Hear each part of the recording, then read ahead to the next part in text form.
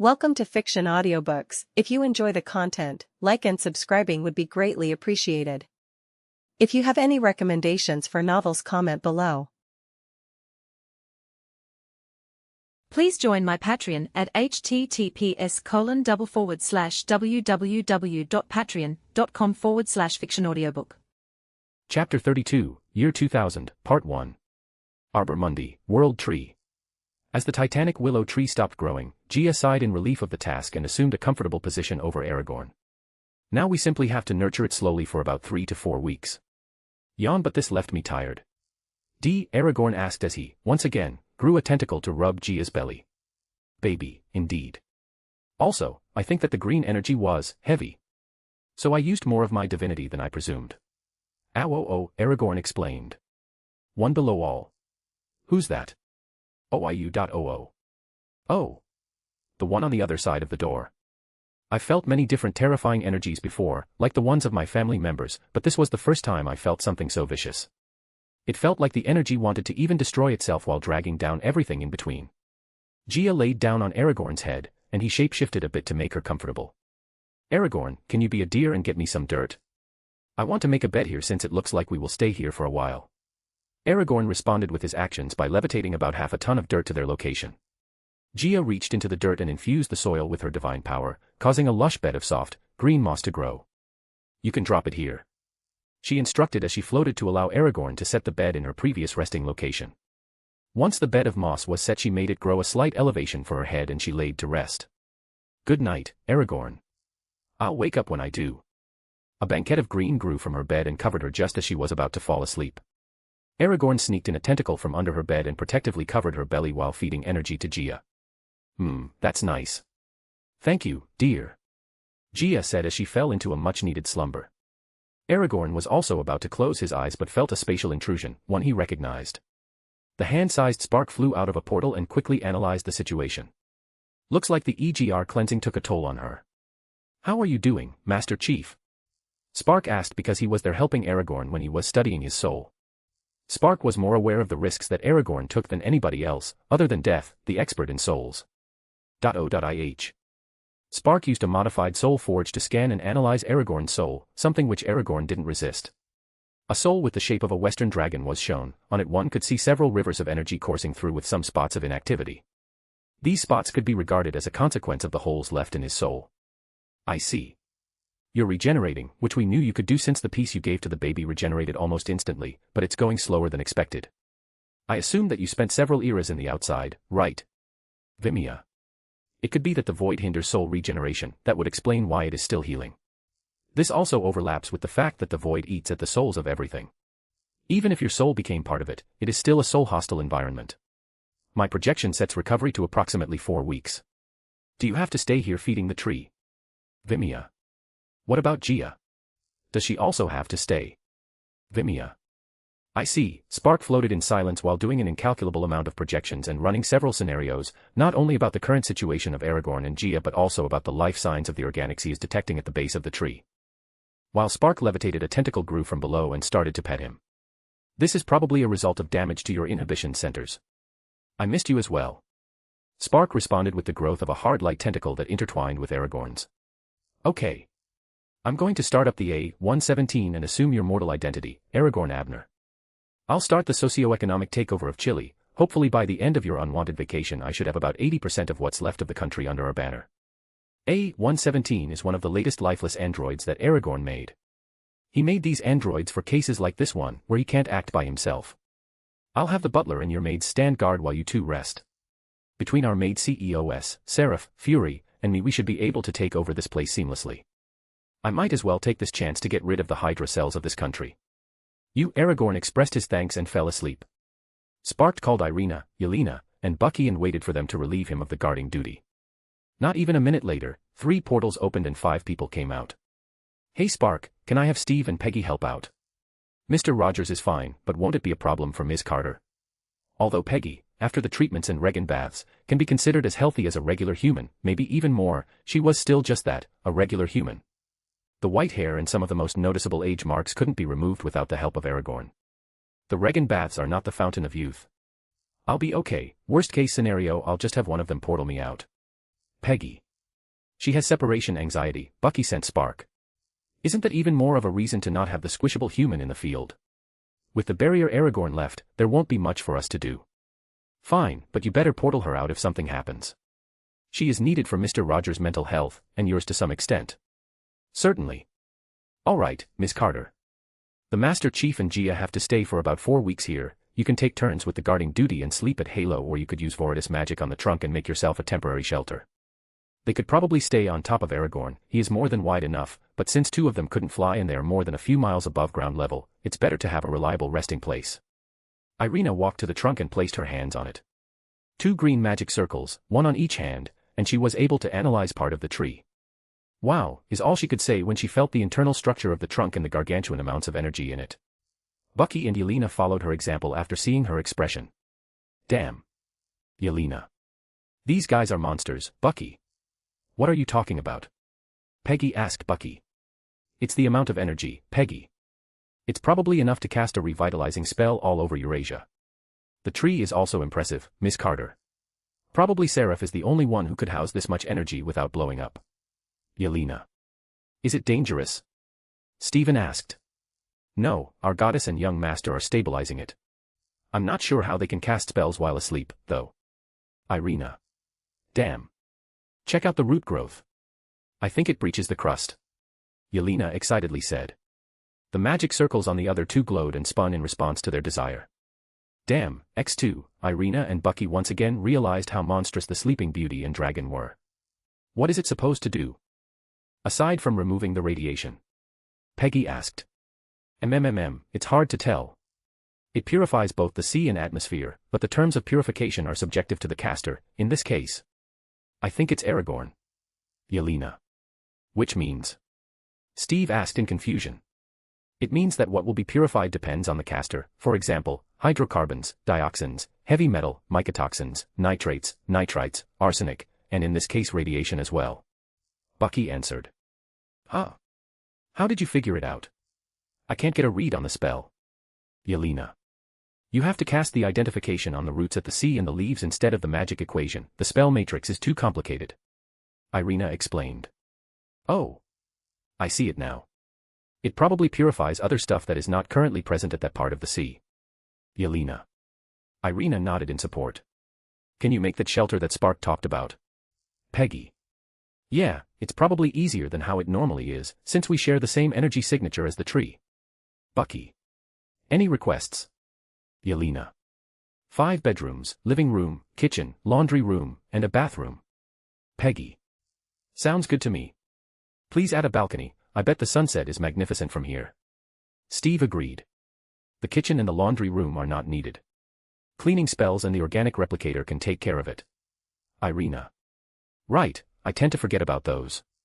Peggy. Do we need to build a roof over Lady Gia? Steve asked while pointing at the Sleeping Beauty on the bed of moss. No. If our goddess doesn't want to get wet, then there will be no rain. The same with sunlight.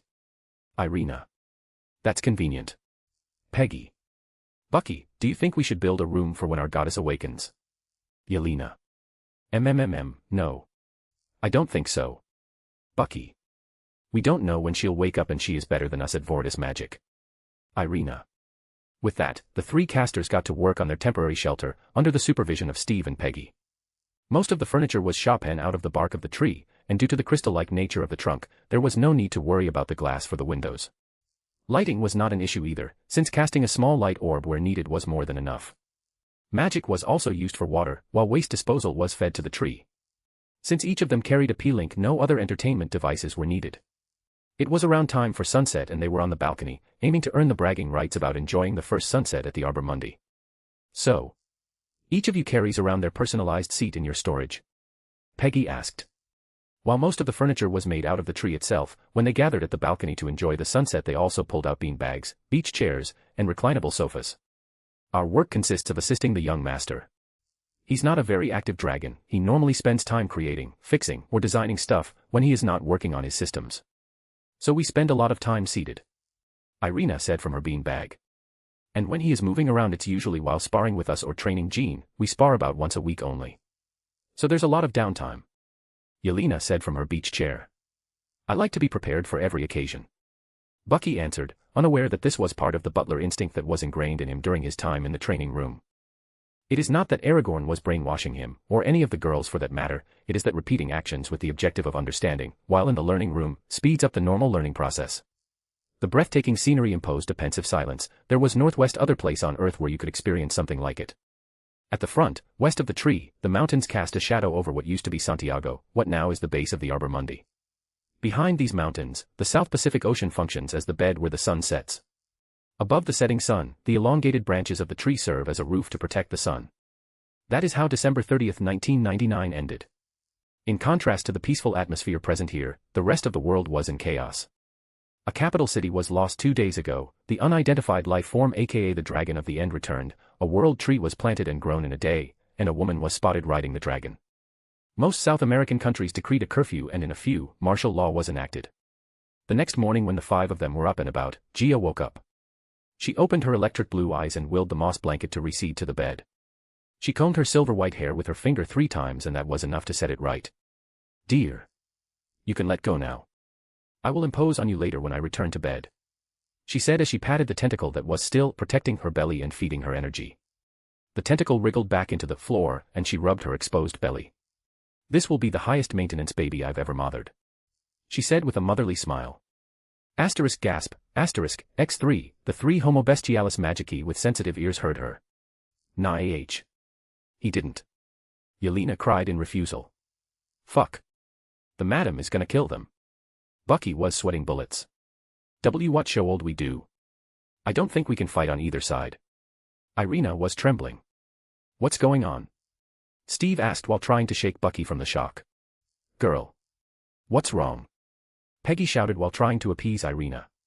Gia recognized that she was not alone when she heard the shouting and started panicking. "Oh no.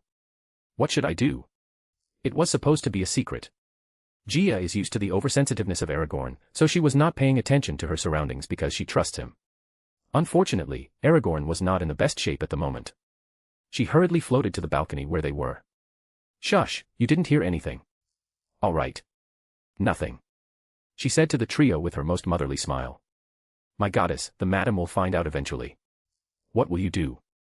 Irina. "Nona. Of course, she already knows," she said in puzzlement. "What, X? It's her baby as much as it's mine, why wouldn't she know?" Disbelief and confusion were written all over their faces. "The madam is the father." Bucky.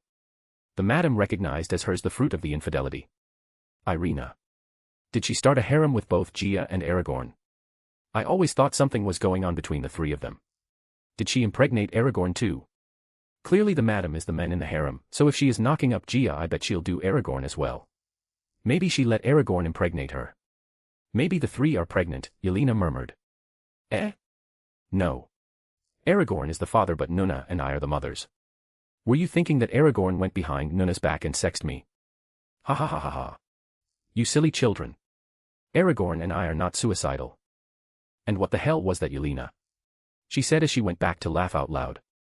Yelena had the decency to show a blush, just a minor one. "Excuse me, Lady Gia. 3 parents? How is that possible?" Steve asked after piecing together the situation. It's a pretty normal thing among the divine. In our case, Aragorn split off a piece of his soul, and Nuna and I filled it with our essence, I then set to rest in my womb. Aragorn also provides me with energy for the baby's nourishment." Gia made the tree grow a seat for her and sat down among them. "When did this happen?" Irina. "When we first met. I wanted to mother a child between Aragorn and me, but he was already in love with Nuna so he proposed this idea, given that Nuna can't house life within her. That was almost 3 years ago." Bucky exclaimed as he eyed her bumpless belly. "Not to mention, and I'm not judging, that our goddess wanted to have a child after the first meeting. What happened to logic and the order of things?" Yelena. He. "I wanted a strong child as a guarantee that I would have a backup for the universe's protection." Gia laughed at their surprise. "If you don't mind me asking, Lady Gia, when are you due?" Peggy. "I don't mind at all, my child. Especially not coming from you. I'm happy that you are getting your happy ending. You deserve it." Gia smiled at Peggy and caressed her cheek tenderly. This left Peggy confused. "This baby has 7 years left of tenancy in my divine belly. 10 years of pregnancy," Yelena exclaimed. It was supposed to be 10 times more, but Aragorn's help with the energy supply is speeding things up. Things are so different ever since my soldier returned. Peggy mused out loud. Steve, supportively, wrapped his arm around her shoulder. An action that he would not have dared to take during their times, but after the months of adaptation in the learning room and the life that Peggy lived, the two of them could no longer be restrained by previous social dogma. Lady Gia, this is not your first pregnancy, right? Peggy. No, it isn't. You can consider most myths somewhat veridic. I'm not a mother goddess only in name. Gia said with a smug smile. My first child came about roughly 4 billion years ago, maybe a little bit less than that. He was known by different names, Adam, Amon-Ra, Demogorge, and the God-Eater, among others. It was the first birth resulting from the actions between two different genders on the planet. 4 billion years, Steve said in obvious astoundment. Was there even life around that time? Peggy exclaimed. Oh. I see. You guys haven't been introduced to Aragorn's complete truth. Let me give you a short recapitulation of my kind, the Elder Gods. Gia said in a teaching tone to Peggy and Steve. We were spawned by the Demiurge's energy soon after the Earth's formation, approximately 4 billion years ago. Ah. Right. You don't know who that is. Demiurge Primordial was/is the sentient life force of Earth's biosphere.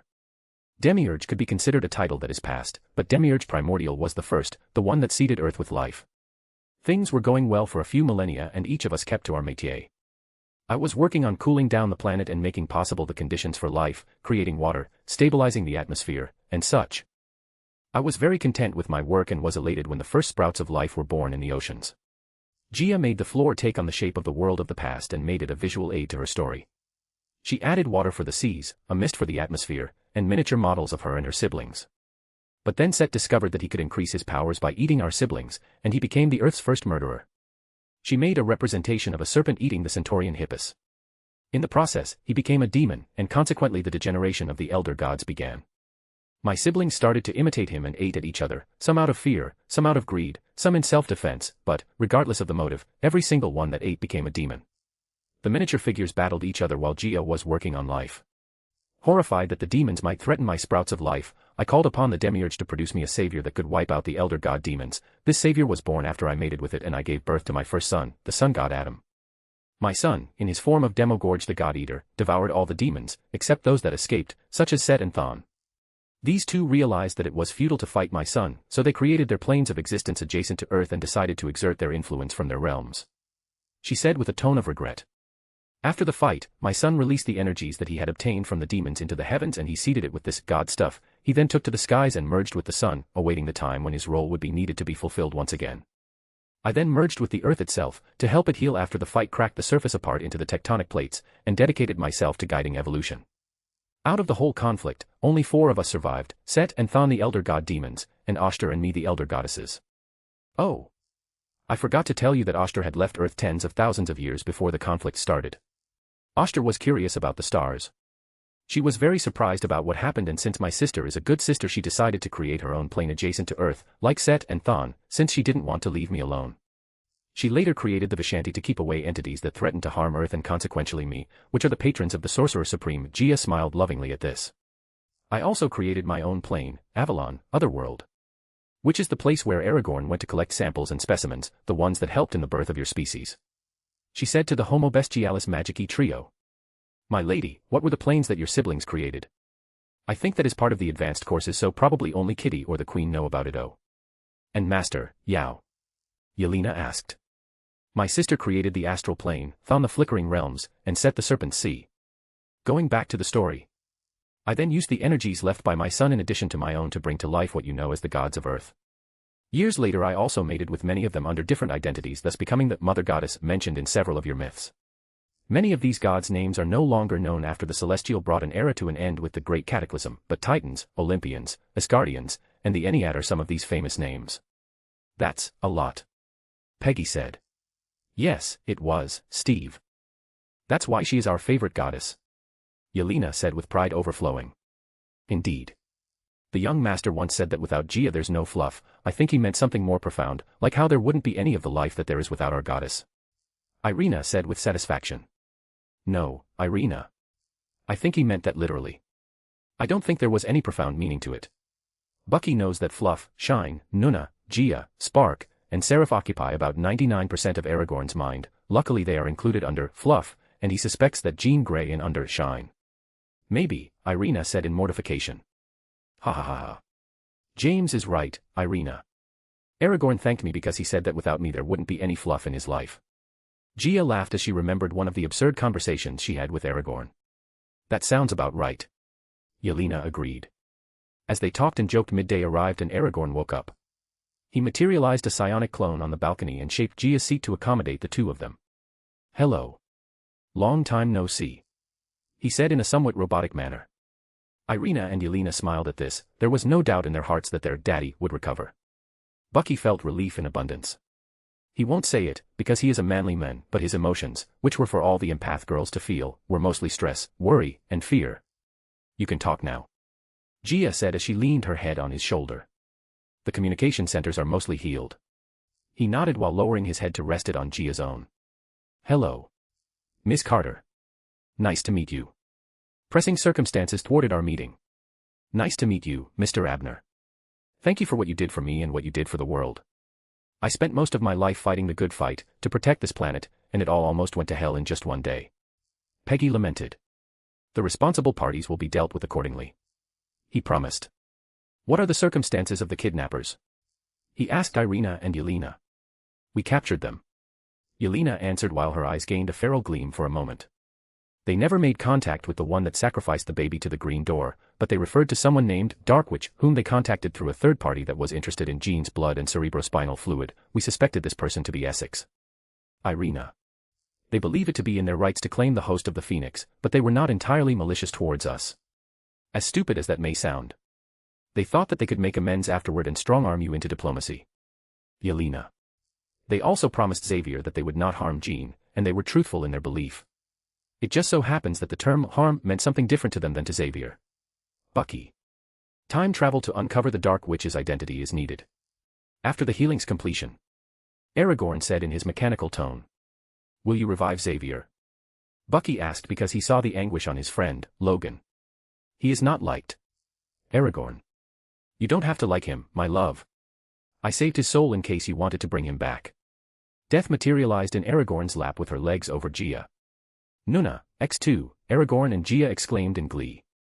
Aragorn circled his arms around Death's waist and rubbed his head on hers. I see that you're getting better. Moi, Death commented while using her free hand to pet Gia's head and dropping a few kisses on Aragorn's lips. It is the communication centers. Unable to return to a humanoid form nor use the more delicate aspects of psychokinesis and energy control. The emotion, restrain, impulse, and processing centers are damaged. Erratic behavior is observed. Not detrimental enough to warrant care. Rest is recommended and expected. Aragorn briefed as if doing the damage report of a machine. Geez. When Spark said that your masterful plan was to blow your soul up, I didn't know if to cry in despair or commend your bravery. You utter fool. How much time did you spend on the outside? Death playfully hit his chest a few times with enough force to pulverize adamantium. Between 7 to 12 billion years. State of semi-consciousness. Aragorn mitigated the kinetic energy so probably only Gia understood how much force those playful punches carried. Ack. So reckless. You should have let this universe die. There's an infinite amount of universes such as this, but there's only one of you. What was I supposed to do if you didn't return? Or our baby? Or our family? Did you think of that before you went and blew yourself up? Death asked with some vitriol in her voice. You are mine, and so is your life. Mine and only mine. Mine. Your priority shall always be me and our family. Not this doomed universe. Get it through your head. Everything you are and will be is mine. So don't throw away what isn't yours. Death ordered maniacally. A link was established with the heart previous to the V-energy core detonation. Return was an absolute condition. Only two possible outcomes were part of actuality. Number 1, failure equals death is brought upon the world, and the family evacuates to Earthsea for refuge and to await my return. Number 2, success equals return by following the link to the heart, evacuation unneeded. I know. Spark already explained it to me. But still. Sai, what will I do with you? Death said in exasperation. Love me. Aragorn answered factually to the rhetorical question. No, doofus. That was rhetorical. I see what you meant when you said that you were still healing. Death said while smiling lovingly at the idiotic behavior. Anyway. Tribunal and Eternity are very impressed with your results. You're expected to report to Tribunal when you're done healing. You're also expected to report to my chambers for some punishment or reward. I haven't decided yet. New injuries could be detrimental to optimal performance. A reward is recommended. Aragorn said.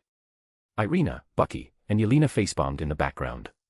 Peggy let out a small giggle and Steve was having a hard time keeping a straight face. Don't you worry, dear.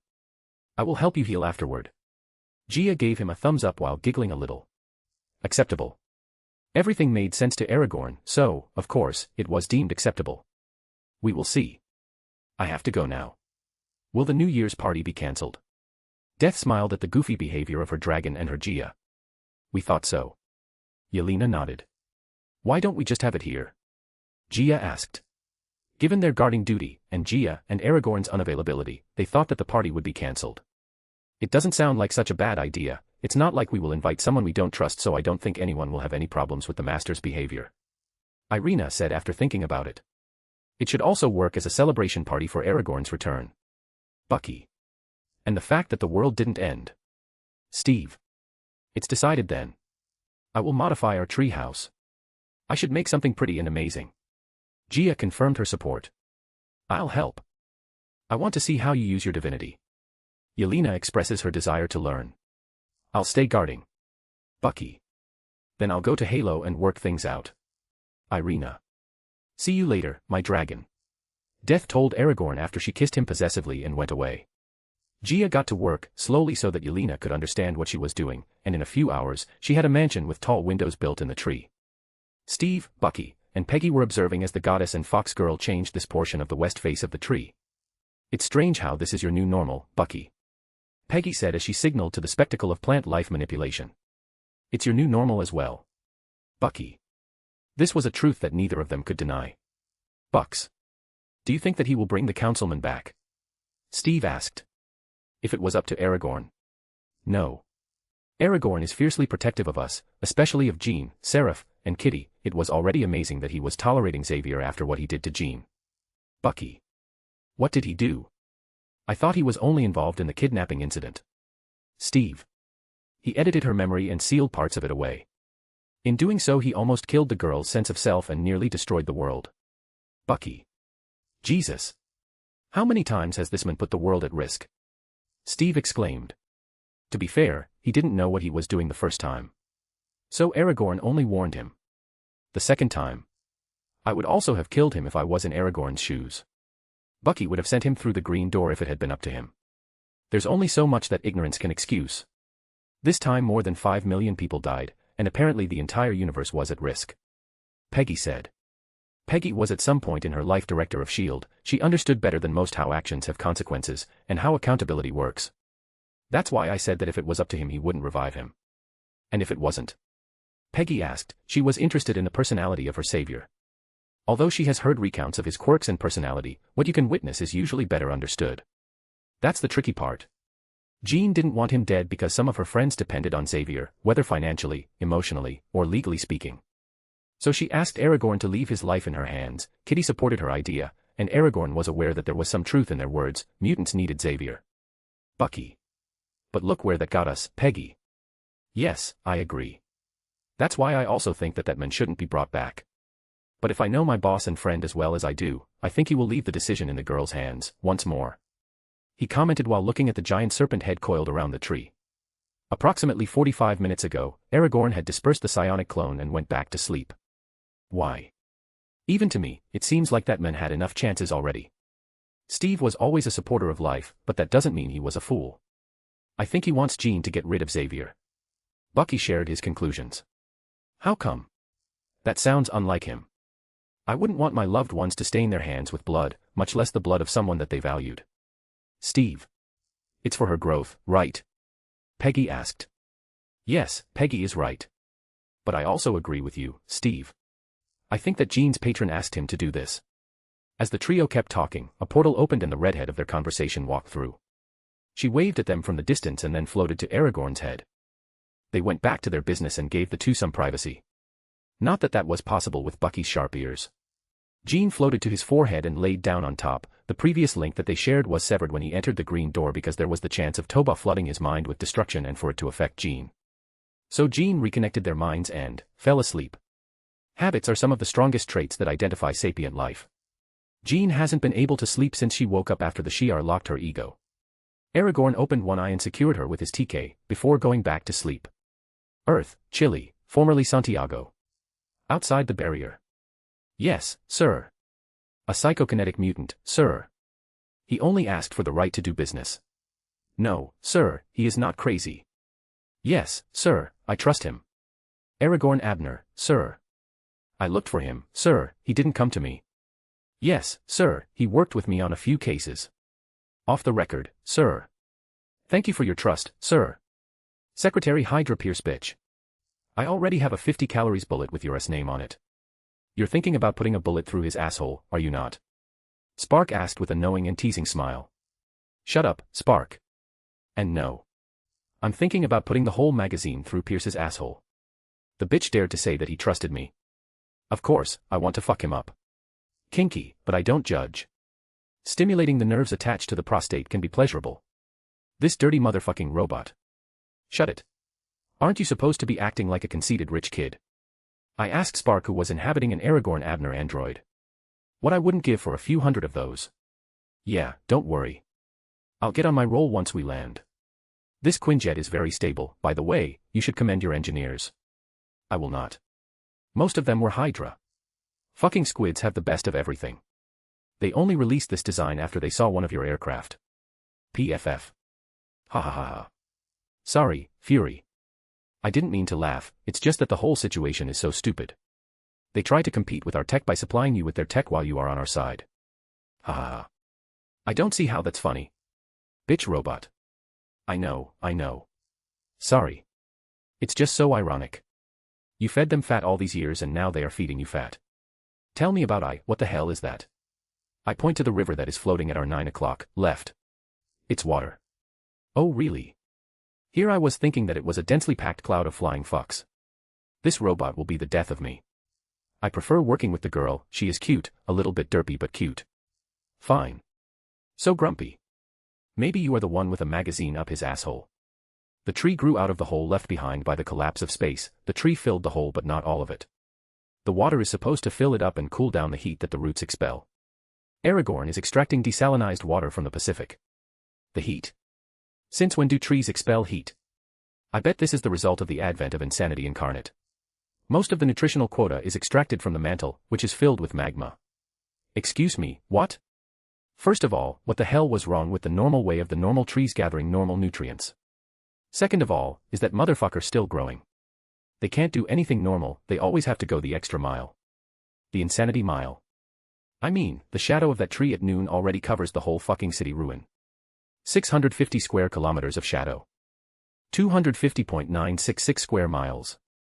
The normal way would have ruined the soil, and yes, it's still growing, it's supposed to reach the stratosphere. Are these idiots crazy?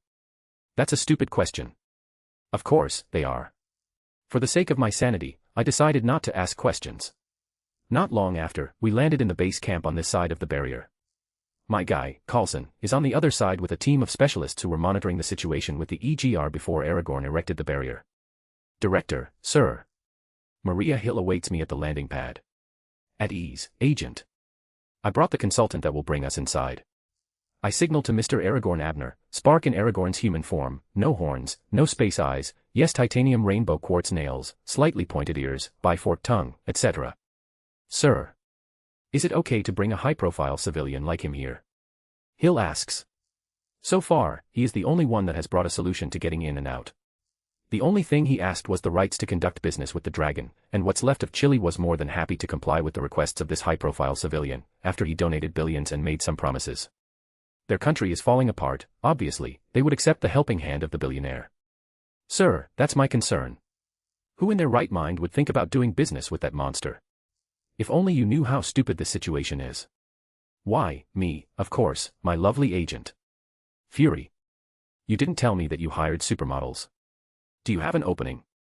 I think I would be a great addition to your front page team.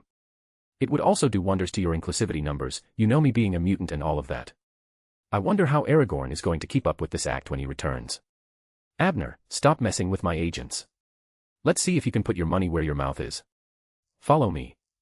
I motioned for him to follow after and I moved to the entry point. Sir.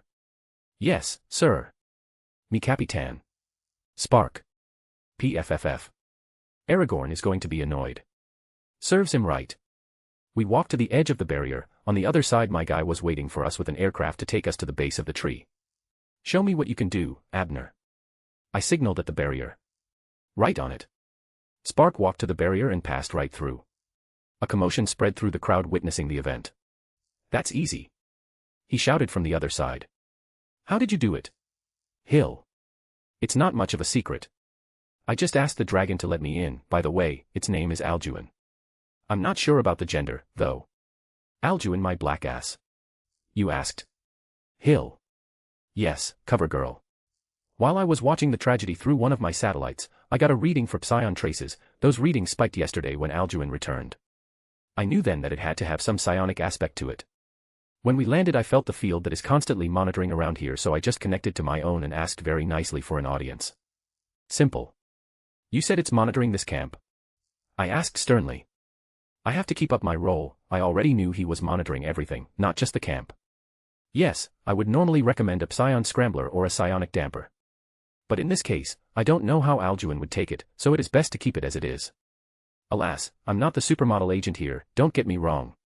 I could be one if you ask nicely. I totally qualify for the position. He ran a hand through his white mane. Asterisk psi asterisk, just ignore him. Hill, I leave you in command. I said as I passed through the barrier to meet Spark and Coulson on the other side. Sir. It's reassuring to have you here. Coulson. Him. What about me? I was the one that got us free passage. Spark is having a blast messing with Aragorn's image. He likes to talk, Coulson. You don't have to pay attention to everything that comes out of his mouth. Ha. Keep telling yourself that, everything that comes out of my mouth is filled with ears of wisdom. Let's get on this bird. I have a possible multi-billion-dollar appointment, and I won't allow any more delays. We boarded the Quinjet and Coulson flew us to the temporary camp that my team set at the base of the tree. I could finally see the difference in level that Spark said Aragorn was filling up. By the end, I expect a shallow lake to surround the tree. Sir. There was no activity yesterday, but today, about 1 hour ago, the dragon started to water the tree. Coulson pointed at 12 o'clock, where the river was pouring like a waterfall on some of the superficial roots of the tree. How do you know Alduin is behind it? It could be the chocolate goddess that was riding him. Spark. Goddess. You say. Why do you refer to the rider as a goddess? Some of the guys in the camp said that she was a witch or a demon. Coulson. It is a goddess, she always reminds me of my mother. Witch. That's not possible. Demon. Maybe a chocolate-skinned succubus, otherwise it's an offense. Because tell me, if this is not a goddess then what is? Spark tapped on his smartwatch and a short holograph of Goddess Gia appeared. It was a close-up that left no detail to the imagination, none of that blurry shit my technicians give me. I have to get myself one of those satellites. I would probably have it on Ross 24/7 ARG. But there's also Stryker, and Roxanne, and Essex, so many targets. That's some pretty high tech. I didn't know that you were venturing into the tech market.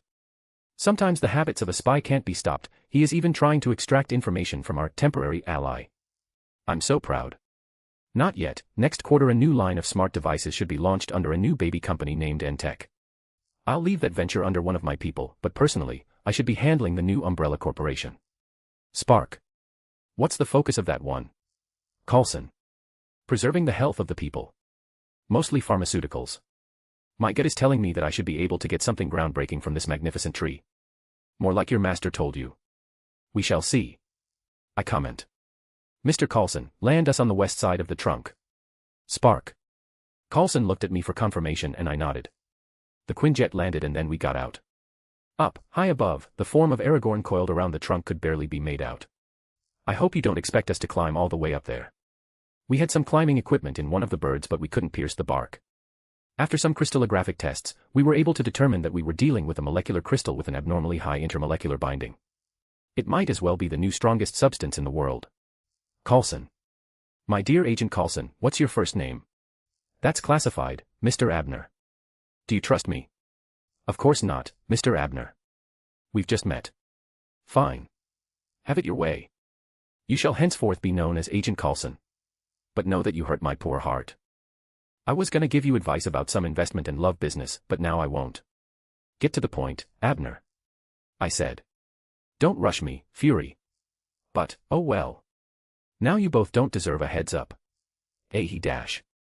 Coulson couldn't finish because this bitch, Aragorn, launched us to his position. Yeah, he launched us.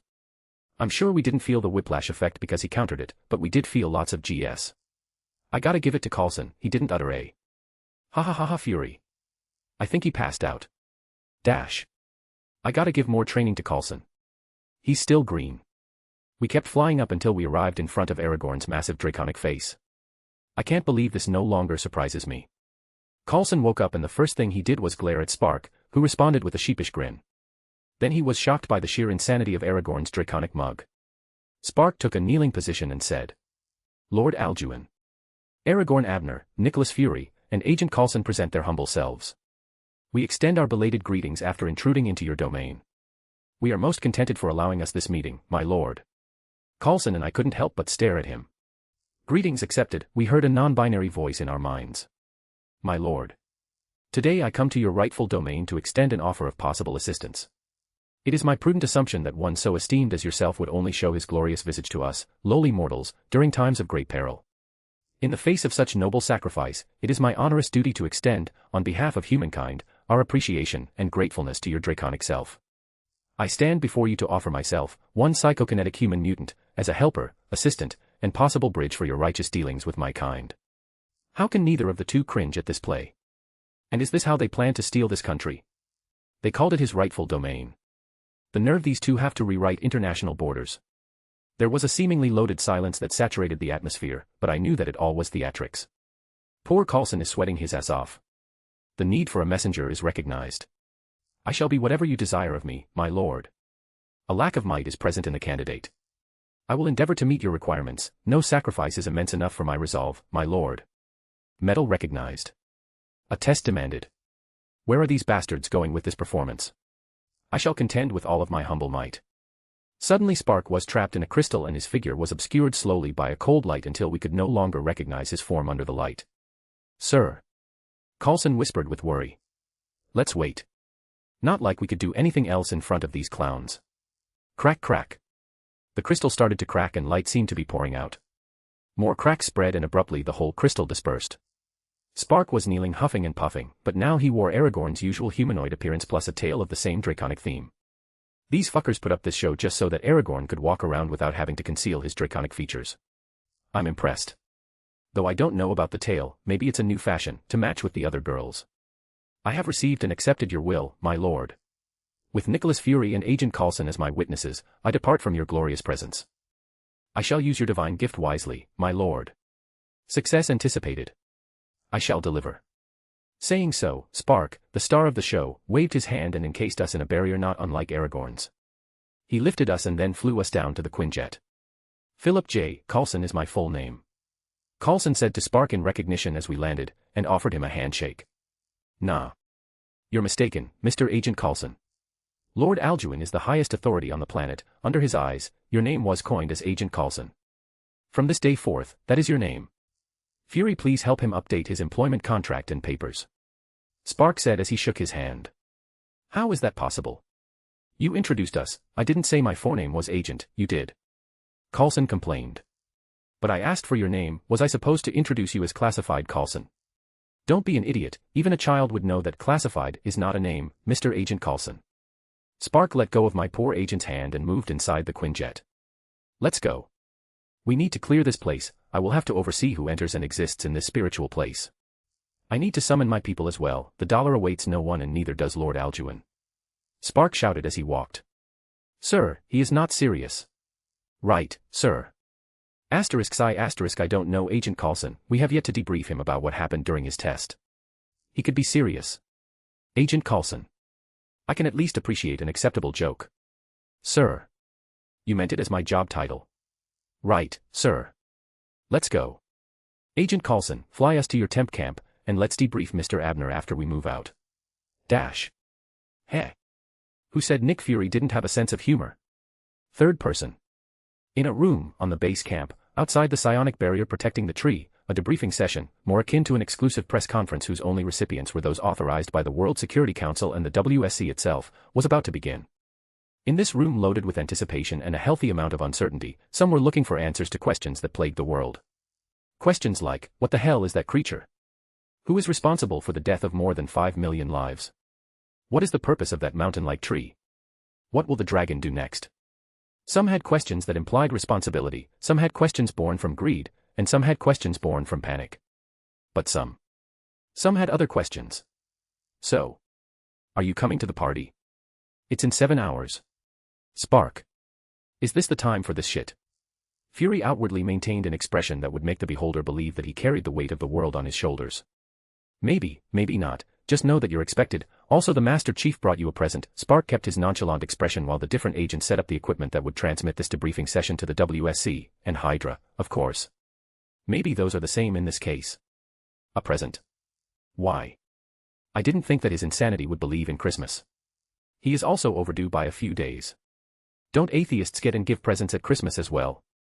As you know, he was off-world. Most of us already got our presents, but you were not available when he returned. Fair enough. My people are almost done. Let's get this bitch on the road so that I go collect my well-deserved present. Have you been a good boy this year? Spark asked in a female sultry voice loaded with double meanings. Fuck you, man. Fuck you. Heh. Who said I'm a man? Sir, we are ready. A technician interrupted Fury from having an aneurysm. A good employee, no doubt. Of course, the employee is Hydra. Unauthorized personnel. Clear the room. Agent Coulson and Hill, stay. Fury ordered in an uncompromising voice. The door was closed as the last technician/agent left the room. God. That was slow. You guys need an urgent tech upgrade. I think teachers are faster with their TV/VCR car setup. 10 points less. Spark complained out loud, and the people in the room were more than happy to ignore him. So far your only redeeming quality has been your supermodel agents and their skin-tight uniforms. I was a little worried about public opinion and sexual harassment complaints when I made my girls dress in a maid outfit. Heck. I was worried that you would have dropped your federal ass on my property due to charges against my honorable persona, but who would have thought that you were a man of culture as well, Fury? He said with a shit-eating grin. Not you, Mr. Agent Coulson. How is it that only you wear a suit? Is it because you have a higher clearance? Coulson flinched at the sound of his name. Saving the people in the room from listening to another witty statement from the AI, the WSC members materialized in their hologram selves from within a transparent panel. Oh no.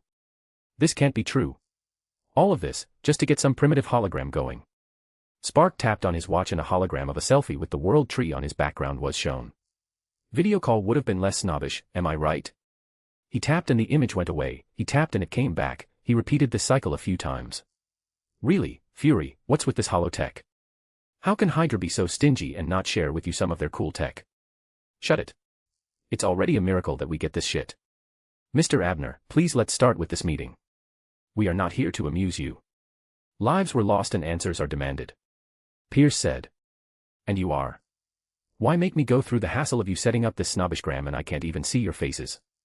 Aren't you too old to be playing the villain in the shadows, Mr. Shadow number 1? Yeah. Tell that bitch. I'm Secretary Alexander Pierce, Mr. Abner. He said with a firm tone and a vain smile. Mr. Shadow number 1. Do you need me to call you an electrician? Someone who could fix the lighting in that room for you. Maybe if you include your shadow friends you can get a group discount. Abner, please. Let's just get to it. I'm sure you're not as free as you seem. I'm a busy person. I want to get this done and possibly not spend New Year's Eve holed up in this room. Fury said while acting like a role model subordinate. Fine. Go ahead. Ask away. Spark invited from the comfort of his aluminum foldable chair. Thanks. Members of the World Security Council, to make sure we are on the same page, each of you got the earliest report from the previous expedition into the supervised zone. Various nods and, yes, confirmed this to Fury. Excellent. Abner, while going through the previous test, what information were you given? That's a loaded question, if any. A little bit of history, some explanations of what the cause of the radiation was, some mind-blowing revelations. You take a pick and let me know what you want. We have it all. The cause of the incident. A human sorceress trying to summon a monster made up of gamma. A witch. It appears those are real. Magic, muttered a council member. To the WSC, magic was not a secret. Fury had dealt with sorcerers before. Seems like you knew. Spark remarked. Do we have a name for this witch? Fury. No, Lord Alduin will take care of it later, but he doesn't know either. What about the people that fixed the hole that was left behind? Asked Pierce. What about them? Want their number or something, Mr. Shadow number 1? How are they related to this? Pierce clarified with some chagrin. They are an order of legendary sorcerers charged with the protection of the planet. Lord Alduin asked them to fix the hole he left after he ripped the tear from our world. Charged by who? Fury. A triumvirate of godlike beings. Godlike? Pierce asked with an arched eyebrow and a mocking smile. Godlike, meaning, similar to a god, someone get Mr. Shadow number 1 some help. His language center is failing. Spark teased. You know what I meant. Stop clowning Mr. Abner. What made you believe they were godlike? Pierce was losing his self-entitled shit. He showed me a memory of them and all I can say is that I put those guys in the same category as Lord Alduin and the goddess on his back. Beings of old, born billions of years ago, I don't know their names, though. Spark answered with a challenging smile. What about this so-called goddess you mentioned? Pierce. What about her? Want her number or something? Get in line, then. She is out of your league, old man. Yes. Yees. Keep trashing this bitch. Call his mama fat. Fury sent Spark through the open channel. Abner. We are not playing around here. Stop antagonizing Secretary Pierce. Fury. TSK. No one likes a busybody, that's why you're still single. Fucking robot. I'm single because everyone that gets close to me is a backstab waiting to happen.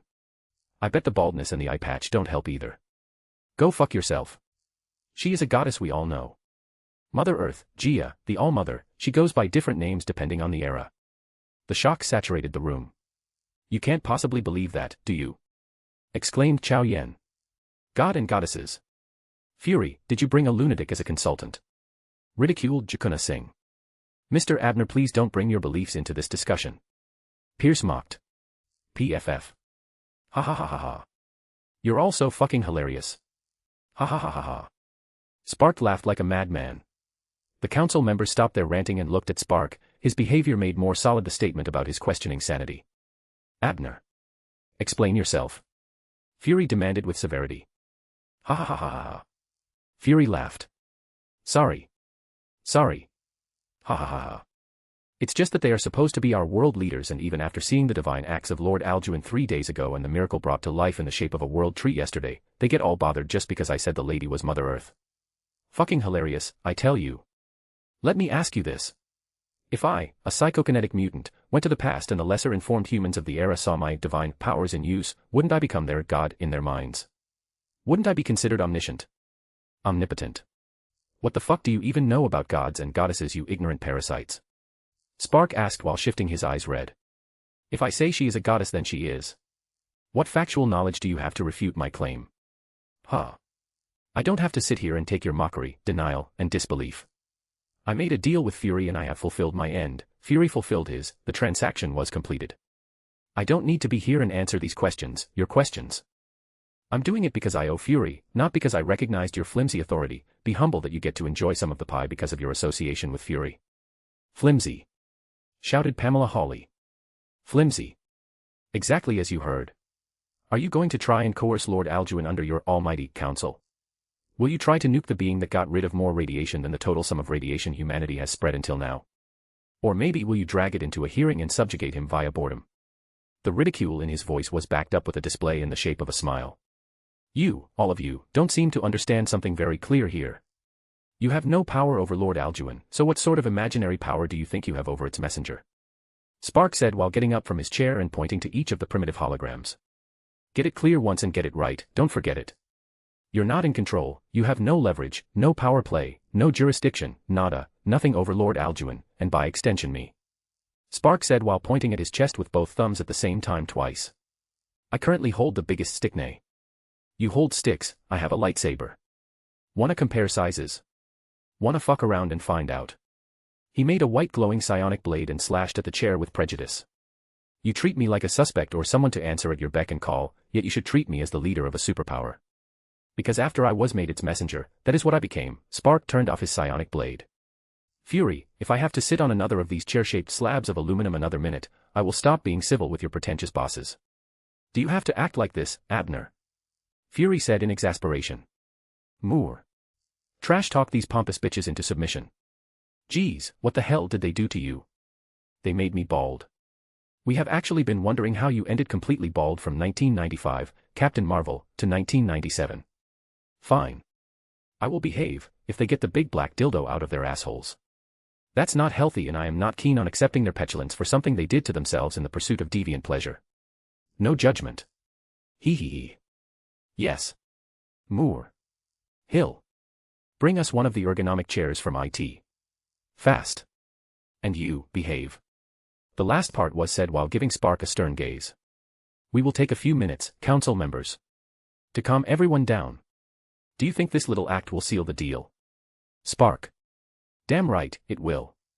After this, they will only have me deal with Aragorn Abner, since only I can tame him.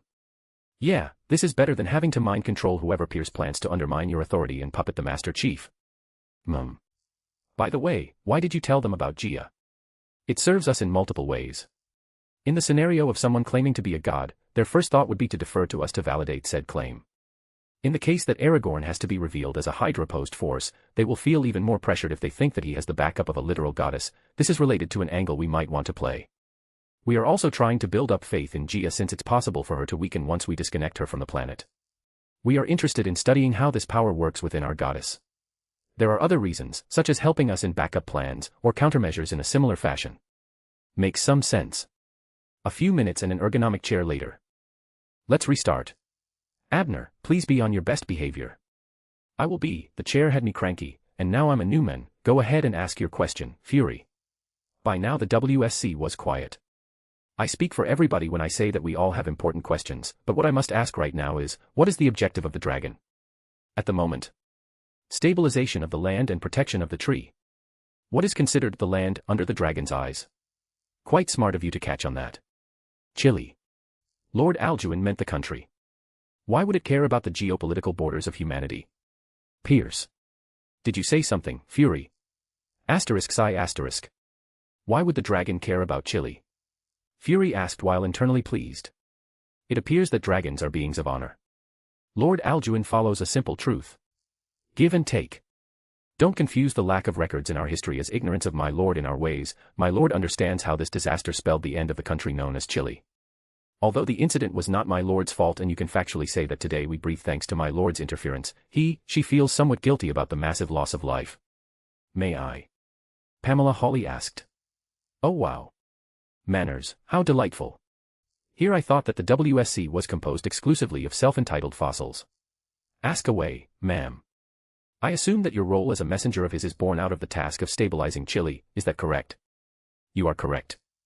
I have other responsibilities but that's the main task. If we, as the major authority that assists world security and peace, decide to support Chile and cut out the middleman, you Mr. Abner, would that entail a change in the position of his messenger? Or an entire removal of the role? Oh my, oh my. And she is direct as well.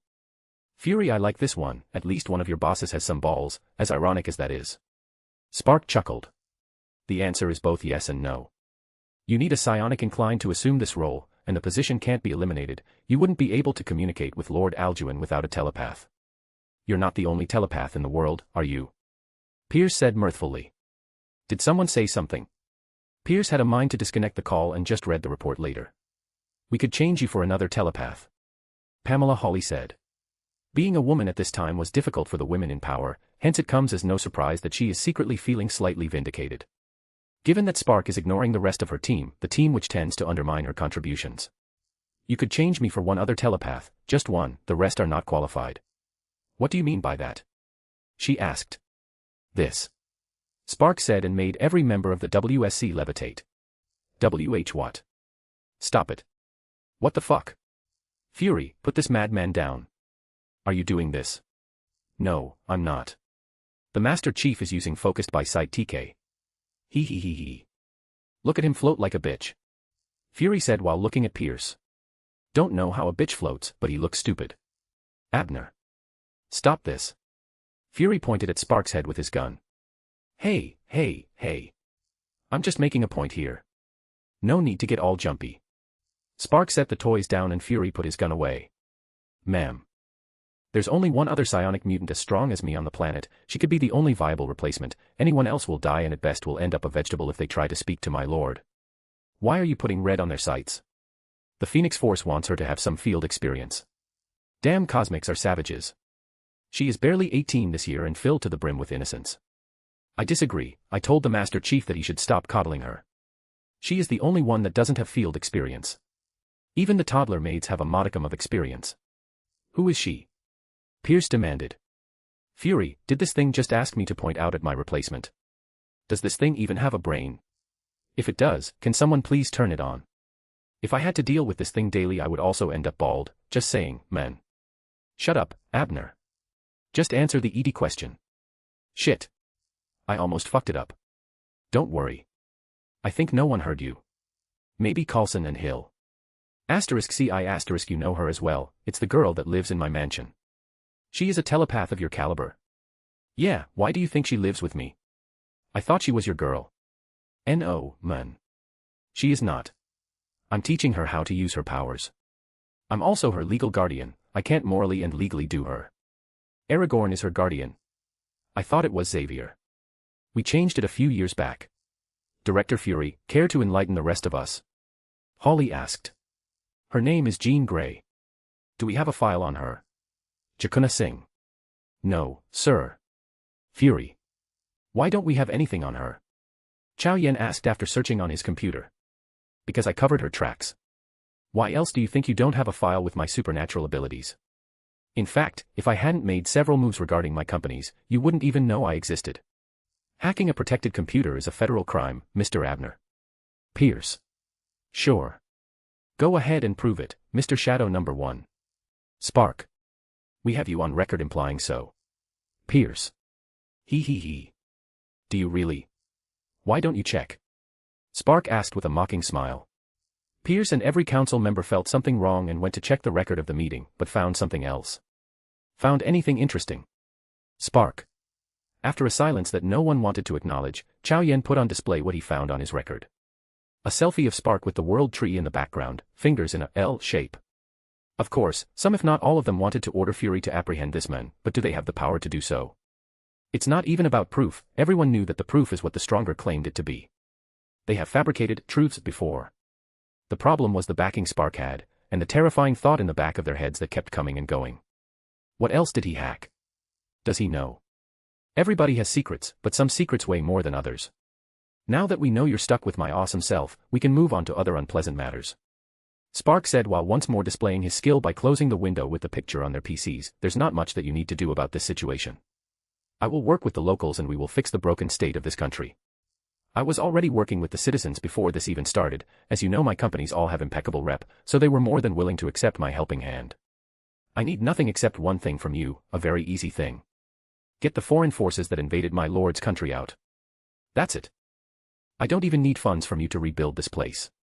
I don't need a delay in the payments pertaining to the country's debt, and I will even pay from my pocket whatever losses this nation takes.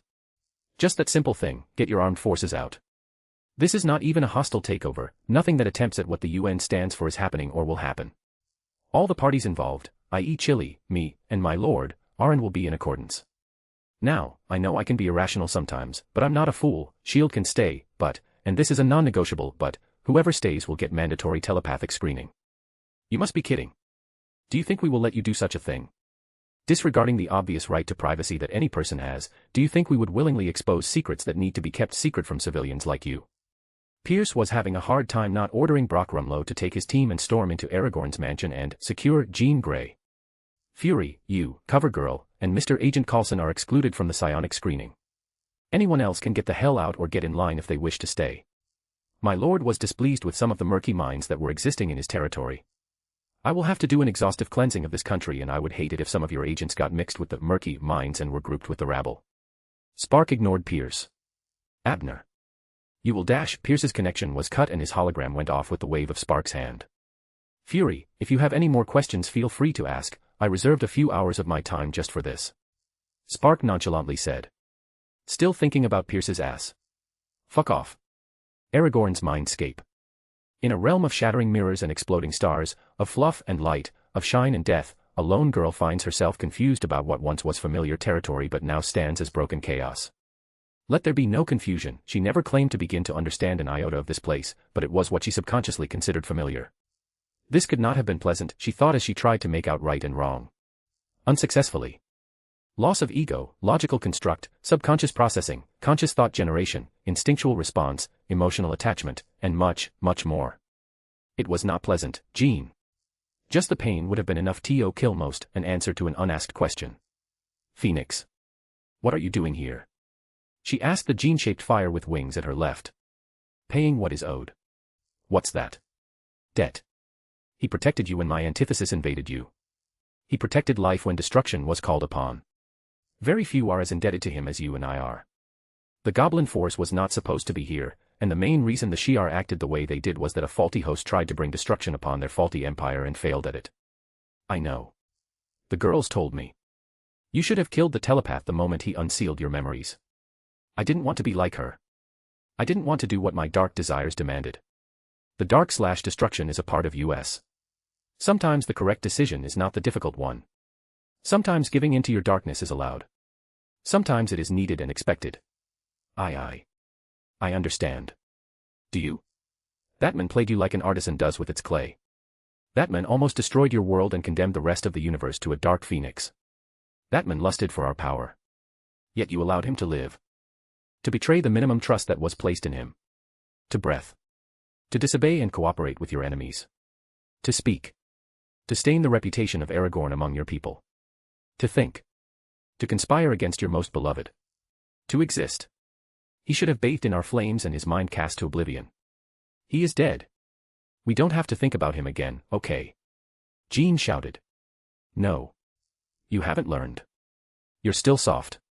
He shall live, and you will see what Aragorn will do to him. He will live as a reminder to you, about the 5.576.695 deaths that lay in your hands, deaths that might have been prevented by the death of single one. Deaths that could have been avoided if you had just invaded his mind and ascertained his intentions. Deaths that now are shared between you, the Shi'ar, me, him, and the witch. Flap. One mighty flap set the whole mindscape on fire. Fire that was eaten, absorbed, repurposed, and used to mend Aragorn's mind and to feed his soul. Food that was used to fill the holes and fix the cracks in the void soul. A quantity of energy similar to the required to spark a Big Bang. That sufficed to restore him to his prime. Thank you later and the phoenix went away, to continue with her cosmic duties. A dragon materialized in front of Jean and the teen, filled with trepidation and relief, couldn't start a conversation. He stayed silent for a second, like he was doing something, and then, after his mind gained a new old addition he spoke. I missed you, Jean, Aragorn said and a lick from his massive tongue followed it. Ack. Nasty. Jean exclaimed, forgetting that they were in a mental space. I'm sorry. All of those people died and I'm sorry. You had to do what you did to your soul, Anne, and this was my fault. No. It wasn't, but it was. Jean was trying to deal with what the phoenix told her. Jean, calm down. I'm okay. I'll always be okay. Sure it hurt, but pain is something that christened my ascension. But the people. And Xavier. I don't know what to do. I can't tell you what to feel about people for which I have no heart. Their deaths, while tragic and unneeded, bring no weight to my soul. But since I'm not a cold monster, I will do what I can to give meaning to their deaths. Meaning. Yes. I will virtually uplift their country and make the future success the meaning behind their deaths. You should help me. I'm okay, she responded, the inner turmoil only settling by a little. With that, the two went out and Aragorn left a psionic clone of his serpent form to take his place before assuming his humanoid form. This would be the clone that talked to Spark when he visited as Aragorn Abner. **** Senior sister's fire is the best food there is. Oh. Did I get a tail now? No wings. That's good, those tend to be uncomfortable for daily life. Aragorn said as he wiggled his tail, as long as he is tall, while appreciating the crystal-like nature, same as his horns, and taking a look at the blade at the tip, as long as his forearm, the same blade that his dragon form has. Check it out, Jean. He excitedly exclaimed as he roped Jean with it. Ah. Stop it. I'm checking it out just fine. I don't need you to trap me with it. She complained as she tried to use her powers to break free. Unsuccessfully. Bickering, they floated to the mansion built within the trunk. When they arrived, the others were waiting for them. Well, hello there, I can speak now. Thank the senior sister. Aragorn walked to each woman but Peggy, and planted a kiss on their heads and strangled them in a hug. Bucky, obviously, received a very macho hug, and Steve got a handshake. Lots of testosterone. Anyone who says that the hug with Bucky lasted longer is lying. For sure Aragorn didn't pet his ears, definitely there wasn't any wiggling. So now we don't have to stay here a month? Yelena asked. We do. This baby is not ready for independence yet. Aragorn tapped his tail on the floor, which was the tree itself. I will also play civilization with this country. So we will stay down here for a while. He swung his tail from side to side while the audience followed it almost hypnotically. What about the Shi'ar, young master? Irina asked. We will wait. Once Jean has mastered her phoenix force, that Empire's extinction shall become her first task. Aragorn said while patting on the shoulder the girl to reassure her. But for now, we have some unpleasant business to attend to. Aragorn reached his right hand to the skies, and when he pulled down he had two spheres the size of a fist floating above his open palm. What was that? I didn't sense the usual spatial movement. Bucky asked. This is my new skill. I can ignore distance now, I learned it when I was returning. Aragorn had extended his hand to his lab and, after encasing the needed equipment in two barriers, he had brought the marbles to him. In the same way as one reaches for a cell phone, a pen, or any object within reach for that matter. Can you teach me that? Yelena. Nope. This has to do with the way I move through space and how I use my void to nullify the concept of distance temporarily. Aragorn, how temporary are we talking here? Gia asked because she was not seeing the bubbles return to their original position, if she understood Aragorn correctly. Like this. Aragorn opened his arms, and before anyone knew it Gia was in his embrace, but a few seconds later she appeared back in her original position. If I want to displace you permanently then, Aragorn repeated the same action, but this time he encased her in a barrier and moved her before releasing the barrier and hugging her. Do you understand? He asked Gia, who was enjoying the show of affection. You ignored distance temporarily the first time and then reality snapped me back into place. The second time you ignored distance and then switched the space between your arms with the barrier I inhabited, so reality snapped back the space and not me this time. Not very combat efficient, right? She asked while looking up from his embrace. No, it is not. It requires too many steps and you could have stepped aside, it's more of a utilitarian skill, for movement and transport. He patted Gia, who looked like a student awaiting the compliments of the teacher. I don't know about you, but, if I understood this correctly, if you can entrap someone in the barrier you can displace them instantaneously. I don't see myself avoiding the entrapment on time. Yelena. Me neither. Bucky. Ah. Well, we meant combat within our definition of combat to the death, not sparring. Bucky and Yelena nodded to this. What about movement of yourself? Irina asked. In that aspect, it is very combat-orientated, since I can move by myself and ignore distance just fine, I even carry the momentum over, so technically I could build speed and then punch someone's brains out. But I could already do that before, so nothing changes. Well, I can now visit the void in under an hour. A/N, number 1 if it's about bringing and sending stuff, as long as he encases the items in a barrier then he can permanently displace them to him or a desired distance from him. This works on anything and anyone he can encase in a barrier. Number 2 if it's about moving himself, then you can imagine the way that jumpers move in the movie Jumper. Limitations, within the same spacetime plane, so as long as he is not crossing over a barrier of spacetime then he is good. If he has to cross over dimensions, realms, universes, and such, he uses the astral paths that Death taught him during the first chapters of the FF, he can ignore distance within the astral path, which is what he did when he returned. Sir, could you bring the enemy to you and harm them before they return if you don't do it the permanent way? Steve asked. Yes, that's a good idea. It's faster than using my barriers, but still slower than our reaction time. I would have to work some smoke screens and mirrors here and there, but it could potentially work. Aragorn approved of Steve's idea after running a few scenarios in his mind. Mr. Abner, what did you mean by unpleasant business? Peggy asked. Bringing Xavier back, it won't be pleasant, so if you don't want to watch you can leave. Aragorn aimed at everyone but Jean with this question. Before anyone could answer, a panicky blue girl came through a portal. Father. You idiot. Why did you retrieve your heart without telling me? I was panicking. I thought someone stole the surface father from me. Idiot. Seraph jumped at supersonic speeds to her father, she leg-locked him and started to punch and elbow his face with enough force to crack vibranium. They were trained punches, backed by skill and a monstrous body, not the playful type, more like the lethal type. Large tears were dropping from her eyes, and from the other side of the portal, Stark and Pepper were looking at the destruction the AI left in her wake, in the shape of her feet marked in the floor and cracks and broken glass. Aragorn was obviously buffering the aftereffects of her movement and hits, the same as he does with her stepmother, since he didn't want Peggy to fly away due to impacts and sonic booms. I missed you, my daughter. I love you more than you know. After tanking a few hits, Aragorn skillfully moved his face out of the way and laden her face with kisses while holding her weapons of mass destruction with his hands, also known as her arms. Ugh. Fine. But I want some compensation for my emotional damage, she said while resigning to her destiny and letting herself be kissed, hugged, and pampered. She was a pleased girl now. We can negotiate about it, Aragorn said as he freed one of his hands and aimed it at Stark's lab. A green magic circle later and all damage was undone. He waved his hand once more and closed the portal. With practice, he shapeshifted his body until Seraph ended up on his back while resting her head on his left shoulder. Right, let's get it over. He opened the barriers and a vial with blood was on one end and a medpod was on the other. He carefully extracted less than one drop of blood and levitated it inside the pod. He made a vine of the Arbor Mundi grow from beneath the pod and connected it to it, to supply organic material. He placed his hand above the drop and after a second or two, a fetus starts to grow, and grows, and then more, until a naked Xavier is floating in the pod. He makes some clothes using the organic fiber of the vine and then the vine goes back to the tree. He removes Xavier's body from the pod and then sends both the vial and it back to his lab in Halo. He takes a breath and then he says, "That didn't sound like a spell." Peggy whispers to Steve. "I thought so." Steve whispers back. "It wasn't." Bucky adds. "It's a love poem." Yelena comments. "Definitely for the madam." Irina nods. "Ah. You remember my love for poems." Death appears over Xavier's body and pushes a speck of light into his chest. She moved to Aragorn and gave him a smoldering kiss. "Of course. I will never forget," Aragorn says after he signed her lips with a second smaller kiss. She pecks Seraph on the cheek and then returns to her realm, back to her work.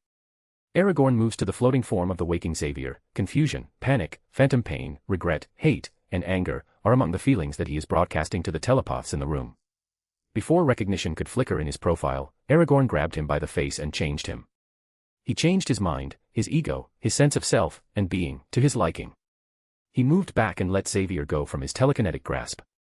Xavier stood up by the power of his now working legs and looked around, once more, but this time none of the previous emotions were present. "I see. I supposed, in a way, I should be thankful to my previous iteration. I can't say if you're deplorable or not, but I'm thankful for this opportunity.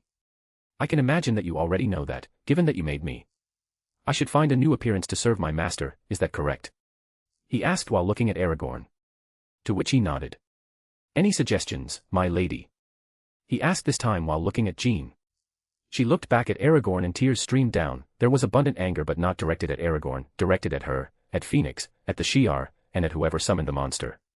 She looked back at her servant and asked, "What do you feel comfortable with?" Her voice cracking and her tears non-stop.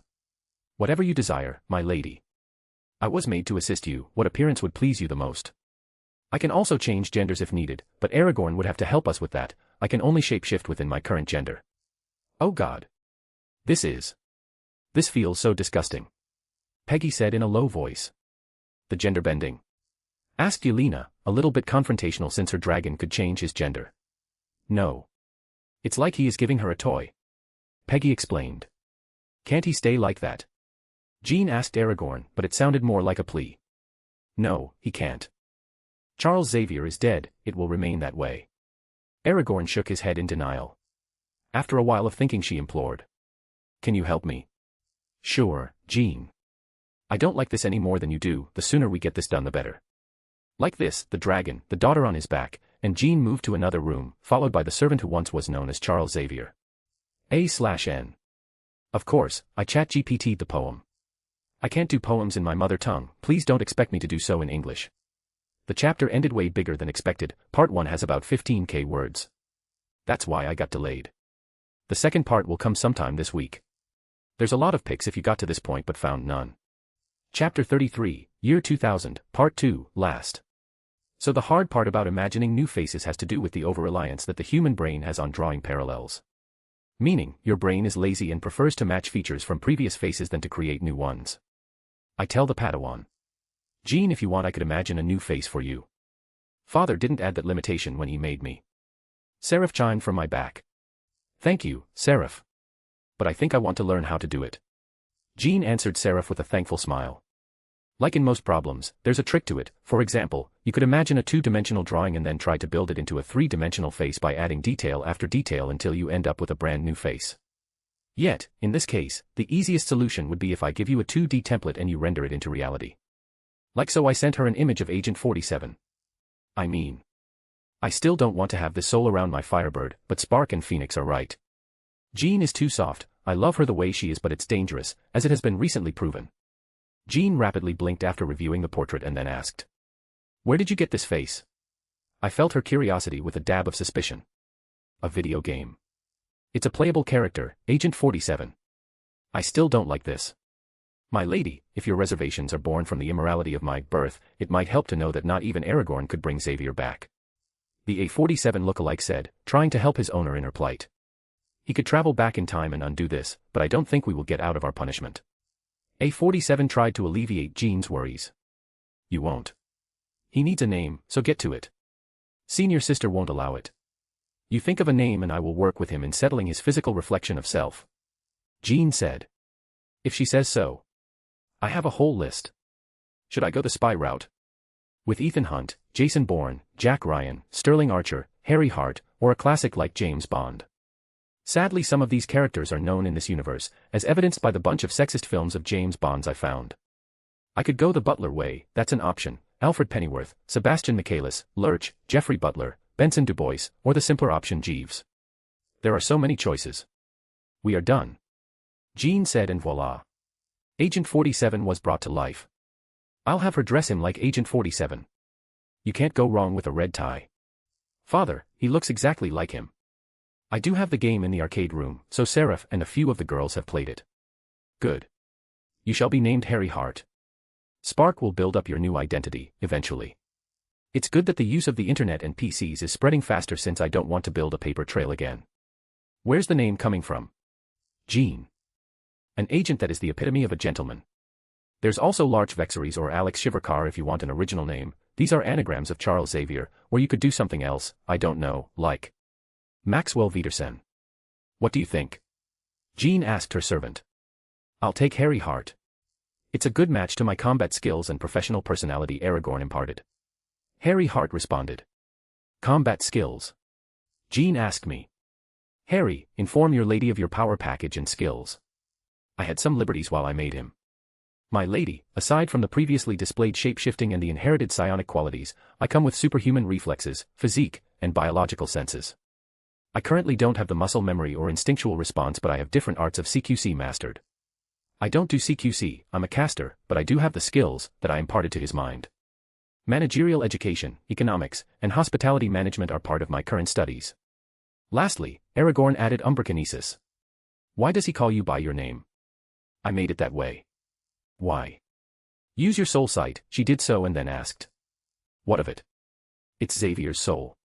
That's my problem. I refuse to acknowledge him as anything else other than your tool until Harry Hart overrides Xavier. I expect from him the same amount of respect you expect from a stone on the side of the road. It'd make my skin crawl if I had to hear Mr. Abner from his mouth. Maybe this is a bit hypocritical of me, but it would feel like if you maliciously harmed a dog and then this one came to your feet wiggling its tail, asking for more. Ugh. Disgusting. Let it be clear that I would never harm a dog, but my point stands. Umbrakinesis. Like Bucky? Padawan asked. No. James' affinity is born of the concept of shadows. He can do umbrakinesis, but that's not the limit of his skill set. For example, with enough mastery of shadow magic, you can cast a veil of shadows over someone's perception so that even if you walk right in front of them they would not sense you. Umbrakinesis is the manipulation of the absence of light and the corresponding connection to the umbra. For example, I raise a hand and I make shadow binds grow from their shadows. In my case, I use energy manipulation and my eyes to emulate umbrakinesis by pulling energy from the shadow dimension and manipulating it. I make my shadow swallow me and then I appear next to Jean. I moved using the shadow dimension as the medium. As you can see, it only revolves around what can be considered actual shadows, not the more esoteric meanings of shadows, as James' affinity does. At the moment James can only do umbrakinesis, but that's beside the point of the difference in potential. Why? Weren't his previous powers enough? She tilted her head in confusion. It's for diversity related to your protection. For example, what if, snap, I scramble the psionic energy effectively sealing your psionic powers? What if I was a robot so your life-harming breath doesn't work on me? What if I also was strong enough to overcome the superhuman physique you inherited from me? You haven't mastered the fire body you got from your last evolution, so you also can't go intangible. What would you do? I walked towards her and wrapped my hands around her delicate, to my standards, neck. When the time is right, do what you must to protect your lady, I sent Harry. I don't need you to tell me so. You made me fiercely loyal to my lady, yes. Yes, I did. I won't allow traitors again to live as they please. How are you gonna escape? How are you gonna kill me? I tighten my hold around her neck. She doesn't fight me because she knows I'm stronger, and because she knows I would never hurt her like this. Harry, please.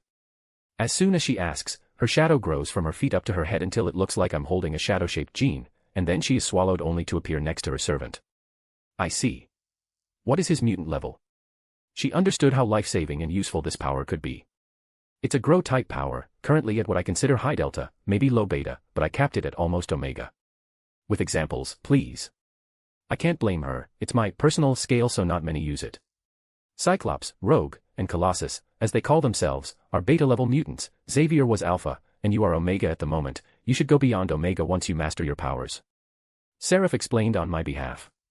She also inherited some of me when she first evolved, then you add the Phoenix DNA senior sister got her, she should be a monster after the training is over. And Marie is only beta.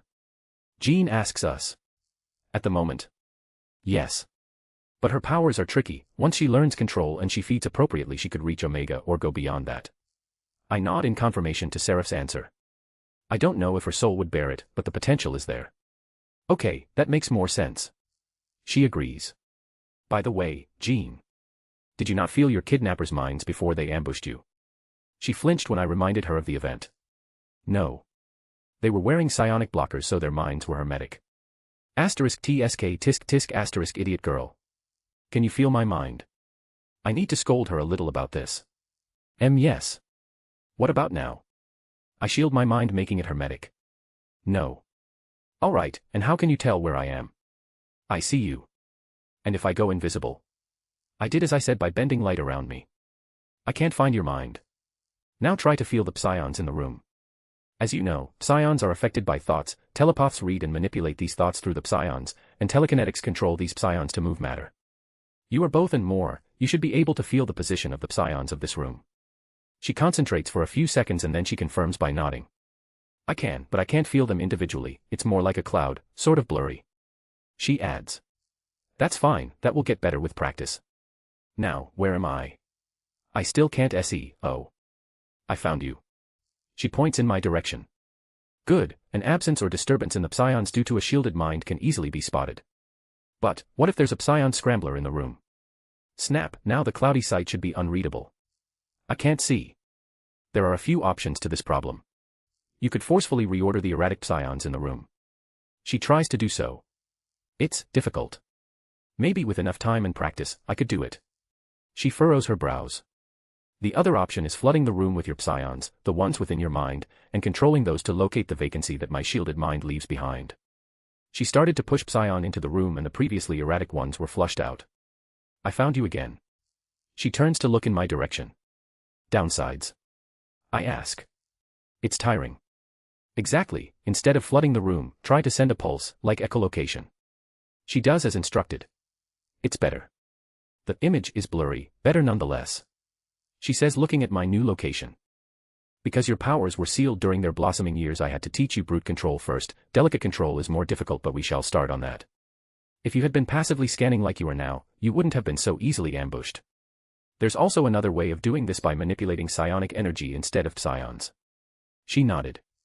After explaining to her a few exercises she should try, I left for the witch team. Seraph decided to stay and help Jean and Harry.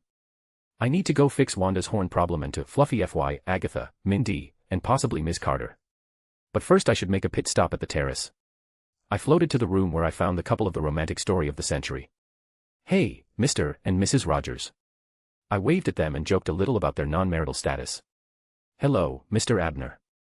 I see you are done with the girl and her servant. Ms. Carter flinched at the thought of Harry. His name is now Harry Hart. And yes, we are done. I wanted to ask you, have you decided? About the magical beast of your preference. Regarding the evolution process. Yes.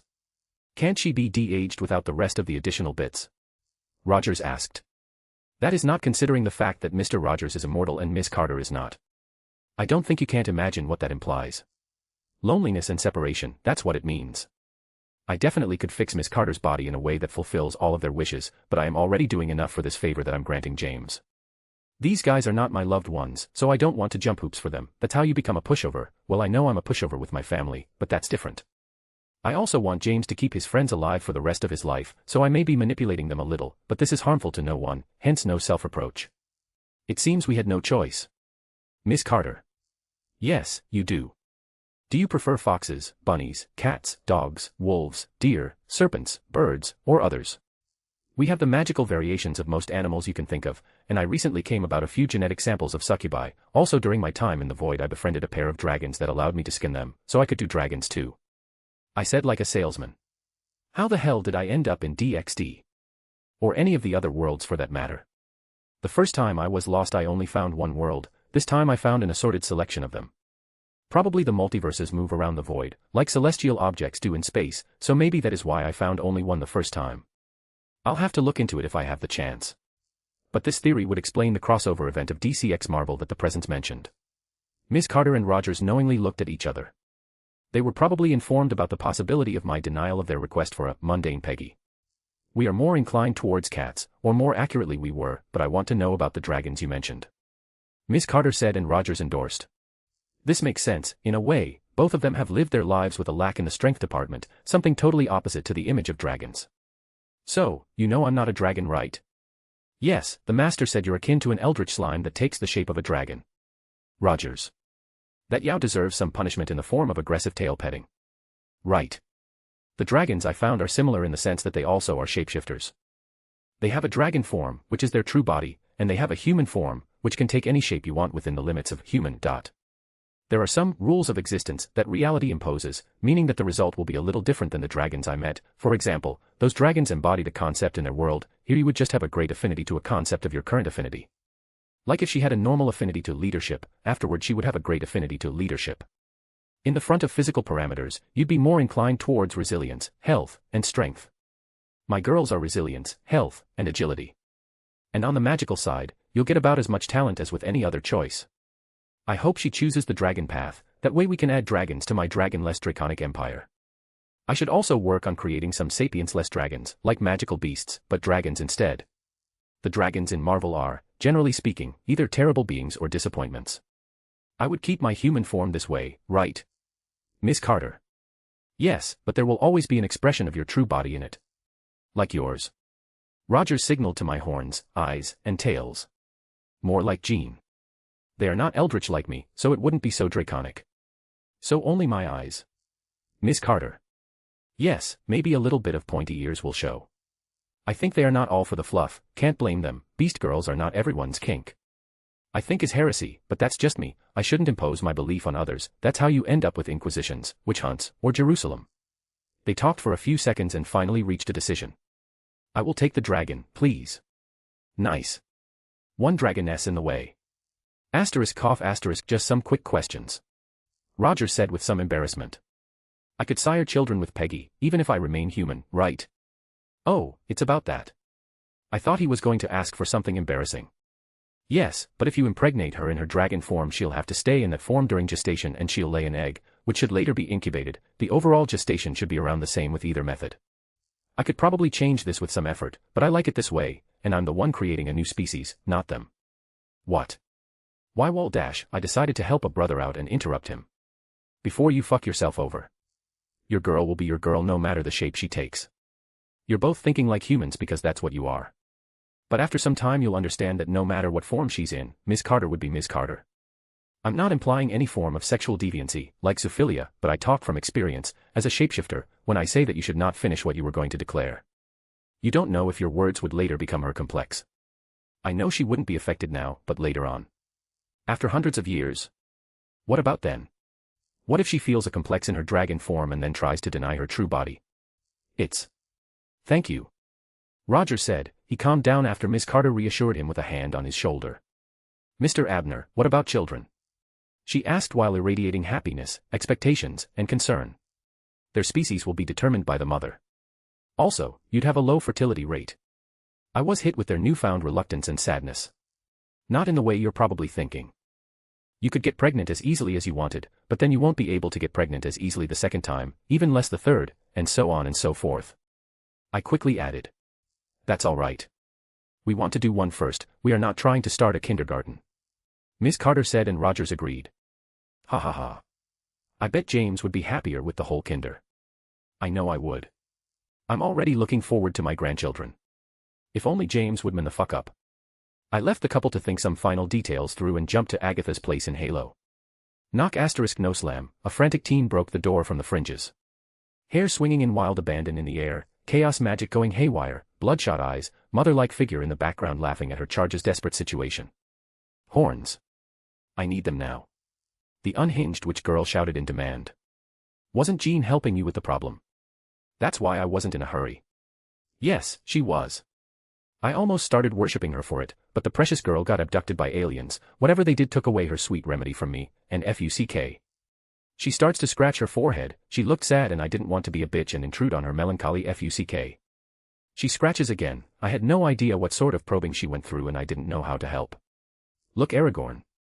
Just put me to sleep.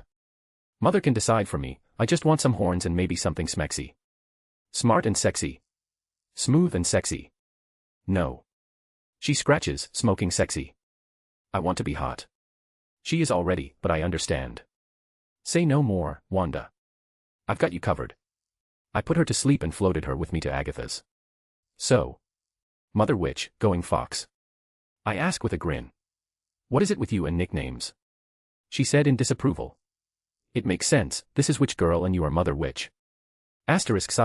Whatever. Yes, I'll take the black nine tails. What do you have for, Witch Girl? She said with a chuckle at the end. I've got a few horn samples but I was going for something like this. I showed her the variant of succubi that I was going for. Those wings will get in the way, remove them. She said while critically observing the illusion of the succubus in my hand. I removed the wings, as she asked. The tail, is it needed? No, but she did say smexy. Besides, prehensile tails are useful, I discovered. Okay, it can stay. The horns, aren't those massive? I can't think of those as comfortable additions to sleep with. Yours at least curve upwards. So you can turn in your sleep, but hers move sideways, her options would be face up or down. These are the horns most biologically compatible with the horn I saw she was growing. She can also use her chaos magic to remedy the sleeping issue. I see, that's possible, yes those can stay. About her biology, she said the last part cryptically. What about it? She quickly cast a sound isolation spell. She's got the hots for her brother. Oh, how kinky. Oh my. In the comics there was an incestual version of the two, I didn't think I would end up with a similar version, well no one liked Ultimatum that much, but Magneto was cool, the guy was cold as fuck, and he reversed the magnetic poles of the planet saying F you to the world. Can you make them not blood related? How progressive of you. I'm old, I've seen enough to understand that morality is a made-up concept. Incest. That's something pretty innocent from my point of view, even cute. If she wants to love her brother and her brother loves her, all I ask is for my grandchildren to be born healthy. Ha ha ha ha.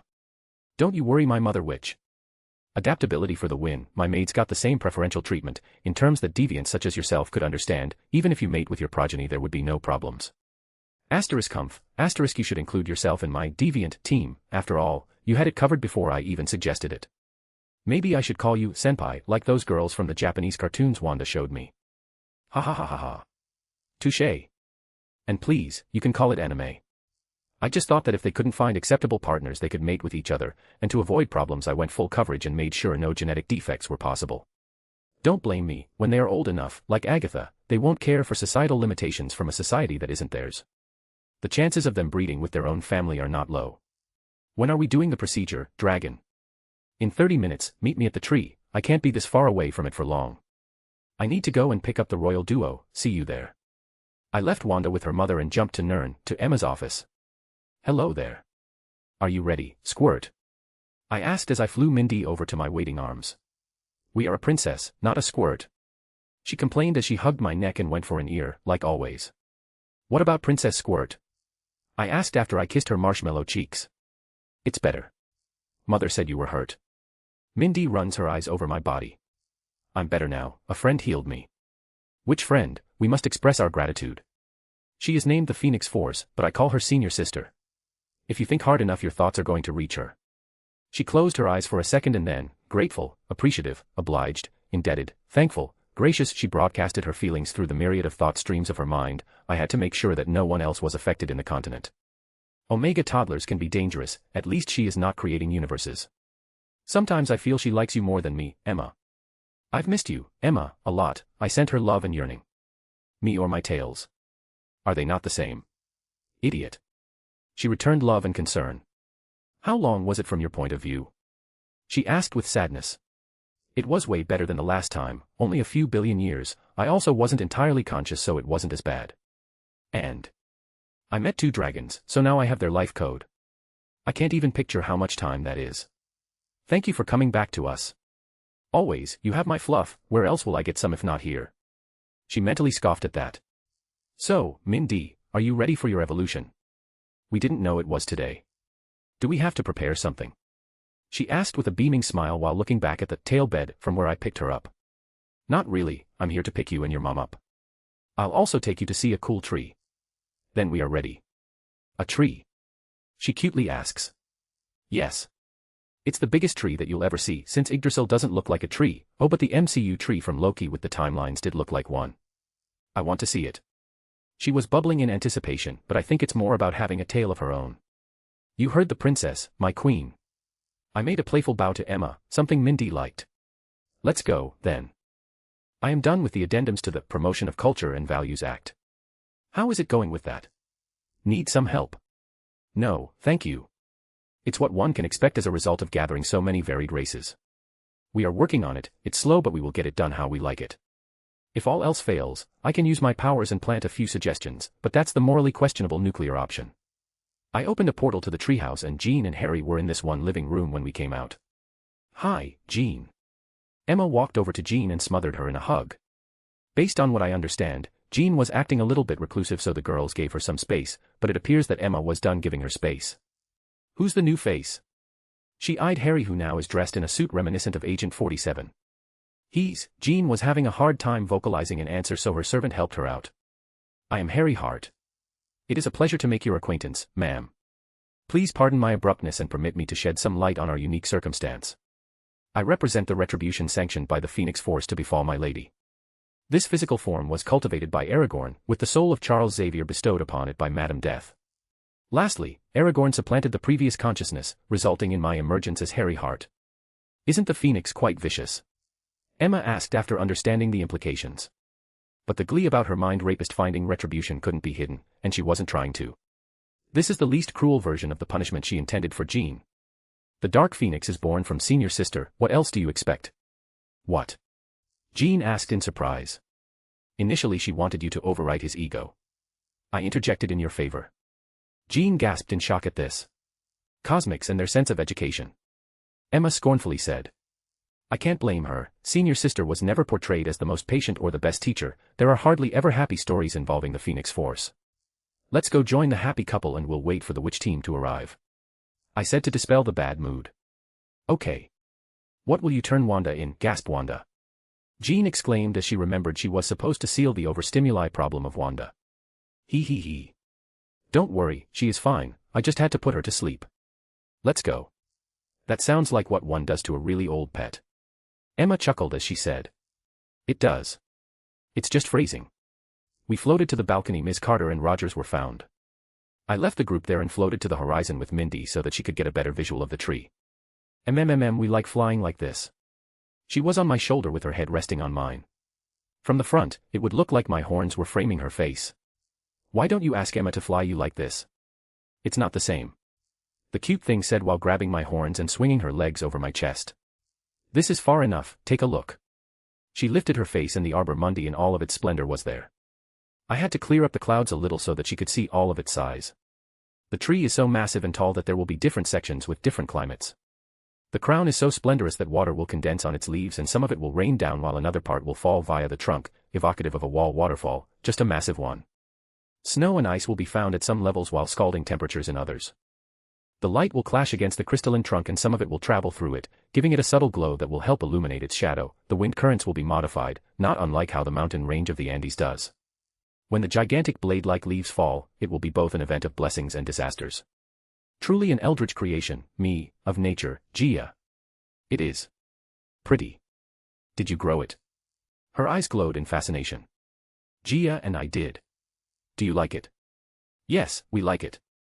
Is Gaia the mother lady? She fumbled a little the name, but in other languages that is her name. Mother lady. I think so, why do you call her like that? She feels like our mother. That's one of her divinity's passives. Yes, she is Gia. We like her. He. I like her too. Let's go, my princess Squirt. I flew us to the balcony of the treehouse and the witch team was already waiting for us. Hey, old man. Mini-me. I heard we almost croaked. Pietro zoomed to our side and tried to poke at Mindy's feet.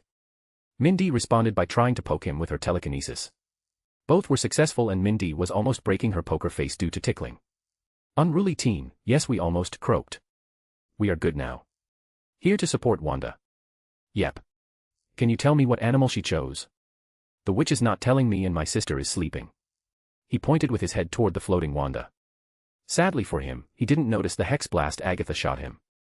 Zap, Pietro's face met the floor. MS, Harkness. Not witch. Do you want to map the mirror dimension again, brat? Agatha shouted from the other end of the balcony. He. Mindy chuckled as she enjoyed the misfortune of her bully. Ack. This woman will be my death. Oh. You laughed, Mini-me, you lose. Pietro complained as he got up. Mindy decided to ignore his comment. This is the projection of her final looks. I made a life-size illusion of Sukuenda. Secunda. Succubanda. Succuwanda. I'm not feeling it. I'll leave it at Wanda, for now.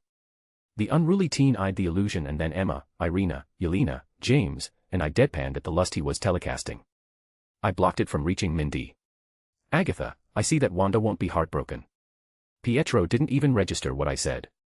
He was consumed in the illusion of Wanda. My girls and James looked back at me wide-eyed. They are still bound by some of the common sense of Earth. All but Emma, the first to move on. Incest among some alien cultures is accepted and encouraged. Some species that reproduce asexually even practice self-cist, and no, I'm not talking about masturbation or the romantic relation between Loki and Sylvie, the female version of Loki. They mate with the offspring of their asexual reproduction, like plants. That's why I asked you as much. It's just a tragedy waiting to happen otherwise.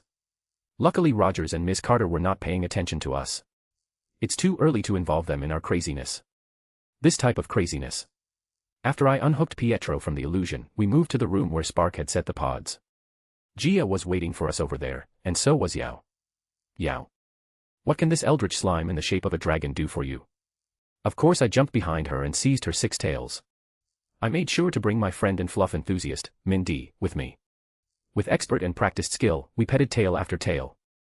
Fingers wriggled, faces were rubbed against tails, chuckles escaped a few, and there were some thwarted attempts at regaining freedom and dignity from Yao, but none could stop my vengeance. Thank you very much. I told her as I jumped away from a mirror blade to my crotch, not like I would feel any pain, but the idea didn't entertain me. Soft. Mindy absent-mindedly commented.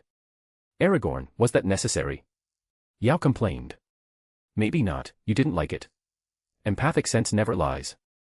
I came to tell you that the dimensional barrier, even with the improvements you made, was destabilized when you ripped the green door off. Something came in, but I don't know what. I only know that it came through the New York sanctum. What a masterful way to redirect the conversation.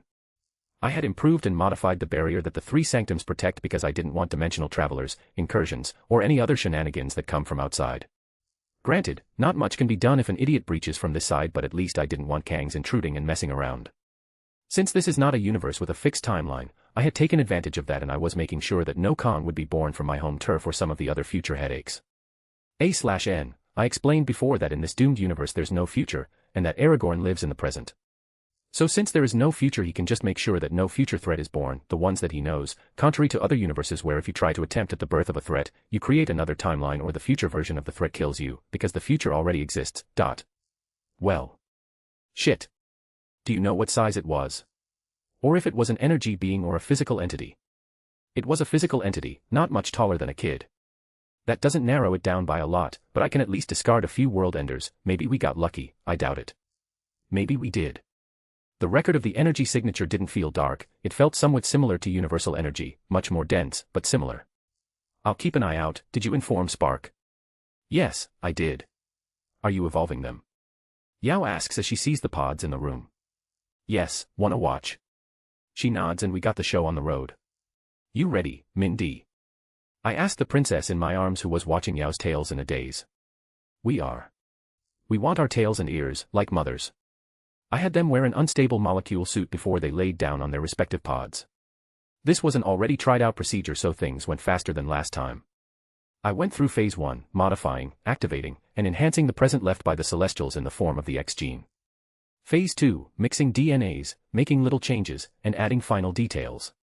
Phase 3, Wanda was excluded from the contract since she already had one, but I did manipulate her core to change to the optimized version we had, and finally a dab of personalized SSS and a shower of Vita rays. Emma and I were checking on the Princess Squirt, but I had to go to the problematic witch. Emma, I have to check on Wanda. Miss Carter was already awake, her youth returned, but her hair turned manta black and her eyes blackish gray. I mixed her with the sample I studied from Ophis, so that makes sense. I arrived at Wanda's, where Agatha was already casting a field restriction spell. Marvel's Problem Girl number 2 was attempting to warp reality, unconsciously. Problem Girl number 1 is obviously Jean, though they tend to fight for the first place. I extended my hand and after some energy manipulation, I settled down her energy and stopped Witch Girl from turning everybody into toads. Worst case scenario, Mindy would have to kiss the curse away for everybody here. It's always a problem with this girl. Agatha complained under her breath. It's alright, her magic was already overreactive, it was just getting used to her new home. Things calmed down and with a PTSSSST her pod opened and Smexy Witch Girl came out. Dark matte black full lips that combined with her now naturally black nails made a great contrast with her now pale skin. Auburn reddish hair adorned her head. The skin around her eyes turned dark like a shadow, which only worked to accentuate her crimson eyes, reddish black horns that started around her temples and curved backward and sideways making one full turn, pointy but not elf ears, similar to mine, all of it wrapped in a prehensile tail that finishes in a heart-shaped tip. Is it done? She asks no one in particular. I cast a mirror illusion and gave her some time to appreciate her new self. Smexy, I love it. She smiled as she explored her horns and played with her tail. How's your magic, Wanda? Agatha asks about what truly concerns her. It's stable and it feels easier to use.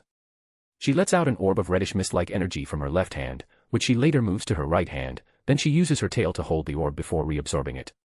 I don't think anyone would blame you if you confess your feelings now. I look at the unruly teen with mirth. Don't know what you're talking about, old man. Lies are useless before me. Plus, Pietro uses ignore. I float back to Mindy and let the witch team deal with their incestuous teen drama. Mindy was sitting in her mother's lap while playing with her brand new tail, an unusual smile on her face. She was so focused on it that she didn't notice me until I petted her ears. This earned me a soft purr while softly closing her eyes in bliss. How is it, Mindy? Do you like it? We do, love, grateful. I smiled at that and dropped a kiss on her head. It brought me immense joy to welcome additional immortal members into my family. You should let it flow, naturally, maybe. I hear Rogers tell Miss Carter. Like this. Oh no. No, James tried to stop her, but it was too late. In a hurry, I expand the space of the room. Boom, Dragoness Carter is in the house. Steve was buried under her, I'm sure he is alright. Sadly James ended up under her left foot. He'll be alright. ROOAR, Steve. Steve. Roar, she shouts, telepathically and vocally, while looking around the room and finally noticing the change of perception and the flat faces we all had. Woman. He is below you. Agatha shouts. Yes, she had to shout because, although not as big as my King Ghidorah form, she is about the size of Rodden. Roar, no. Help me. Roar, she panicked not knowing what to do. I lifted the Dragoness with my TK and pulled Rogers from below her. He was reinforcing his body with his energy enhancement so no damage to the war veteran. James melted in her shadow and then resurfaced like nothing happened. Caught off guard. I ask him with some mockery. I've been spending some time with Peggy and Steve so I got used to letting my guard down. How does that make sense? I mean, it's not like they gave him a newfound sense of security. Since I spent more time with them I don't have to constantly look behind my back for any girl jumping on me. Sounds like the problem of a character in an Eroge universe with no men. Maybe the same problem an innocent Shota has with a slutty Shotokan gal. Similar to an elven beauty in a goblin cave. The healer nun and the tentacled monster. The lonely MILF with the sadist Shota. I can go on. I don't want to talk about it. I should help Peggy. Plus, James uses run. After James got Miss Carter to go back to her compressed human form I returned the space to normal. I let everyone get used to their new bodies and helped set up the place for the party. New Orleans, Louisiana. So let me get this straight. You returned to Earth to attend a party you were invited to, you want us to go with you, and you're saying that this is totally a normal party. The kind of party normal people throw at the end of the year. The kind of normal people who can contact you while you're off-world. And you're saying the place is a surprise and you won't tell me who these absolutely normal people are. Did I get it right, Carol? Maria Rambo asks while arching an eyebrow. Yes. Carol Danvers. Maria Rambo. Well, I want to go, if anyone is interested in knowing. Monica Rambo. No bullshit can get past Maria. Come on. Don't be a buzzkiller. I wouldn't take you two to a dangerous place. It's just a New Year party, there's gonna be great food, all you can eat, free booze, no slimy guy is going to hit on you, there will be kids, the view is going to be out of this world, and the ride will come to pick us up. Carol just arrived to the planet so she is not aware of the events that transpired in Chile. Mom. Let's go. We didn't have any plans, we could totally go and meet this rich friend of Auntie Carol. Monica pleaded. Listen to your daughter, Maria. Carol joined. Fine. We can go and fall into this trap Carol laid for us. Maria succumbed. Yay. Monica and Carol high-fived. What's the dress code? Maria asked with a newfound positive attitude. It's all right, just normal clothes for going out. I don't think any of those guys would even care if you go in PJs, though.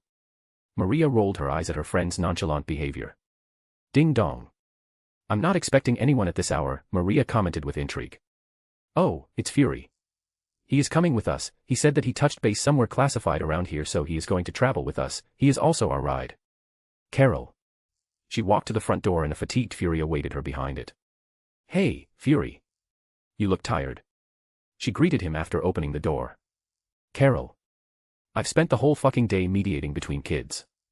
Initially it was fun, but then it got tedious after the first hour of debriefing. Spark had a blast, though. Hey. Language. Maria shouted. Mom, I know the F word, I'm 13, not 5. My bad, Maria. Happy New Year. Fury walked in and apologized. Happy New Year to you, Nick. Maria answered with a smile. Hey kid, I brought you a late Christmas present. Fury kneeled and took out a boxed gift from the handbag he carried. It would be more accurate to say that it was the original case of the gift. Cool. Thanks, Uncle Nick. Monica hustled to unwrap her present while the adults enjoyed her enthusiasm. And this is for you, Maria. It's more like a present for the family, but I know you'll like it. Fury handed her a silver metal box the size of his palm. Oh wow. Looks expensive. Maria commented as she opened it.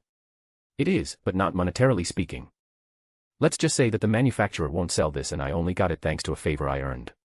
PSSST, with a decompressing sound the metal box opened in Maria's hands. 2 blue ampoules were preserved in it. Vaccines. Thank you. And be grateful that I didn't say the first thing that came to my mind, which was drugs. I've seen those. You got them from Aragorn. Carol remembered when she saw one of the maids play with ampoules similar to these in the Halo. The girl in question was the maid that designed this vaccine. From Spark, Red owed me a favor, which I had her cash out to Spark to get these in return from him. Fury had helped Jean keep an eye on her family, for purposes only she knew. Spark was studying the neurological effects of a new spell to increase mental acuity and it wanted Jean to be part of the beta testing group. What are these for, Nick? Maria assumed that Spark and Red were codenames, but since she didn't want to get involved in Fury's agent business she didn't ask for clarification. It's a cure-all and inoculate-all. Not all exactly, but a lot. How much all are we talking about? Understanding the significance of the 2 ampoules, Carol asked. Congenital diseases and physical damage or scarring are out, outside from that anything could be game, bacteria, virus, microbes, uncontrolled growth and spread of abnormal cells, damaging mutations, and the list goes on. Spark said that they haven't had an unsuccessful test yet. Fury explained with a proud smile at getting these 2 samples. Is Aragorn turning into a saint? I don't think he has the bleeding heart to care about healing humanity from its maladies. It would make more sense if that liquid would make you glow or turn you into a beast girl. Carol knows how intense and annoying Aragorn could be, so she can make an enlightening and mostly correct assumption such as this. No, he certainly isn't, but it's better this way, I don't think we would end up as humans anymore after he heals humanity. These were part of an assignment for one of the girls studying microbiotechnology, I think it was Ulysses. These will never make it to the public. Carol nodded, this made more sense to her, and it's no secret in Halo that this elven maid has a proclivity for microbiotechnology. You can't be serious, Nick. You want me to believe that these could heal almost anything that affects humanity?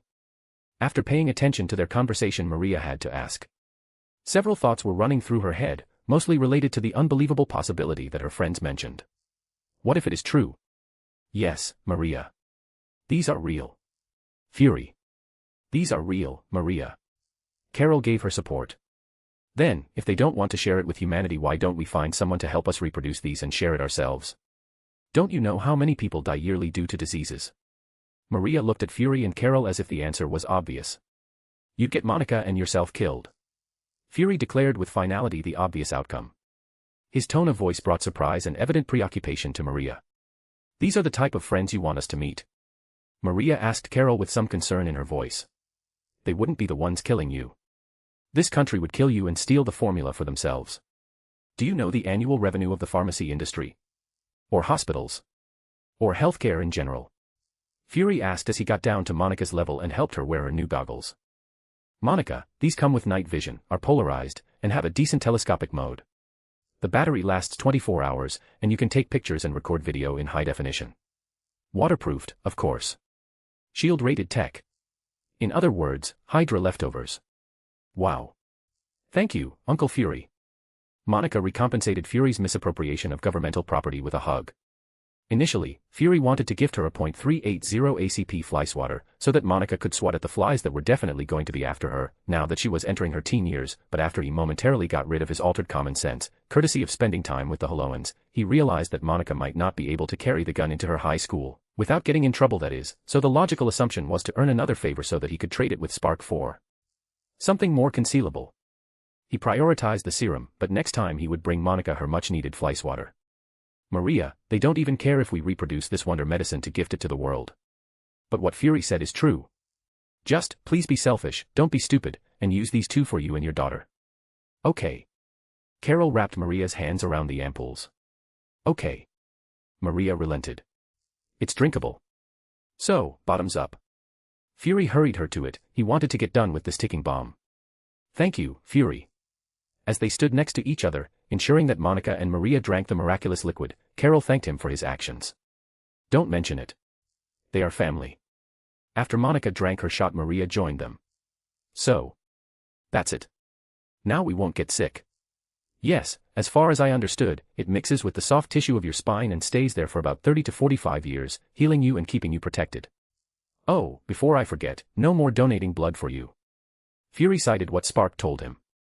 Because it would heal others. Maria. No, on the contrary, your blood would kill them. I don't know the medical term for it, but the serum memorizes your optimal state, and if you donate blood, the serum will try to change the optimal state of the recipient into your optimal state. Fury. In Xander there's something similar, usually they grow blood or have specialized immunosuppressants in case a blood donation is needed. Carol. Indeed, such miraculous liquid was just the standard for a galactic empire.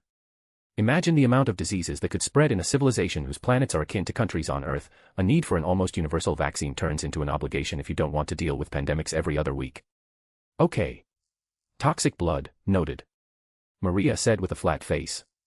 Since Carol returned to her life, normalcy was lost. That much was expected when you have aliens in the equation. Having high-toxicity blood running through her veins wasn't enough to faze her.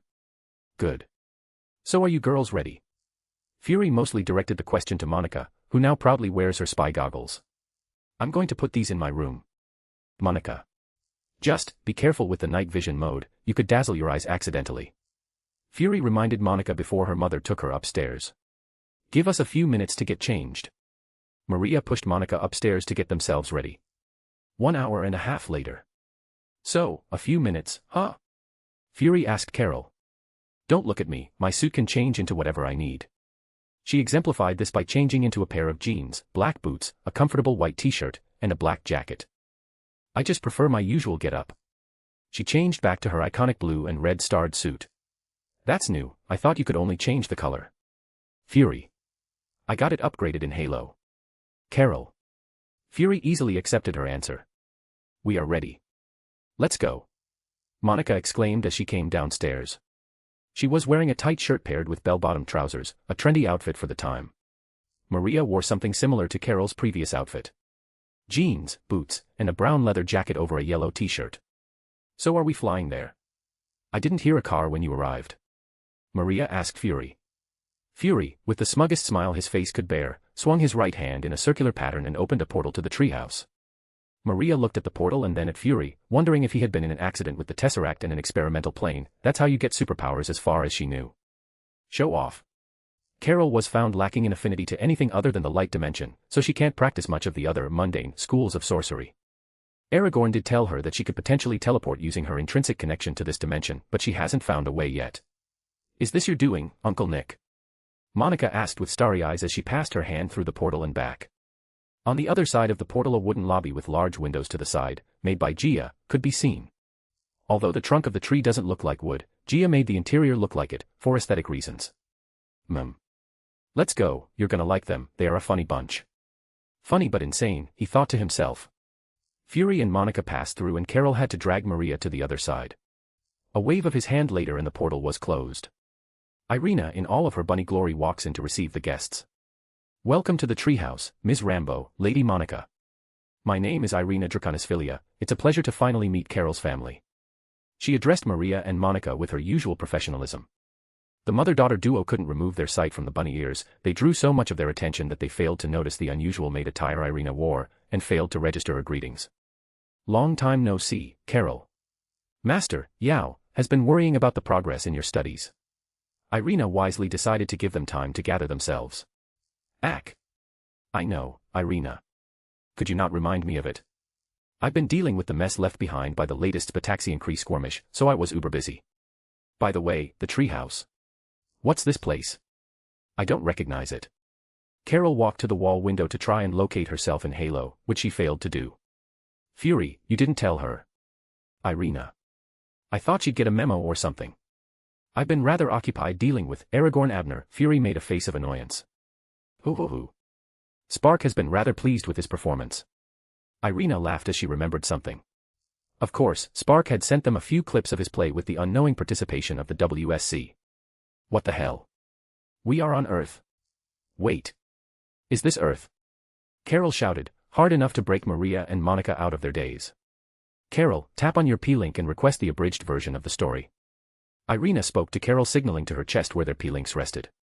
Hello, Ms. Irina, the pleasure is mine.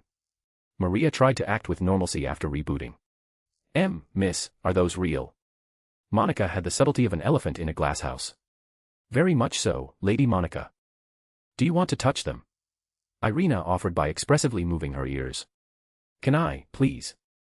Monica. Sure, be gentle please. Irina bent down for Monica's easier access. Monica reached and softly touched and examined her ears, realizing that they were no artificial attachments. What the hell? Earth has a world tree. We are on the world tree. Carol was done reading. Do you like it? Aragorn jumped in when he noticed that the shiniest woman had arrived. He was distracted by Mindy, so he was not here the moment they portaled in. You can't appreciate it from the inside, can you? Carol was not startled by the sudden appearance. She was used to him popping up whenever she arrived. If anything, she was surprised he hadn't appeared yet. We are on the tree. Carol, where did you take us? There's a dragon here. Maria moved with Monica to Fury's side. Fury was her ride home, and in this case, her path to safety. Can I tell them about you? Carol asked, projecting her thoughts. She knew this was a way to talk with a telepath. Yeah, I'll enchant their minds with some protection, like yours. What? You enchanted my mind with protection, when? Think hard, $H1N44M3.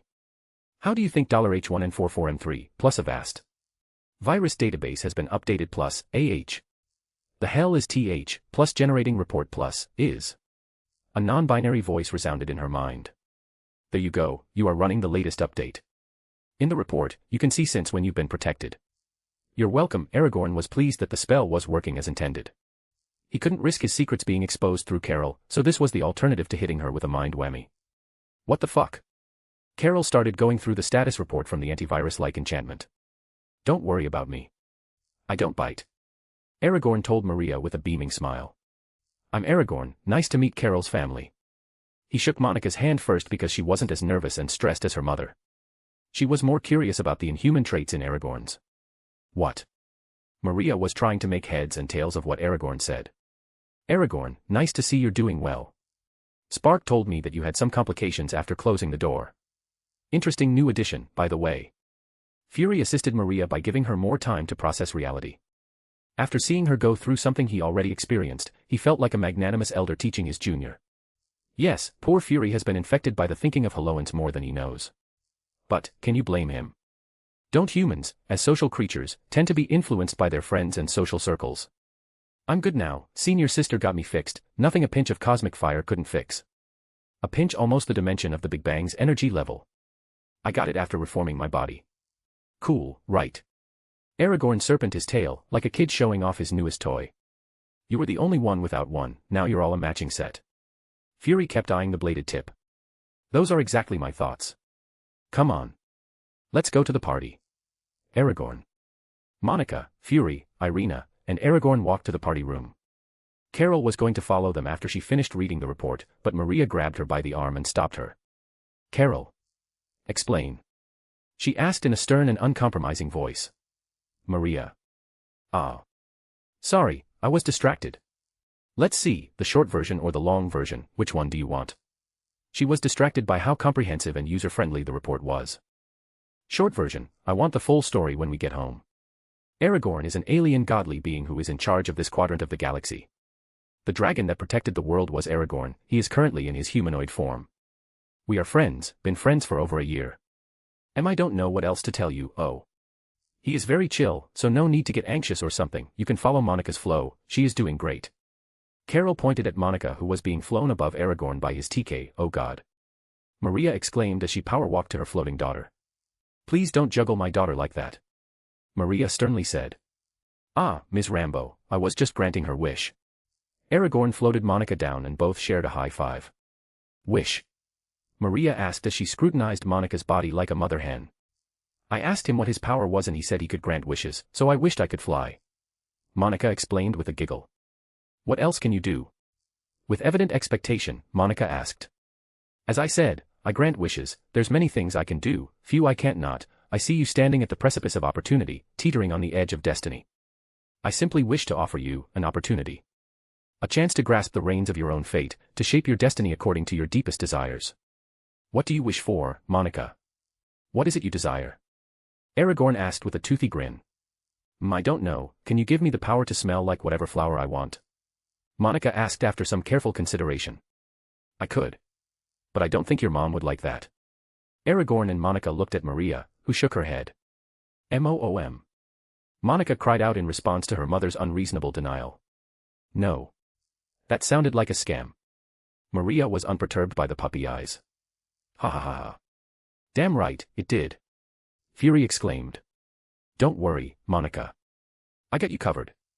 Aragorn reached to the heavens and when he brought his hand down a beautiful silver necklace with a tiny golden rose was enclosed in it. It's the next best thing. This little something can store essences and reproduce the scent on you. But you need to collect the floral fragrance yourself, so you should ask your mom to take you to a botanic garden, you just need to be in the range of the flower's aroma. Aragorn made the necklace float and secured it around Monica's neck. I put some vanilla scent on it, beforehand. Aragorn explained as Monica smelled her new aroma with pleasure. Mr. Aragorn, I think you should not gift something so precious to a child. Maria, much to Monica's chagrin, tried to deny the present. I'm not a child. Monica protested. I just made it for her, I could make one for everyone in the world, don't worry. Take it as a present from someone who values Carol's existence a lot.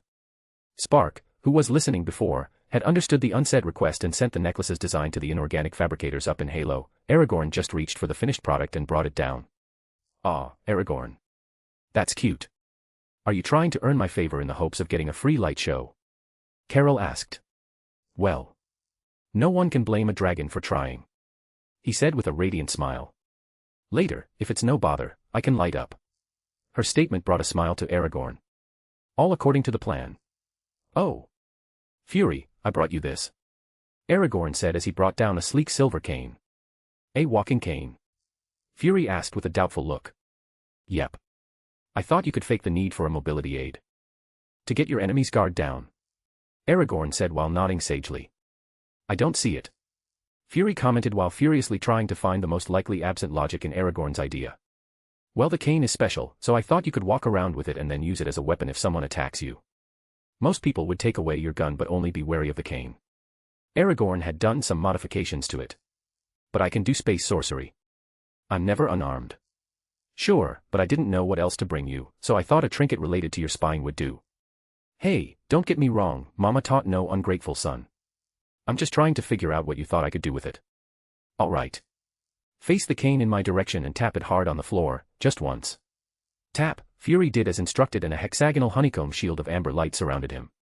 That should stop anything below a sabot just fine, and something at the level of a sabot just once. If you tap softly once more it should go off. Tap one of the small hexagons with the bottom of the cane and it should launch the little shield forward with the strength of an electronic battery ram. A/N, armor-piercing discarding sabot fin stabilized, APFSDS. Ain't that nice? Fury exclaimed.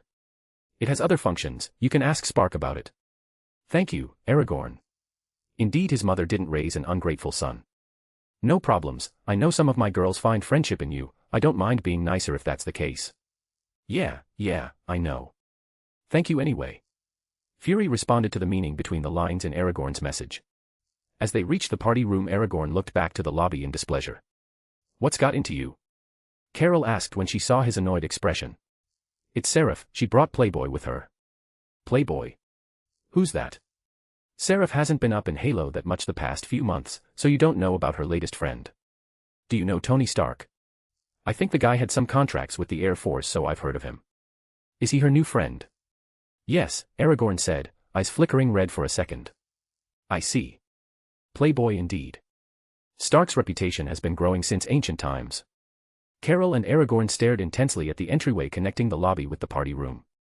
Until the blue prodigious daughter came through, followed by Virginia Potts, Harold Hogan, and a displeased Playboy. Come on, Seraph. It was just a lecture on integrated circuits in Burn 2000. Why won't you let me go? There's no possible way I, as the head speaker, would go drunk to the lecture. Stark tried to argue his case. Ha! You won't make me fall for that again, you alcoholic fiend. Seraph rolled her eyes, she was an AI that learns. Last time while Tony went to a medical appointment she respected his privacy and did not monitor him. Later that day Pepper accidentally spilled the beans with pictures in 4K. I told you I don't drink anymore, and you've kept me clean through your love taps for over a month. This is not how friends act with each other, this is how parents act with children, Stark whined. This is a party. Aren't parties your thing? Shouldn't you be ecstatic that I brought you to one? Seraph arched an eyebrow in questioning. That's the problem, I want to get away from temptation. I don't want to succumb to the downward spiral that alcoholism is. I want to honor all the effort that we've put through in my rehab. Stark said with eyes filled with honor, righteousness, and duty. Or, and I know this might sound crazy, that was all bullshit and you're just afraid of my father and want to party while I'm distracted having a lovely time with father. Crazy, right? Seraph asked in a deadpan, showing how much you bought of his story. Are you seeing this? Aragorn asked Carol. I'm impressed with your self-restraint, I thought you were about to behead him a couple of times. Carol acknowledged his efforts in keeping things civilized and not bloody. I try, Carol, I try. Father. I brought Tony, Pepper, and Happy. I hope you don't mind. Sarah Flash stepped into Aragorn's waiting arms, claimed a hug, and asked while looking up from his chest with puppy eyes. Of course not. Why would I mind if you bring Miss Potts and Mr. Hogan to the party? They are your friends, are they not? Aragorn planted a kiss on her nose. I think you forgot a name there, the most important name, Old Mandragon. Stark quipped. Playboy. Hee hee hee. Aragorn laughed eerily. Seraph, why don't you let him go to this conference? I trust Stark, he will definitely behave. There's no way he would get drunk, why don't you portal him over? He is still on time, right? And I bet the coordinators of the event would be more than happy to make an exception for him if he is not, he is a Stark after all. Aragorn's eyes were beaming like gold coins. Stark felt that something was not right, he felt dread when he heard that preternaturally laugh. Miss Potts felt that she should definitely not allow her boss to go to this conference. Mr. Hogan couldn't connect the dots but even he felt that something was not right. Carol was enjoying the show. Seraph was running simulations upon simulations, trying to understand what her father was planning to do to her drunk friend. In general, everyone was having a hard time processing what they just heard. What are you planning, father? Seraph had access to some of Aragorn's memories, but since the memories about the events pertaining to the Iron Man movies were in no way a threat to her, Aragorn didn't share those with her. That was the case with most of the movies, given that Thanos was the big bad wolf and most of the people in Halo could solo the MCU Thanos. No planning, if I don't actively do something I can't be participating in any sort of plan, can I? That's semantics, you know something will happen to Tony if he goes, don't you father? Seraph was determined to Sherlock this out. Is there a threat to my life, old man? Stark asked wearily. No, that's not it, Tony. Father knows that through your collar I would protect you. Seraph tried to piece together the scenario but she lacked data. Hey. Don't call it that. Tony complained about the derisive term that could parallel him to a dog. Maybe you're looking too much into this, my cute daughter. Aragorn looked at his daughter with fondness and mirth. Am I? Seraph asked suspiciously. Tony, I don't think you should go. There's clearly something dubious expecting you at the conference. Miss Potts added with apparent worry on her face. Yes, Tony. Pepper is right, I feel some Final Destination vibes going on. Seraph commented. Due to circumstances different from Aragorn's past world, the first movie of this saga was released one whole year before its counterpart, March 17, 2000, so everybody but Carol understood the reference. Let's go talk with other, non-suspicious, people, and Pepper, make sure that Tony doesn't wander off and Father gets him to the conference. Seraph said as she continued to eye her father with skepticism. After they walked away, Carol looked at Aragorn and asked. So the objective was to get them suspicious and to avoid the conference? Hey, and here I thought you only used your brain to determine the best possible trajectory when flying through spaceships. Aragorn mocked. Which earned him a powered punch with enough force to crack the bark of the arbor mundi to his shoulder. Bastard. Your plays have ensnared me enough to learn a thing or two. So. What was awaiting him? Why did you stop him? I thought you hated him. Hate is a weighty word in my dictionary, at least the type of hate you're talking about. I don't hate him, I just want him away from Seraph. What awaited him involved several other innocents along the way, that's why I stopped him. If the consequences of following the path I know entangle others, I prefer to avoid the said path. So it would have been bad for him, which you like, but also for others, which is bad. How far along in the future are we talking about? Carol. Give or take 13 years. Yes, other people would have been twisted into this possible mess. So now they won't, that's nice of you. I wouldn't say they won't, because there are multiple paths to reach a destination, but at least this path was just blocked. That sounds almost like fate, I don't think I like it. Carol. No one likes fate when it negatively affects them. On the other hand, what if you had a fate so important that you would get the equivalent of plot armor? Doesn't that sound nice? Aragorn said with a knowing grin. Touché. Carol assented. Carol then left Aragorn alone and joined the rest of the people, and Irina returned to accompany Aragorn. Aragorn stayed close to the entrance of the room to wait for Yelena. Master. Irina said as she stood to his right and leaned her head on his shoulder. My bunny. He hugged her from the side. Was it okay for Yelena to bring the Baxter people with her? Irina inquires about the people they are waiting for. It's more like I asked her to invite Susan Storm and the rest followed. Aragorn elucidates. Wasn't she accepting the advances of Mr. Storm? Isn't that why she invited them? Irina remembers that Yelena has shown interest in the advances from Johnny Storm. Yes, but I also asked her to invite his sister as well. Why? You should know that Reed Richards has been acting suspiciously, why are you trying to interact with them more than necessary? That's okay, Richards is looking for a way to defend against a threat of my level. I'm not opposed to that, I could even praise his forward thinking. He comments as he remembers the spatial disturbance he tracked with his eyes early today. What an expected surprise to find Reed Richards messing with something he shouldn't. But Aragorn let it be, a spatial collapse is not on the level of a dimensional breach. It was cute even. I sense a but dot. She flapped his shoulder with her ears to prompt him to continue talking. Aragorn caressed her ears before he continued talking. He'll probably die in his hopeless pursuit of a countermeasure against something like me. Then, depending on the circumstances, Susan Storm will lean on us for support, or on doom. Either case is good, but I want to keep her close so that these two are truly the only possibilities she has left, aside from her brother and Benjamin Grimm. I don't want her to find support in a less favorable shoulder. Like Namor, who he doesn't trust, or someone he doesn't know about. I understand the logic but not the reason for your concern, not that I'm looking down on her but, she is weak, mutated sure, but just a human in the end. Why would you care about what happens to her? This is where her confusion stemmed from. As far as she knows, Susan Storm is a normal human. She also serves little purpose to Aragorn, which has been the starting principle of most of his relations, or inevitability, so Irina was having a hard time understanding why her master was willing to keep in contact with the Fantastic Four on account of her. She is, but... Well, I won't say much, though let's say that in a few realities I know about she plays a pivotal role. So it's better to keep her close. Besides, Yelena has shown interest in Johnny Storm, so, why not? Keeping the mother of baby Jesus in your good graces is better than keeping her as your enemy, right? We both know that not much can be born from that. He is mortal, she is not. Also, Irina leaves the statement open. Neither is serious about it. Aragorn completes the sentence for her. Yes. Irina. It matters not, we are not plotting anything nasty, and we are being civil, so we will follow the saying, do no harm take no bull. If Richards fucks up, it's not our fault, we are not his nannies. If they end up leaving a good impression on future baby Jesus then that's good, if there's no future baby Jesus then that's okay. It's a win-no-loss situation. I suppose that's right, Master. It wasn't long before the Baxter people arrived. Technically they were already recognized by the public as the Fantastic Four, but the Helloans felt a little cringy referring to them as such, so they were taking it slowly, the same as they did with the X-Men. Yo. Bro, that whole dragon end of the world event was rad. My girl and I were shivering on our couch watching the green portal thingy through one of Reed's sats, and we were about to go flame on and fly over here when we saw the massive dragon, pop up and went full dragon at the thing. It was rad. I tell you. Johnny Storm said with his habitual nonchalant vibe. Johnny. Susan scolded. Mr. Abner. Happy New Year. Ben Grimm exchanged a handshake with Aragorn. He was today in his depowered form. Same to you, Mr. Grimm. Aragorn answered with a smile. Aragorn. Doom said.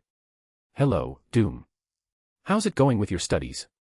Aragorn asked about the courses he was taking to fully understand how to create a body for his mother. It's slow, but the task is worth it. I will have the body ready in 4 months if possible, but I'm also running parallel with my plan to rightfully claim the throne of Latveria. He offhandedly commented. I see, you will encounter resistance from the Hydra cells in the country so you might be delayed. I refrained from assuming the throne previously, as I was preparing, behind the scenes, for the opportune moment to seize control without having my reign succumbing to their machinations and the world's misguided attempts to undermine my authority until I possess the strength to assert myself. But in a few months they will be busy dealing with Aragorn Abner, will they not? He said with a sadistic smile at the end. He, yes, they will go to bed and wake up thinking about how to get rid of me. I doubt they will have enough time or manpower to stop your ascension. The sadistic smile was returned. Sis look, they are going creepy overlord again. Girl, you don't have to learn from them. Johnny Storm petted the glowing flame that rested on his left shoulder. Mr. Storm, this is a delayed present. Aragorn said as he pointed his finger to Johnny's chest and a bright glowing orb flew in before anyone could comment. What the hell was Dash? Oh. Bro. Thanks. Johnny shook his hands and then went off to the party with Yelena. Aragorn, what was that? Susan Storm asked with a twitching eyebrow as she saw her brother's behavior. Some grow supplements for his living flame. This is for you. Aragorn explained and at the same time he floated a P-link to her and set it around her neck. It's a link. Thank you so much, Aragorn. I've seen how helpful these little things are. Susan expressed her thanks while admiring the necklace coupled with a blue water emerald cut gemstone, similar to her eyes. And to you, Mr. Grimm, I call it shape-shifting clothing, but if it ever hits markets we'll have to think of something else. Aragorn gave him a full-body unitard. Needless to say, he understood its purpose. After exchanging pleasantries they left and only Doom, Aragorn, and Irina were left. So. About Mr. Richards. You know, he is misbehaving, right? Messing with space this time. Aragorn. ****. I know. I caught him in a secret lab that he has off-grid below the tower. Doom had a hard time not battering his face that time. If my guess is right, that guy is trying to find a weapon that works on me. He probably was scared off further by my performance during the Green Door tragedy. That much I could infer. What I don't understand is why his choice went to space. Doom could understand why he was looking for a weapon. When he discovered that a being like Aragorn existed his first thought was about possible ways to fight it. This was just human nature, or as Doom likes to say, the nature of the weak and ignorant, which I'm neither. It's not that Victor Von Doom was not preparing his own version of a weapon to fight something like Aragorn, but here's the difference between Reed Richards and him. Doom is preparing to fight something of Aragorn's level, and Richards is preparing to fight Aragorn. Victor Von Doom won't say that he was not influenced by the open front that Aragorn has shown him, but he was still having a hard time understanding why his friend deemed Aragorn a threat right off the bat. In his eyes, Aragorn was not a threat, he was a wall, a benchmark, a sponsor, someone to overcome. He was many things but not much of a threat. How could someone with so many weaknesses, maids, be a threat? He normally couldn't consider someone a threat because that meant acknowledging them as opponents. Not that he was delusional enough to ignore reality, but his way of thought is what made him who he was, his core. He just needed to surround this core with some healthy and realistic expectations to be able to function as the proper human being known as Victor Von Doom. If I may. He likely believed that the young master was monitoring dimensional tiers because the weakness of the young master lay somewhere in the concept of space. Irina commented. It's possible. Doom agreed. What about the others? Do they know? Aragorn asked. No. But they suspect that he isn't amiable to you, given that he didn't come today. Isn't that guy interested in Susan? Why would you miss the chance to accompany the woman you like to a New Year's Eve party? Aragorn tilted his head in confusion, something he has taken the habit of doing. Courting was not a major he could study. Doom said with a flat face. X. Ha ha ha ha ha. Irina and Aragorn laughed at Doom's reply. After discussing a few more topics of mutual interest, they joined the rest of the crowd. The party went along just fine, not much could go wrong when the majority of the present couldn't get drunk. This didn't stop the Storm siblings from getting drunk and having to move early to their respective rooms to sleep it off. Johnny was a party animal, so it came as no surprise to find him hammered due to the unexpectedly high-proof alcohol of Halo. Susan was disheartened that Reed didn't accompany her and wisely decided to drown her problems in alcohol. Happy didn't drink because he was acting as Stark's bodyguard, as absurd as that sounded, but Pepper got duped by Seraph's non-alcoholic drink. It should be said that Seraph was enjoying getting her friend drunk. Stark was acting like a party pooper until Carol had him join her family. He was very surprised to discover other normal people in this beast circus. The maids in general were playing around, eating, or fighting to the death, as usual. Around 10 p.m., when most kids were sent to bed, Death joined Aragorn, who was waiting for her arrival, and she brought them a present. By them, it meant Aragorn and her. My darling, tell me what would be the greatest present that we could ask for. She asked from her rightful position, straddling him, enjoying the constant change in Aragorn's eyes, one of her favorite activities. Occasionally she would bring her lips close to one of his eyes and kiss his eyelid. He would later return the gesture with a flick of his forked tongue to her nose. Probably the birth of our kid, but that's 7 years away. Aragorn answered after not much of a pause. That's true, but the next best thing would be. Drumroll please. Death said with a playful smile. Aragorn complied and used his TK to move the air, mimicking the sound of a drumroll. Grandkids. She exclaimed. Grandkids. Indeed, that would be nice. Aragorn agreed as he imagined a bunch of baby tails and ears running around. Which is why I brought this. Death showed him a bottle that was adorned with the golden head of a cobra filled with a red liquid. I brought this baby from a reality where Set, the elder demon god, became Set the god of drunkenness after he decided to turn a new page on his life. He capitalized on the divine aspects of his poison and made this beauty. It's basically drunkenness in a bottle. Death said like a child waiting for praise, which Aragorn delivered. Ooh, well done, my love, very well fucking done. Aragorn said as he patted Death's head like a cat and they both started to laugh like third-rate evil lords. Let's spike some drinks. With this, James shall fall into the path we have gracefully laid for him. Death said as he eyed the wolf butler who was trying to escape from a few girls while the Rogers couple laughed at his expense. The harem protagonist path. Aragorn said with an evil smile. Ooh. I could add a subtle aphrodisiac effect to that. A third evil lord joined the chat.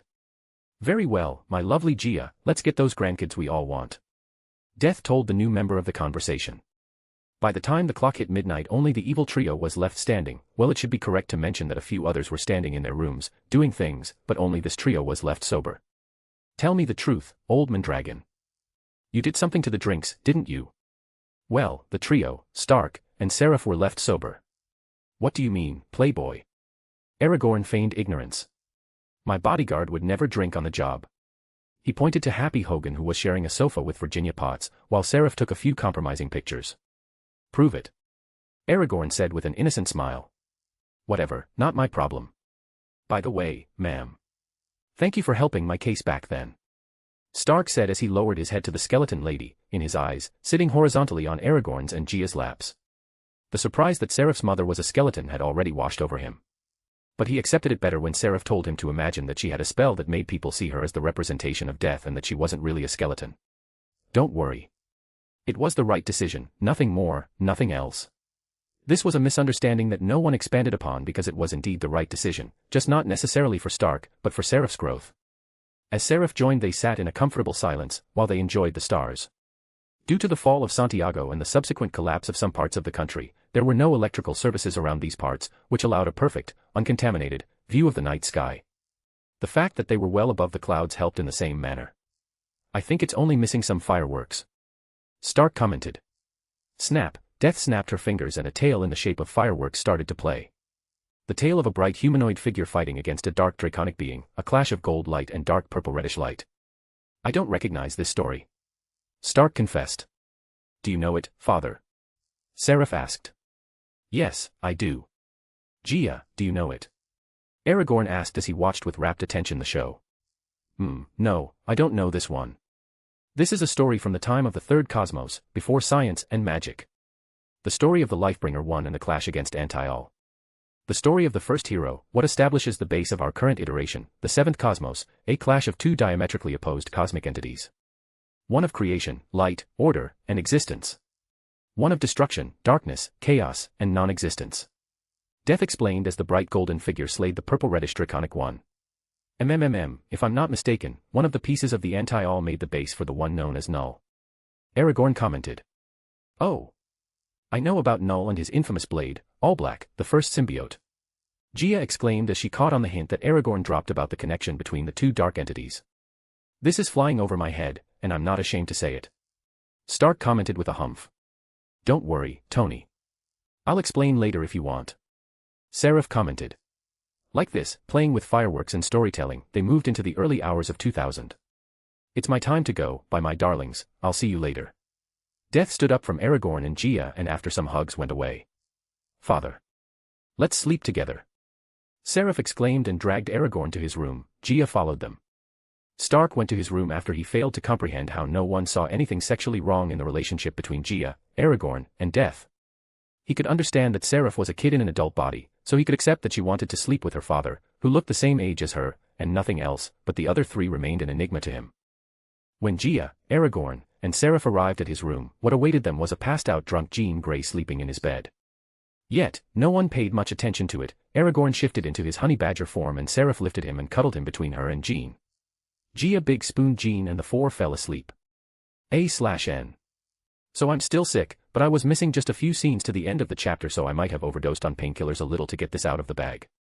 This is the end of the second volume. The next chapters are going to be similar to interludes, or short side stories. I'll include some lemons and I'll expand upon other characters that got little to no screen time. I already have the backbone of the direction I want to take with the next volume, but I haven't written much about it, though it will probably start directly after this, no time skip, and later I'll skip a few months. There are some pictures in the chapter if you get to this place and find none. That's all, peace out. Time to go back to bed. Chapter 34, Renoska. Arbor Monday, January 1st, 2000. Nuna is great, no. A genius, Nuna is a genius. Hee. I laughed merrily. Fu. Gia laughed triumphantly. Gia is not to be outshined, my sweet chocolate goddess is a genius of her own type. It's the morning after the New Year party and I can't help but be elated by the present Nuna brought us. Is this a normal conversation around here, Nick? Maria asked after taking 2 gulps of her potato juice in consequence of Jean's unorthodox idea of a first time and its similarity with making an appointment with a friend to get your first piercing together. Red is one of the less insane. Fury answered with a statement. Jesus Christ, Maria drank some more juice. I do approve of Jean, but I know she was joking about it, she is still very much heterosexual. Though it's true that Seraph can shapeshift like I can. Fuck this slut. But I also see Jean as some sort of daughter to me. Ugh. We kept talking about inane topics and then the first aggressor woke up, and she brought her victim along. We all stared at the fox and the floating human, unsure about what to make of this scene. It looked like when a serial killer puts the corpse of their victim on display. Ahem. Aragorn, could you heal Johnny? I can't do much about his pelvic girdle. Yelena looked away from us. Damn. Fury sympathetically looked at the unconscious Johnny floating above Yelena. Don't blame me, blame the one who spiked the drinks. Yelena was still looking away. I stole Mr. Storm from Yelena's telekinetic hold and touched his lower back. I assessed the damage and used my biokinesis to meld and fix his shattered bones. Some bruises needed a last touch, healing was never one of Yelena's strong suits, and healed him up. Somehow she held back enough not to kill him. I was planning to take my time and this time enjoy my first, but at some point, I got incredibly horny and then, well you know the rest. My point is that were it not for the drinks I would have gone gentler on him. Yelena. The living flame inhabiting him came out and through motions and dances conveyed how thankful she was for my assistance and how scared she was of the fox girl. I wonder if it felt his pleasure and pain through the connection they share. Slowly he opened his eyes and woke up. Congratulations, Mr. Storm. You survived the night with Yelena. I told him as he was getting his bearings back. PFF. Ahaha. Sarah found the scene funny and looked away to recover her composure. That's an achievement of its own if I ever heard of one. Fury congratulated him. I set Mr. Storm down and he was a little dazed for a second. He looked at Yelena and I saw him shudder a little. I'm sorry, Lena. I don't think I could do that again. This is the closest I've been to death. Is he forgetting about his encounter with Mephisto? Or maybe he isn't. You don't have to apologize, Johnny. Whoever spiked our drinks is at fault. Normally I would have been gentler. Yelena responded as she walked to the fabricator and prepared something for them. Johnny nodded and looked at me in questioning. I enabled it, but it wasn't me. It was my wife and this cute Gia who was obliviously looking away. Traitor. She murmured under her breath. Ma'am. Thank you very much and you should be careful the next time. It was both the best night of my life and the most dreaded. I'm man enough to admit that I was way over my head. His flame bloomed atop his head and danced in a way that mimicked nodding. He almost became a legend among men. Come here, Yelena. I told the fox as she walked back with 2 English breakfasts. She knew his body would need to replenish some losses. Yelena walked my way and I placed my right hand above her belly. I frowned a little and said, You're not pregnant. Gia mimicked my disappointment. Asterisk gasp, asterisk I can't believe it. You 3 wanted grandchildren. She uncovered our very concealed agenda. Hee. I laughed while looking down at my breakfast, smoked pork in pineapple sauce, served in corn tortillas with a side of baked black beans. Of course with some jalapeno. Fu. Gia laughed and ignored Yelena's pointed stare as she looked at her breakfast, Lebanese bread with peanut butter and jam, cheese, and fried eggs. Wait. Did the ever-serious Irina get nailed? A wide smile bloomed on her face. Sadly no, she didn't. Though she did put her fingers to work during the telepathic orgy. She projected as much. Blin. My memory is a bit spotty so I was not sure. But I thought I saw her when things started to get orgy-y. She expressed her annoyance. MMHMMM. That was when you got all freaky and almost killed me. I felt like I was being gangbanged by a bunch of nymphos. No offense, Lena. Johnny diligently ate the protein and carbohydrates his body demanded. None taken, we had a great time, didn't we? Despite the consequences. Yelena made a space for her at my side, between Gia and me, and began her breakfast. That we did, but please, let's do this only once a year, I don't think I could keep up with this more than that.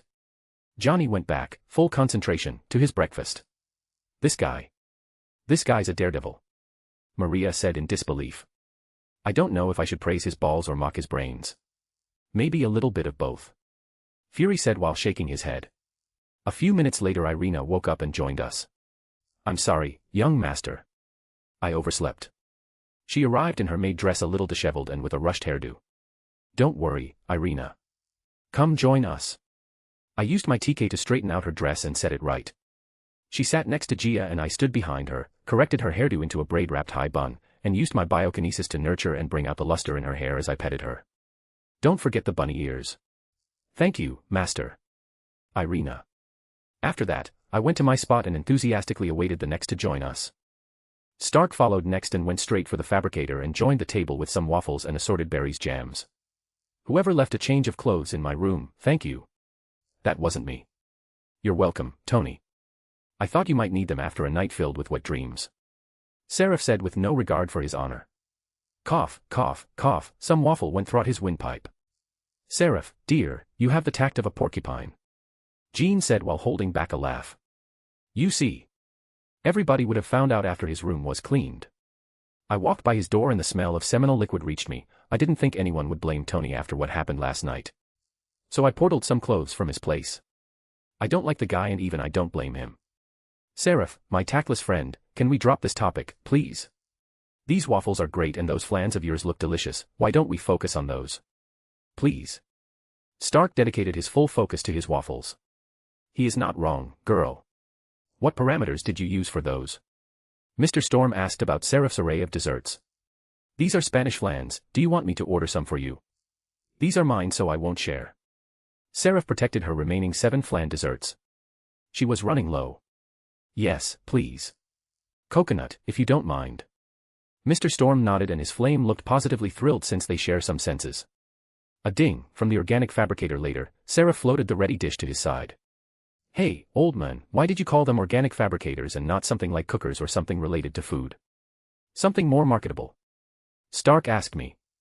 They can do more than cooking, if you know the appropriate parameters you could print an organ since it's organic. But organ transplants are obsolete in Halo. Regeneration is better as long you are not reducing the lifespan of the patients, so these are mainly used for food. What? Then could you cook diamonds? Graphene.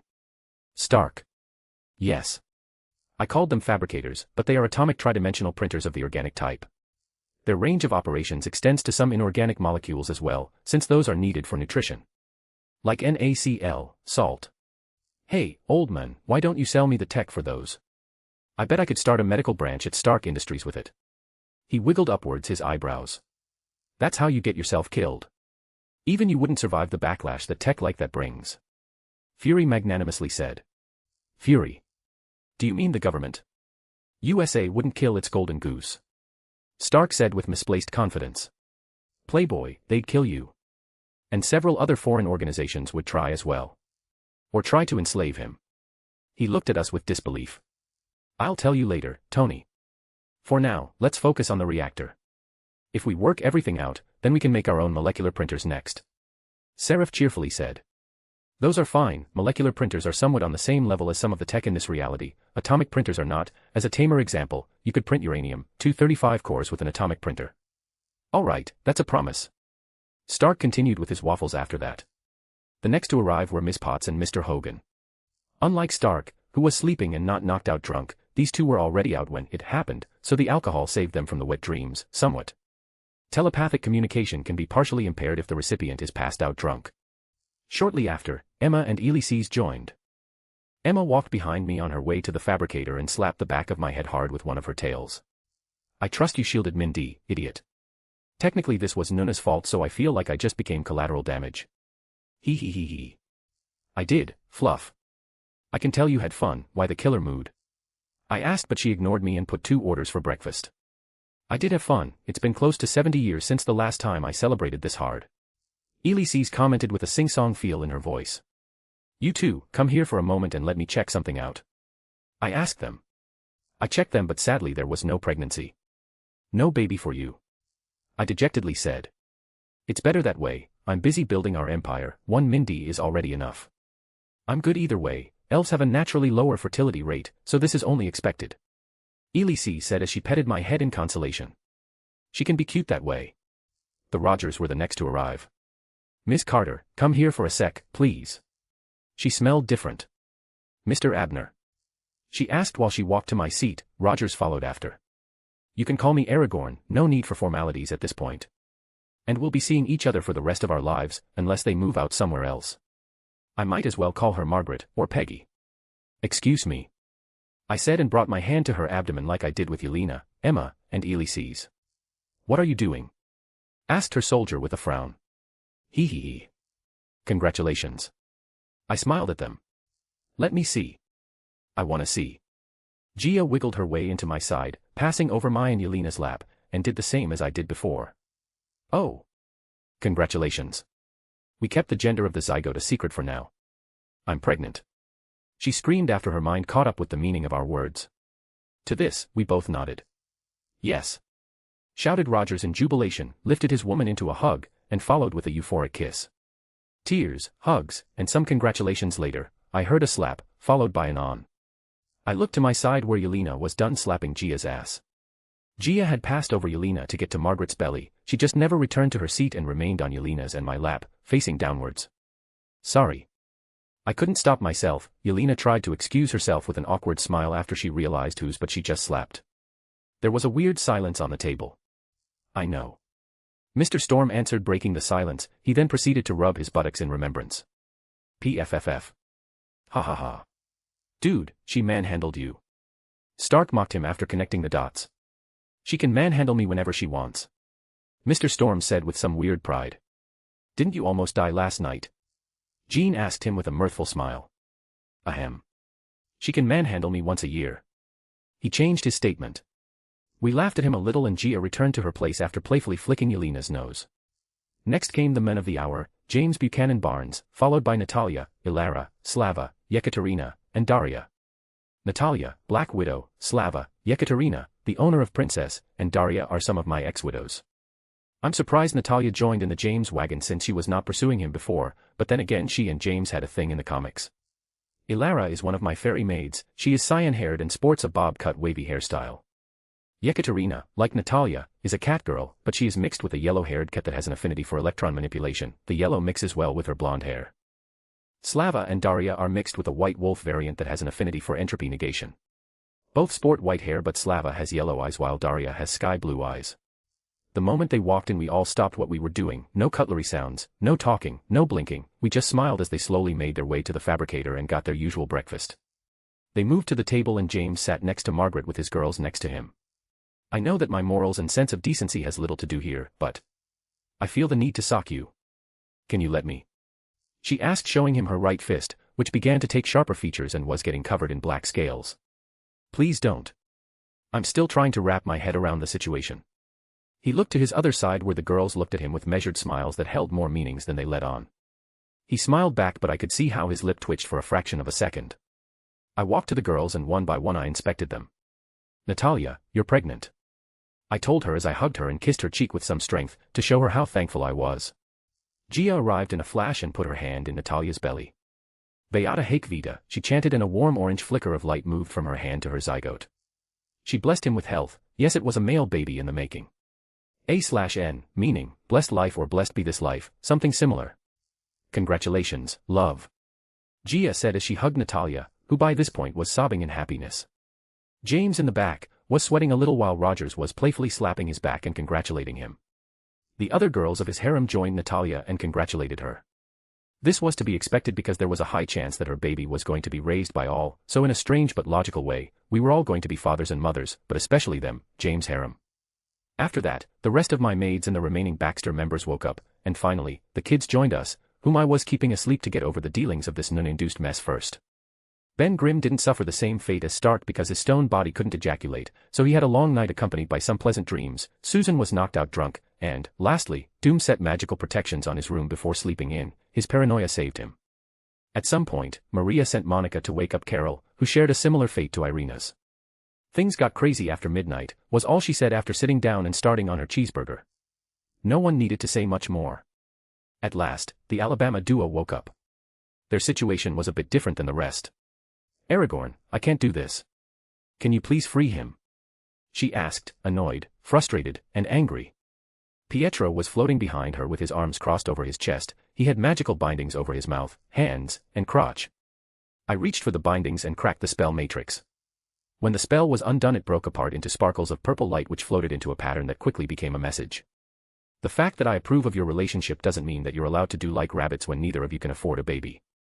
I have to admit that Agatha has a way of embarrassing her kid that could put to shame Raven's and Irene's. Ha ha ha ha ha ha. The first to crack was Seraph, who had no qualms about laughing out loud. Soon we all joined her. In the end, only Natalia and Margaret got pregnant, which makes sense since those two are the ones I know to have a higher desire for procreation. Since their bodies react to stimuli to spark their adaptation, you could say that the desire they had for a family was higher than the lust most of them felt. I'm okay with these numbers, I told Gia. Yep, we are doing great. In a few centuries, we should have more. She answered. Outskirts of the former capital of Chile. Outside the barrier. Okay.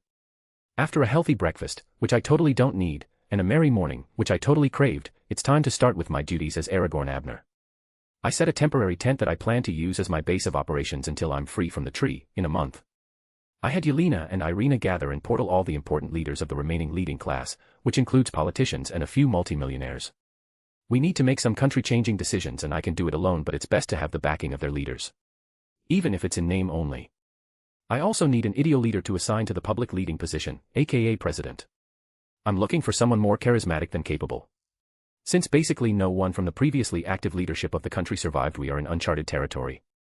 As proven by history, when something like this happens, the affected territory will either be preyed upon by its neighbors or a militant leader is born from the chaos and anarchy, none of which work for me. 30 minutes later my girls had gathered everyone Spark and I deemed pertinent to our plans. Buenos dias a todos. Mi nombre es Aragorn Abner. Good morning to all. My name is Aragorn Abner. I said with a solemn expression. A/N, I'll write from here on in English, but you can assume they are speaking in Spanish. Although the circumstances that have forced us to gather today are tragic enough, I'm happy to have you here. At the back of the room I could see Agent Coulson, whom Fury left as my official overseer. Some of you know of me, but none have ever matched my name with my face. I did speak with a few of you over the phone before setting foot in Chile, and the vast majority of you have had run-ins with a few of my companies. Mostly the Spiral CO, which has 5 major mining operations in this country. Yesterday I made a contract with Lord Alduin, also known as the Dragon of the End. I'm here to inform you about the details of said contract and get everyone up to speed regarding the concurrences that led to the fall of Santiago. We will have a press conference in the afternoon, which has been already scheduled, so we will decide on our official version of the disaster at this meeting. From there on I had the girls hand them a pamphlet with my personal contact info and a few summarized points about the agenda for the meeting. I began by explaining that my draconic attributes were a consequence of the contract, and then I gave them the same version Spark gave the WSC, World Security Council. When the topic of the warping maids with animal ears came up, I told them that these were sorcerers who served Lord Alduin. There were a few who didn't appreciate my supposed mutant bloodline, but after the meeting is done they will have a change in ideology. I'm sure of it. There were a few who didn't like how I was appropriating the country based on the words of a dragon that came out of nowhere, but I did the equivalent of offering to buy their national debt, and I showed them how much I was willing to invest in Chile. Whether they had the best interests of the country in mind or not, they all caved in when they saw how much cash was going to flow in. Aided by the fact that I was opening a few branches of my tech and pharma companies, I had no problem getting everyone on board of the Shine Wagon. With the legitimacy of my future actions out of the question, we moved into matters of public planning and social unrest. I had plans, and these plans couldn't work if more than half of the country was falling apart. So I needed to rebuild the capital, which should function more as a symbol than a capital, and provide the people some manner of stability. I do plan to rebuild the capital city, but it's a waste of terrain to build it surrounding the tree. Why is that? Do you mean to build it somewhere else? Asked Clemencia Alvarez Rojas. She is currently running first on my mental list of leaders whom I could dump the presidency to. Due to the after effects of Goddess Gia's divinity, the soil and water around the tree was enhanced. We could get more out of it if we cultivate it than if we build over it. But, isn't it more important to show the people a guiding light in the form of a new capital city amid the current unrest that runs rampant? Said Matias Bolanos Sequeira. He is currently number 2. Yes, but you don't understand what I mean by enhanced. Imagine a soil that maximizes production, vigor, health, resilience, and others. Imagine if we could raise supercrops and then export the seedlings. Imagine water that is more holy than the one of the Vatican City. Imagine water that could promote health, cure minor diseases, promote life expectancy, aid, and heal. Do you think it is justifiable to pollute this major opportunity just to rebuild a city for which we currently have no populace? I think you're right, but we still need an object of hope for our people. A symbol. Clemencia commented. I think we should subject it to a vote. Matthias added. I think you are caged by the mentality of a third world country. Why are you acting like this? Didn't you see how much money we have available? And that's not accounting for the cooperation of my personal power in building this city. You should stop thinking about either or, you should think about add to cart. You now have a billionaire as your sugar daddy. Instead of compromising, why don't we do both? You mean that we build the city in a separate place not far from here? Asked Matthias. That's a better thought process, but I meant, why don't we build the city below ground level in here? My idea earned me stares of incredulity and disbelief. I also felt how a few of them were getting worried about me, or my mental health to be precise. Your thinking is shallow and mediocre. You need to try and picture the wealth of knowledge that Lord Alduin bestowed upon me, add my resources and power, mix it with the help of Lord Alduin's sorcerers, and the result is our current situation. It's no delusion to say that not even the sky is the limit. Like a floating castle? Asked Alejandro Moladin Cruz, the current leader of what's left of the Ministerio de Defensa Nacional, MDN. A/N, think of it as the military. National Defense Ministry. Yes. That's right.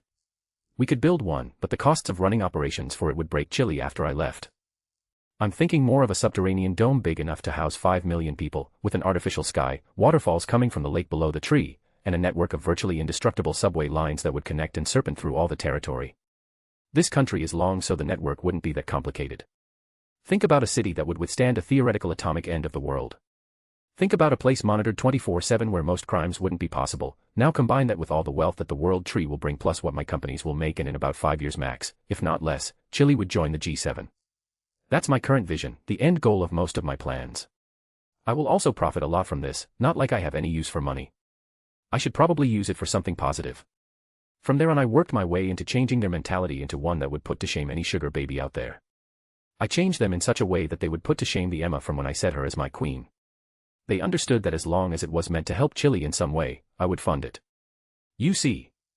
Normally privileges are attached to responsibilities or some other form of limitation. I know that in society that's not always the case, but I made sure to impress upon them how Lord Alduin would be watching their every move, meaning that by taking my hand they forfeited their privacy. Of course, I said this in a way that would make them think that a beast, dragon, was watching over them, which means that they would be shocked when they find out that they can't run away with my money, that I, Lord Alduin, own them from now on. By the end of the meeting, we had a sketch of a plan, the story that we would deliver to the press, and we decided to rename the country once the capital city was built, which should take me 1 week. There were a few constitutional changes that we needed to address, but those were left for the second semester. Around that time things should have settled down enough to appoint a new leading power. When the time for the press conference came, it became a mess. Which was expected. I decided to reveal the knowledge of magic to the world because there wasn't much that could be done to mask the news once the people got access to some pictures. Also, my core self and Gia were not very subtle. It's always best to control the narrative, so that's what I did. I had Irina and Yelena, posing as sorcerers serving Lord Alduin, cast a few party tricks. Then came the mess of explaining how a temporary committee was created to deal with the aftermath of the fall of Santiago, and how a more permanent solution would be addressed in 6 months. This served to give the Chileans, a semblance of normalcy. Things, once more, went berserk when I explained how using my mutant abilities and the gifts bestowed by Lord Alduin and the sorcerers we were going to build a subterranean city in a week, which is mostly a lie since I will be building the whole thing myself while the girls cast some VFX spells.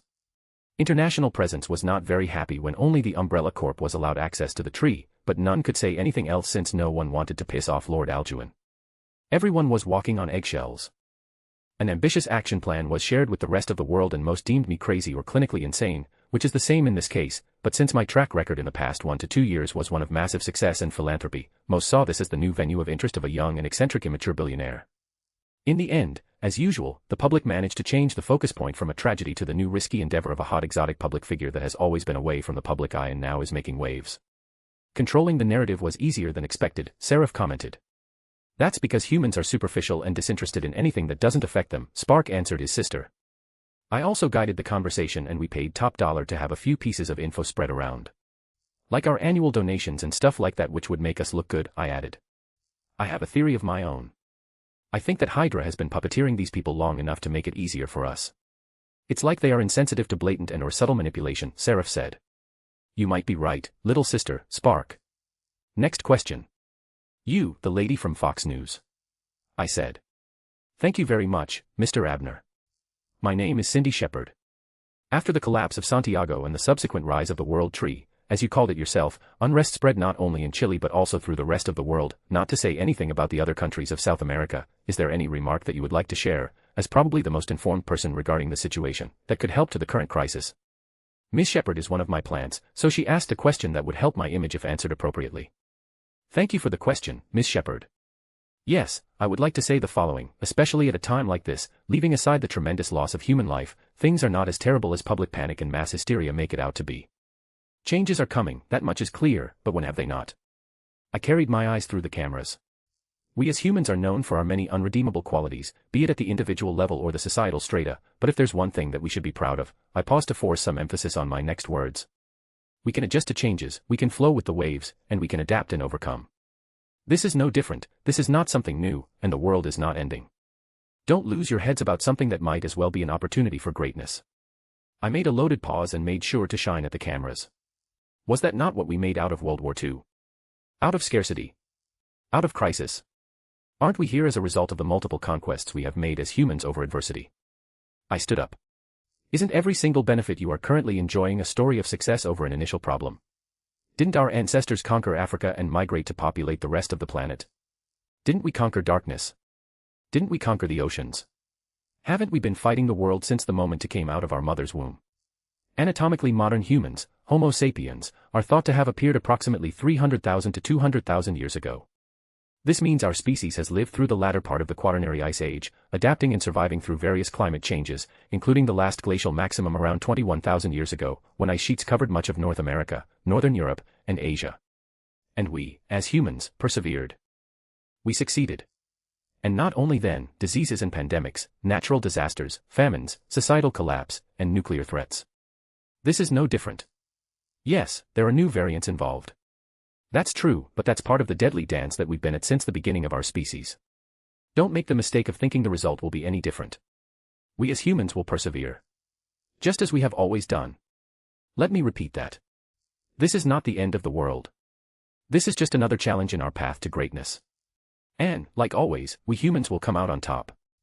I ended my speech with a fist to the sky and a subtle glow on my horns and tail. You think we could work with this? I asked my kids. Yep, father. That was great. I'm gonna spread some headlines, mutant, proud member of the human race. I can already see it on the next issue, Seraph. I should also start an unpretentious campaign, something along the lines, the end is not near. Spark added. Yeah, that should work.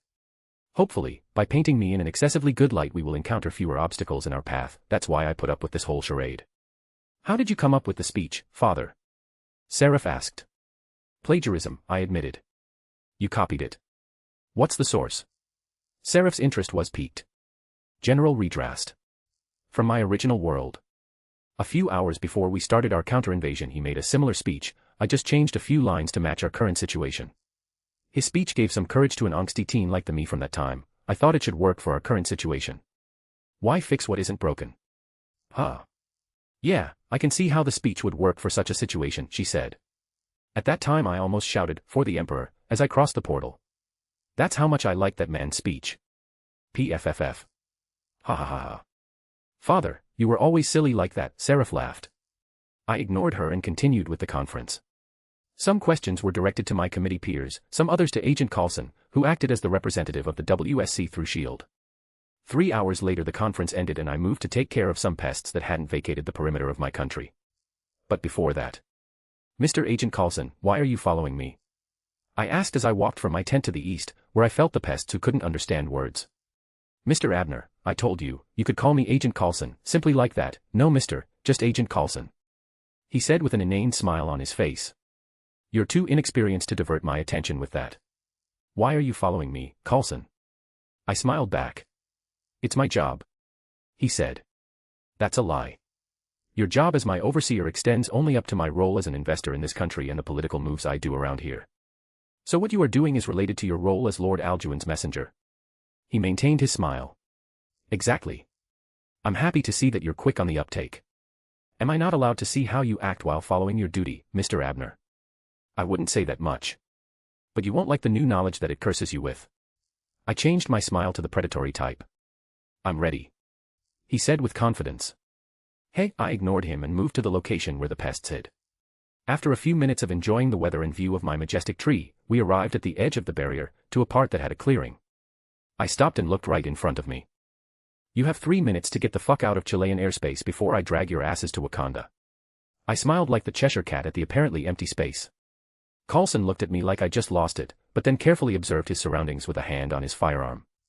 Yes, I can hear you. Yes, I can see you. Yes, I know of Wakanda. You don't want to do that. No. Those puny-ass psion scramblers won't help you when dealing with a beyond Omega mutant like me. Contact your leaders if you must, but be aware that you should have hauled us when everybody else did. 2 minutes and 17 seconds left, I'm sure I must look mental. But I was holding my stare with the apparent leader of the team. Adora Milaje. I thought those girls only involved themselves in matters of royalty or dark ops. This shouldn't be either, unless... Fuck. Now, before we take actions that would lead up to consequential annihilation of Wakanda. Can someone please tell me why the fuck is Princess Shuri in this aircraft, outside of the security of your fucking kingdom? My eyes switched to red and I crushed the small lighthouse-like device in charge of keeping the mobile cloaking field. Like the trained operatives that they were, they assumed a defensive position over the ramp open behind their aircraft and pointed vibranium spears at us. Bah. Spears. You have vibranium in abundance and you chose to arm your royal guards with spears. Vibranium or no vibranium, you do know that those are spears, right? Simply spears, just that, right? But no one answered, they just glared at us and awaited. Clack clack clack clack clack, Her Highness presents herself. Obviously from behind the security of her guards. Princess. Does your father know you're here? I glared at the teen. She is apparently older than the MCU version, closer in age to the comic version. According to the rings in her bones and the length of her telomeres, she should be around 15-17 years old. Younger than Jean and Kitty. Who do you believe yourself to be to talk to Her Highness like that? The Dora Milaje lady barked. But I ignored her and kept my gaze on the princess. No. But my mother should know, she acted like she was caught eating the pie in the fridge in the middle of the night. See, I exhaled and got my temper in order. I shouldn't be biased against these guys. Breath in. Breath out. Why didn't you exit when I sent the general order? You're the only ones left. My eyes went back to multicolor. I didn't think he would see through my cloaking beacon. She relaxed when she saw I had no hostility, the same couldn't be said about her guards. No, that much is clear. What I meant is, why are you trying to breach the barrier? I pointed at the metal structure attached to the barrier that looked like an arched doorway. Can I claim diplomatic immunity? She smiled, wryly. Is that the royal version of pleading the fifth? I smiled back. Exactly. She giggled. If you tell me I might grant you access. Are you sure you want to use your diplomatic immunity now? That made a crack in her smile. I wanted to meet Goddess Gia. She looked in the direction of the crown of the tree. Because she is God's Bast's grandmother. I tilted my head.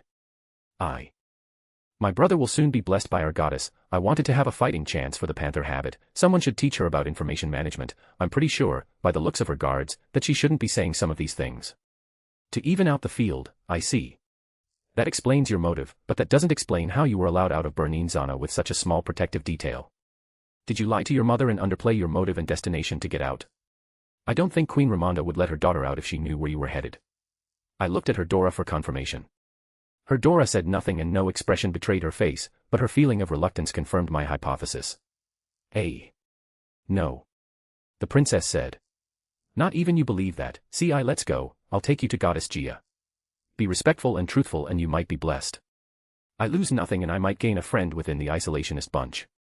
Really? She shouted. Wait. Your Highness. We can't trust this man. Her Dora subtly admonished her. But, Nakia, this is my chance. I don't think I can crack the barrier yet, and he is going to drive us out if we don't hurry up. So her Dora was Nakia Shaku, wasn't she Chala's stalker? Nakia looked at me with hate in her eyes and disgust. No, it's closer to racism. This little shit dares. You dash, she started, but I zipped her mouth shut. And who do you think you are to address me? Do you think of yourself in the same standing as your princess or me? She tried to speak, her cheeks filled with air and her hands clawing at her lips in panic. When in doubt, act like a young master, that's the key to life. Nakia. The princess exclaimed and jumped over her guard to her Dora's side. I apologize, Mr. Abner. Can you please release her? She is dear to me, so I will make sure to properly discipline her. She mustered her royal speech manners out and asked while looking directly at my crimson nebulae. Sure, Your Highness. But she will be treated like a dog if she barks like one. I smiled at the woman as I released her mouth. After things calmed down a little, not that Nakia stopped glaring, I caged us in a barrier and flew us to the tree house. I'm sure Spark informed Gia as we talked.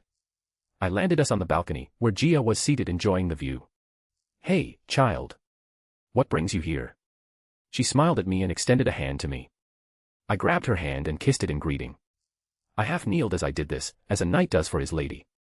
This girl is Princess Shuri, from Wakanda. My understanding is that said kingdom is under the purview of your esteemed granddaughter, Goddess Bast. She pleaded for an audience in hopes of making a request. I moved to Gia's back as if I were her guard. The Wakandans were long ago kneeling behind their charge and the princess walked to the front and kneeled to Gia.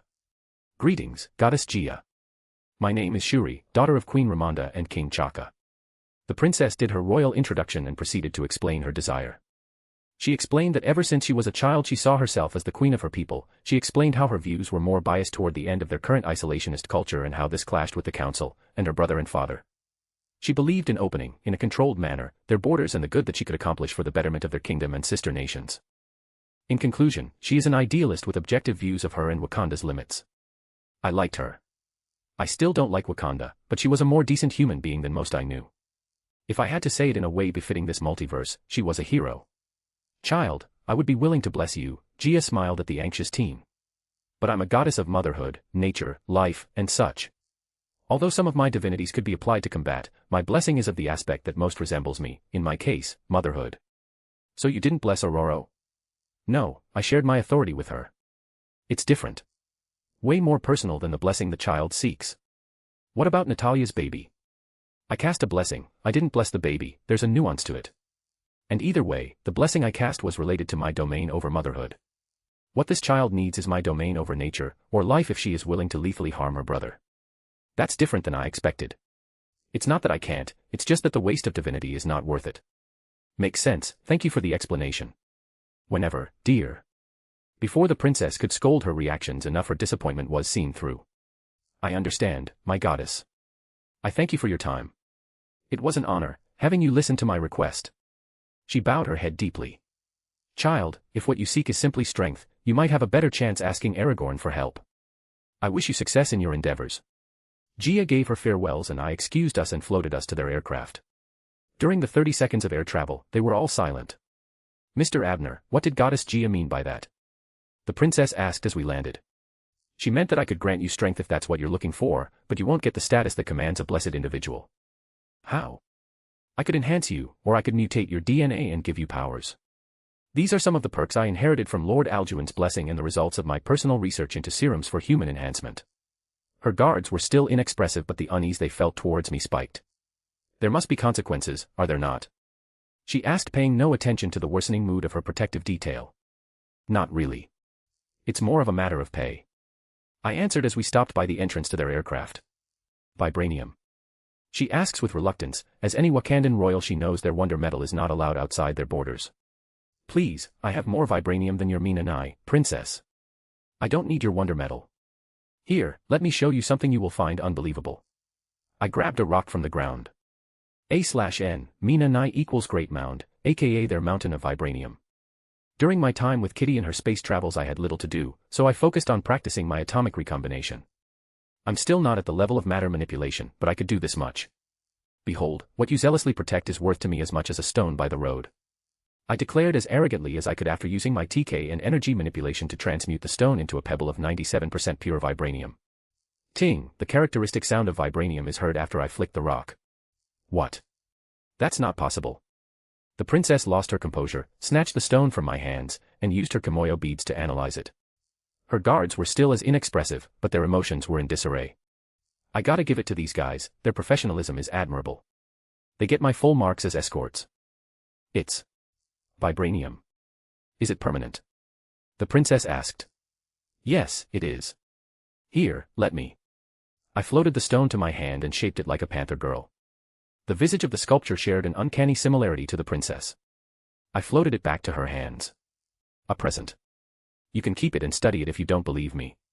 She looked at the figurine and then raised her face and took a serious countenance before asking. How do you know so much of Wakanda? Is this part of the knowledge you said Lord Alduin entrusted you with? As one would expect, they were privy to the very secret conversation I had with the WSC. Yes and no. Lord Alduin gave me knowledge about some of the inner workings of Wakanda that I did not know of, superficial stuff. But I discovered your kingdom a few years back when I launched my satnet. I needed to make sure my satellites wouldn't crash with yours. After that, I sometimes spied on you guys, just the usual stuff, nothing too invasive. I gave the princess an almost mocking smile. That didn't sound very good, did it? She asked with a poker face. I only spied on you because you hacked my servers, the ones from the Light Enterprises. I'm guessing you guys were after the energy storage tech, but the joke's on you. I dumbed down the tech to earthen levels, so it served no advantage to your haughty vibranium-worshipping advanced asses, did it? This time I openly mocked her. You don't like us very much, do you? She said in exasperation. I like you just enough. I don't like the average Wakandan, though. I confessed. Why? The average Wakandan is arrogant, racist, conceited, and has no regard or recognition for the advances or integrity of technological and theoretical discoveries of the rest of the world, even if you benefit from them. That's the objective generalization of her people. I can't say that other countries are better in that regard, it's just that their hubris is almost as sickening as it gets. Take a look at your Dora.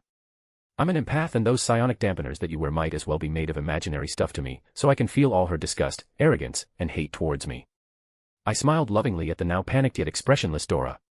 Tell me, Princess Shuri, I recognize your head as world heritage, I know you're smart, you have to be if you can crack the firewall of my public servers, which is why you should have a better estimate of the extent of my powers than most, don't you? I appealed to her ego a little. To my question, she nodded. Do you doubt that I could drop a meteor shower on Wakanda if I wanted? I raised my hand to the sky as if I were reaching for something and was getting ready to drag it down. It's possible, based on my personal estimates you can focus your psionic field like you did when you levitated the council members. I don't know how far, but so far you're the only telepath that I have records that could do so. Even if the asteroid belt was beyond your reach, I know our satellites are not. She got close to my side and grabbed my arm to lower it down, I let her do so. And am I correct to assume that your guards and some of Wakanda should be up to speed with your math? I asked. She nodded. Yet, she acted the way she did. Is she self-destructive? Suicidal? I looked at the Dora in question like one does at a rare specimen. I'm trying to change that. I know my people could be greater. I know we could do better. But it takes time, and a miracle in this case. Don't you want to be my miracle worker? She tried to sell me her political campaign. Which is okay in this case in the way that she did it. I want a sample of your techno-organic virus if you win the Panther habit. I've always been interested in their techno-organic jungle. I bet it would meld splendidly with Halo. He. I don't know if that's better or worse than you asking for vibranium. She said with a nervous chuckle. The techno-organic virus could end life as we know it on the planet, so that's where the problem stems from. If it makes you feel better, I plan to use it off-world, in a controlled environment. Off-world? I was not aware that you had a facility outside the planet. She tried to pry some info, which I didn't mind sharing. I have a space station in orbit, cloaked of course. I don't need to show it to her though. I tentatively agree. What will happen if I lose? Much to her guard's chagrin, she agreed. Nothing, you get to keep what I gave you. I'll just steal the sample myself and throw diplomacy through the window. Playing civilization in real life is fun, so I won't resort to theft, at the moment. Sounds like a losing deal to me. She questioned my motives. No, I don't think so. That's just how little cost my offer for help has to me. If you win I win, if you lose I don't win, I don't lose either way. And I will only mutate her, so it's not like they will extract my recipe for the SSS like they would if I enhance her. Can I talk with my mother? She asks in doubt. Sure. You're the one who knows how much time you have. I'm in no rush. Though I foresee her father and brother getting in her way. Thank you. I will talk with my mother first, then. I will be here for about a month and then I will be moving between the states and here. You can contact me when you're ready and if your mother allows it. I can almost bet that she won't allow it, but this princess will probably escape either way. With that out of the path, I explained to her about some of my capabilities in wielding biokinesis, and after ironing out a few points, they left. So Wakanda is not what it looks like. Coulson said. No, they are the most advanced country on land. A very vague description but truthful. Can you fax us a report on them?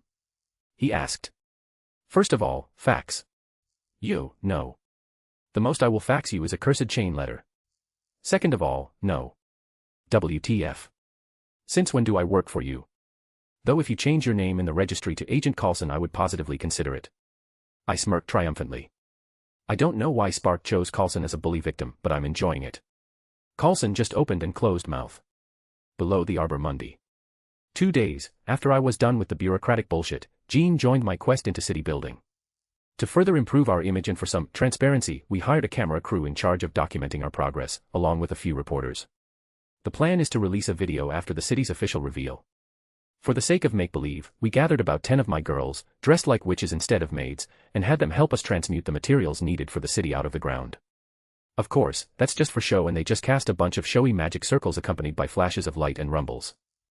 When everyone was ready I approached the tree, touched one of the big roots, and made a show of roots rising from the ground creating a path long enough to get us about 2 miles, 3 km, down, and wide enough to allow for free movement of construction material. Then Jean and I started to pull rocks, sediment, and ground out until after 5 hours we had a cave. A massive cave, one tall enough to fit the Burj Khalifa and big enough to fit about 1.7 Santiagos. The cave dome was covered in magic circles that served no purpose other than masking that Jean and I were holding up the ceiling from falling. Once we made the clearing for our future city I kneeled and clasped my hands together while looking solemn. Dear Gia, nurturing mother and cherished one, your generosity nourishes the world, and your wisdom guides those who walk upon your earth. As I tread lightly on your soil, I come to you not with grandiose requests but as a believer seeking a gentle push in the right direction. In the whisper of the wind and the murmur of the brook, I listen for your guidance, hoping for the casual aid that only you can provide. I made sure the camera caught my prayer. Hopefully, Gia will earn more worship, ergo extra energy. As I finish my prayer the cave trembles and rumbles and the wall, the dome, is pierced by numerous softly glowing roots. One could say these roots were thin and long, but that was only if you compared them to the roots that could be found superficially on the Arbor Mundi.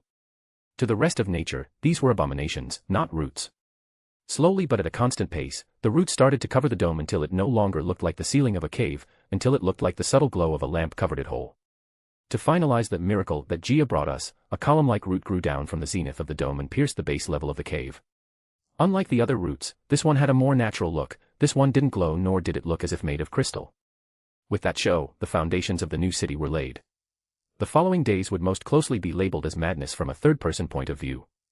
But we had plenty of practice after building several megastructures in Halo, Krakoa, and Nirn, and although the girls looked like working bees, going from one place to another, most of the hard work was done by me and Jean. Jean doesn't have studies in civil engineering or architecture, but through our link, I sent her requests with their corresponding step-by-step that she just needed to follow, so she was of great help. Eventually, the girls got bored after the first day of play pretend and joined the fun. I had them transport several tech pieces, not available to the public yet, from Entech, my new company that at the moment hasn't launched anything to the market. The plan was to use this as a marketing trampoline. This should help put more of my not-bugged tech into the homes of unsuspecting victims. Aragorn. I've come to bargain. Shouted Wandabus. What the heck? I asked without stopping my hands from conducting the building of the city. It's Mother. She is clam-jamming me. She shouted without an ounce of shame. Harry Hart, Neo Xavier, looked at Wanda and shook his head in disapproval. He was not helping like everybody else was, but since Jean was here, he was here. What leap of logic led you to me helping you get laid? I'm a pretty irrational person, I can admit that, but I'm not connecting the dots here. Phew fuff. She laughed like a fictional villainess. I have a spell for probability tempering. She paused and looked at me like a fisherman waiting for the fish to bite the bait. Which can be cast like a curse. It's virtually undetectable. Dash. What do you need my help with? I mean, imagine cursing someone to always bump their little finger. Or the typical lucky pervert halo that Japanese harem main characters have. Just saying. I'm gonna prepare some fallback plans, but once you're done with this whole babysitting the tree, I need you to distract her for at least 12 hours. Dash. Poor Pietro. That's possible. Not my problem if the unruly teen suffers the same fate as Mr. Storm. By the way, why am I so horny? Does it have anything to do with the succubi DNA in me? She looked confused and almost accusingly at me. No. You're just horny like that. I responded factually. I saw Hart look at her in disapproval once again. So it's my succubus bloodline, that makes sense. She convinced herself of that and then portaled to who knows where. Please don't imitate your friends, my lady. Hart said to Jean. I didn't plan to, she answered. Days went by and after a week of hard work. Actually, it wasn't really hard work, but let's call it fulfilling work. After a week the city was finished. We had a crowd composed of the committee and several reporters bewildered at the impossibility of the city that stood before them. Water fell from the sky, creating a phenomenon of columns of light and columns of water. The central route was used as a spine for the massive governmental palace that was erected. There were 4 entrances and exits at the corresponding cardinal points. These openings will be later connected to the subway network that will span through the entire country, making the capital accessible to anyone in under 2 hours, no matter how far away they are. Welcome to the capital of Renaska.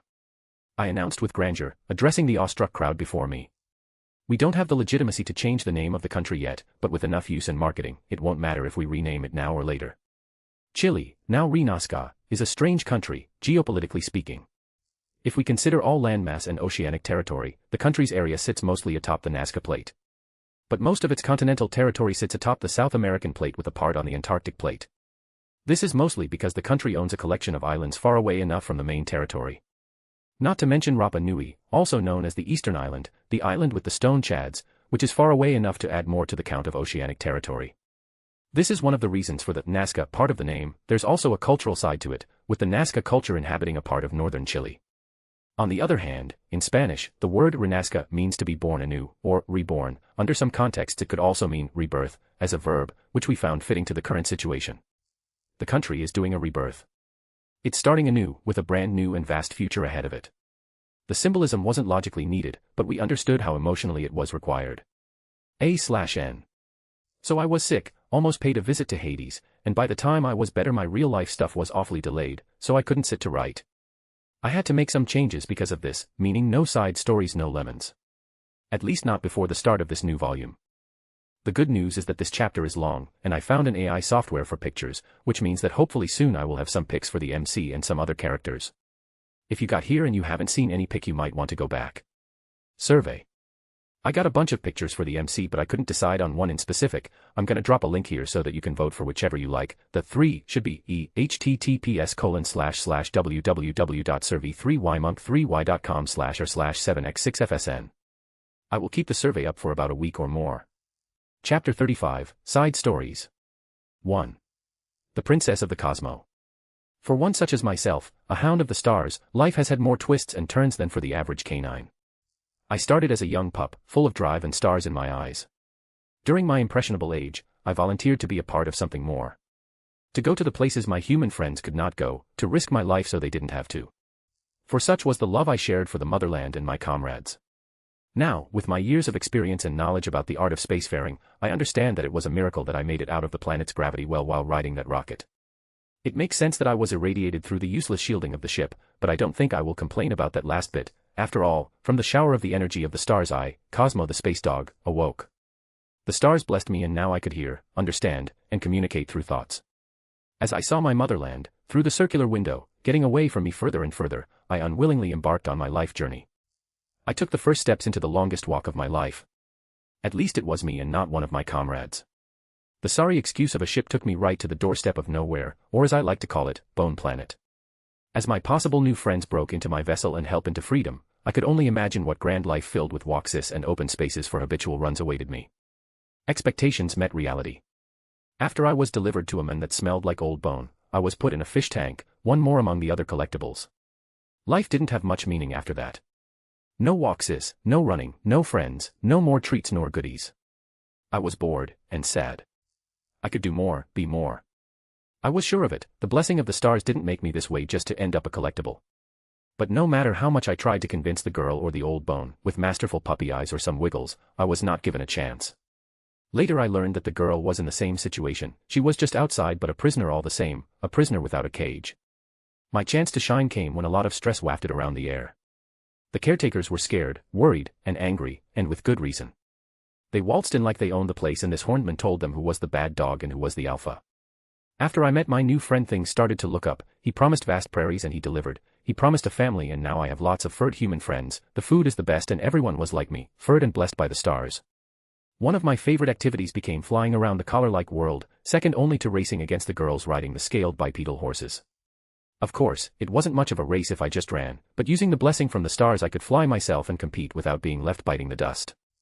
I also liked very much swimming in the lakes, though I almost got chomped by a many-limbed water friend. Nothing a bubble around my body couldn't fix. One day as I walked, or more like hoped, through the grasslands I met her, Princess. She was not very good at conversation but she had the smell, the body, and the maw of a warrior. Just how I liked them. The only problem was the conversation part, luckily my new friend came to the rescue and now I just have to be a patient dog. ... The flame of my soul. Okay, Johnny. Let's do this. Susan Storm enthusiastically exclaimed. He. Don't worry sis, we've got this covered. Johnny exclaimed as he stood up and walked to the front. I don't see how this is fair. Ben Grimm complained from his reinforced seat. I don't see how we didn't see this coming. Victor Von Doom pointed out the obvious. And no complaining now. That coupon for a month in the learning room will be ours, the Storm siblings, the rules were clear from the beginning and now you losers can't go cry to mama. Johnny cockily sneered. Shut up, Matchstick. No one said anything about powers. Ben Grimm retorted. No one said you couldn't. Now, shut up and take a look at how we win this round. Johnny said as he used his flames to depict a flaming person walking down the flaming street entering several flaming buildings, and coming out with several flaming bags. Shopping. It's shopping. Susan Storm shouted the correct answer. That's correct, one more point the Storm siblings. They are in the lead by 3 points. Spark projected the scoreboard from Doom's P-Link which was set on the coffee table. Come on, Victor. It's time you whoop out some of that magic of yours and help us get the win. I always wanted to be a pizza baker, now's the time. I can't let this opportunity go. Ben tried to get Doom going. For the umpteenth time. I don't do illusion magic, I specialize in attack and anti-demonic magic. Illusion wouldn't work on a demon that could perceive souls so I never studied it. Doom said in regret. Victor, can't you use magic to bend light?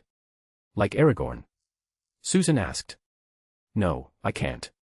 It's possible, but Aragorn doesn't bend light with the assistance of magic. Doom shook his head. What does he do, then? I've seen the illusions he makes. Ben asked. I don't know, but it's not magic, not that I doubt he could, but when I've seen him do it it has never been magic. Doom. Sparky dude. Can you tell us how he does it? Johnny asked the P-Link.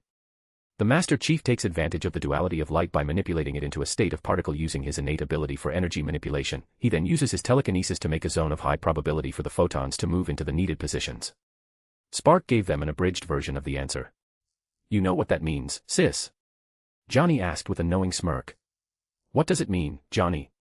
Susan asked with a smirk of her own. It means they will remain losers and we will triumph as the rightful winners. The pair smiled at the brooding duo. 20 minutes later the obvious outcome happened. Johnny did have to escape from Ben after he took it too far with the mocking, leaving Susan and Doom alone in the living room. One would think that Reed would want to participate if the game included a trip to the learning room as a reward, right? Susan dejectedly asked Doom. If I had to say it in magical terms, Reed has been cursed with the understanding of his mortal limitations after meeting a being such as Aragorn. I understand where his recently acquired passion for prowess comes from. I experienced something similar when my mother's soul was taken from me by him. I did everything I could to get my hands on a chance to get her back. You know how that ended for me. Victor replied with a noncommittal answer. And in normal terms? Susan dejectedly asked. He's an idiot that doesn't know how to cope with what he can't control or understand. I talk from experience. He said with some self-mockery. Yeah, I could tell. You and Reed were always similar in some aspects. I just thought we could, all of us together, share some quality time like we used to. We have finally escaped the stalking and siege from the military and our company has a new direction and backer to work with. I thought our team needed a little bit of celebration and fun. Susan said.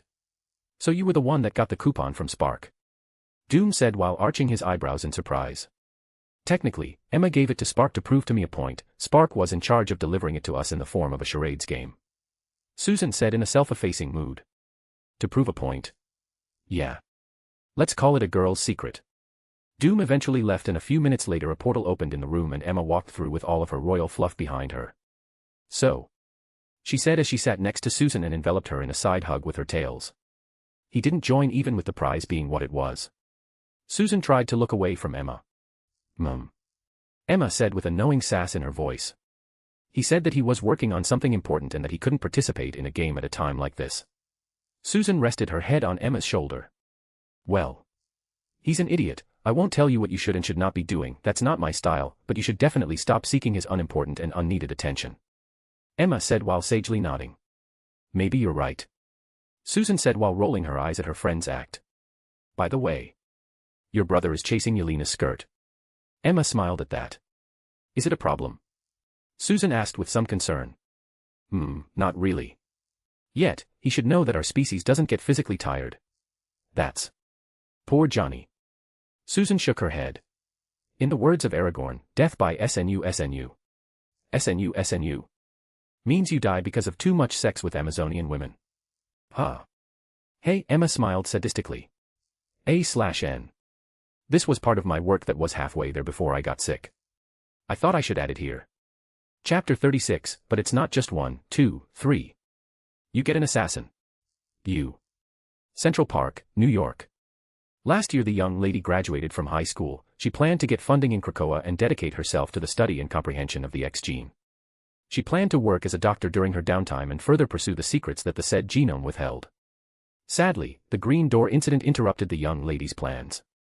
In a manner of atonement, she followed Aragorn's advice and decided to help the dragon into helping Chile, into helping Rinaska. After the new capital city was built, 1 week ago, the young lady became Aragorn's right hand and errand girl.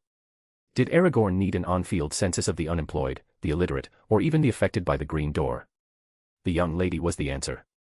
Did Aragorn need someone to help with search and rescue? The young lady was there to help. Did Aragorn need someone to visit local conflict zones to reassure and police the residents? The young lady will be there in a second. This gained her a lot of visibility, much to my displeasure, and reputation, much to my satisfaction, as well as another unintended consequence. Now it's publicly accepted that the young lady is the sweetheart of Aragorn. It's obviously not the case, but the evidence against them is condemning. Exhibit number 1, the young lady lives in his mansion. Exhibit number 2, the young lady is seen multiple times, since the public reveal of Aragorn, at Aragorn's side. Exhibit number 3, they both are psychokinetic. Now this exhibit, of course, would be annulled by a competent judge, but in the eyes of the public, this means that they are meant to be. Like when you see doctors married, or lawyers, or police officers, and so on. Exhibit number 4, due to the average Helloan's clingy behavior, there are multiple pictures of the young lady in Aragorn's arms. This as well would be revoked by a judge since there are also other pictures of Irina or Yelena in Aragorn's arms. Still, it adds to sway the public opinion into believing that Aragorn X gene is a thing. Things didn't improve when evidence of Aragorn's guardianship over the young lady was released. If anything, they got worse. Normally, it would be frowned upon for a guardian to be romantically involved with their charge, but in this case, the age difference is public approved. With Aragorn being 21 years old, on paper of course, and the young lady 18 years old this year.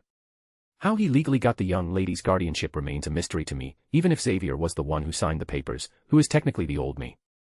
There are rumors about how he saved her from her previous guardian and offered her a place by his side. The press somehow made them a knight and damsel story. As the person born from Charles Xavier, the previous guardian, I feel conflicted about how accurate this made-up story is. But I'm letting my thoughts wander. The attention the young lady gained due to her public involvement with Aragorn led to our current situation. Young lady. I believe you don't need me to remind you about it, especially not when it comes from me, but for your sake I must. Please finish them off, or you might end up in another situation like what led to your punishment. I looked at the conflicted eyes of my young lady and then up to the 6 masked and armed struggling figures that she held afloat. I know. But it's not the same watching a memory of the previous avatars doing it than killing them myself. She exclaimed with some unshed tears in her eyes. I could do it for you, my lady. But I don't believe it will help you. I maintained my position. But we could deliver them to Aragorn, they might have some important information. I may not be able to bypass their anti-psionic wave implants, but I bet Aragorn could. She tried to shift responsibility. My lady, you and I both know that them being currently alive is against Aragorn's orders. Please don't try to shift the responsibility of their lives to his hands when we both know how clear his instructions were. The reluctance was visible in her visage and body language. My lady, I believe I understand and admire your reluctance to take a life, but I don't comprehend why this is taking such a heavy toll on you. I can almost feel your panic from here. Normally, after Aragorn's training, I can't feel her emotions unless she allows me to. The fact that I'm getting glimpses of them is alarming. I felt the death of Annie and it felt. I just don't want to cause that feeling. I never wanted to be responsible for that. I wanted to protect and heal, to reassure and secure, never to be the bringer of endings. And now I have to kill them. They just couldn't stop themselves, could they? Why didn't they attack Aragorn as usual? Why did I have to be their target?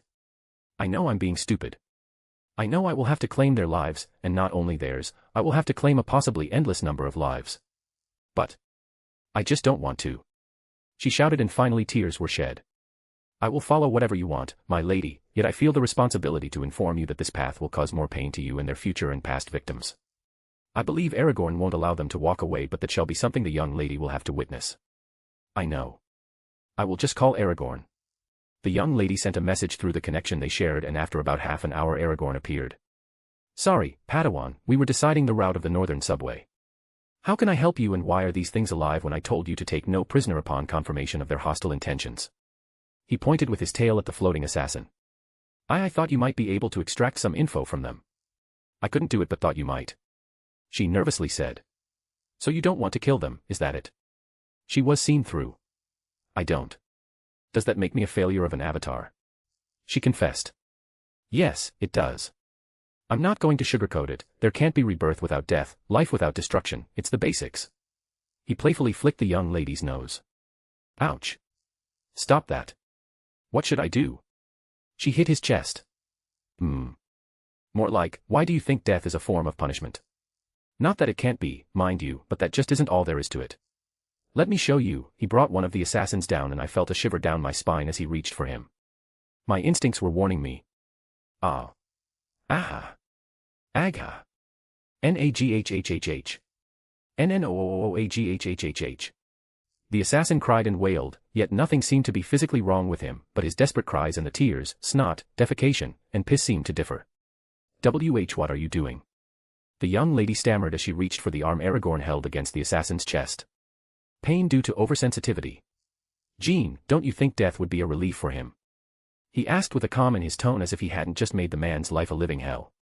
Ag. Saghhhss stop itag. Aragorn just looked at the young lady, ignoring the wails of the assassin. Okay. I get it. Please just stop it. She shouted. No. You stop it. He ordered her expressionless. And no, you do it. Tears fell and her emotions became erratic. I could feel them with clarity now. Aragorn didn't answer and 5 tentacles grew from his back and touched the other 5, leaving them in a similar state to the first victim. No, you do it. Don't let them suffer this much, Jean. He kept his face expressionless, yet his eyes were shifting toward blue, purple, and green. Crazy bastard, you're in as much pain as I am. I'm guessing the young lady knows what those colors mean because I only know that red is bad.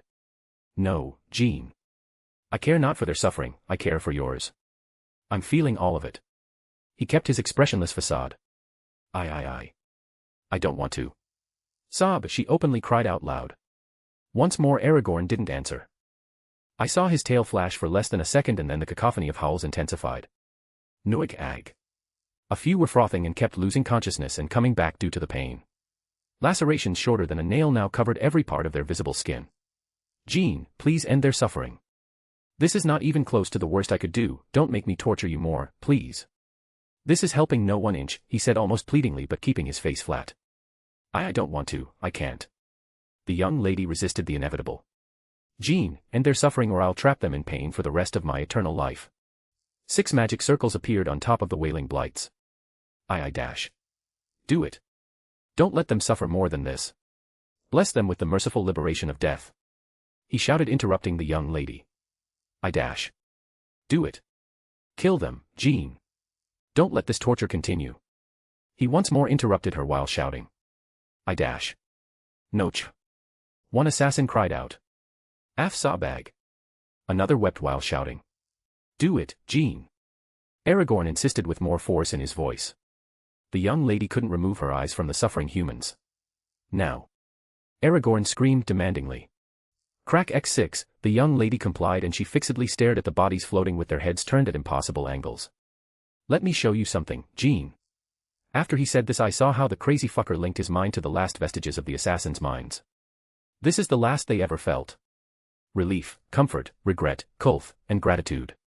I bet is different from what Annie felt. I believe he sent those feelings through the link they shared. Don't beat yourself up for something you logically know you shouldn't, Padawan. Aragorn moved to hug her and she resisted with futility. She hit him and tried to get away from him, all without uttering a single word, until she fell asleep in his embrace. Heart, take her to her room in Halo. He entrusted the young lady to my arms and I let my shadow swallow me to return the sleeping beauty to her chambers. Well, that was unnecessarily cruel, I said to myself and the peeping Tom. Fwoosh, a wild fire-clad senior sister materializes. You're too soft. The fire Jean said with a flat expression. Nuna disagrees. I returned the same flat expression. Idiot. With another fwoosh she disappeared. Hey, I smiled and went back to the domed city, we should probably think of a name for it. I jumped back to the meeting room I just left, the committee and a few of my witches were present designing and planning. From time to time a witch is sent to do an on-site investigation, to gather info about the terrain, population, or even hydrography and then this information is added to a virtual think tank. We have several engineers from around Rinaska and the world on contract, each adding their contribution. In the end, the final product comes to me and Spark for revision and approval. Spark and I could have done this on our own, but we need to mobilize money and contributions. For this part of the project, the underground routes, we plan to lend our aid only for the part of the heavy lifting, if strictly necessary. The subway system is estimated to take around 30 years without our help, and 3 with our help. I'm sorry, people. I had a little assassination attempt to deal with. I commented as I moved a hologram of a point of inflection in the pathways that needed readjustment to account for possible earthquakes. Is this the 6th of the week? Asked Yelena. First for Jean, for the young master the 7th. Irina specified as she brought some refreshments to the table. You guys are too relaxed about this. Commented our newer addition. I agree with Ms. Adler. Were these duds as well? Asked Agent Coulson as he reached for his archaic tablet and proceeded to note down the specifics of the assassination attempt. Yep. Chemically brainwashed with wave inhibitors implanted in their cervicomedullary junction. And Marie, Ms. Adler, joined us after she managed to flawlessly complete the introductory exercises I left for her. She now can at least recognize her bioelectric field and wield some basic manner of manipulation over it. Ack. This ain't workin'. Shouted the Urtgoth teen vampire mutant with the southern accent. She has been assigned the task of detecting the bioelectric field on others, in this case, Yelena. Don't worry, Suga. You might could do it in a few hours. Yelena petted Anne-Marie's head. You. Minx. Stop making fun of me. This has been going on for a few days now. What happened to the bodies, Mr. Abner? Coulson ignored the now normal exchange between the fox and the goth mutant. Why ask the same question after more than 30 attempts on our lives? They've been disposed of, ashes to the Andes, fertilizer to the Arbor Mundi, food for the fishes, take your pick.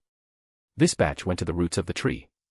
Mr. Abner, I fail to understand how you consider tampering with evidence the go-to practice after dealing with attempts at your lives. It is almost like you're covering for the perpetrators. He eyed me suspiciously. Mr. Agent Coulson, if, and let it be known that this is a big if, you manage to pull something out of the corpses with your ancient technology, or even if I capture them and you manage to get something out of them, your body would wake up on a ditch the next day and your soul would wake up in the afterlife.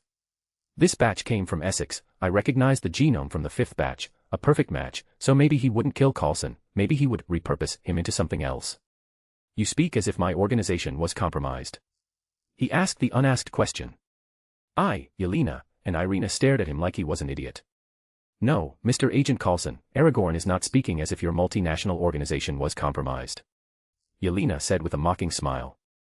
I am in no way saying that an organization as big as S.H.I.E.L.D. and as decentralized as it is could ever be compromised. I shook my head in negation with a mocking smile mirroring Yelena's. Yelena and I stared at Irina, like saying, your turn. She stood in silence for a second before rolling her eyes and then joining our fun. The young master could not ever imply that a spy organization with secrets upon secrets could fall to the spy practices it teaches. That would be simply outrageous. Irina nailed the last nail of the coffin. Coulson placed down his tablet and looked at me with an uncanny seriousness. He inspected our surroundings and noticed that nobody was paying attention to our conversation, as if they couldn't hear us, which they couldn't. Privacy wards for the win. Who are you talking about? He ordered. Number 1, I don't work for you, so I have no responsibility to provide you with information. Number 2, Fury already knows. I brought my palms in front of my horns, facing forward, and arched them away, leaving a floating message of hard light that read, chill dude. Why are you telling me this? He asked after settling down a bit. Fury can't trust his facilities, but he knows nothing goes out of this tent without my approval. I owed him a favor, so he asked me to put you up to speed with a few details you were authorized to know. I owed him nothing, but I told him that Coulson and Hill were cleared, so he asked me to get them up to speed concerning Hydra. Hill is supposed to rotate with Coulson next week. How can I trust you? You've been nothing but jokes after pranks and then more jokes. That's a very logical question. My heart. How could you say that? Haven't you seen how serious I was when I was working on rebuilding this country? You hurt me, Mr. Agent Coulson. I smiled. Fine. Alpha, Delta, 12-16-1726, Doorway, Omega, Delta, 19-80-500. He said you'd understand. Omega, 80-19-500. He asked in all seriousness. 98-96-95-951, such a needlessly complicated verification.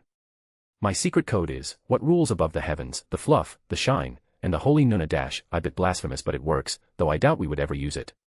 I can't believe the director entrusted you with this. He said after relaxing a little, about as much as the situation permitted. Of course he trusts me. I and Jean are the only people on Earth that should be trusted to not be a part of the enemy's camp. There are few others, but Coulson doesn't need to know. Pray tell, why do you claim so? Coulson. Because if we want something, we just think hard about it and someone does it for us. Why would we go the roundabout way when we can have whatever we want? Sadly, this couldn't be further from the truth. Maybe for me, it's partially true. Sorcerers should be excluded, though. Yelena commented. Also some special existences and a few of the divine. Irina added. I don't feel so secure thinking about it that way, but your logic holds true. What did the director ask you to inform me about? Oh boy, here we go. Better take a seat, Mr. Agent Coulson. He will need it. Bernine Zana, Royal Palace of Wakanda. I can't believe you. You do not get to act the victim now, daughter. Not after what you did. A regal woman wearing an outfit as queenly as her, said outfit which cost about as much as the GDP of Liechtenstein. But, mother, it was my only chance at getting in contact with Goddess Gia. I took Nakia with me. No one was supposed to know I was there. Princess Shuri responded. Do you listen to yourself, Shuri? No one was supposed to know you were there. What about the dragon that ripped space to destroy the portal? You are smarter than this. What was your backup in case you were discovered? What if the goddess had taken offense at your trespassing? Queen Ramonda grabbed the princess by her shoulders and shook her. Think, Shuri. You're smart, it's not so hard and it is free. She released the princess and brought a hand to her forehead in desperation at the foolishness of her daughter. It was all I could do to get a fighting chance, and it worked. Princess Shuri answered. You call that working? All you've got is the unreliable word of a lunatic. That's all you have to show for putting your life, the life of your guards, and the livelihood of every one of the citizens you're bound by duty to protect on the line. The queen retorted. A lunatic he may be, but one that has the backing of gods Gia. You can ask Nakia, she was there when the goddess recommended I seek his help. She motions to the Dora who was trying to harmonize with the wavelength of light and become invisible. Nakia, is this the truth? The queen asked. Yes, my queen. The Dora respectfully answered. So what if he could help? How do you think you're getting that help? After your little escapade, your father has rescinded your flight privileges. She pointed at the obvious problem after recognizing the seal of approval the goddess entrusted in the lunatic. Mother, these doors can't stop me. I will do as I have done before and visit Mr. Abner. Maybe the doors can't, but what about your guard? They would not sell me out to father. Do you think your father didn't update their orders after your last charming prank? The queen motioned to Nakia for the princess to ask her Dora. Nakia, is this the truth? Princess Shuri asked. It is, your highness. On the orders of His Majesty, you are no longer permitted our assistance. Furthermore, we are to prevent any attempt from your highness at vacating the perimeter of the royal castle. The Dora lowered her head in deference with the orders of Chaka. This is my only viable chance. You have stood by me all this time, and when we are reaching the finish line you abandon me. Princess Shuri asked with a subtle cracking to her voice. Nakia kept her head lowered. It wasn't clear if she did so out of shame or complicity. Shuri, stop that. You know the Dora Milaje serves first and foremost the Black Panther, and you were not the Black Panther last I checked. The emotional manipulation will get you nowhere. The mother saw through her child's schemes. *TSK, fine. Then I will invite Mr. Abner to Wakanda.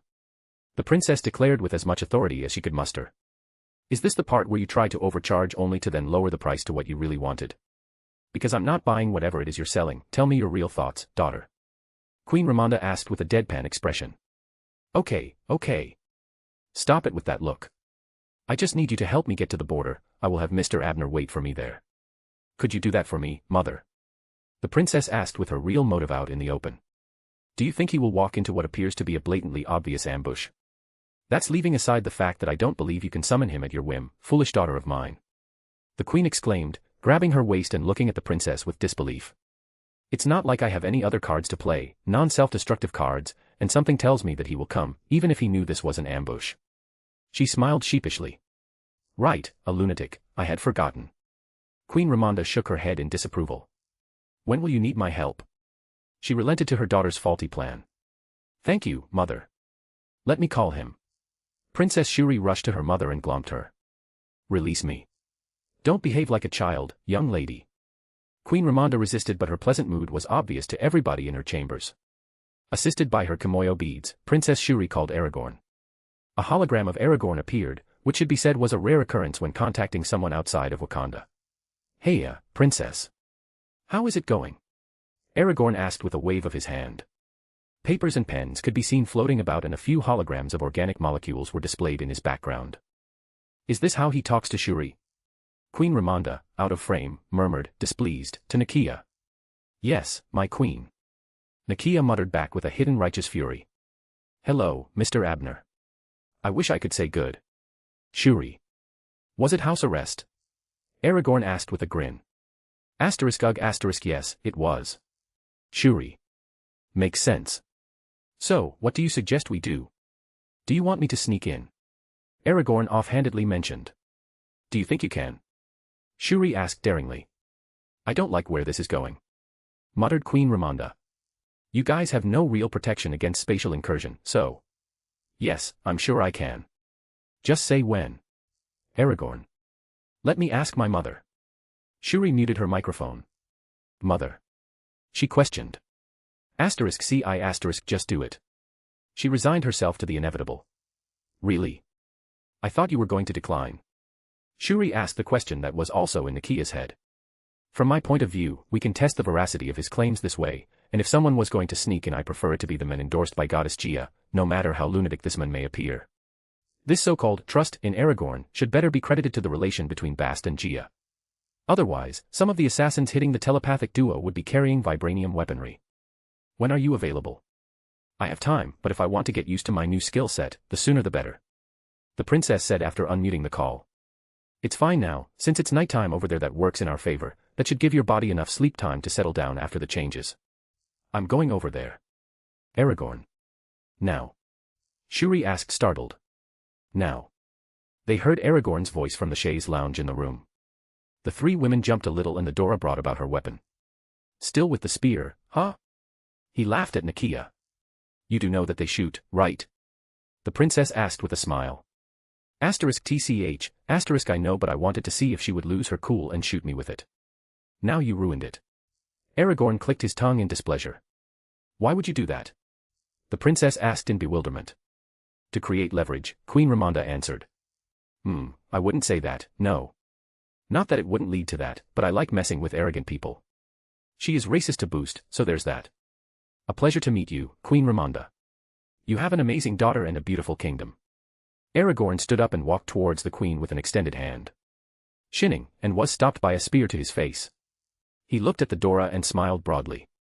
Nakia Shaku, do you like your arms? Aragorn's smile turned evil. Stop that. Queen Ramonda ordered sternly to the Dora. Nakia lowered her spear but stood by her queen's side. The pleasure is mutual. Please forgive this girl, Mr. Abner, she is rather overzealous. The queen shook hands with the dragon. I've seen.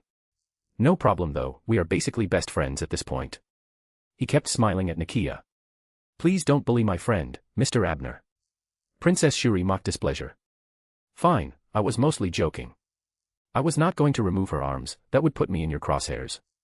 I'm aiming for a friendly relationship, not one of hostility. He tried to dispel the heavy mood. Mostly. Queen Ramonda asked. Ha ha ha ha. Princess Shuri, are we doing this or what? He failed, and in his attempt to ignore the loaded question he ignored the queen.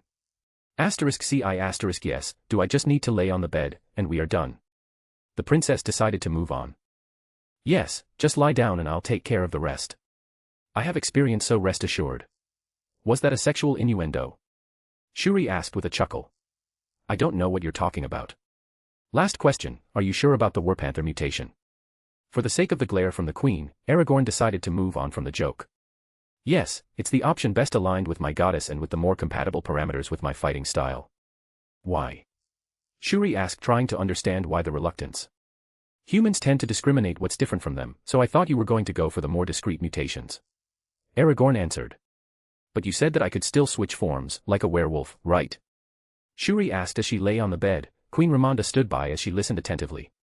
Yes, but humans can find fault in the most minimal of differences, skin color, nationality, faith, social standing, you name it. I bet one of my horns I can find you at least one human that discriminates against anything you could think of. He said, looking straight at the Dora. You are at a disadvantage, compared to your brother, by being a woman, younger, and because your mother is of South African origin, no offense, Queen Ramonda. Add to that the assistance you're receiving from an outsider such as myself and the resultant change in your appearance, and you'll end up with more negatives than you started with.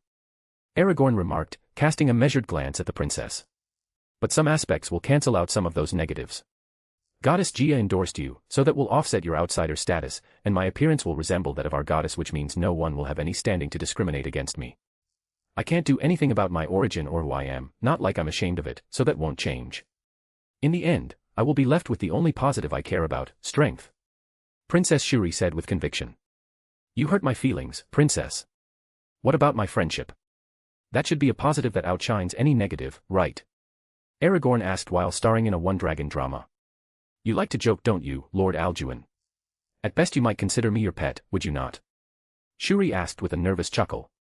Queen Ramonda's expression faltered and Nakia was confused. Ha ha ha ha ha. Was it Batet?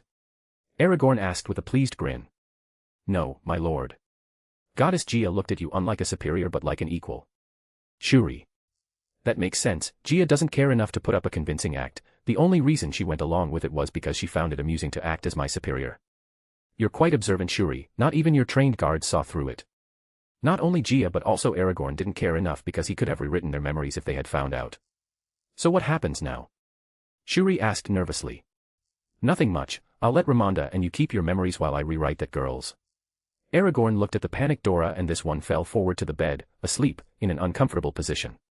Should I call you Lord Alduin? Shuri asked as she reached for her Dora and set her right in the bed. That's a made-up name, I go by Aragorn, without the Abner. But if you're going to talk to my human self, use Aragorn Abner. Aragorn said with a smile. So, Mr. Abner, is fine. It is. Are you ready? I am ready. Shuri answered with some false bravado. Relax, you'll just fall asleep. By the time you open your eyes, it'll all be over. Aragorn said reassuringly as he took her hand in his, and Princess Shuri drifted into sleep. That's it. Aragorn said to the still-shaken queen. That's all. Queen Ramonda asked after she got a hold of herself. Yes, no light show, no shouts of pain. I'll have to spend the night here to monitor her, I hope that's not a problem. Aragorn asked looking at the tall window in the room. No, if anything this is preferable, my lord. Queen Ramonda was unsure about what manner of speech to use since things had been informal after the dragon arrived, but it turned out that their guest wasn't who she thought he was and her daughter didn't even bother to inform her. Aragorn remained silent, his lack of response once again setting her on edge. My lord. Queen Ramonda was interrupted. A light seemed to converge on the window Aragorn was looking at and a projection of a black cat took shape. Apart from Gia, Thor, and a few extraordinary cases, gods were forbidden by a pact with the Celestials from stepping foot on Earth. To account for this problem, Bautet manipulated the faith, which her followers offered, in the air and manifested this projection of a small piece of her. He was talking to me, child. There's no problem, grandfather, you can stay wherever you want. Bautet said. Grandfather, X2, Queen Ramonda and Aragorn both asked. Queen Ramonda quickly realized her blunder, kneeled hurriedly before her goddess, and waited to be addressed. Is it a misunderstanding perhaps? You're laden with her divinity. Are you not her partner? The black cat asked in confusion. Ah, that. Yes, it's a misunderstanding. But we do share a familial association, so it wouldn't be wrong to consider me your grandfather, or uncle, or perhaps some type of elder in your family. On the other hand, I don't want to suddenly become family to everyone related to Gia, that's how you end up with all the gods of Earth at your Thanksgiving dinner. Alright, let's make it first come, first served, you can call me uncle. Do you prefer Bast or Bautet? But it was not entirely a misunderstanding, Gia deliberately did so to avoid an incident with a gold-digger goddess that would undoubtedly end in the disappearance of her divine household, death by death, and to affirm her claim over the pseudo-cosmic dragon. Romantic relation or not, she wanted any god or goddess that met Aragorn to know that he was taken. Her children they may be, but she knew very well how they operated, especially the Greek. Ho uncle has a funny tone to it. I prefer Bast, it's the name my believers worship. You should say something to Ramonda over there, Aragorn pointed at the still kneeling queen. Oh. Child, you don't need to do that here. You didn't kneel before, my uncle, so you don't need to kneel before me. At least not in this setting. Her tail swayed behind her in amusement. Thank you, my goddess, but I didn't dare to presume. Ramonda stood up but kept her head lowered. You were so stiff. I'm guessing you don't normally communicate with your believers, Bast. Aragorn smiled at the queen's behavior and her lips twitched. After the last celestial host I have not directly done so, uncle. The only exception being the succession of a new Black Panther. And even in said case, Bast did so only indirectly. That's understandable, celestials can be annoying to deal with. Aragorn. Uncle, why are you helping the girl? Bast asked as she curiously eyed the sleeping princess. Wakanda is not a problem due to its isolationist nature, but it could be a positive influence under the right leadership. Objectively speaking, Chala is the best choice for Wakanda, while Shuri is the best choice for the world. This doesn't mean Shuri would be detrimental to Wakanda or that Chala would be harmful to the world, rather, her rule could prove beneficial globally, ergo, beneficial to me. A difference in perspective. Indeed. I care for the planet as a whole, while you focus solely on your believers, no blame there. Additionally, I wouldn't have invested much effort if Wakanda hadn't integrated this tribal ritual of combat into their political succession. It's this very aspect that makes helping the princess towards the throne worthwhile for me. Aragorn never considered Wakanda to become a problem, but if they could slightly help his cause then why not do it with the minimal investment possible? Thank you for answering my question, uncle. Why is it that grandmother left her pocket realm? After mulling over it for a second, Bast decided to ask about what the Ennead has been wondering for the past years. That's a secret, don't ask, but you can rest assured that I guarantee her safety. You can also assume she will remain with me for the foreseeable future. Aragorn explained. I understand, I'll let the rest know. I thought you gods cared only about yourselves, or your respective pantheons at best. I know she goes by Neith in your mythology, but she was never truly a part of the Ennead. Why the sudden interest in Gia? He asked, his tone striving for non-confrontation. Can't it be because she is our mother goddess and we care for her? Bast answered like a playful cat. Nah, you guys are not like that. Don't get me wrong, anyone would find it in them to love that cute woman, I don't doubt that, but you were a terrible family to her, with the best of you being those who pay no mind to her. Is it because she is considered the true power source of what you gods can do? Were you worried that something might have happened to her? Gia is what the gods of Earth consider their progenitor, their true font of creation, the first being to form out of chaos, and the origin, the starting point, of their power. While it's true that most of them now have dimensions to power themselves with, the death of Gia could be disastrous to their existence, not to mention the total loss of life on Earth, hence why they always kept tabs on her whereabouts, until they lost her when Aragorn recruited her as the surrogate mother of his baby. It is as you presumed, uncle. Bast replied, her discomfort evident in her response. Don't worry, I'm not blaming you. Gia made her peace with all of you long ago and she doesn't care much about you now, a mutual feeling as I've seen. I was simply asking to satiate my curiosity. You can go back, Bast. I presume keeping that little cat of yours here must be wasteful. I'll be out of your hair after Shuri wakes up. Aragorn gave her a neutral smile which represented how he wasn't bothered by her nor pleased. He positively didn't care. Thank you, uncle. Bast replied before dissolving her feline avatar of light. With the departure of Bast, Queen Ramonda released a breath, trying to exhale the years of stress the recent experience brought her, and took a shaking seat at the edge of the bed. Her legs kept shaking and her eyes were closed as she tried to level her breathing. Funny how you relax in my presence, yet Bast, the one that got you all overwhelmed, was tense because of the same presence. Quite illogical. Aragorn said with a smile as he touched her shoulder, using his biokinesis to biologically relax her. Sigh asterisk. Thank you for that. It was shameful of me to succumb to anxiety. Queen Ramonda said, regaining her composure. No biggie, I find your daughter entertaining, I wouldn't mind helping you out a bit. Aragorn said in an informal tone, trying to avoid more unneeded fright. As illogical as it may appear, my worship is devoted to Goddess Bast, not to you. So even though you clearly hold a higher position, you don't strike the same awe in me as she does. Perhaps your interactions with my daughter have also shaped this perspective. Queen Ramonda said, her gaze distant. It's definitely the last part, isn't it? Aragorn said with a smirk. He floated a few feet off the ground and assumed a sitting position midair, then summoned some papers from his desk in Rhinaska. His P-Link projected 7 monitors that initially appeared static, but as he focused on them, information began to cascade across the screens. I hope you don't mind, I need to finish by tomorrow noon and dilating time seemed like an overkill for some paperwork. He said without looking away from the screens and occasionally controlling a pen to sign paperwork, which soon was sent back to his workstation in Rhinaska. Do as you please, I should go and inform at least my husband of your presence here. Unless I want the Dora Milaje to storm this room once they discover something isn't right. Queen Ramonda looked at the sleeping Dora next to her daughter. Oh, I can neuralize them if it's easier. Aragorn replied, multitasking between approving funds, designing infrastructure, and engineering the organic components that would mix with the tree sap, setting the stage for a pharmaceutical revolution. Like the Men in Black movie? Queen Ramonda asked, questioning reality. Less tech-driven, more telepathy-driven. Though, I could probably build a neuralizer. Then again, your daughter could probably do as well. Why hasn't she? Aragorn paused his work and looked at the queen with curiosity overflowing his eyes. She wasn't given permission. The council decreed technology involving psionic energy a dead end and a waste of resources after we found a way to protect against it. She said with some embarrassment. A dead end? Are they stupid or afraid? I can rearrange molecules with telekinesis alone and that's not even the limit. How can there be such small-minded people in your council? No. I might be wrong, maybe they are smart for stopping its development if they thought of themselves as possible victims of it. The stupidity of the answer killed any curiosity he harbored and he returned to his work. Shuri said something similar. I'll be back. Possibly with my husband and son. She hid her embarrassment under the mask she wore as a queen and attempted to exit the room.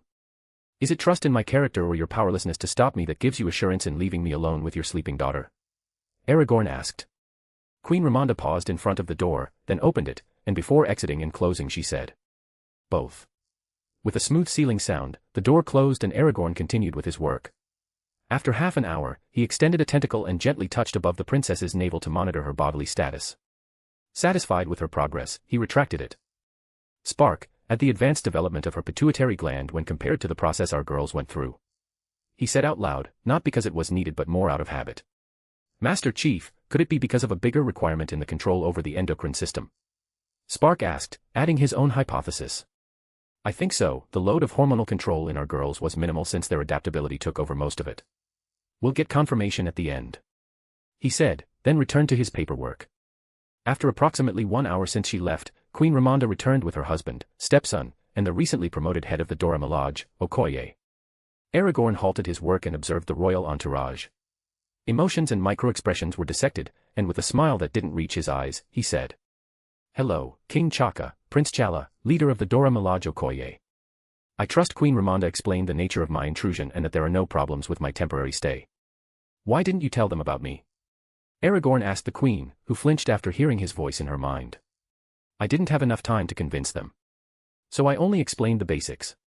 There might have been a misunderstanding, Mr. Abner. Outsiders are not allowed in Wakanda. Even the young princess knows this. Chaka said with a neutral face that betrayed no emotion. Intruders are dealt with accordingly, father. We don't need to waste time with this. Shuri made a mistake and she shall take responsibility for it. Abner, release my sister and her guard from whatever mental manipulation you have on them. Prince Chala demanded. How did you even get them to come here with just Okoye if they were this confrontational? Aragorn asked, ignoring the prince. I calculated our pace and the time it would take to finish the recount of events. I finished just before we opened the door. I did leave some details out, Queen Ramonda. That's impressive in its own way, Aragorn admitted. No. Listen to your mother's story first. If you want to die after listening you can repeat what you just said. Aragorn said firmly, then proceeded to ignore them and resume his work. ****. I can't move. The prince exclaimed, locked in position. I can't either. Okoye, can you move? Chaka asked, feigning calm. No, my king, I can't. Okoye said while attempting to free herself from whatever was restraining her. Ahem, Queen Ramonda called for their attention as she moved in front of them. I will continue with my report. I'm sure Mr. Abner will release you after we are done. Thank you for not harming them. It's all right, I'm a patient dragon. Most of the time. There were some complaints and demands, which for the sake of his patience Aragorn ignored, but eventually the prince and king settled for listening to Queen Ramonda's report. When the story was done, disbelief and suspicion were the prominent feelings going around. Which was to be expected. Aragorn was a telepath who had proven capable of bypassing their psionic dampeners. Instead of believing that Aragorn was some uber-god who outranked their goddess Bast, it was more believable that he had played with the mind of their queen. It wouldn't be unbelievable if Aragorn was trying to worm his way into Wakanda and its coffers through the princess and the queen. It would be believable if he was after their precious metal. It would make sense if he created a false memory for the queen and had her bring the three most important people in the palace to manipulate their minds. The possibility of these scenarios is what brought terror to the still-frozen trio. This doubt was clear even for Queen Ramonda, who didn't know how to convince them other than recounting her experience, which she already did. I don't believe there's anything I could say to convince them of the truth. She resigned herself. Then don't. It was merely a courtesy to inform them of my presence here. I can leave them frozen until Shuri wakes up. However, you might have to come up with something to account for their disappearance to your subordinates. Or I could freeze whoever enters the room. Aragorn offhandedly commented. Ramonda, please stop with this madness. We can take you to the medical wing and run an electroencephaloptiongram. You must see how this looks from our side. It's clear there's some folly at play. The only mystery is why this man chose this fantasy-like story over something more believable if he aimed to get us on your side. Chaka exclaimed with an intensity befitting his status. I can't come up with a believable excuse because there are protocols for this, and I can't speak for my husband or Okoye. Even if you freeze everyone who walks in, eventually it will escalate, and the doomsday protocols will come into effect. The queen tried to explain the perilousness of her situation while ignoring her husband's plea. You are becoming more of a problem than you're worth. Aragorn remarked bluntly. Queen Ramonda remained silent, unable to see a way to defend her position, at least not one that she believed would matter to the dragon. With a deep sigh, he ordered. Bast, do something about it. He didn't stop looking at the screens that now projected a myriad of complex tridimensional organic structures. With a light show, which Queen Ramonda quickly recognized and acknowledged by dropping to her knees, Bast appeared for a second time in her divine feline glory. Though no one dared to voice it, or point out the logic in it, they all recognized the annoyed frown on the cat goddess's face. ***, they are too much, uncle. She complained and walked to them and touched their foreheads, except Okoye's, with her paws. That's true, but their concerns are perfectly logical. Aragorn objectively said. I know, but it feels wasteful to use faith for this. She argued. The other option was to freeze every citizen, but unfortunately, it wasn't realistic because I'm not aware of the protocols they have running automatically in their servers. We could end up triggering a self-destruct sequence scenario. He explained, a hint of annoyance evident in his tone. I understand. It's just so wasteful. See you later, uncle. Bast lighted off. Gasp, X2, Chala and Chaka snapped out of their trance, and noticing their now understanding feelings Aragorn released them. The royal duo dropped to their knees, whether from tiredness or genuflection wasn't clear, and Okoye, unsure of the appropriate stance, stood behind them. You don't have to say anything, your actions were understandable, just make sure nobody interrupts us anymore. I'm not saying that this would impact Shuri's mutation, but I believe she wants to be the one to inform Wakanda of my involvement in her change and not by happenstance. Aragorn spoke before the duo started issuing apologies. The king and prince looked at Queen Ramonda, whom they unconsciously acknowledged as the elder in their unbelievable situation, and she gave them a nod of approval. They stood up, and Okoye followed them out of the room. Now that was, somehow, necessary and totally unnecessary. Aragorn remarked. Queen Ramonda was pensive and silent. What's up with you, Ramonda? Aragorn asked, recognizing her contemplative state. I apologize, I was wondering if Goddess Bast would be resentful after this. They did cause her to waste faith, after all. I don't think so. Overall she should have some green numbers because of the resulting contact with Aragorn, at least in terms of divine networking. The rest of the night was spent with Queen Ramonda overseeing her daughter, with Aragorn intermittently checking on her condition. As dawn broke and the first rays of sunlight touched the peaks of Wakanda, Aragorn paused his work and Shuri woke up in synchronicity. Mom? She asked in her lethargic state. How are you feeling, Shuri? Aragorn asked. Mr. Abner. Ah. Right. Shuri jumped out of bed and started to flex her body and tried a few recalibrating exercises. I think I'm about 5 to 7 times stronger in my human form. There's a small sensorial overload, but I should get used to it eventually. Should I try my War Panther from next? Princess Shuri asked with stars in her now feline eyes.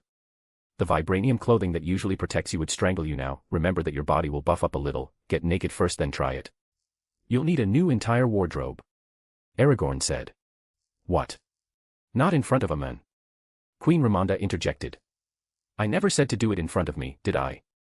And would this make it better? Aragorn shifted into his female form. The mother-daughter pair was left speechless. Chop. Chop. Shuri. I have to get to a meeting in an hour. Aragorn demanded. Even if you can do that, you are still at her dash. Are you attracted to women? Queen Ramonda asked. I'm not attracted to mortals, I like women, but even then I'm happily married. These eyes of mine aren't just for lighting up like a Christmas tree, I can see through stuff. So there's no point in trying to preserve her so-called purity. Think of me like a doctor, and let's get this over with. Aragorn said tactlessly, in exasperation. That is still no reason, Ramonda tried to object. Done. Shouted the now very naked princess. Queen Ramonda facebombed. Good. I made the trigger desire. Desire to protect, desire to kill, desire to clash, any one of these I recommend. Simply focus on the feeling that will follow. Aragorn said. He really did not even register Shuri as a female, the closest classification he had for her would be something along the lines of, possibly useful, princess, or a smart mortal. In fact, most people he meets he sees naked. Simply because he doesn't bother to turn off his eyes in the presence of mortals. His feelings toward it are similar to how a normal human doesn't feel embarrassment or lust at naked animals. Not that he couldn't appreciate beauty or attractiveness, he just didn't feel lustful desire toward mortals. Roar. After a moment of concentration, with a roar, the princess woke and morphed into her weazen form. She transformed into her War Panther form. A digitigrade, bipedal, humanoid female panther with long black hair. This feels good. Princess Shuri spoke now with a guttural vibe to her voice. Now try to relax, that should morph you back. Aragorn. She relaxed and with a few cracking sounds and winces, she returned to her naked human usual self. Aragorn moved behind her and placed a hand on her back. Everything is good. You'll have an average caloric consumption of 4,000 calories on a passive day and above 9,000 calories on an active one. Aside from that, emotional unrest, like nightmares, could trigger your transformation. Be careful of wounds, although your regeneration is now unnatural it is not superhuman, so if you get hurt make sure to rest appropriately. Lastly, you're still growing so as you get stronger so will your panther form. Questions? Aragorn made sure to write this and more down to give it to the worried mother fretting around the panther mutant. Behavioral changes? Shuri clinically asked. Just the expected conduct derived from your now enhanced physiology. You're not a human panther, a hybrid, so nothing much will change, but you might find yourself experiencing some more animalistic impulses, just not something worth mentioning, like something you couldn't control. At worst she might find herself unusually attracted to laser pointers. Okay. Thank you. Shuri said with a beaming smile. Don't mention it, you know my motivations. Contact me if you have any problems or once you in the panther habit. Bye now. Aragorn, with the wave of a hand, jumped back to Rinaska. X2, the royals released the biggest sigh of their lives, accompanied by a slight quiver in their bodies. Arbor Monday, 4 weeks AGD, after green door. Pop, with a popping sound, which only I could hear since it's a product of my imagination, I disconnected from the tree. All right. This big boy is done.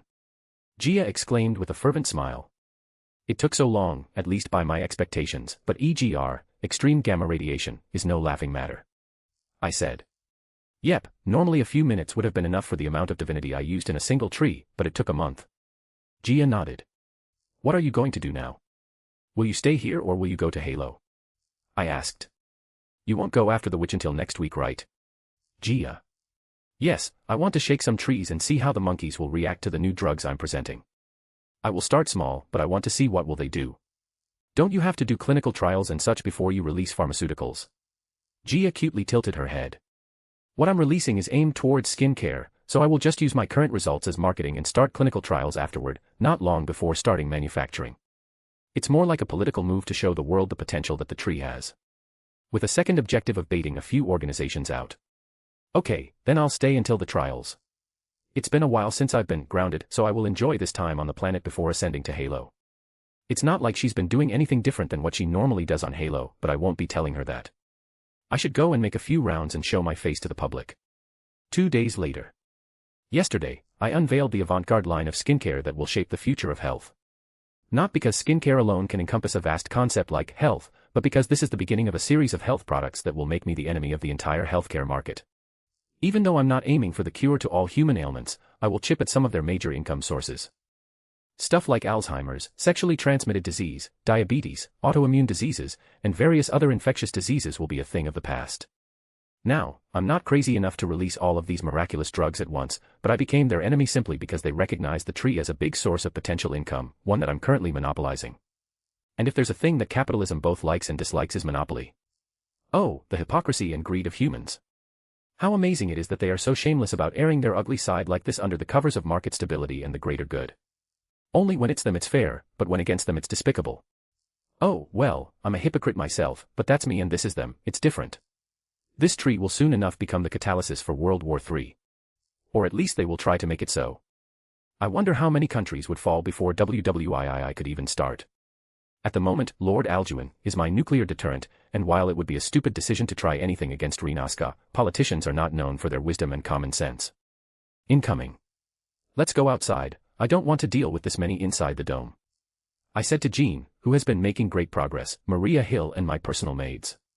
We are going to step outside for a minute or two. I tell the rest of the committee. Is it assassins again? Asked Clemencia, still leading as the most likely to be president, very much like anybody else she is now used to it. Yes, there's a few this time so we will intercept them outside. I added. Irina opened a portal that led outside and we walked through. We appeared at the northern superficial entrance to the dome, which surfaces just outside the edge of the barrier. You ready, Jean? I asked looking at the carefully hidden guests. They were not really hiding since they learned we could spot them even with their psionic scramblers. I counted 64 bags of walking fertilizer. Yelena said indifferently. They might be fish food this time. Irina added. Do I have to be the one killing them? Jeans asked. Yes, the sooner you get used to it the better. I said. Jean, be careful of psionic interference devices. You've got this, Jean. Irina gave her advice and support with a thumbs up. There's a mismatch between the mood and the situation, Hill commented. Cover girl, they are about as deadly as a dodo bird. They are quite deadly, but now that Jean learned how to go around anti-psionic tech these are sitting targets. Are these Hydra? Hill asked, displeasure in her voice. Who knows? They are brainwashed and usually only by using a psychometry spell do we find out where they come from, or by tracking them the old school way. What did I expect from you? Hill sighed.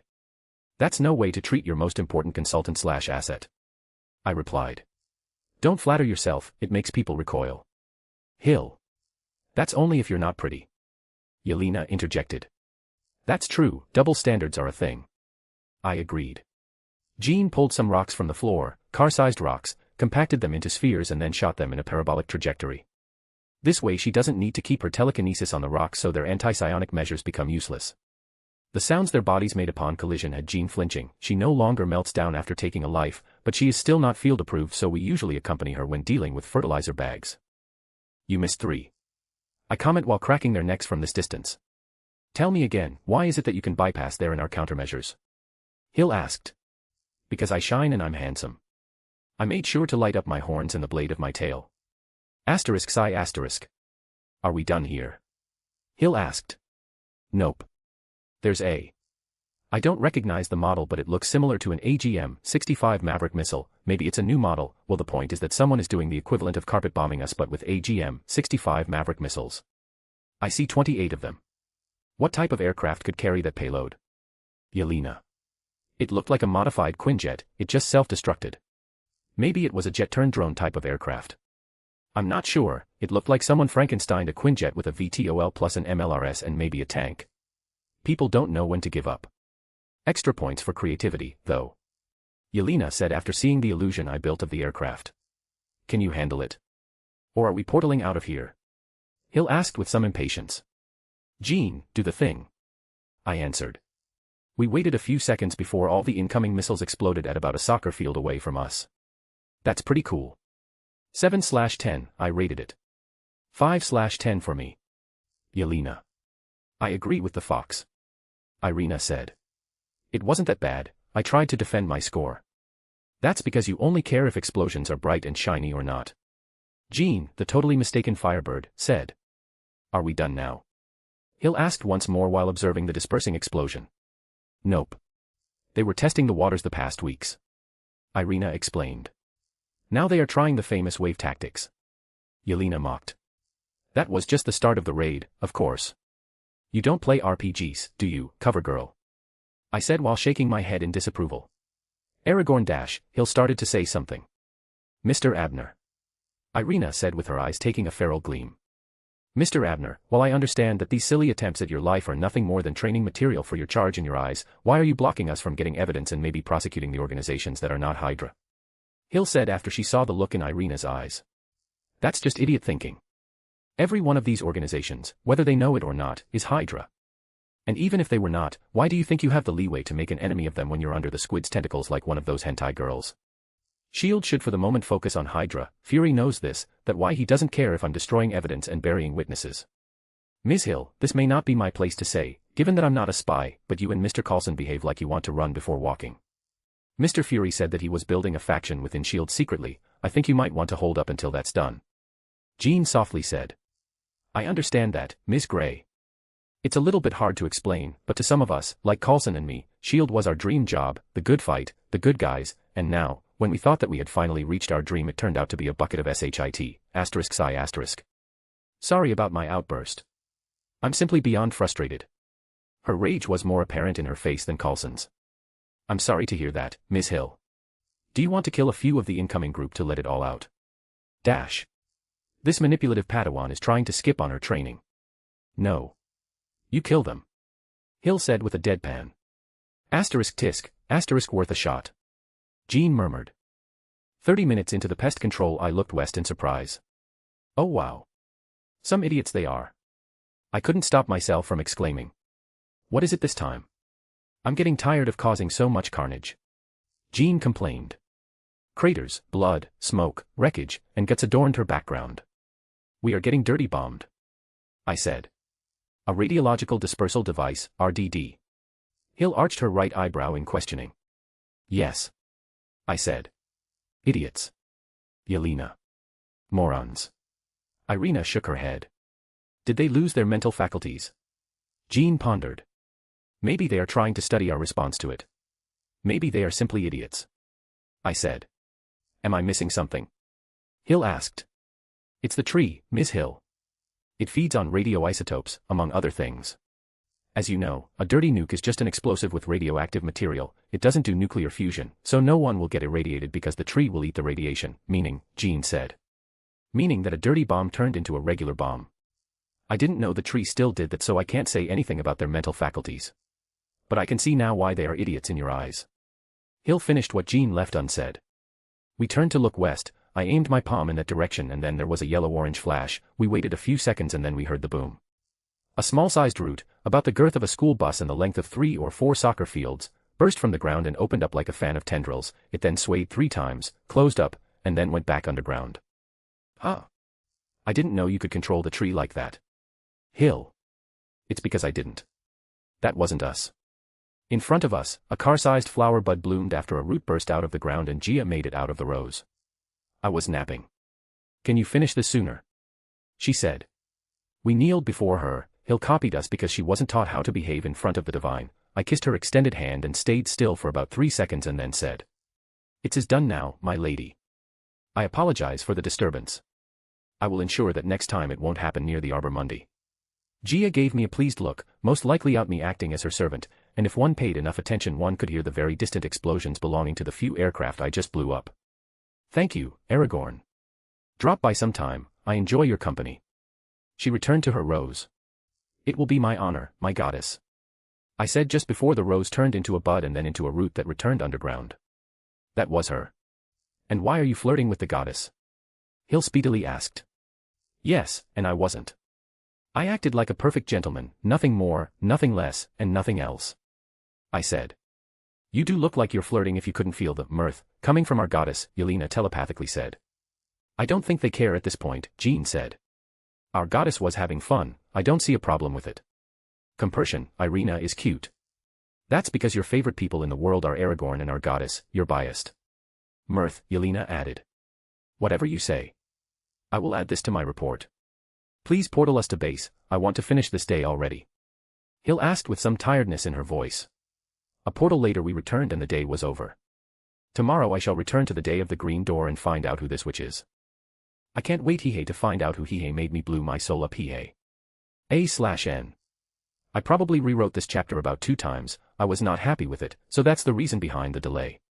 I consider it a filler chapter but sometimes those are needed. I will upload some pics, so if you got here and found none you might want to check back. Chapter 37, Which did it was it, Part 1. Arbor Mundi. Dragon, please tell me one more time, why am I coming with you? Agatha Harkness asked. I'm looking for a witch so I might as well have a witch assist me. Aragorn said with a beaming smile. It can't only be that. I doubt you need my help for that. Agatha let her mistrust show on her demeanor. Miss Harkness, I'm also doing a study on the effects time displacement has on Helloans. Your help will be greatly appreciated and rewarded. Spark added. Are you also in on Wanda's getting laid scheme? Aragorn discreetly asked. Yes, she agreed to try a few of the new generation of high potions in return for my assistance, Spark answered. Similar here, I'm getting a spell for probability tempering, Aragorn confessed. That's interesting. Will you upload a copy in the Grand Repository of Knowledge? Spark asked, his intentions unmasked. Sure, Spark. I'll upload the optimized version once I'm done with it. How much of a reward are we talking about here? Agatha asked, a glimmer of interest in her eyes. I can give you one favor. Spark offered. Make it 1.75 and you've got a deal. Agatha countered. Okay, 1.75 favors. Spark agreed. What the heck is 0.75 of a favor? What do you do with it? Aragorn asked. One of the little ones gave another half a favor, giving ideas to some of the maids. One thing in capitalism lead to another and now we divide favors by the centesimal point. I still find it hard to believe that the official currency of the crystal is the favor. Shines would have been better, Aragorn lamented. I thought the spark. Spark said.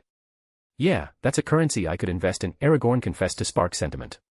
Alright, let's go then. Spark, remember that you'll be the only one we will meet in the past so make sure to protect yourself from the temporal reinstatement. Aragorn reminded the AI with perfect memory. Noted. Safe travels, Master Chief. Spark answered. So.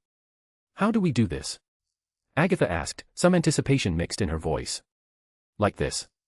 Aragorn enveloped her in a barrier, to isolate her from the time flow, and then he stopped following the flow of time. The way time flows, and is perceived by Aragorn, is similar to the laminar flow of water from a huge hose. Aragorn moves at the same speed as the flow of water, but if he wants to go to the past, the water behind him, all he has to do is stop moving and let the past catch up to him and then move again at the speed of the flow to stay in the past. Agatha certainly doesn't have Aragorn's innate maneuverability for time, so Aragorn isolated her from the flow and dragged the bubble containing her with him. To the normal, non-draconic eyes, it looks like the record of the world is being played back at high speed.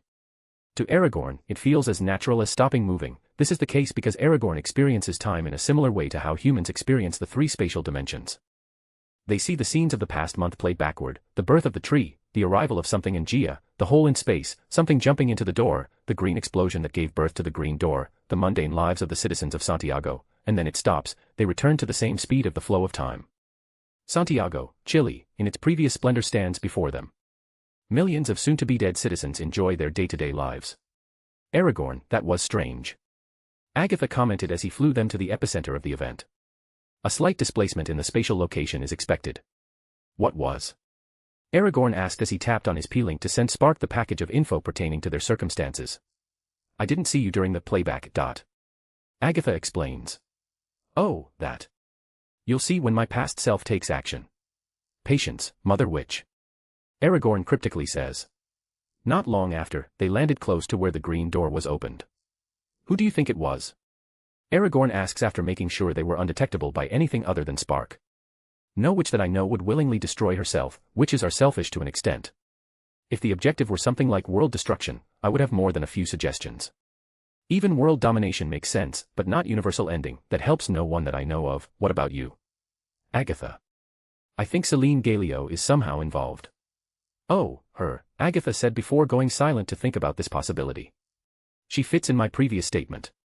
She is power-hungry, lacks empathy, has an inflated sense of self-importance, believes she is superior to others, is manipulative, lacks remorse, is superficially charming, and like most immortals, she is extremely bored. But even then, she wouldn't put her oh-so-important behind on the line. Agatha said with some conviction after thinking more seriously about it. I thought so, but I think that someone is manipulating stuff from behind the scenes. Aragorn. What do you mean? Agatha asked. There are various parties involved in the opening of the door. We have the witch, the Shi'ar, and Xavier. We know Xavier was simply idiotic and nobody manipulated his ass, he simply didn't like me and liked the Shi'ar better. Next, we have the Shi'ar, somehow they got in contact with this witch to create a distraction big enough to involve me. And finally, the mystery witch, who should have known nothing about me, Jean, and our conflict with the Shi'ar. The missing piece in this puzzle is whoever put the witch in contact with the Shi'ar. Agatha said after thinking over what Aragorn explained.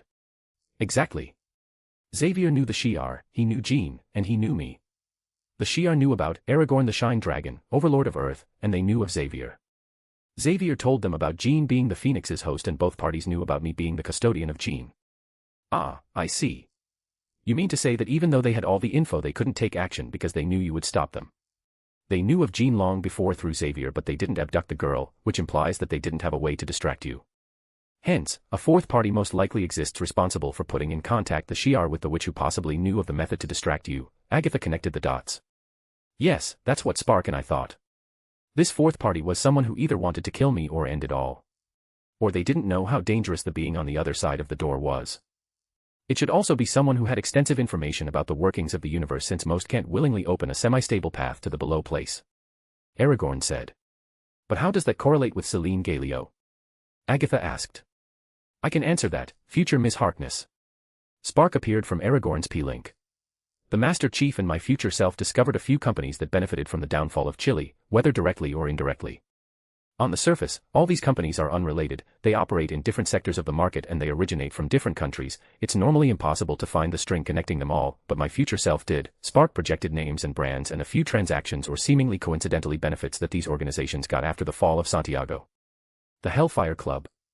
Agatha asked. Correct. The connection is very thin, which is why we are not sure but we know that at least they profited one way or the other from the tragedy. Spark concluded. It's of course not conclusive evidence, since the rich usually find ways to profit no matter the circumstances. Aragorn said. So that's why you said her name. But I still don't think this would be her modus operandi. If it was her, she would have preferred a more direct method of reward. She doesn't lack money, she is immortal, she would never lack funds, what she lusts for is life force. She would have sacrificed these 5 million lives to herself, not to the unreachable destination they went to, the below place. Agatha.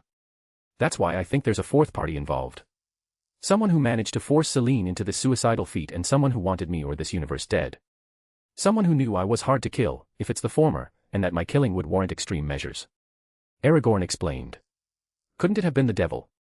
You had a running in with him, didn't you? Agatha asked. My initial conclusion was the same. Spark said. He would have died with the rest of this universe, and the only way of escaping this place was through Otherworld, but Barbie followed standard protocols and she severed the connection this universe had with Otherworld when the energy of the green door was registered. Aragorn explained. Barbie. Agatha asked for clarification. Opal Luna Saturnine. Aragorn made an illusion of her. Oh, the omniversal majestrix of the Dimensional Development Court. Ha ha ha ha. She does look like a Barbie. Agatha found it hilarious. So, what now? Why did you get us here 12 hours before the event? Agatha. Because I didn't know if the witch made her appearance way before the door was opened or just right as it did. Aragorn looked away in the most non-suspicious way he could. I also need to run a few tests on you, Miss Harkness. Spark pulled attention away from Aragorn's suspicious expression. I'll set the place ready. Aragorn said and began to pull a couple of bean bags out of his storage and some refreshments. The following hours were spent playing Monopoly and Uno while Spark ran test after test on the Fox Witch. About 5 hours before the event, Agatha fell to the temptation and allowed Aragorn to give her tales the premium finish he usually gives Emma's. Her life was never the same after that. A few minutes before the door she asked something that's been on her mind for a while now. Aragorn, how come we are not saving any of these people? I know we are not the paragon of goodness, but don't we usually save the victims we can? She ran a hand through the only tail she managed to pry from the dragon's claws and enjoyed the impossibly softness of her fur. Aragorn held hostage the other 5. We can't. You can't see their souls, but theirs are claimed, marked, already. When the one below all's destruction claims you, you can never go back. There's no saving anyone here. Aragorn lamented. That's B-dash, Agatha started but was interrupted. She is here. Aragorn's eyes flashed red for a moment. A tall black-haired woman, draped in black, carrying a crying baby who gave unhealthy amounts of radiation off, walked through the streets. She dragged the shadows behind her, and this was in a literal sense, for she controlled them. While people ignored her like she wasn't there, like they lived in separate phases, she walked past the dragon and witch, none the wiser, and then put the babe on the cold floor and surrounded it with pieces of a dark greenish rock. Do not blame yourself, do not blame me, do not grieve for them, do not blame the world, for from this moment on you won't be able to blame anything. You may find solace in the company of the millions that will follow your path. This is not what I nor you wanted, but such is reality. In the face of power that can bend my will, you are as inconsequential as the others in this city. I'm sorry. I truly am. She said to the wailing innocent baby. This was her farewell message before a massive magic circle flashed and the baby transformed into a lump of veiny green flesh and a humongous neon green door opened. People had about a second to analyze the situation before they dropped dead. There were no cries, no wails, no panic, no pain, just almost instantaneous death which followed after a green flash of EGR. She was not as remorseless as you said. Aragorn said while he summoned the staff carrying the soul stone and used it to place a tracker on her soul without her knowing. She is different from the last time I saw her. Agatha moved her sight away from the lump of suffering that used to be a baby. He returned the staff to Halo and used his eyes and psionic energy control to analyze her being. This makes no sense. Aragorn commented and looked in another direction, peering through veils, space, dimensions, and more until his eyes rested on the panicking form of Mephistopheles. Celine Galio opened the portal and walked away with her head down, only taking a quick look back when the portal was about to close. Self-loathing and pain were apparent in her face, while her eyes were red in color, even mascara. What doesn't? Her suicidal behavior. Her trying to take us with her? Asked Agatha with barely contained rage. There is an energy signature monitoring her soul which belongs to Mephisto, but that guy is in as much panic as the rest of the people in the know. Fuck. It's probably another Mephisto or worse, the Council of Red. Aragorn cursed. What is that? Agatha asked, her eyes unmoving from the massive door. An association of Mephistos from other realities, but they shouldn't be here. As far as I know, there's literally nothing that could help their agenda here. Boom, a massive Aragorn-shaped blob of reality appeared. It looked like someone took water from the most crystalline lake in the world and then made it take the shape of Aragorn. Except it was made of reality. So that's what happens. Reality is trying to fill the hole you left by supplanting you. Agatha commented. Reality loathes paradoxes, and since there can't be a past without Aragorn or an Aragorn in the past, it takes his role throughout the past, and future if there's any. To me, it looks and reads like the Master Chief. Spark said. What's their agenda? Agatha asked, this time closely following the actions of reality Aragorn. They want to release a guy called the First Firmament from a place called the God Quarry to shape reality as they please. Oh. I think, maybe Mephisto, 616 manipulated the council into releasing Toba to end the multiverse. Aragorn mused out loud. Suicide. Another one. After this is over it might not be a bad idea to repay him for the lost souls with a breath of erasure, Agatha gnashed. Damnation. Why can't they just die without involving the rest of us who don't want to? She cursed. Let's go back, I have a witch to hunt for, and then figure out how to deal with the council. Aragorn's tone was laced with annoyance. I have everything future me needs, thank you for your help, Miss Harkness. Spark said before disconnecting from the P-Link. Aragorn encased Agatha and moved to catch up to the present. When they returned they were back where they left, just 12 hours ahead. Hey, I just thought this, but why did you take us 12 hours from when we left if you could have dropped us just a moment after? Agatha asked. And add 12 extra hours to my already old age. No, thank you. Aragorn said with some skepticism and mockery in his voice. 12 hours is like nothing compared to my age, compared to yours, Agatha said, leaving the obvious question unasked. I should go look for the witch. Will you come with me? Aragorn ignored her. No, I'm good. I have a witch girl to look for. There was some solemnness in her eyes. Agatha had felt her seals had disappeared when she returned. There was a succubus that needed to answer some important questions about teen pregnancy. Watching the witch portal away, Aragorn tapped his P-Link and sent the new info to Spark. Spark, put the girls on high alert until I find out if the Red Council dares to have any more machinations concerning my universe. Aragorn's face turned draconic for a moment, but it soon returned to its usual self. He raised a hand for the staff of the Soul Stone and with a subtle pulse he found the location of Selene Galio. The stone was returned to Halo and Aragorn jumped into where the soul of the witch rested. Nova Roma. A city reminiscent of ancient Rome, surrounded by the Amazon jungle, the marble white buildings contrasted splendidly with the green forest. About 50,000 citizens inhabited this hidden jewel. In a domus of grand and elaborate architecture, without losing its Roman flair, the Dark Priestess resided. Come out. She ordered. Who says I'm hiding? Aragorn responded by manifesting like the Cheshire cat. Smile first followed by his eyes, horns, tail, and then the rest of him. Mr. Abner, don't you know how unattractive it is to teleport into a maiden's room? Selene said, in recognition, hiding behind her seductive demeanor. She only knew someone was there because of the intuition she had honed throughout her 17,000 years of life. Why would I care about that? There's no maiden here, is there? All I see is a witch that shouldn't have opened the door that day. Aragorn reached for her head. Her eyes wide open now, terror ensuing, and a determination to end the intruder's life burst forward. She snapped her fingers, hoping for something, which didn't happen. She waved a hand trying to manipulate the energy in the room, which didn't happen. She used her internal well of life force she'd been accumulating for millennia. Once more nothing happened. She desperately tried every trick in her bag. Spells, conjuration, curses, nothing worked. Submit, I will spare you, your life is not at risk, for the moment. I just want some information. The witch tried to move away, but Aragorn had long since restricted her body in a barrier. She tried to summon the help of the shadows but something was interfering, her telekinesis was just as useless. Telepathy. She wouldn't dare to intrude into the mind of a telepath officially acknowledged as the strongest in the known world, even if she was 800 times his age. There was only one last resort. Aragorn carefully grabbed her head by the side of her ears, her black hair falling over his fingers. He caressed her scalp softly with his action and she smiled wickedly for she had won. She tried to siphon his life force, but nothing happened. Seeing the confusion on her face, Aragorn said, There can't be life force in something that isn't alive, can there? Her eyes fluttered for a moment before she fell asleep and Aragorn invaded her mind. What a mess, Aragorn mused. The truth was that a possessed individual approached the Hellfire Club about a promising deal, A2 by the price of one if you will, he said. They would sell their services to certain extraterrestrial operatives who were having a hard time extracting an asset, Jean Grey. In return, they would be handsomely remunerated and be given information about a certain blonde mutant whose clone they lost.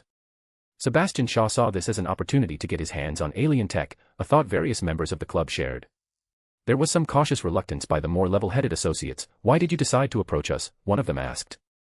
However, the possessed individual explained that they approached them specifically to get the help of Selene Galio.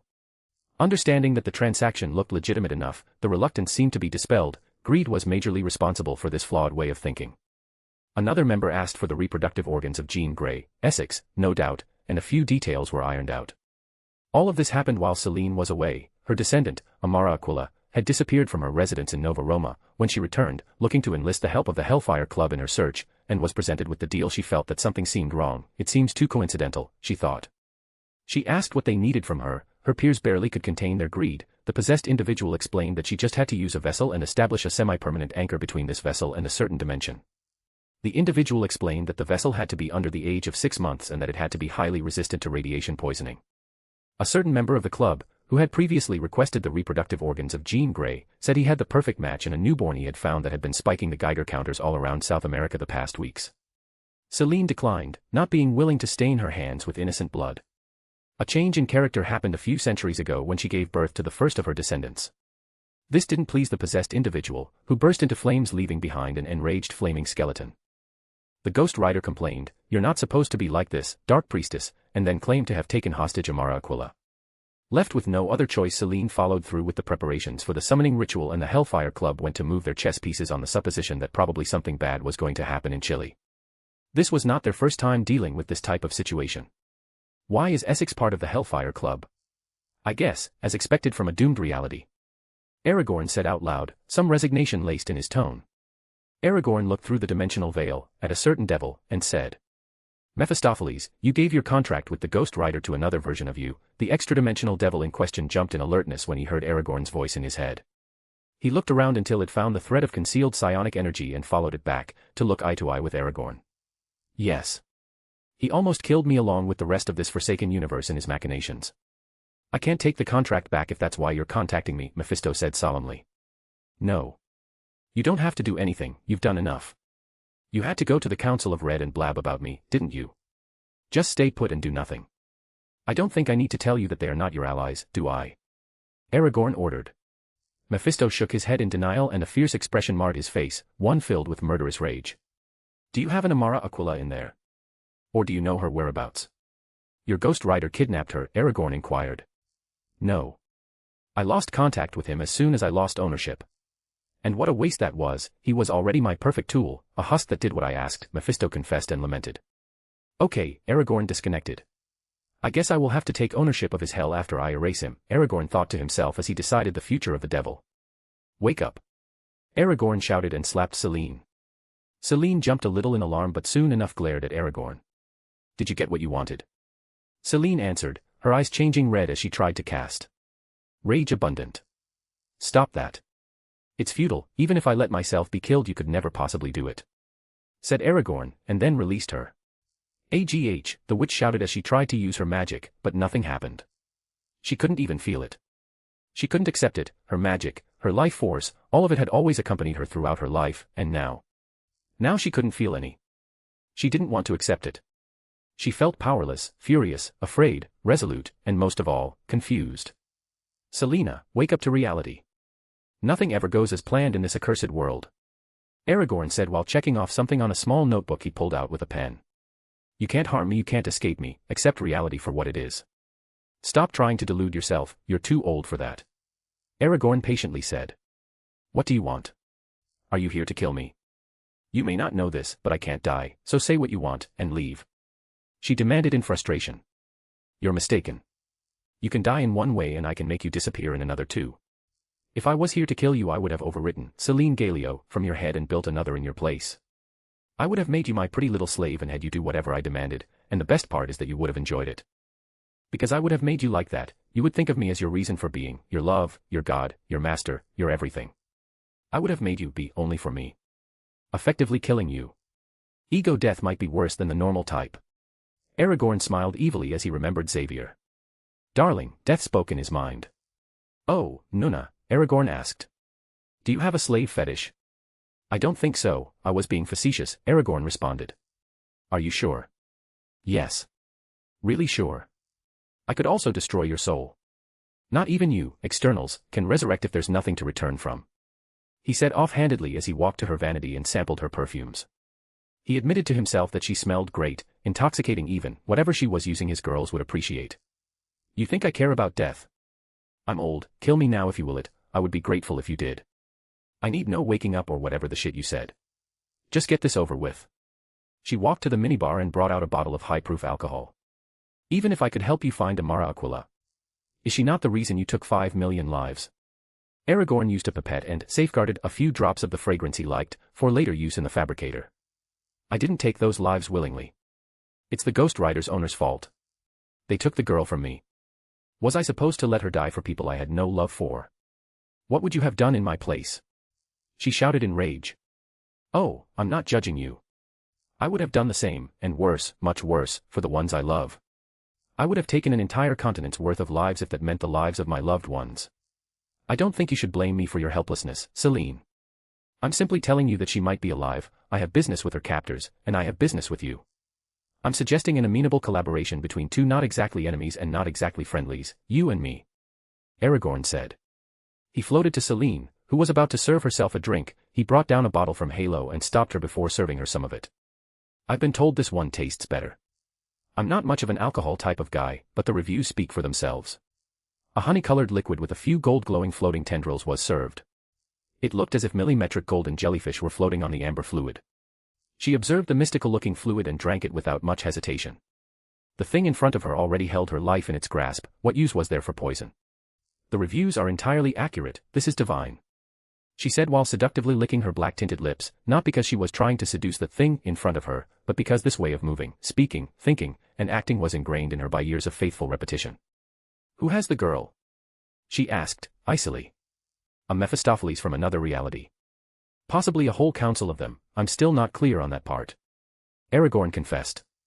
She might as well be dead, and that would be the best case. She commented, the sadness and resignation in her heart threatening to overflow. Her eyes grew misty. Seeing how you're a useful pawn and the failure of the previous plan, it's highly likely that they kept Amara alive. Aragorn explained his conclusion. I want a contract. She asked without caring what he wanted. Why would she care about consequences when she was already responsible for the fall of Santiago? And this was just one entry in her long list of accomplishments. Sure, which?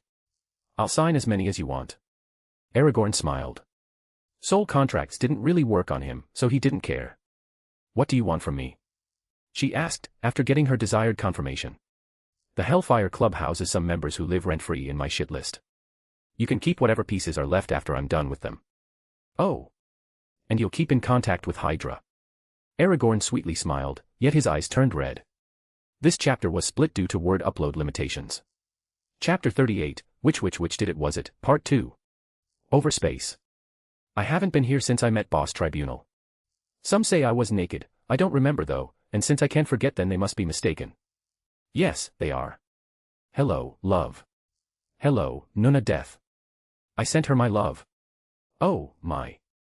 The second Nuna said. Second Nuna. There should be only one. Ah. It's Mistress Love. Let's use my all-seeing eyes. Interesting, she doesn't truly have a true body like Nuna does. Nice to meet you, Mistress Love. I smiled at the Nuna look-alike. The pleasure is mine, Aragorn. Your love is truly delicious, abnormal, obsessive, pure, dependent, uplifting, restricting, and freeing. Thank you for the delicacy. She licked her lips. Anytime. I said. There's Nuna, eternity, and infinity, but those two are one so I count them as one individual, Boss Tribunal, and Oblivion. Oblivion is Nuna's progenitor. That makes it my father-in-law. Right. But their essence is not the same, his looks similar to mine, not to Nuna's. Maybe Nuna has daddy issues and that's why she liked me. That's what girls with daddy issues do, right? They look in a mate at the faults they experienced from their fathers. Pop, pop, my eyeballs exploded. Interesting. You didn't cease to exist upon witnessing me as I truly am. He said with a low rumble that quaked through overspace. That's because you and I are similar, father-in-law.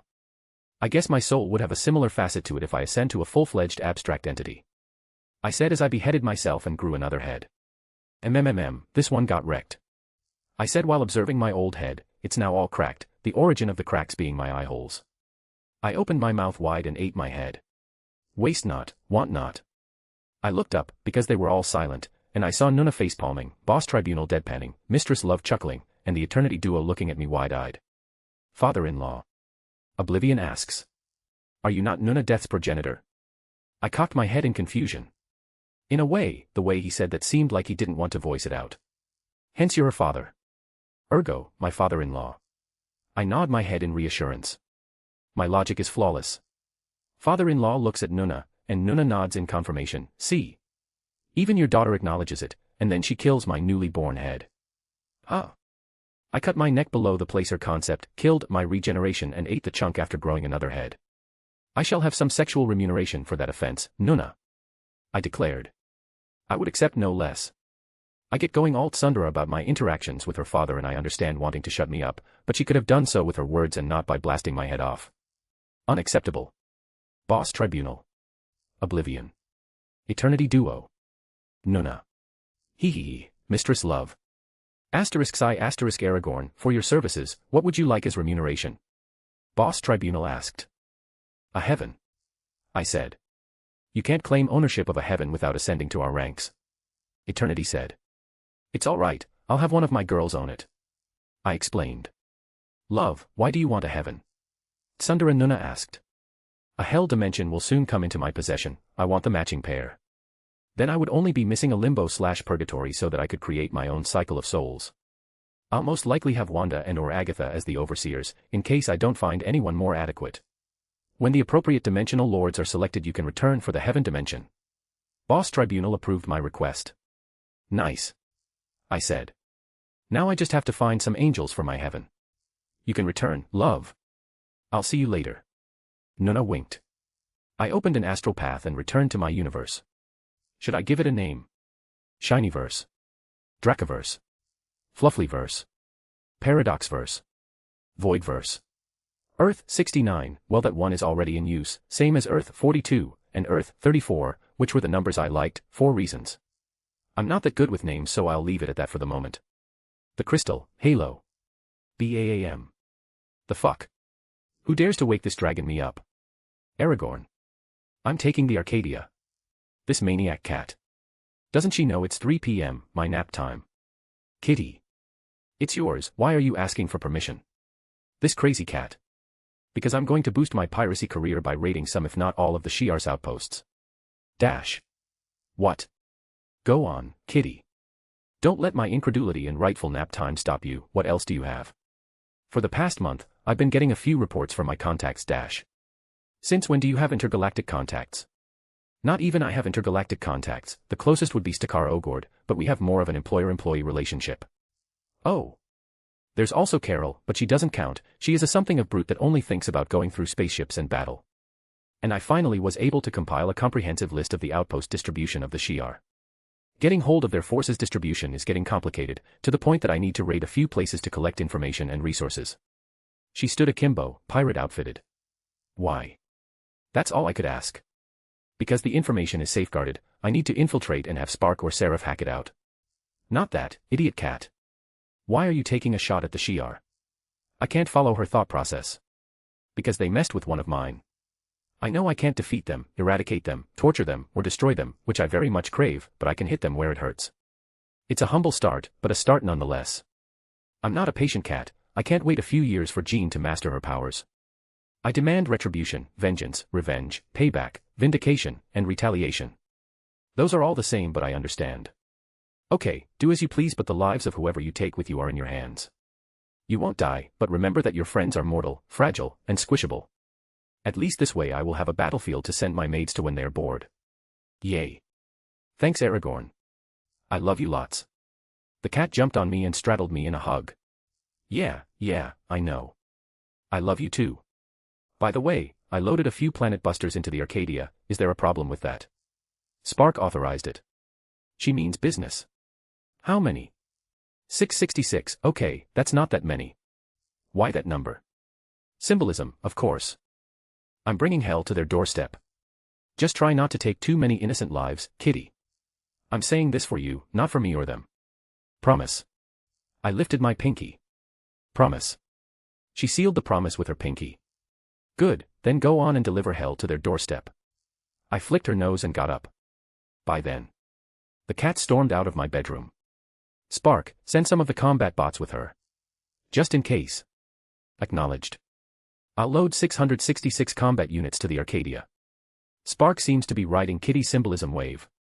I was not napping because I was tired or lazy, well, usually the latter has something to do with my naps.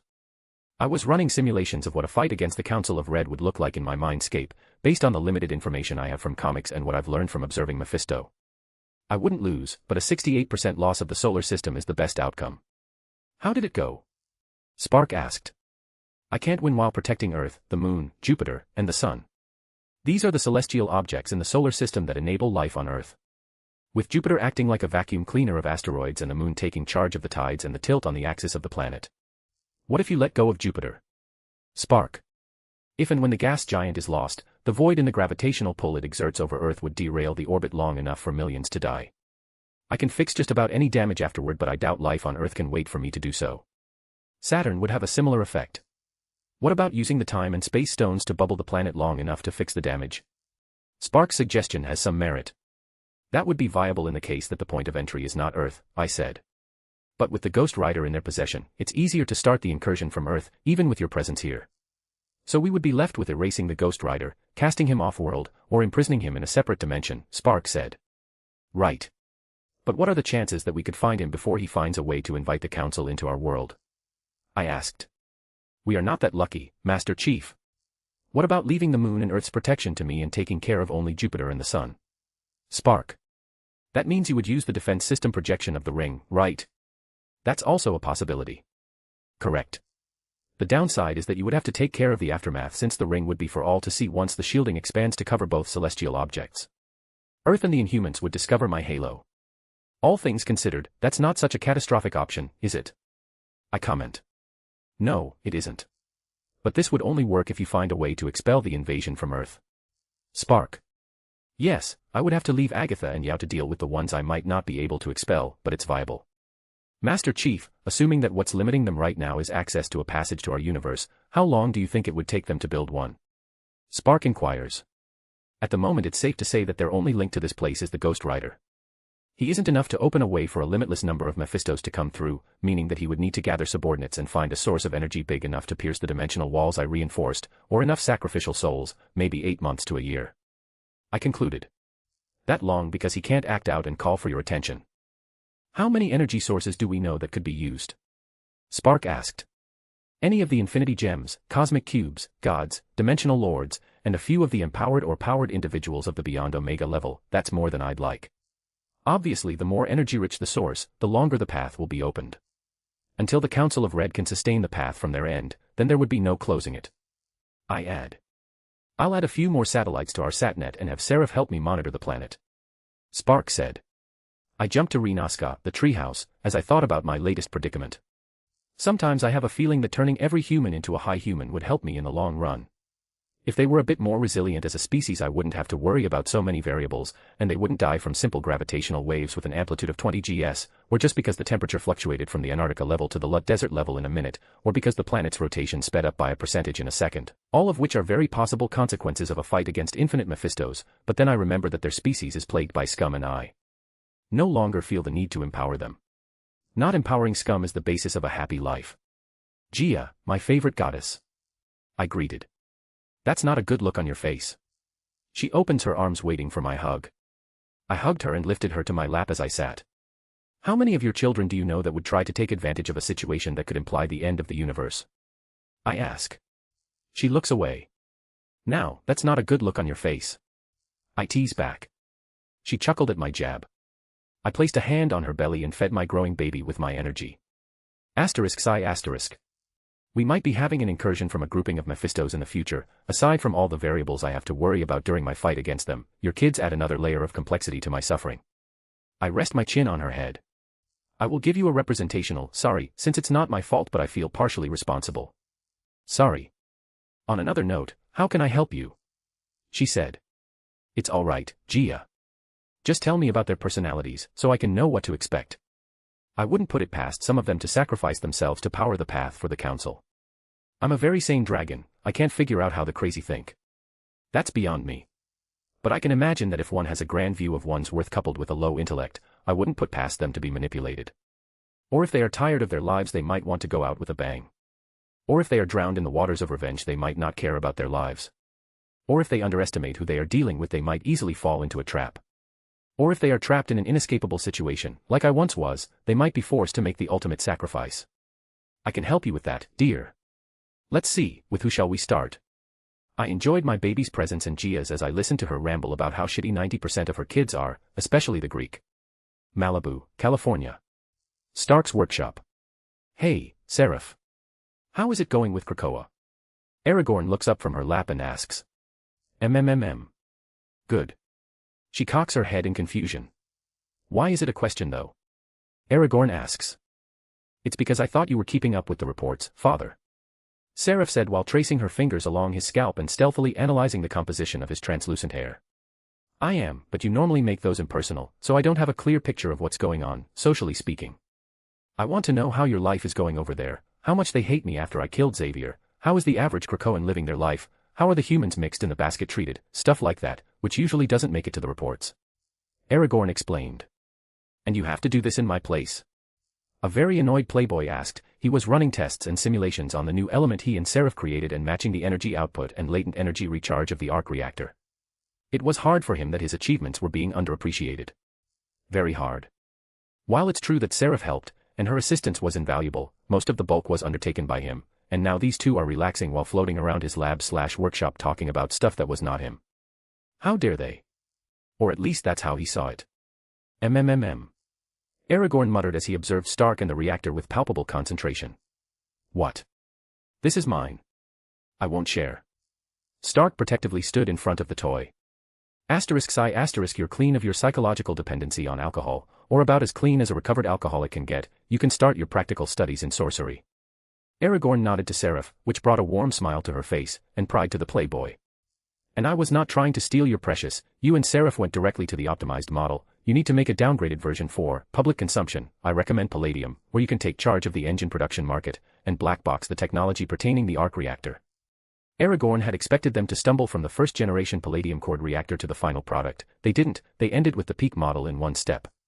Maybe he underestimated his daughter's capabilities, or at least he thought that much while completely underrating Stark's contributions. Let it be known that if Aragorn is one thing, that is petty. If a second word was needed to describe him, then nepotism would do. Why can't Stark Industries hold the spacecraft production market? Stark asked. Money. I don't think the investors and board would like it if we suddenly stopped our weapons manufacturing branch and went towards space exploration. We are no longer in the Cold War era, and space exploration is not the next thing. Seraph said. So I either create the engine and black box it or I sell a downgraded product, Stark said, but he mostly talked for himself. I think we should try both routes. We make a very downgraded engine version and market it as the replacement of the old combustion engine, like what you're doing with solar power and your batteries, and from the data we get from these engines we use it as a base for the spaceable engine. Stark looked up to his partner in crime for confirmation. Seraph. That works, Tony. But you'll have to level up your security. Ever since Father declared economic war on the oil industry, he is visited at least twice a day by their representatives. Seraph said. She was not having any luck deciphering the atomic composition of her father's hair. It didn't even appear to be made of atoms. Ah. Just have the lawyers deal with them. Stark asked. She means assassins. Oddly enough, Pharma has been fiercer ever since they got wind of my clinical trials. Aragorn joked seriously. Okay, I'll have Seraph help me with that. Stark, by now, was used to receiving help from what could be considered his best female friend. Virginia Potts was a touchy topic for him ever since he saw her and Happy Hogan on a date. It's not that meant he no longer considered her his friend, it's that out of the feelings that blossomed from the sight, he discovered that he was, possibly, interested in her, but now it was too late. Or so he believed. Anyway, Father. The council hates you but the average X-Man doesn't hate you. Obviously, the citizens don't know about the incident, and since in the General Krakoan Info, Book 1, you're mentioned as the driving force behind the founding of Krakoa, you're well liked. Seraph showed him a holographic copy of the book. She speed-scrolled it in front of Aragorn and he read it all in less than 3 seconds, efficiency expected only of this father-daughter duo. There were some initial cases of unconscious and targeted discrimination towards the non-mutant, but that was squashed fiercely by Councilwoman Moira McTaggart. I made some subtle changes and started a humble but effective campaign to remove most of this unconscious hate. It worked wonders. Also recently, according to my readings, the average Krakoan made it to the top 10 of the happiest citizens in the world. Seraph beamed a smile. And I think that's where you want to be, considering the top 5 usually belong to fascists, communists, dictatorships, or theocratic states where the surveys are manipulated. Stark quipped. And about my life over there. Hank is a cool friend, Rogue and Remy are fun to be around, and I've made great progress with Douglas Ramsey, he's great. I believe the only reason he is not at my level in coding is that his fingers, eyes, and mind can't keep up with me, but at the level of mastery, he is amazing. Forge is a funny guy but he usually loses focus whenever he sees my body, not in a sexual way of course, and I'm like an older sister to most of the kids I train. Seraph explained as she showed some holograms of her friends and a few live feeds. She had several pictures of her and the trainees having fun, most were of her trashing them around while she trained them. Is it hard on them? The missions I mean.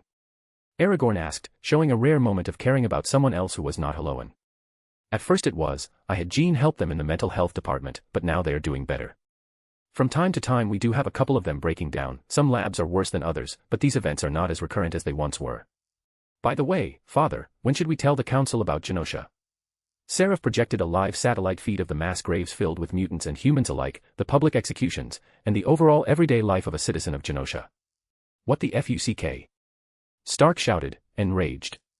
When you think they are ready enough to storm the island and escape with the victims without getting caught in the nuclear explosion. Aragorn commented, his eyes shifted from gold to red. Does Genosha have nuclear weapons? Stark asked, shocked. Genosha was publicly known as a small island country, insignificant, in cruder words, not the type of place you expect to find atomic fission weaponry. Yes, my newly acquired Dark Priestess informed me about it. I was also surprised, Aragorn commented. I will keep gathering info. With the appropriate plan we might be able to crack this place down. Seraph said with a fierce frown, one endearing enough to change Aragorn's eyes to pink. I can help. You don't need to pay me, just invite me to an outing in the country you run. Stark eagerly said to Seraph. He wanted to say a date, but he was smart enough to avoid Aragorn's ire. You can. Aragorn arched an eyebrow in questioning. With this.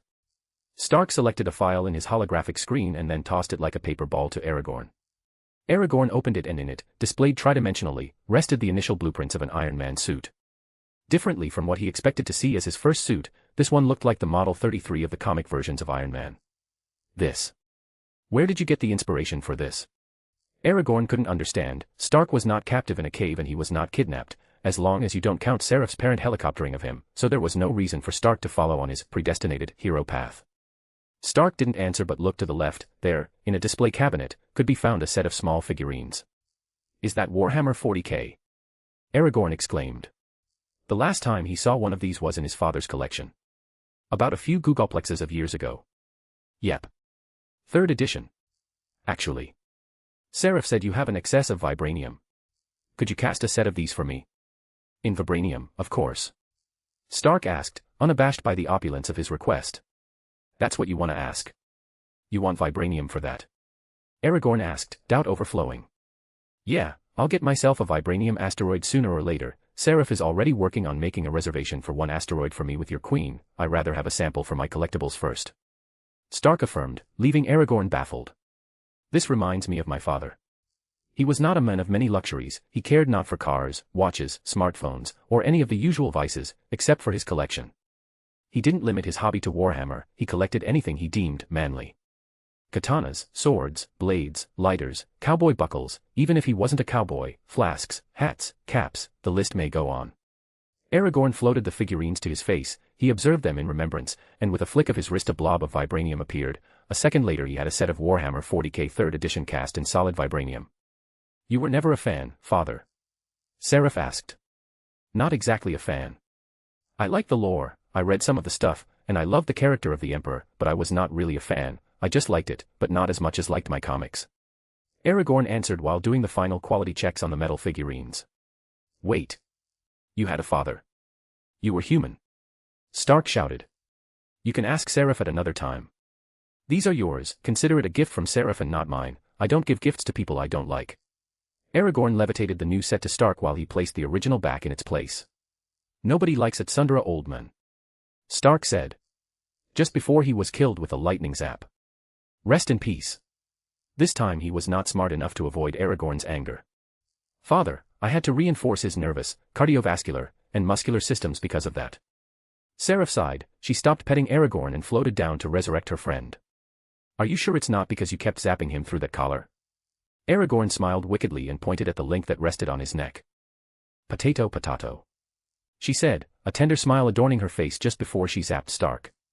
Zap, gasp. God. I hate that. Stark exclaimed. He stood up like nothing happened and then resumed his admiration of the new set. Aragorn found his reaction tragically funny. Sometimes I worry. Seraph commented. Don't worry that much, it's not worth it.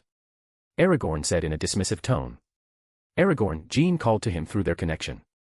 What's up, Firebird? Are you busy? Not really, chilling with Seraph, mocking Stark, the usual. I'm going there. Jean is coming over. Aragorn said. That's the redhead girl, right? Stark asked. Yes. Seraph confirmed. Jean wasn't the only one who fit that description in Halo, but she was the one who left the biggest impression on him since Seraph mentioned that she was in the top 5 of strength of the planet. A portal of orange sparks opened up, smack dab in the lab, and the angsty teenager came out. She looked up at the floating dragon, hugged and kissed Seraph in greeting, a handshake for Stark, and floated to Aragorn. She laid atop him and rested her head on his chest. I'm sad, Jean. I can feel it, Aragorn. Is it about your butler? Yes, what gave me away? Jean. He didn't come with you, and I've seen how you flinch every time you look at his soul, Aragorn explained. How do you know I look at his soul? It's not like my eyes light up or something, Jean asked. They don't, but your soul reacts, Aragorn. What? Just because I looked at his soul? Jean asked with concern. Not because you looked at his soul, but because you looked at a soul. Our eyes don't only see spirits, which are different than souls but similar, we also see souls. Anybody can see spirits, but not many can see souls. Although the resulting tell of seeing a soul is minimal, your soul is one that I know very well, so I can tell when it reacts after you look at a soul. A spirit was similar to the astral representation of a person, a mix of the mind and the soul. Any sorcerer could see spirits, but only the privileged few could see souls, the rawest state of a being. Then, should I stop? Jean questioned. Not really, unless you are seeing a soul like mine there are no lasting problems. Think about it as something similar to facial expressions, but soul expressions in this case. Is that why I can't see your soul? You don't let me. She asked. You already have enough on your plate, there's no need to add madness to your teen angst, Aragorn said, mocking her and being serious at the same amount. That's good, but it doesn't help with my feelings, Jean said, downcast. Let me guess. You want him to disappear from your life, yet you don't want him to die. You hate waking up every morning and seeing Xavier's soul in the body of Heart while he is being all butlery and gentlemanly to you. You appreciate the help he gives you, but whenever you feel something positive about him you remember how Xavier treated you and how you almost lost your life due to him, in more ways than one. Aragorn passed his left arm over her waist, resting it in her lower back, and combed her hair with his right. Jean listened to his heartbeat, which he didn't have a use for, as she rested her head on his chest. You feel disgusted when you see him living his life as a new person while so many lost theirs because of him. You feel like his punishment should have been harder, but then you are reminded that you also had a part in the tragedy and that ego death is worse for a telepath than for one who is not. Aragorn wiped a tear from her face.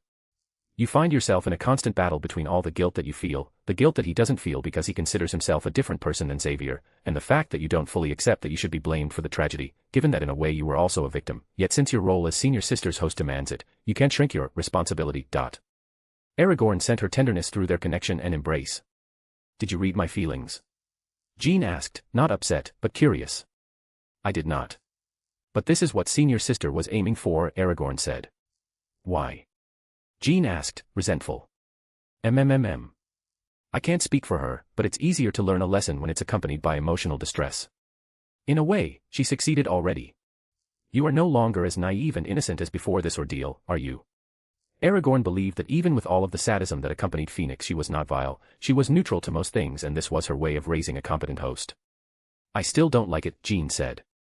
You don't have to. It's a shitty situation, it's alright to hate it. You can keep sobbing in my chest all you want, just be ready for the bullying afterward, Aragorn teased. Shut up. Jean kept talking and after a few minutes, both fell into a comfortable sleep and went to play in Aragorn's mindscape. Aragorn was debating about including her in his fight against Mephistopheles, but since he wasn't sure about it he chose to only train her for it, just in case. Tell me, Seraph. Why did that girl just come to sleep in my workshop? This was supposed to be my place. Now your family comes and goes as if this were a convenience store. Stark complained. Don't be a sourpuss, Tony. She is going through something. Seraph looked away. She knew that her family was not one to respect most boundaries. Everybody is going through something. I'm going through something. But this was my place. You don't see me invading your place, do you? Stark said, aggrieved with the invasion of his safe space. Fine, fine. Stop whining. Tell me what you want. There's no need for this tantrum. Seraph understood well enough her friend to know what really bothered him. Glad we are on the same page. Help me build my powered armor.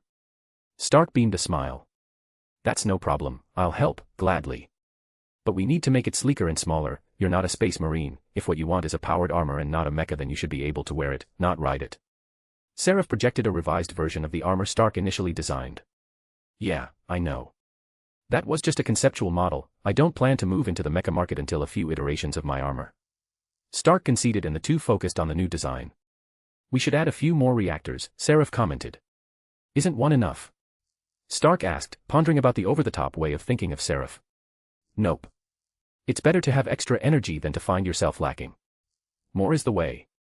Seraph followed her argument with a projection of an octonucleus, a nucleus made of 8 arc reactors, placed in an octahedron array. Whoa. Slow down, you demolition enthusiast. Are you trying to make me take down the country with me in an apocalyptic explosion? There exists a concept such as too much, and this is definitely it. Stark exclaimed. Tony. TSK if you want to play in my league, this is the bare minimum. Seraph said in a haughty manner. And remember that we will start your practicals in magic soon. With a source of energy and sorcery, you could do wonders, so an octonucleus it is. Seraph really did think that this was the minimum acceptable. She was also considering requesting some special medals from her father. Really? I believe an octahedron core is a bit excessive. Stark asked, doubtful about the need to integrate the equivalent of an apocalyptic nuclear bomb into his armor. Really? Seraph said with a nod. Fine. But once I learn how to, I plan to enchant about 1,000 security features into the armor. I don't plan to die to one of my inventions. Stark agreed. That was always the plan, Tony. Pepper would kill me if something happened to you. Seraph said the last part under her breath. Well into their planning and designing, another portal opened in the room, and Elara, Bucky's fairy wife, came through. Sorry about the intrusion, Mr. Stark.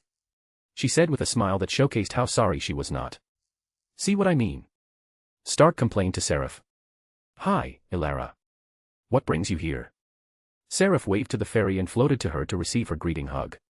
Hi, princess. I came to show my lord the finished samples of our uniform. She answered as she hugged and petted the blue AI.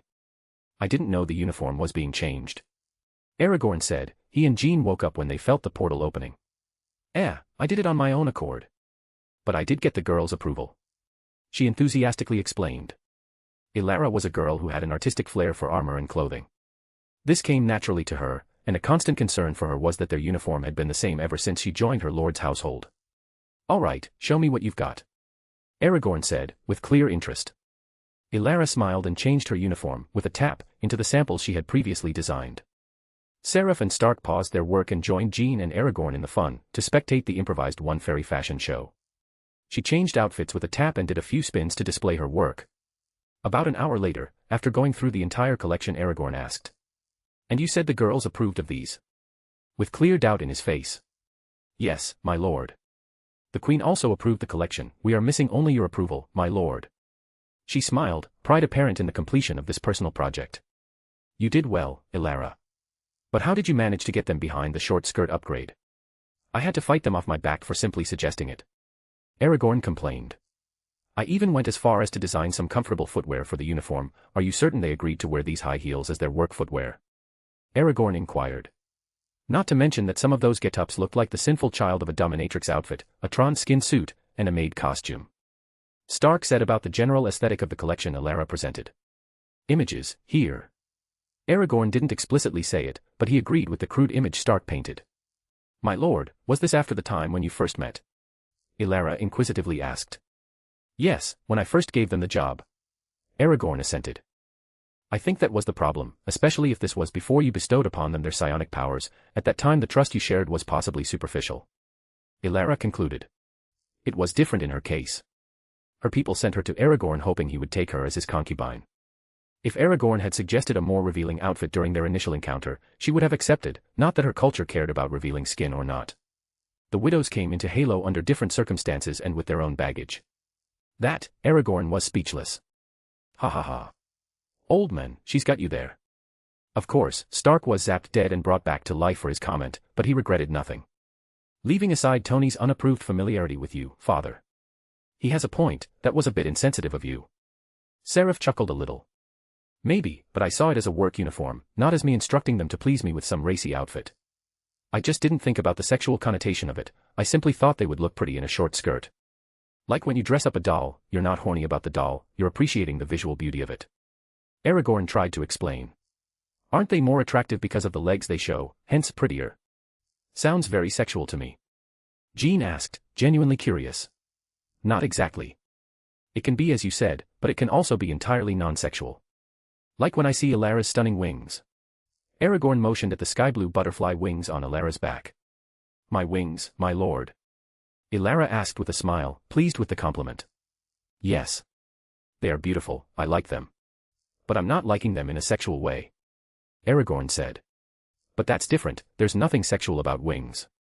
Jean countered. Jean. In my culture, wings have the equivalent sexual appeal as breasts have in Earth's. Ilara explained. That's what I mean, Padawan. Sexual appeal is recognized as such because of the social implications it was born from. But my comment could be considered sexual harassment in Ilara's culture, it's simply a matter of perspective. Aragorn said. There's also a biological aspect to it, but nowadays it's not that impactful as it once was, according to Spark's study of humanity's sexual conducts. Seraph added. I'm confused. Jean confessed. Like when you see a woman wearing a beautiful wine velvet tight dress. There's a sexual part to the attraction, but there's also an aesthetic part to it. He is saying that although it's true that the short skirt would have looked sexier, he was seeking it for its aesthetic contribution to their looks. Stark explained to Jean as best as he could. He also, sometimes, enjoyed visual beauty. Even if no one would believe him. So it's something that without a clear explanation it could have been taken in either way, but Aragorn was after the visually pleasing aspect of the short skirt. Jean concluded. Yes, Firebird. The only one of you that I've ever felt any form of sexual attraction was Emma. Other than her, the role you play in my life is not one where there could ever be sexual tension between us, but you should know that by now, given that we share most of our emotions and such. Aragorn said. Emma. Jean, Seraph, and Ilara exclaimed. Yes. It's not strange considering she physically resembles my late mother. Aragorn said with a nod. ****, I know what you're talking about, but please stop it. I almost vomited. Stark complained with a hand over his mouth, like trying to keep his stomach's contents inside. Oedipus complex. Seraph asked, skeptical about her father experiencing a psychological complex so humanly normal. When my core self made me, he copied as much as he could from our past human self into me, some traumas and psychological complexes came through with the rest. I eventually got rid of it, because I didn't want Nuna killing Emma for no real reason, but it was a part of me and, as I'm sure Stark can agree, the Oedipus and Electra complexes are a fundamental part of humanity. Aragorn patiently explained. The girls in the room, Jean and Seraph, looked curiously at the playboy. I really don't want to continue talking about this, but the old man is correct. We tend to look in our women for traits of our mothers. It's not exactly unhealthy, and it has a very understandable explanation to it, and the same could be said about women, that's where the daddy issues come from. Stark said while trying to overcome his disgust.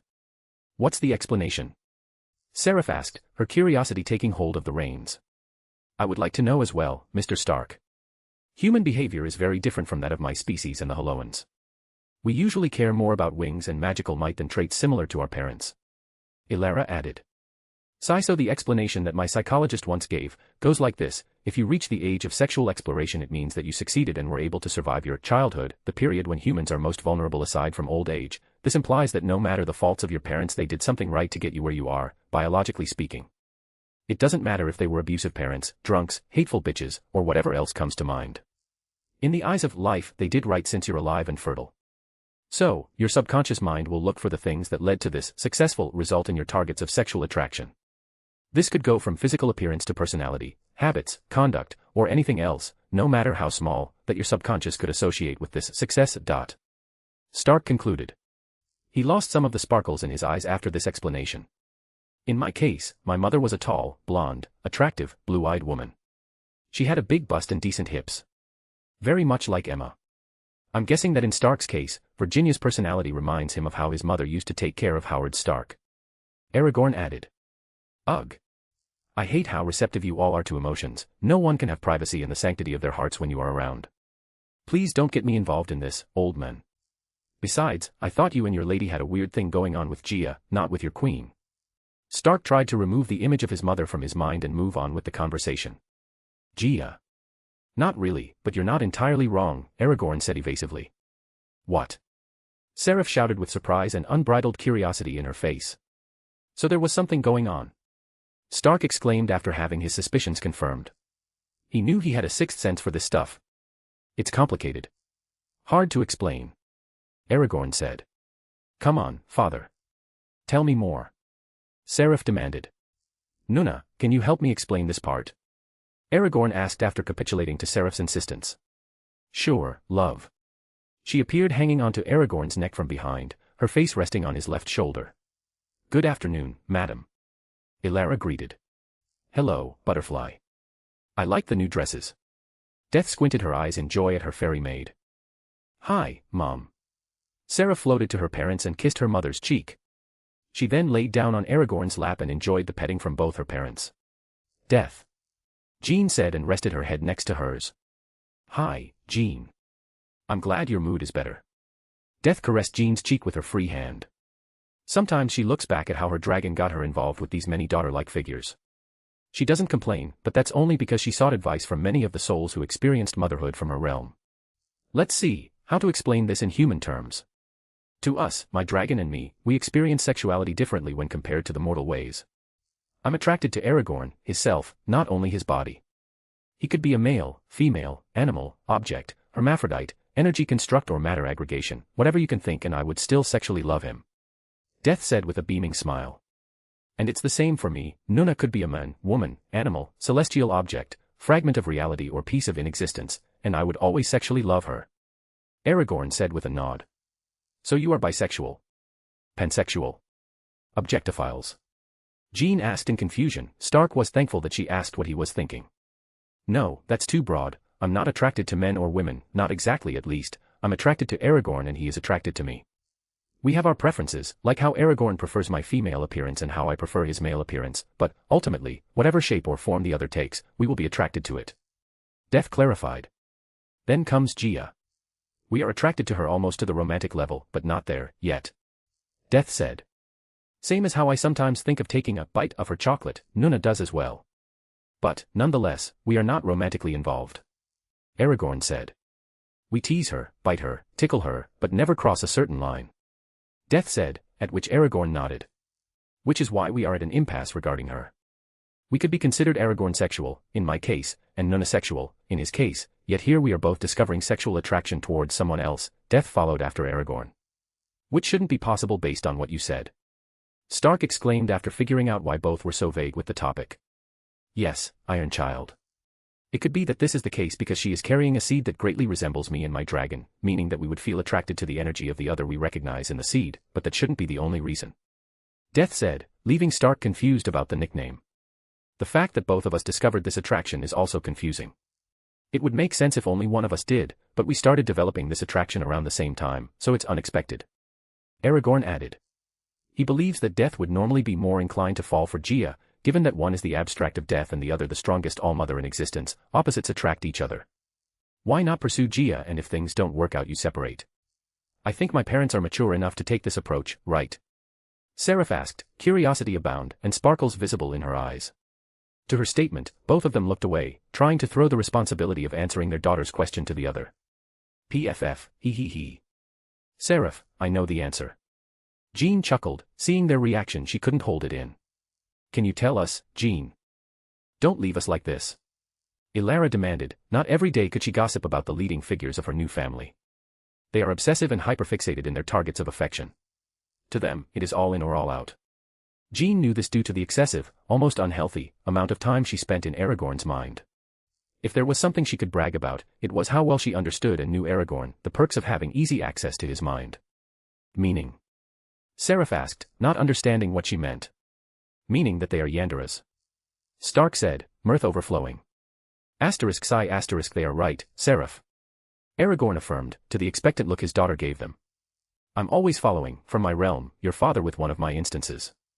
Death commented, a blush decorated her face. I have eyes below my skin, always pointing at Nuna. Aragorn showed them how new eyes bulged out from under his skin in his hands and face, and then blinked out below it, going back to his usual two-eyed self. Ha ha. That's not all, Seraph. He and Spark are always monitoring around us. Jean laughed and shared some of the discoveries she had made from his mindscape. Really, father? Seraph asked, a smile filled with love on her face. Ahem. Yes, Spark and I are normally not far behind you, making sure there are no problems you couldn't handle by yourselves. Aragorn confessed and petted the girl. They are not the only ones, love. I always have my Valkyrie spy on you girls. It's not that we don't trust you, it's that we don't trust the universe. Death hurriedly explained. MOOM, I don't know what reaction you expected, but I feel happy knowing you two care so much about us. Seraph innocently said. I bet that's not what they were expecting.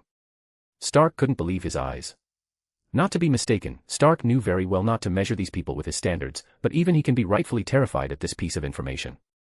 This meant that when he dealt with his friend, these two psychos were always not so far behind her. I agree, were it not for the flaming cosmic bird that peeps at me constantly, and the premium subscription Aragorn has to my mind, I would have been weirded out when I saw all the memories he had of me. Jean said.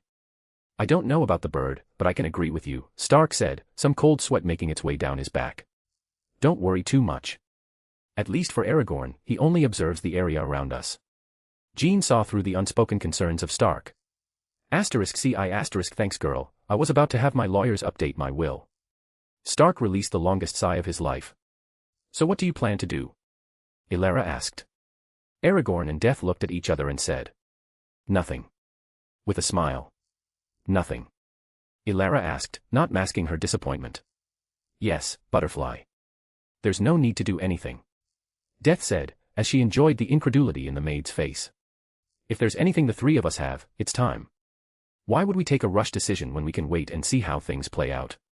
Aragorn added, he clearly never in his eldritch life has taken a rushed decision, nothing like instantly deciding to impregnate a stranger and in consequence marrying his crush, he would never, nor would Death. And Argia is aware of what we are doing, so no one is going to be hurt because we decided to take our time, what's a decade or a millennium more or less? Death added. The way you work is incomprehensible to me. Stark said.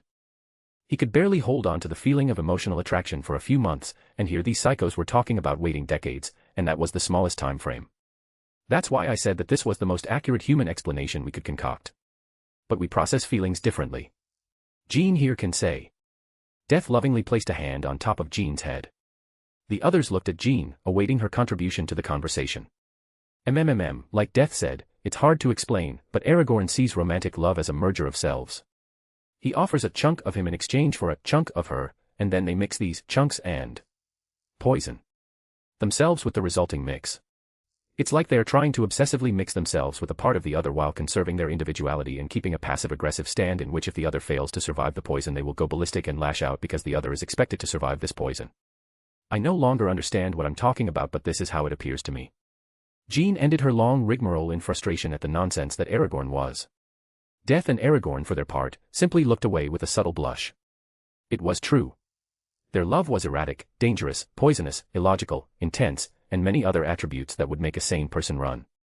But they loved and craved for the other, they wouldn't and couldn't change it for anything. Look, Elara. Goosebumps. Stark exclaimed as he showed his arm to the maid. You're not the only one, look at the flutter in my wings.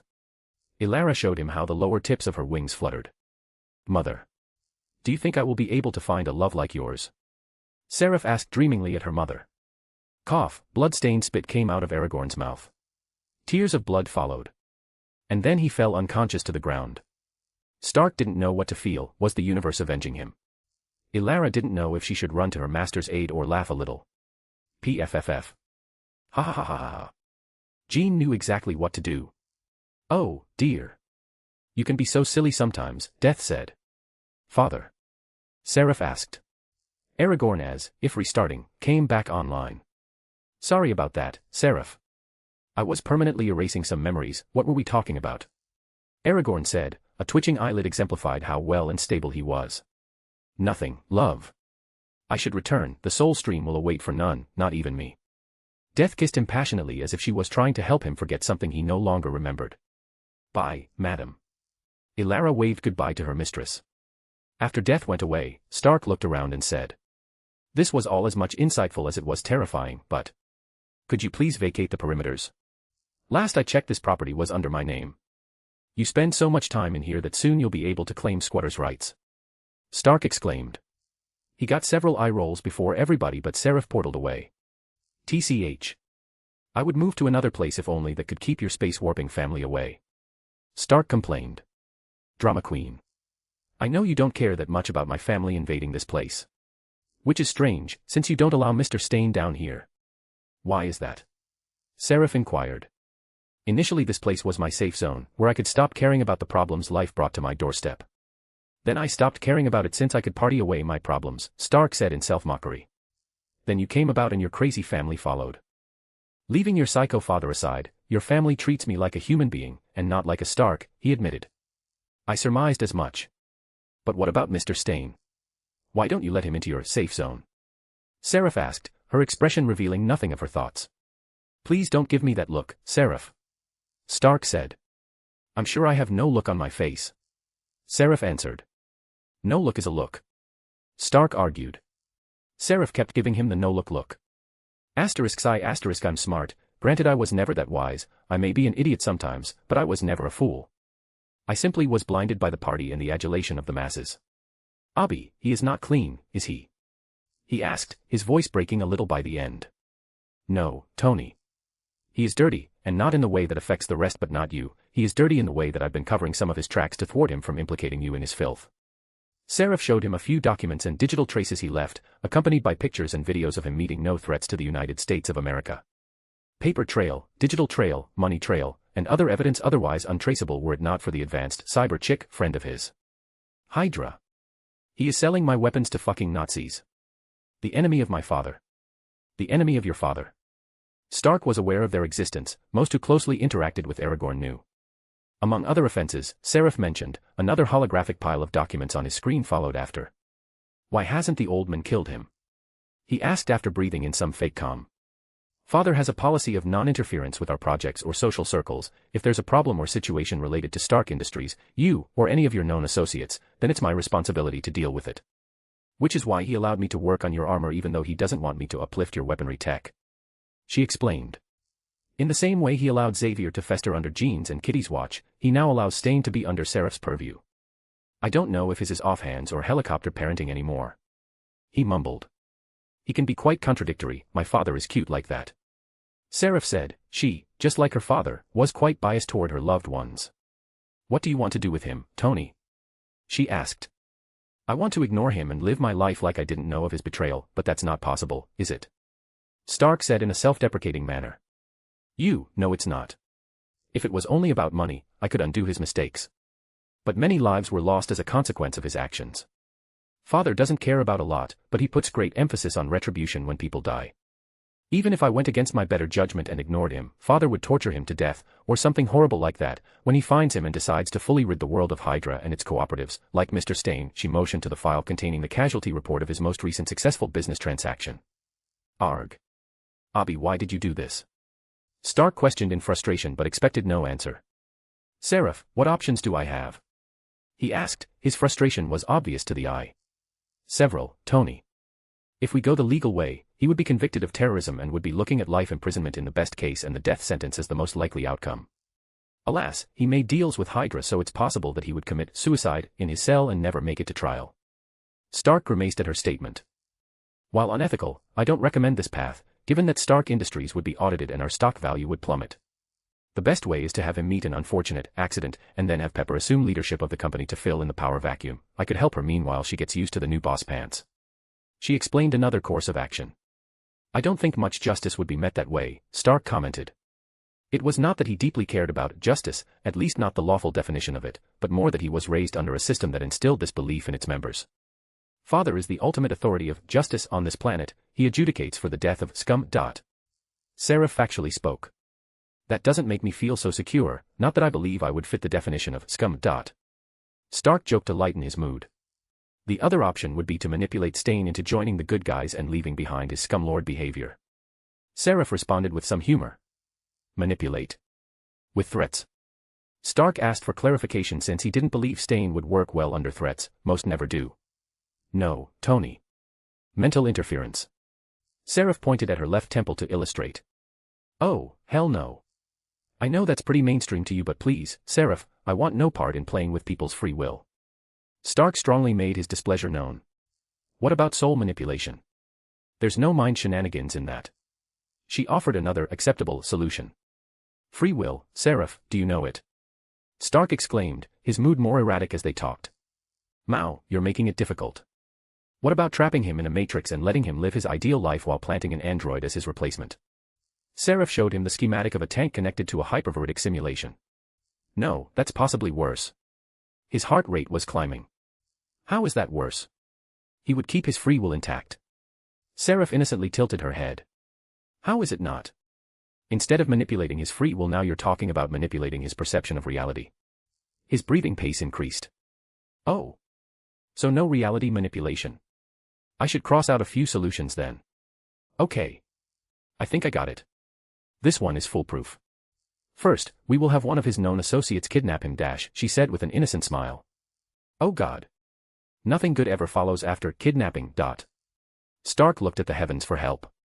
Then we will have him sustain some life-threatening injuries. Seraph continued. There you have it. Stark was disappointed by the lack of divine intervention. These injuries better be from some of the weapons he illegally sold, like a missile or mortar, something with the Stark Industries logo brazenly emblazoned in the explosive. She continued as if she didn't listen to his pleas. Are you even listening? Stark asked, yet he had already given up on stopping this aberration of a plan. The damage should be enough to threaten his life but not sufficient to outright cripple him, maybe some shrapnel in the lungs or heart. She loaded a few diagrams of possible locations in the human body that could serve the purpose she was explaining. I see. You are not. Stark wanted to stop listening to this plan.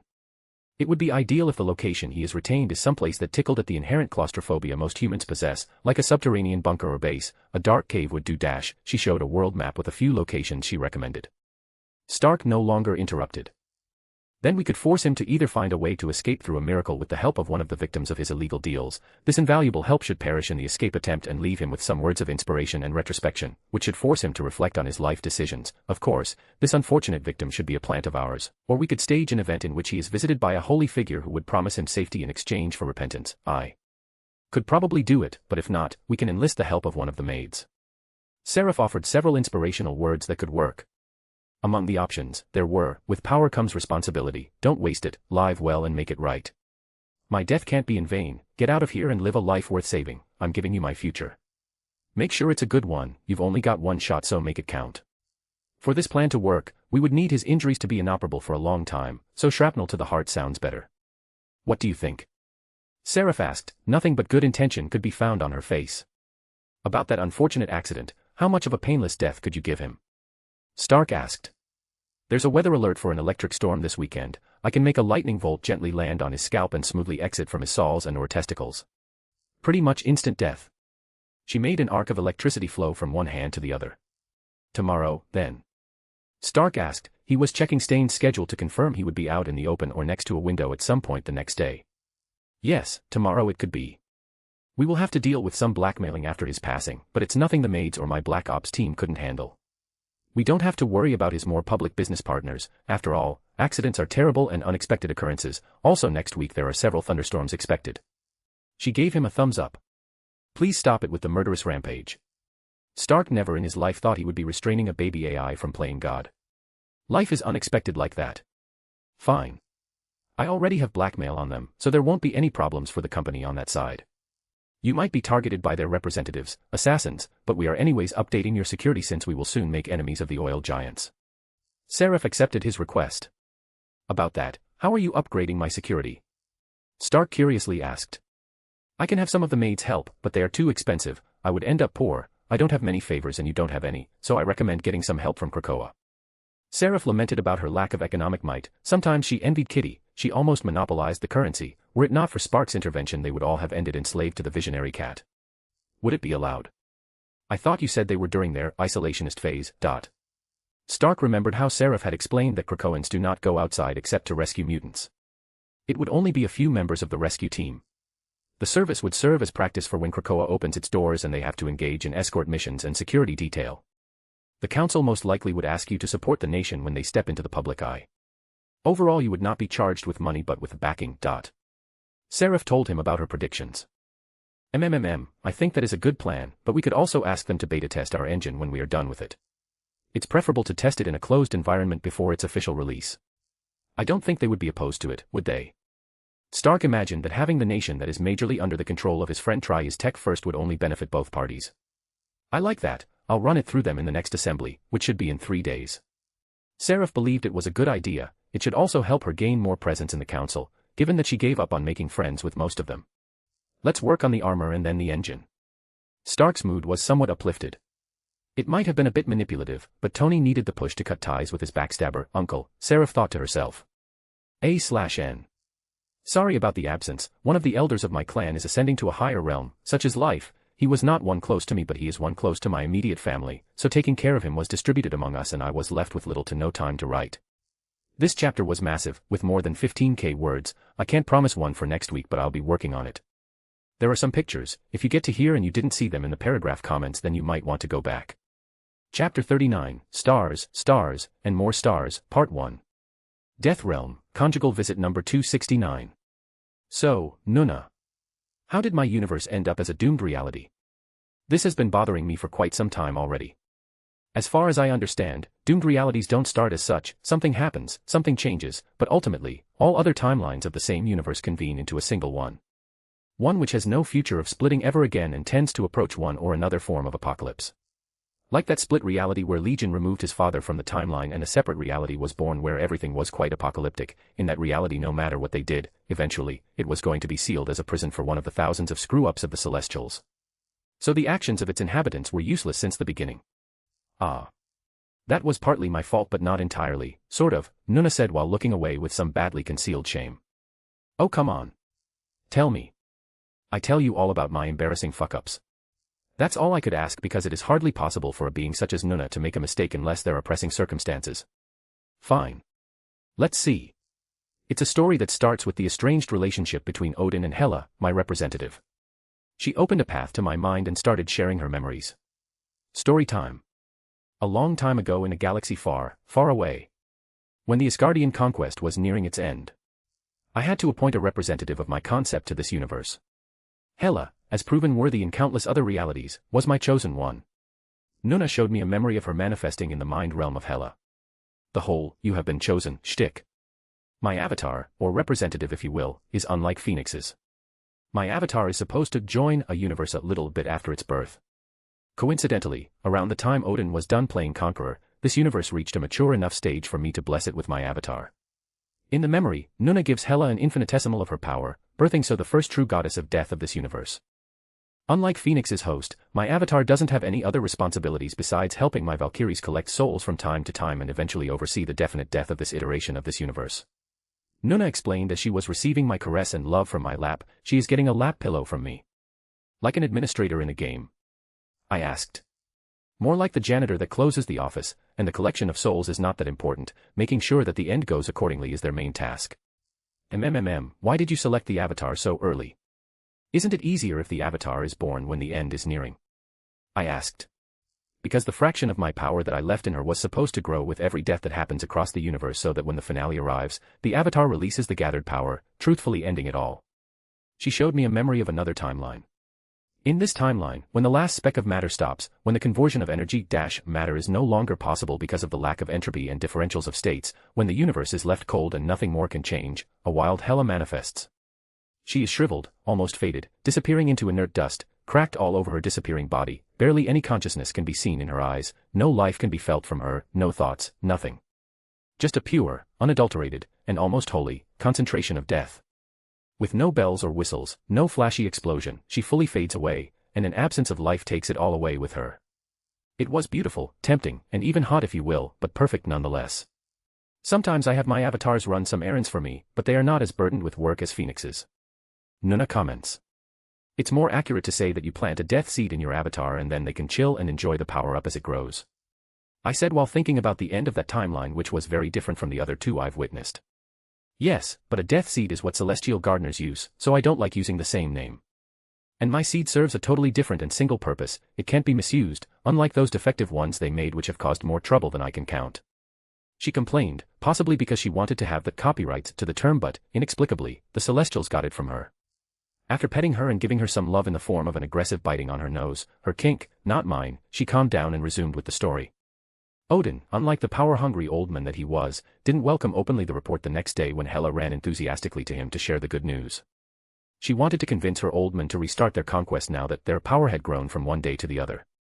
That's strange, not what I read in the comics nor what I saw in the movies. Because that's how the cute bloodthirsty thing saw it, as their power, not simply hers but one which could be shared with her people.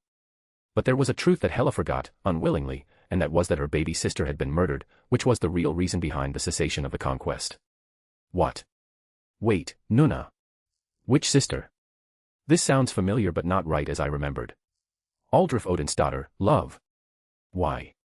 She asks, with those deathly gothic eyes that she knows I love, staring at my draconic eyes that I know she loves. Wasn't Aldrich the firstborn? That's how I remember it. In 616 she is, here she is not. Okay, now you've got me curious and curiouser. What do you know of the conflict between Heaven and Asgard? Nuna asks.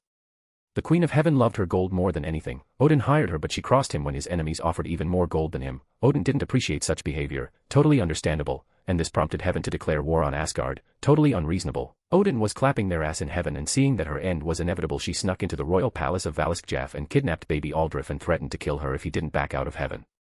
Odin said no to the terrorist and she stabbed Aldrich's heart. Odin had to retreat to console Freyrdaughter after the murder of their daughter. Still, he went totally ballistic and severed the connection between heaven and the other 9 realms and Yggdrasil, and used the Odin force to power a curse on them, as a last fuck you to heaven. I summarized what I knew. That's almost the same as here, but Hela, who was returning from another battlefield, when she encountered the queen abducting Aldrich, went full fury on her and almost thwarted the kidnapping attempt, but the Golddigger was better at escaping. She followed the queen to heaven and arrived just at the moment when Odin said that he would not submit to blackmail, and the queen stabbed her sister. Hela raised the battlefield as she went berserk, and Odin had to order the retreat when even he was unsure about stopping her rampage. When only Hela, Freya, and Odin were left in heaven from the Asgardian side, he ordered her to return. He planned to sever the said connection, but Hela, who blamed him for Aldrich's death, chose not to hear him, and replied with a flying sword to his head as she used her night sword to slaughter the angels. Odin obviously dodged, but the message was loud and clear: he was also to blame in his remaining daughter's eyes. Odin had the Bifrost summoned and shuttled himself and his resisting wife away. From the other side he severed the connection of heaven, and just when the last silver thread was about to be ruptured and the fate of Hela and heaven was about to be bundled together and sealed, Hela escaped heaven by summoning the Bifrost, which Odin was too busy to stop while he was cutting heaven off of Yggdrasil and cursing them. As she stained the golden floors red with the dripping blood of her enemies, Hela marched her way to her father, intending to demand answers. However, Odin's responses were as expected unsatisfactory, given that he cared more about his pride and ego than his baby daughter at that time. Expecting her arrival, Odin set up a trap and was able to alter her memories. He then wantonly made everyone concerned with the tragedy forget about it and claimed to have lost his drive to continue his conquest. Nuna finished getting me up to speed on this universe's Asgardian family drama. How's that possible? Did he have the Mind Stone? Because I don't see him as a telepath of that level. His wife did it. She didn't want the remaining of her family splitting up further. Okay, that makes sense. Frigga was always a capable witch and I imagine Odin probably powered her up with his Odin force, but, based on what I know, it looks like her wish was not fulfilled. After that, things went pretty much the same as with those movies you showed me, with Hela wanting to follow the task she was born and raised for and Odin talking about his newfound desire for peace. That was until he grew afraid of the power I bestowed upon Hela. After Odin rejected her suggestion, Hela was not the same. Coupled with the remnant feelings of betrayal that the mind-wiping couldn't remove, Hela saw it as if her father, King, had betrayed her, her reason for being, her people, her Asgard, and she did what she was best at: she fought. As you can imagine, she was stronger than Odin, not by much but still stronger. Odin knew this, and as such he prepared. He knew that with my power flowing in her veins, he couldn't seal her away because she would escape, and if he had battled her intending to kill her he was sure they would both die or weaken themselves, which he couldn't allow for the sake of the prosperity of Asgard. So, using the rune mastery he prided himself over, he set up a massive runic array and waited for his daughter, like a lion ant does for its prey, intending to siphon my power out of Hela before sealing her. Wait. How could he even power up something like that? Because not even sucking Asgard dry would he have enough juice to siphon Nuna's power from Hela. He used the energy Yggdrasil was no longer supplying heaven and the other 9 realms. Nuna said. ****. Those are the actions of a madman, not a king thinking of his people.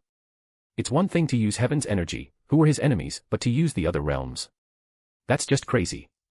Yes, my love. He was a madman who believed himself the destined ruler of the universe. But at that time the Infinity Gems were lost, so he had no other choice, or that was how he saw it. He should have left himself be chopped by my Hela. Nuna pouted, expressing her distaste about the irrationality that Odin didn't let Hela sword him down.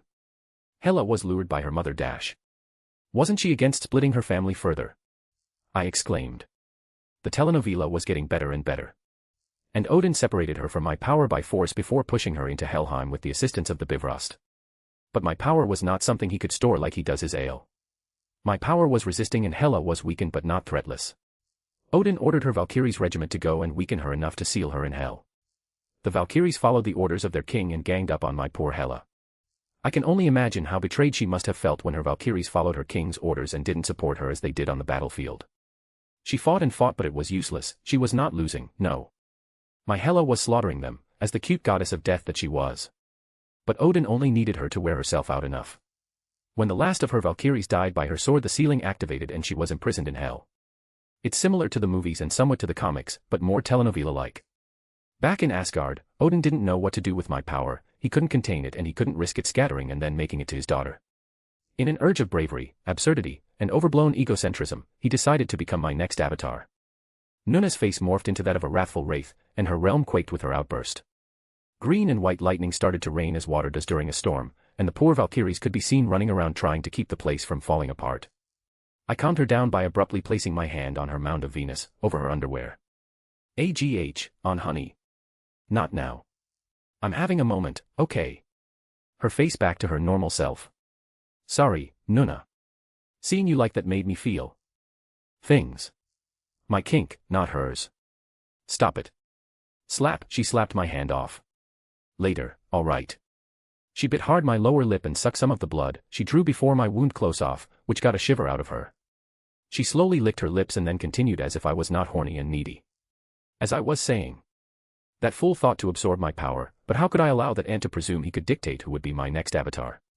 It was okay if he had killed her, she would have ended up here with me, where she will end up anyway, and I would have appointed another one as my representative. Choosing my avatar is my duty.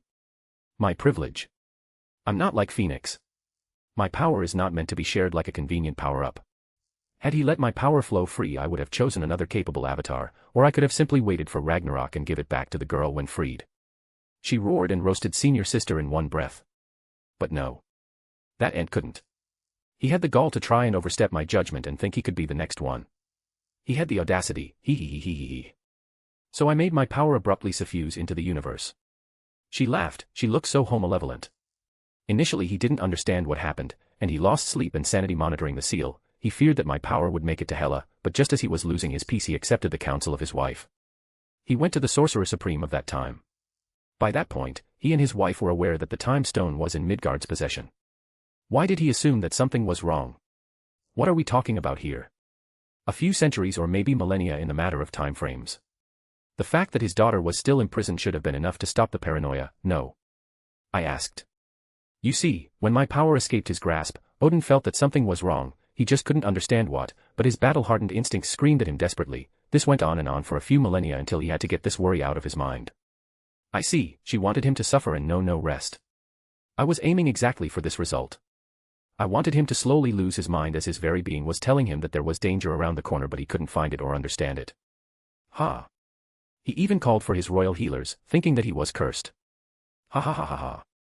Nuna cackled madly. How fierce! I said as I petted her. When the divine couple made it to Kamartaj, what awaited them was chaos and panic. I voiced out. Because just as my power had suffused, the Sorcerer Supreme could no longer see an unapocalyptic future. He could see numerous ways to stave off the inevitable end, but none could make it past the awakening of the next Phoenix avatar, Jean Grey. The best end he could see was half the planet burning and eventually the end of Earth, not long after, followed by the end of the universe. I understand, the chaos and panic was probably similar to the one I saw from the Master of the Mystic Arts when I visited Yao the first time. Sorcerers running from one place to another in a general state of unrest. The Asgardian couple were not the only ones. Rather sooner than later, more gods visited the owner of the Time Stone to try and find a contradiction to what their seers had already told them, that the end was near. Odin had his wife vow secrecy in a binding oath and he never told anyone what transpired with his daughter. Most gods assumed she was sealed off somewhere, but the seal prevented anyone from knowing she was in Helheim. The fucking hypocrite had the balls to parade as the wise Skyfather of Asgard. Nuna shared in delight. Damn. Talk about a thick skin. He single-handedly caused the end of his universe but then kept to his egocentric and judgmental ways. Unbelievable, I'm glad I'm not like that. In a way, it was my fault that this universe was doomed, but by the time he siphoned energy from the 9 realms, especially from Midgar, the chances of it making it out were slim, not inexistent, but utterly improbable. So I had no qualms about dooming the universe. Yeah, probably something like the possibility of throwing a coin in the air and slicing an atom. Odin paid and is paying for his hubris. You should have seen his face when his seers told him they could no longer see any future upon your arrival. It was hilarious. I thought he was going to be the first bald Skyfather. Nuna laughed. He probably thought that the end of everything was just around the corner and since the end of time was coming along the seers became fully obsolete. That was genius. But, what happened with Hela? Did you leave her sealed off in hell? I have to get to the end of this drama. Sadly, I couldn't interfere more. The last I did was set a route to Helheim for the lost souls to travel, to keep her company, and I changed it into her personal realm. It ended as a true hell, a sort of hybrid hell that exists within this universe, but not a full hell like the real hell, the extra-dimensional one. That's weird, why didn't she visit like she usually does? You might be confused about why I didn't intervene personally, are you not? Nuna asks. Yes, I thought it was strange. Couldn't you go there and break her out? Because she is clearly fond of this Hela. I can't say much about other multiversal variants of Hela, but she seems to have cared for this one, which is strange because Nuna's closest acquaintance was Senior Sister and no one else for eons.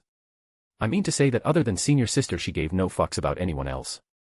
That's a misconception you have, darling. We can only materialize in your surroundings, and even there it's only momentarily. Dash. What? I asked. Yes, love. The energy you feed the universe, the one you don't use, reinforces the universe and allows for a bigger load, aka abstracts, but it's not enough to cover all of it. So, the universe routes the reinforcement to the place that is most needed, your surroundings. Which is why we can visit you, love. She said with a happy tone and sparkling eyes. I had some excess energy and thought about stimulating my rate of energy production by exhausting my reserves and filling them back up, a classical pro-gamer move among reincarnators, and since the Aniki said that I could feed my universe with my energy I assumed it would be beneficial somehow. Looks like I was right. So that's why you and Senior Sister can visit me from time to time. I always wondered why they needed avatars if they could just pop up. We can also materialize in certain circumstances, but we need Eternity's or Tribunal's help. Alternatively, we could send a shard of ourselves, but it's not the same. This is a new experience for us. Especially for Phoenix and me, as we are most in contact with the lower lives but could never before interact so intimately. She bounced in my lap in happiness. Thank you. Thank you. Thank you. Thank you. And for each thank you, I was blessed with a kiss. You're welcome, Nuna. Do you want me to break her free? I'm not entirely positive about the idea, since it could disrupt my plans for the acquisition of the Mind Stone. No, it's not needed yet. I did send her a revelation that she was going to be freed. But I know you want to wait and see if your plans with Loki and the Mind Stone pan out successfully. Nuna understands me. Yes, I don't have much faith in them, if I'm being honest, because I believe Odin got a glimpse of me when I had to deal with the Green Door, so I can't predict how he and his royal family will react. But I don't want to actively disrupt my plans yet. If Asgard involves itself with me then I will probably free her since it would be idiotic to believe Loki would dare to invade my territory, otherwise, I prefer to wait. If nothing works out, then I'll just ask Nuna for the location of the stone. #sugarmommy #sugarbaby #strongdependentman #shortcut #ask and it shall be given you. It's alright, she's doing fine and she did something interesting with her prison cell. Nuna showed me the kingdom Hela has in Helheim. Everything is dark green themed or black, but leaving that aside, and the unliving nature of the realm and everything and everyone in it, it looked like any other medieval kingdom from one of those ice guys I watched. She's picked up an interesting hobby. I comment. That she did. Nuna giggles. The Arcadia. Shi'ar-controlled space. Among the stars and the other celestial bodies, inside the headship of the Sith Order, the Arcadia, a renowned association for which only so little is known, the 3 known members of this order plot their future course of action. Kitty. It might be a little late to question. But what's the real reason behind this? Kurt asks his captain. What do you mean, Kurt? It's obviously revenge, isn't it? Captain Kitty answers with a malevolent grin. Shut up. I know you care for revenge, but that's barely 30% of your motives. Drop the bullshit. Exasperated, Kurt said. And he had every right to be. Fine. I'll put it this way. What has been known to move humans regardless of the era? Kitty had a nasty smile. Faith dash. Be serious. Kitty interrupts. Is not the answer. Pleasure, power, commodity, money, belief, love, altruism, there should be more, but these come to mind. With a sigh, Kurt answered. Money, Kurt, money will get you anything. Kitty shouts energetically. I thought power trumps all, like a +4 in Uno. Kurt remembers very well the lessons he was taught on the battlefield. Well, yes. But no one cares about power in Halo. But do you know what we do care about? Kitty asks with anticipation. Favo dash. Favors. She shouts while interrupting him. Oh. Revenge is the driving force, but the real motivator is the favor, currency. Kitty confesses. I don't see how we will generate favors from this, Kurt asks. If anything it looks like she is spending military resources, not making a profit. He does know that Aragorn is footing the bill, but he can't help but think that his friend's planning is awfully flawed. Hoo. My blue devil friend, that's where you're wrong. You still think, in some manners, like a Terran. The average resident of the crystal has no basic needs, sustenance, housing, a happy family, etc., but what they lack in troves are suitable battlefields. She opens her arms dramatically to illustrate the screens displaying the gathering fleet on the opposite side of the Arcadia. I don't see how you would profit from this when everybody in Halo can warp. There's no way to privatize a battlefield. Kurt's eyelid twitches at the more than 1,000 vessels arranged on the enemy side. Initially, during the first raid, nobody took them seriously. Who would? Not when a single ship was attempting to raid a planet. Only a madman would take that seriously. You have to be Thanos, at least. A ship was sent to detain them. A ship was lost. An assault squad was sent to exterminate them. An assault squad was lost. Things kept escalating until they no longer sent their lambs to the slaughter, and given that the Arcadia was orbiting the planet by that point, yet it wasn't attacking, the Shi'ar thought about waiting them out and evacuating the planet in case the ship took offensive action.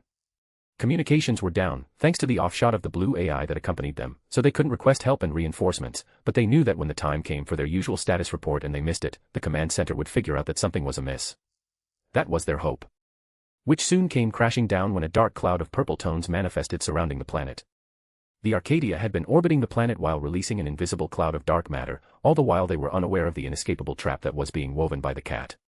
The problem was that this form of non-baryonic matter could not be detected or seen since it didn't interact with light or the electromagnetic field, not until it was activated, or primed as Aragorn did with the ship, but at that point, the cage would have been already closed off. When the dark matter clouds had completely surrounded the planet and Kitty had activated the entrapment, making it visible, they sent a vessel to test out the waters. Said ship went in but never out, the dark matter eroded and ate it, like how cotton candy disperses in water, for lack of a better comparison. When the second ship was sent, this one ejected a memory core back to the waiting hands of the Shi'ar on the planet, in which a video of the destruction of the ship and its passengers could be seen. There was no other attempt to break through with a vessel. Panic ensued, and as it's understandable they tried to bomb away the cloud. But this cloud was too vast and dense to be blown away with a few explosions. Just because you could bomb the atmosphere it doesn't mean that it will go away. Things kept escalating until they couldn't see a path to freedom. That's when the Maniac Cat acted and sent a stealth team with a floating blue orb to crack their databanks and steal the classified info she was after. This floating blue orb, no bigger than a fist, was the offshot of Seraph that was accompanying Kitty. As could be expected, she also requested a piece of the cake in this business the cat was entrepreneuring. The operation went smoothly, and 5 minutes before the reinforcements arrived, the Arcadia sucked back in the dark matter, and comms were restored. As this was happening, the Shi'ar reinforcements made it to the planet. Only to see the Arcadia drop a planet cracker and then enter FTL travel before the planet quaked and cracked all over. The magma of the core overflowed from these cracks and the surface was turned into a boiling red ocean. Millions of years would be needed for the planet to regain its hospitable biosphere. Since then, whenever the Arcadia was spotted or the name of Captain Kitty of the Sith was heard, the Shi'ar responded bloodthirstily. Not so much later than that, news was spread about the loss of a Shi'ar-controlled planet under the siege of a single vessel. Skirmishes were common. We are talking about galactic empires here. Obviously, there would be clashes from time to time, but a single ship taking down a whole planet? No, that's some mad Titan-level shit. Kitty and company thought that with this news they would lose some of the popularity the trio was cursed with. Instead, now more than ever, the hate for the Shi'ar has been rising unprecedentedly.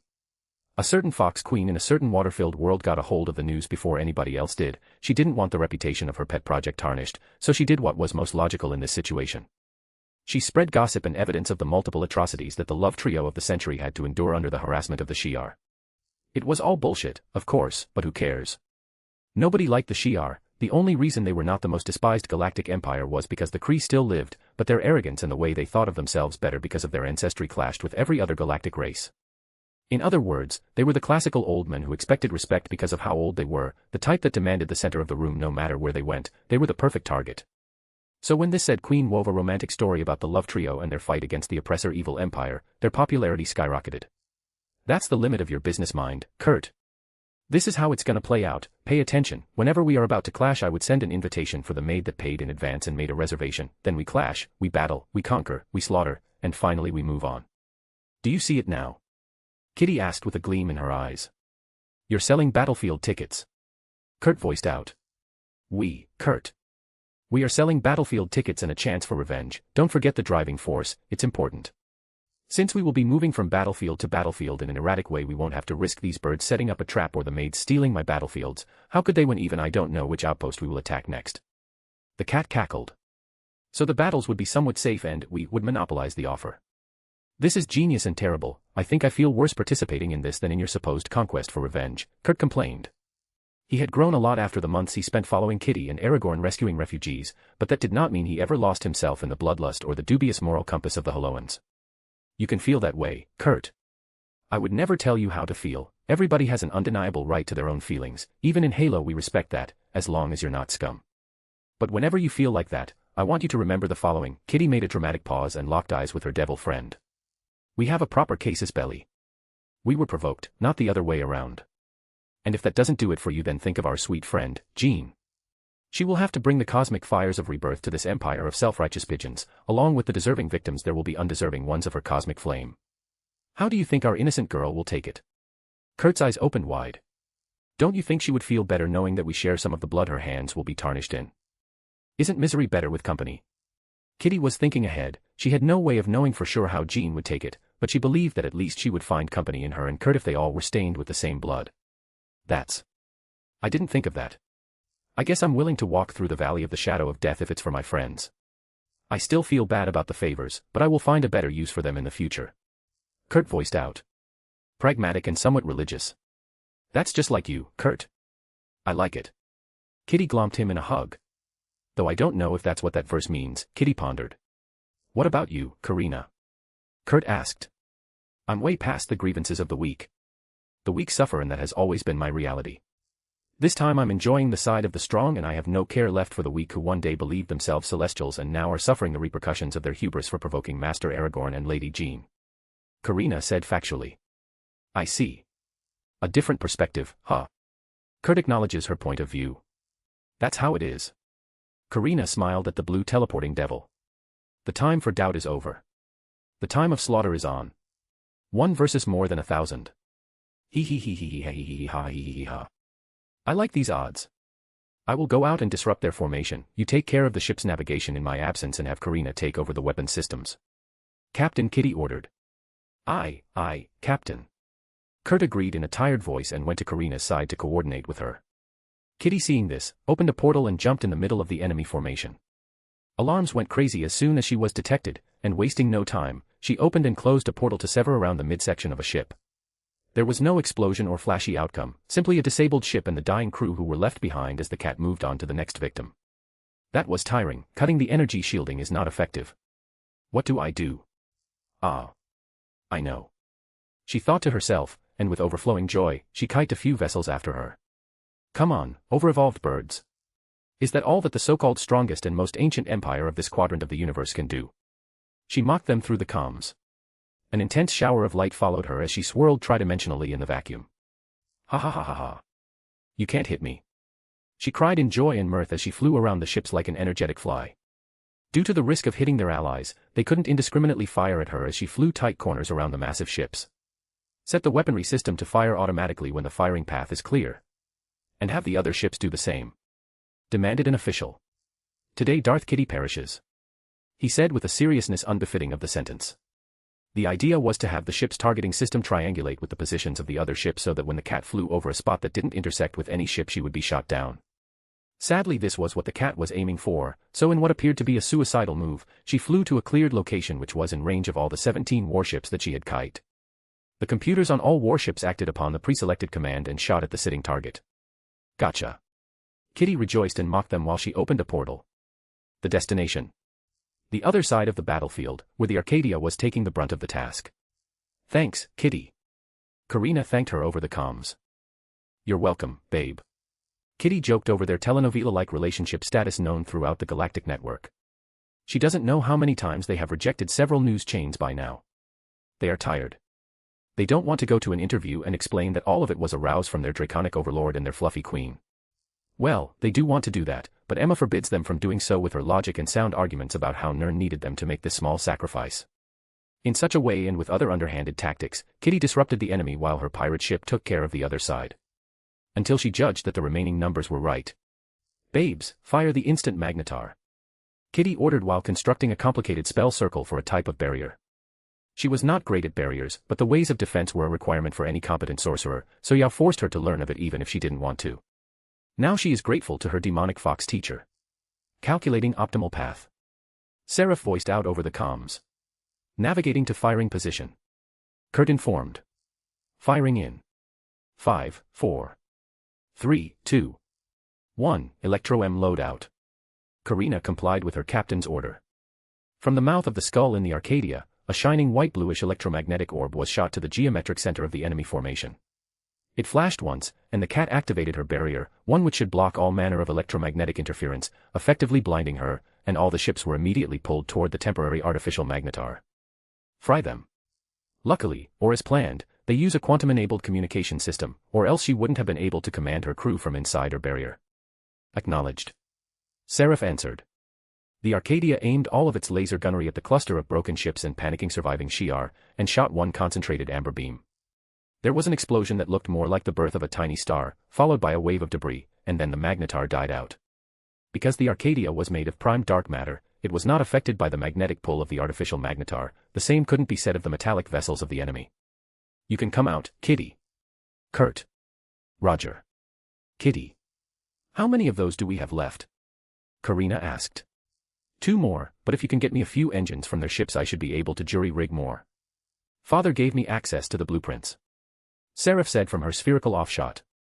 I don't think there's anything salvageable from this batch. Kurt expanded on the main screen the cloud of space debris.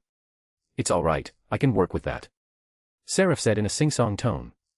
Let's do it quickly, I'm pretty sure we are in the most wanted ranking by now. If it's not the Shi'ar then the bounty hunters will get us. Kitty, who had just portaled, said. We could make a profit of those, Karina said offhandedly. What? How? Kitty asked. She was not lacking in units, but the more the merrier.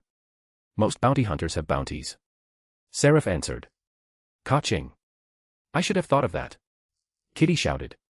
Leave it for later, Kitty. We have enough in our hands with the Shi'ar. I don't want every bounty hunter in this quadrant turning on us. Kurt said. Like so, this hunting day came to an end for the adventure of Captain Darth Kitty.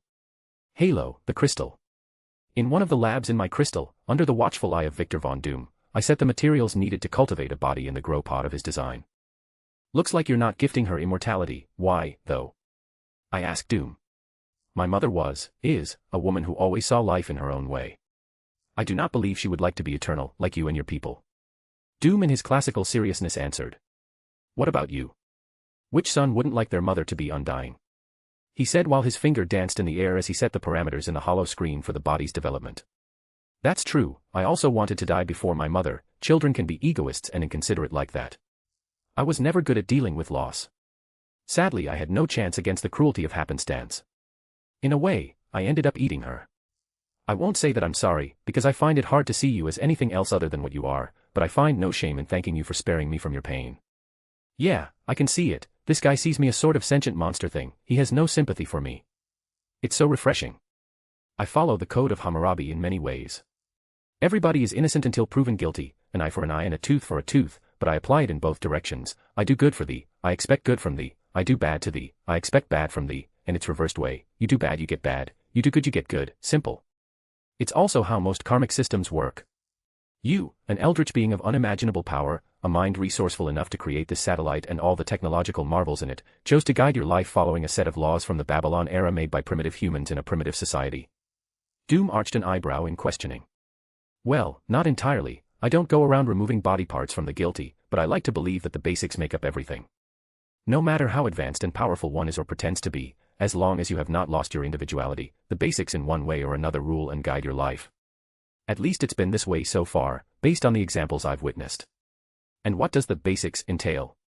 Doom asks, his hands not stopping even once. He was done setting the core that housed her soul in the grow pod. Don't let others trample you, but don't trample on the others. Care for your loved ones. Try to be as kind as you can without badly affecting your inner circle. Never forget that your inner circle is worth more than outsiders. Goth girls, respect as much as you want to be respected. The Shine, listen as much as you want to be listened to. Understand boundaries. Learn when to stop caring. Beast girls, learn when to slaughter and when to heal. There's more, but this is the basics. There are some ancestor teachings right there. Doom stopped his work on the screen for the first time and looked back at me. I see. What about the loss of individuality that you mentioned? He resumed his work after the inquiry. If you ever get to one of the big O's, omnipotence, omniscience, and omnipresence, you'll lose your personality. If you know everything, can do everything, and can be everywhere, then there would be no need for anything of what makes you you. You end up as a pseudo-consciousness bound with the everything spread through the all. It's a bit more complicated, but this is what the Aniki explained to me. Does reaching the summit require abandoning your true self? He asks. I could feel his attention on my next words.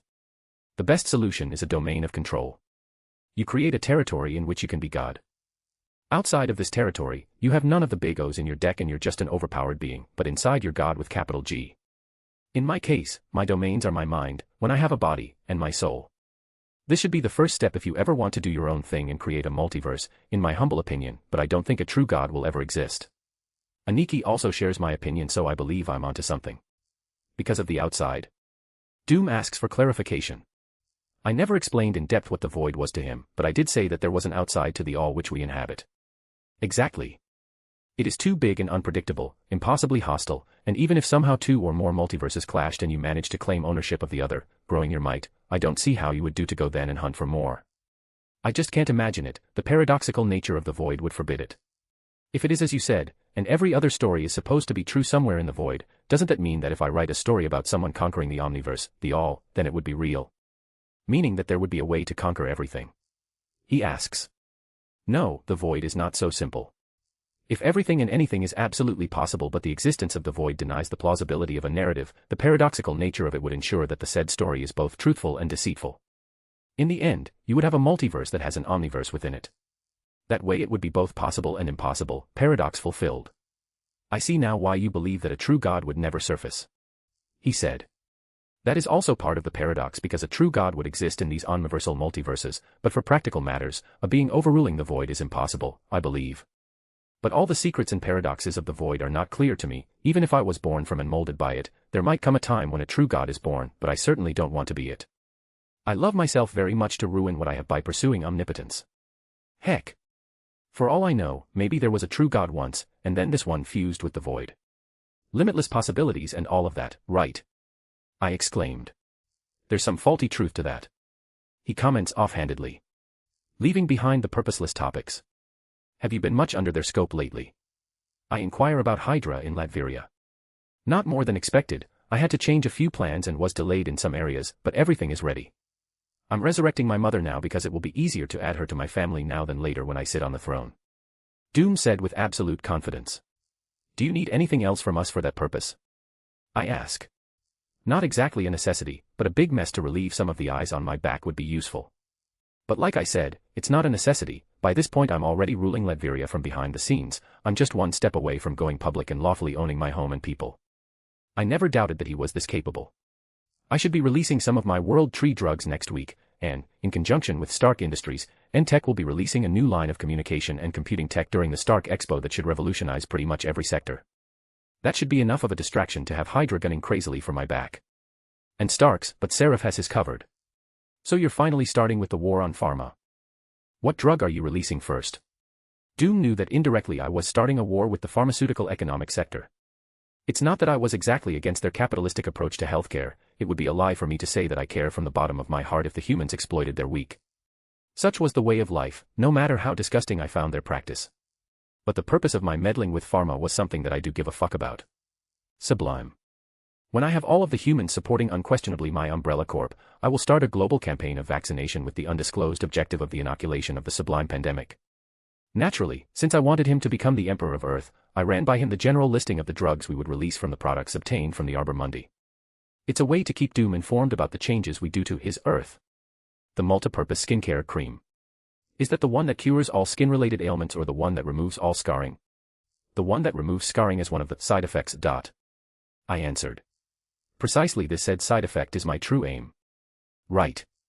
This one was to introduce the regenerative qualities of the tree to later introduce a regenerative drug that should be able to regrow organs and or extremities, right? He's almost done with the final checkups for his mother's body. Yeah, that way it doesn't look that suspicious when I introduce the Regan drug. Just suspicious enough to grow the target on my back. Soon I will have all the scum of the world aiming for my death while the general population will shower me with their love. It's all about balance and creating the perfect target. It really will make things simpler for me when I move as your successor and get all of your good rep and none of your bad press, he comments. Yep, it's part of my objective to die a martyr and pin the blame on someone, possibly Hydra, and pass the torch to you. I can already picture my dramatic end. Doom stopped his movements once more to look at me. Weird guy this one. But that's far in the future. Hey, I've been meaning to ask, but what's this? I pointed at a vial of a purple fluid he kept to his right in a special sealing container. I didn't see it in the report you sent about your mother's body. I said.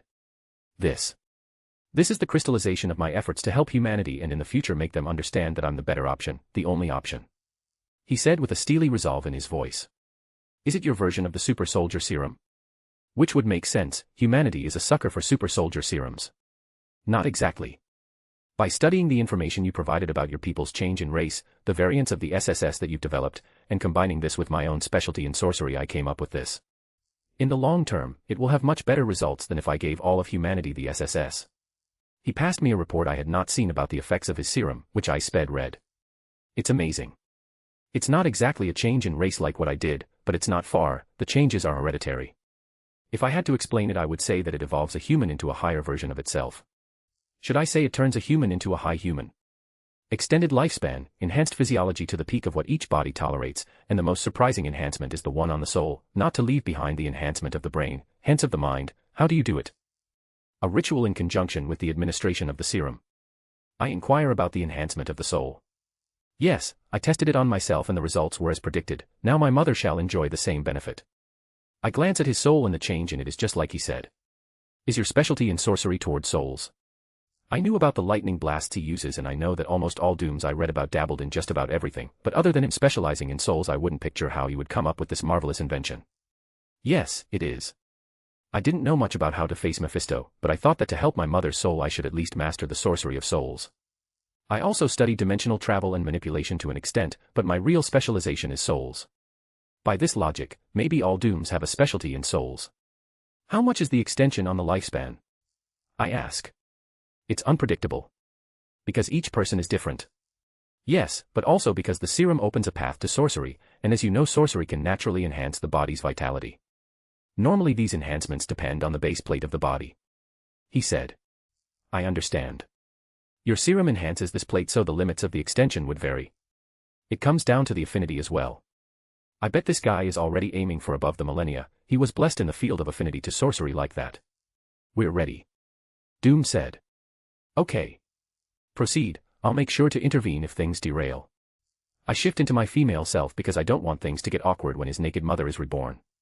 Doom again stared at me and didn't comment. He then initiated the procedure. There were no mechanical sounds or an impressive light show. It was something much more fantastical and mysterious, yet subtle. The growth of a human in an artificial womb, grow pod, the abnormally fast, yet controlled, cellular reproduction, the consumption of the supplied materials that made up the growing body, and the affixation of the freed soul into the new compatible vessel. Every single process and reaction, down to the smallest molecule, was controlled and guided by the great maestro, Victor von Doom. He was essentially reproducing what I could do with my biokinesis with technology and a dab of magic. Impressive. Sometimes it is easy to overlook how resourceful the people around you are, Master Chief, Spark said in my mind. Yes, I thought he was going to follow one of the methods we uploaded in the learning room, but he made his own thing. In some aspects his process is better than ours, in some, it's not. But for the goal he wants to achieve, this is as perfect as it can be.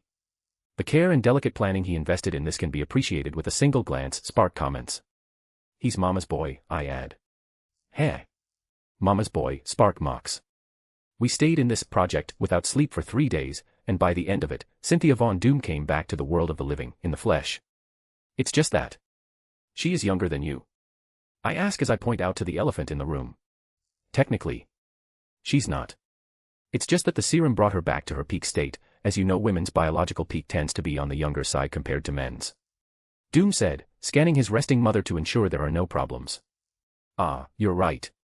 Life values women on their capability for reproduction. Such is life. A silence spreads around the room and I notice a small fluctuation in Doom's emotions. What's wrong? I ask. She should be waking up. Doom. I walk to her side and slap. She opens her eyes, but there's no recognition in them. As always, the delicate care of an exploding landmine. He complains and pushes me away from her to observe her status closely. It worked, and you gave her regeneration. She is physically fine. She was already awake, with her eyes closed, but she turtle-shelled herself, speaking in terms of mental health, probably trauma. I doubt Mephistopheles kept her in a 5-star room at the Hell Hotel, I comment as I study her mind and get closer to the other side where Doom isn't. It's solely a mind problem, her soul is in a surprisingly good state. Can you solve the problem? He asks, teeth grinding in anger. Sure. I bring my forehead to hers and dive into the mess Mephisto left behind. Fuck. Doom. I ask, eyes closed, with a split self taking charge of my body while the main mind is working on her. Speak. He demanded. So. Do you want me to remove her memories of it? Because I don't think this shit is something anyone should live with, it makes what my girls went through look like a walk in the park. Is it the only way? He asks. I believe he will need to replace some of his teeth, there are probably cracks on them by now, and I can smell the blood in his hands from the wounds his nails make in his palms. I can help her process this shit, but that's borderline psyche redesigning. Of course, there would be no downsides to it because I am the one doing it, but that is at the expense of her privacy. It's like me putting my hands in her everything. Because I would have to change some parts of her to allow her to have the mental strength and resilience to overcome what Mephisto did to her. Will you erase the memories or seal them? Doom asked. Erasure. Luckily there's no body trauma, because she was bodiless, so I don't have to deal with trauma on her body, like her body reacting to something it once experienced. Remove them. He said, decisively. And I get to work on it. Mephisto can be so thorough with the strangest of things. He wanted to fuck with Doom and Cynthia so much that he made sure to condition her to fear and hate Doom as if her life depended on it. It appears he wanted to reunite Cynthia and Doom in some way and have her kill him, or try at least. He made her go through thousands of simulated situations in which Doom was the perpetrator of her suffering. He took Doom's form and mannerisms and then did to her whatever and all that his sadist mind desired. Then in his original form, he went to her rescue in every simulation and made her equalize him to safety, warmth, lust, love, dependency, and other pretty feelings. I bet he held a copy of her healthy mind, before he fucked with her, just to enjoy the pleasure of showing her what she did to her son after she had taken out all of her anger and insanity in him. He even had some of his minions assume the form of the children they shared in their happy family. It to the point where even if someone told her what he did to her, she would still be with her love devil because she wouldn't care about anything other than him and killing her son. It's like a weird case of Harley Quinn but utterly deranged. None of the cute psycho we all love in Harley and more like the type of psycho you wonder if you should kill out of mercy. He made her go through cycles of sanity and insanity to enjoy her breaking apart. Joke's on him, I was going to give him an easy death, now I won't. Let's clean this gunk. Done. Talk to her, she needs it. I left her some vague memories, very few, in the form of a film so that she can understand what happened, and bring her to me once a week for follow-ups. Poor girl. He nods and moves closer to wake her up, and holds her hand tenderly. I teleported away, to give them some much-needed time alone. I feel like collapsing a reality or two, I better go to Nuna and have these impulses soothed, or else I'll do something not nice to Mephisto, and I can't have that, I need the little shit alive, for the moment that is. Though I wonder why it bothers me so much. It's not like I care about Cynthia, it's more like I despise what he did but feel no empathy for her. Interesting. I do feel pity for her, for them. So this chapter got split, again, because of the word count. I'll upload this part first and in a few hours I'll upload the next. Chapter 40, Stars, Stars, and More Stars, Part 2. New York. In the newly founded headquarters of the Light Enterprises, an unusual trio, in the eyes of the ignorant, sat in an office, with a mesmerizing view of the city to enjoy. Aragorn, in contemplation, looks at the twin towers in the distance, lost in thought, while Natalia is signing paperwork to finalize the transfer of her CEO position to Aragorn. This came sooner than expected. Aragorn commented. You can only blame yourself, the madam, and our goddess. Natalia said without lifting her face from the paperwork. Weren't you planning to take back this company anyway? This way works better for all of us. Fury adds. I know, but I'm dealing with Umbrella Corp and Entech. I didn't want to add more to my plate. Aragorn complained. But the other two didn't take the validity of his complaints seriously. With two AIs and a boundless mind like his, he would have to be an idiot to be overwhelmed by muggle work. Seraph is the one managing Entech. Natalia knew that the Blue Princess was taking Entech under her wing because of the new contract signed with Stark Industries. After the sudden death of Obadiah Stane by the largest lightning ever registered in Los Angeles, the position of CEO fell into Virginia Potts' hands. Understandably the girl was not ready for this role, but being the childhood friend of Anthony Stark and knowing about Seraph's existence she possessed the only two requisites needed for the position. Trust and complicity. Seraph was the real mind behind Virginia Potts. You could crassly say that she was a puppet of the Blue AI, but the truth was factual and in this case, it was that Virginia Potts was not capable of handling the position, yet. She was learning, and in Seraph's words, she would be ready in a year or two, but for the time being she would be handling the position behind the scenes. Seraph took advantage of the situation and instructed her to contract with Entech regarding the new line of mobile devices and personal computers that her father was launching. Since she was also managing Entech for Aragorn, there were no unexpected problems and everything moved swimmingly. In less than 3 months, the two industry giants set up a manufacturing chain capable of supplying the eastern coast of the USA. This was in an attempt to help Stark Industries grow towards the new objective Stark was aiming for. Space exploration.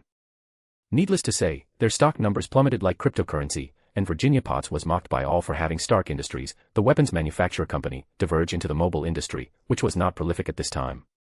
Seraph had Virginia Potts buy those shares so that Virginia could acquire some controlling power to her name. Most of the shares that Obadiah couldn't take to his tomb ended up in the hands of his replacement. How ironic. Since the money Virginia Potts used to buy these shares came from Stark's personal pocket, in a way the company's power was centralized in his hands. I know, but still. Either way, I prefer your pregnancy over my free time.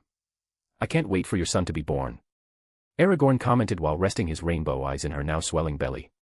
For the past months every time he did so, his eyes switched to golden stars. Thanks. We can't wait either. Which is why I'm retiring now. To the public eye she was stepping down from her position due to old age, and her daughter, Natasha Romanoff, was going to inherit the position from Aragorn in a few years. Because Natasha Romanoff was studying abroad and would return in 3 or 4 years. Yes, this was the fake persona that Aragorn was making for Natalia, but now he believes that eventually, Natasha Romanoff is going to meet an unfortunate accident and an unexpected death because he can't see Natalia lowering her living standards to those of Earth and leaving behind Halo. This move works to prove Dickhead Pierce and his tentacled us that I can control you, so, as I said, this works for the 3 of us. Fury added. The Light Enterprises was known to be internationally funded by Aragorn Abner, who was an American, on paper, and this company's headquarters were in New Zealand. Which was not something the American government appreciated since all the money it paid in taxes was flowing to a foreign power. Obviously, there was nothing they could formally do, all of the company's paperwork was in order, and the only connection it had with the USA was the nationality of its funder. Spark was very diligent when setting and jumping through all the legal mess and political hoops of it. It was tiring and chaotic, but Aragorn was very clear about it. He didn't want this company paying taxes to the country with the biggest concentration of squids. Actually, none of his companies did, which annoyed his mother country and Hydra even more. It was only recently that Aragorn started to move inland and set Entech on American soil. Hydra and the USA, seeing the amount of money that was going to flow their way, became even more desperate to bring the other cash cows in his name to America. Pierce used this opportunity to test the influence of Fury on Aragorn Abner, so he ordered Fury to control Aragorn into bringing the light into America. There's something I don't understand, Fury. Aragorn said. About? Fury asked. I understand that Pierce is the Secretary of the World Security Council, so why is he officially acting in the interests of the United States of America? Shouldn't he be neutral because he is part of the World Security Council? Aragorn asked. He knows that Pierce is acting in the interest of Hydra, not the USA, but this time the order came to Fury from Secretary Pierce, not High Commander of Hydra Pierce. Some politician bullshit, that is. It's a known secret that each member of the WSC will act with their country in mind. It just so happens that there was little resistance from the rest of the council because the majority of them are squids. Fury huffed in displeasure. Huh. That's mildly interesting, and Aragorn stopped talking midway and focused on something in the distance. Enemies? Fury asked, grabbing his walking cane and loading a few spells, ready for whatever terror the dragon was observing. No. Just someone who shouldn't be here. Aragorn saw in the distance a girl of small stature, brown skin and eyes, and curly black hair coming out of a star-shaped portal and enjoying a foot-long sandwich on the rooftop of a high-rise building. She sat at the edge of the building, swinging her legs and listening to music on her smartphone, which shouldn't exist in this universe. He was barely starting to commercialize those. I'll leave you guys, be back in a moment. Aragorn jumped to the left of the girl, in a squatting position to bring his face to her level. But the girl didn't notice him. She had her eyes closed and was tuning with headphones on, full volume. When the song ended and she opened her eyes to select a new one, she saw the new addition to her side. Kaya. She shrilled in a high pitch. She scooted over to the right in a hurry. Who are you? She shouted, a consequence of the high volume of her music and the surprise guest. Aragorn removed her headphones and made them float to her pocket with his telekinesis. Which only worked to terrify the girl. Hello, America Chavez. What are you doing in this universe? Aragorn asked in a lower tone compared to her previous scream. She slowly stood up and jumped from the building. As she fell, she opened a star portal and closed it after going through it. In a dark alley, she flew upwards from a portal that opened in the floor, and then she fell to her feet once the gravity cancelled her momentum. She had to open another portal because she hadn't mastered her ability to fly. She speed walked and then opened another portal. She kept doing this until she arrived at her temporary home. A dilapidated building. What the hell was that? She voiced out. That's what I want to ask. Aragorn said. Kaya. She screamed and backed away until she hit the wall and made it crack. Why did you run? Aragorn asked with visible interest. Who are you? She demanded like a scaredy cat. Aragorn, and you? Aragorn said flatly. America Chavez. She answered. I knew that. Aragorn deadpanned. How did you do that? She asked while surreptitiously eyeing his horns and swinging tail. Well, not really, she was staring without an ounce of shame. Aragorn teleported from one side of the room to the other. Like this. He said. He had allowed her to portal a few times because he was analyzing how the interdimensional energies in her operated. Star portal acquired. Aragorn thought. America Chavez didn't know what to say. It's not that she didn't know that other people could teleport or warp. Nightcrawler, Blink, sorcerers, and many others were perfect examples that she had seen before. She even knows about the warping technology in Reed Richards' hands. But this was the first time that she had seen someone follow her after portaling out of sight. She is not aware of any sort of trail that her portals may leave, but even then, the speed and precision with which he followed her was enough to startle her. Same as how for a telepath an unreadable mind was a matter of concern, for a teleporter an inescapable enemy was the stuff of nightmares. So. What are you doing in my universe? Aragorn understood when he saw her that this was the dimensional intruder that Yao detected on the day of the Green Door, yet he didn't know why or how she ended up here. It's not like this place had any form of connection with the main reality, or her for that matter. That was assuming that she came from the main reality, but she probably didn't. How did you know my name? America stopped herself from replying and pointed out to incongruity in his manner of greeting. I know stuff, deal with it. He was not going to explain how he knew her name now, was he? I don't know how I ended here.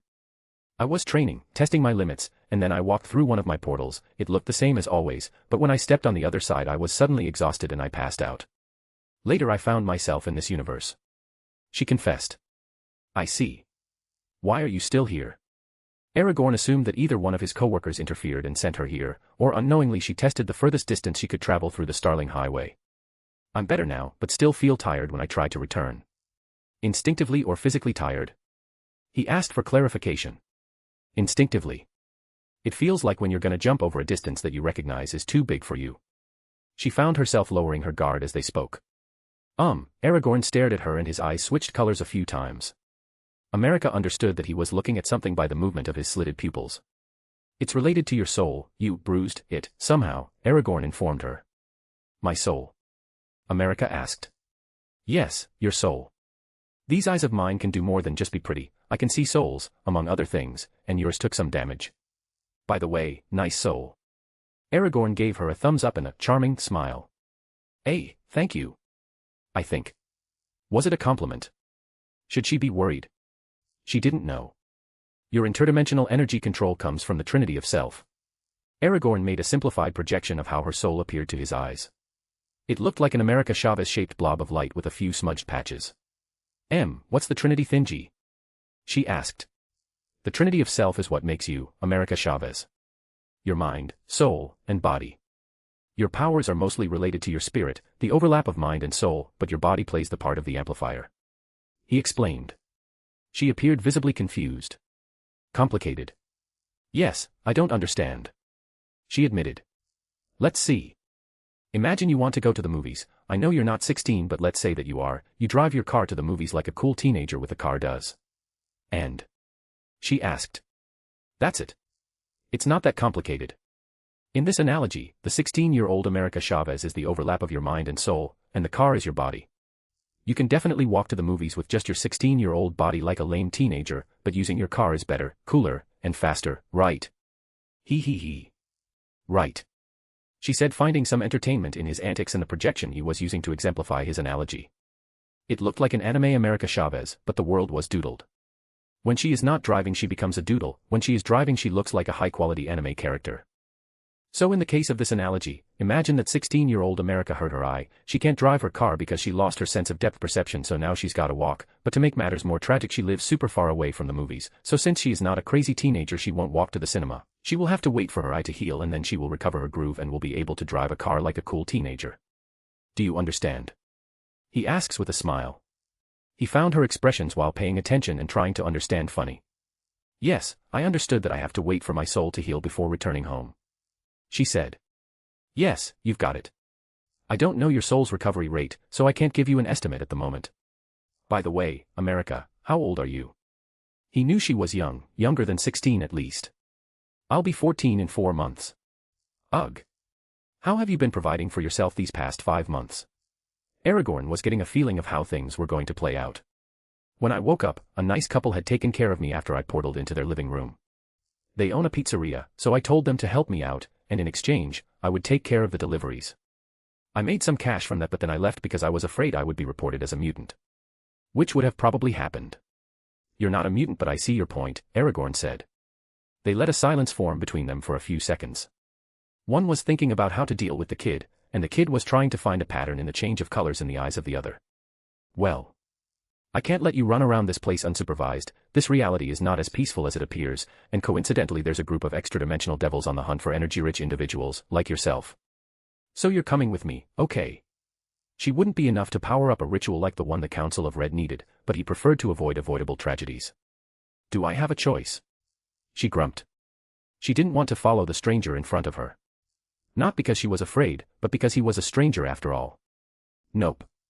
Consider yourself kidnapped. Aragorn gave her a grin. Fine. But only because I clearly can't escape from you. She whined.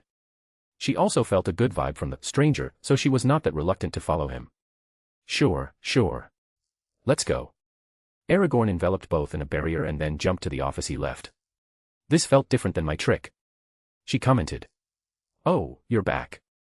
Who's the caramel girl? Fury asked, suspiciously eyeing America. Everyone and everything could be an enemy. Never forget. She is the dimensional intruder Ya mentioned. Meet America Chavez. America, these are Natalia and Fury. America remained silent for a second staring at the pair, then she rested her eyes on Natalia and after a few seconds said. Black Widow. With cat ears. And a tail 4 tails. She followed the swaying black tails from side to side. Fury and Natalia found themselves baffled about the little girl's knowledge. She stopped being Black Widow in this reality a few years back, she now works for me. Do you recognize the pirate? He asked with a mocking grin at the surprise of the other two. No. But I know the name Fury. But the Fury that I know is a white man, though. She said pensively, with a hand on her chin. Aragorn found her as a very expressive girl. Depending on the reality, this might be the multiversal counterpart of the Fury that you know, or this could be the son of your Fury. There are other options, but these are the most likely ones. A white me. That takes whitewashing to the next level. But the fact that he is famous means that I am the superior Fury. What sort of super spy is known even to a little girl? Fury criticized his counterpart. What about me, girl? Was I part of a superhero group? Natalia knew of the Avengers because Aragorn had mentioned it. Yes. You are a famous heroine back home but without the cat additions. America said with sparkling eyes, like those of a fangirl. You're an inspiration to other girls like me, a woman with no powers, battling among gods, aliens, and demons. America went fangirl on Natalia. See that? She asked Aragorn with unconcealed mirth. Aragorn rolled his eyes. I'm an inspiration. She affirmed. Technically it's not you. Fury said. He was trying to convince himself that he was not the super spy who was famous in another universe, so he was projecting on Natalia. Besides, you have powers in this universe. Aragorn rode Fury's wave and started to discredit Natalia. Shut up, idiots. You're just jealous you don't have counterparts and yours appears to be not that good at his job. Natalia attacked Aragorn and Fury respectively. Touché. Aragorn yielded. I can't deny that I've always wanted to meet another me. He confessed. Don't look at me, I'm a great super spy. I even do magic. I bet I can bend that inferior Fury in a sec. Fury grinned. They are not how I pictured them.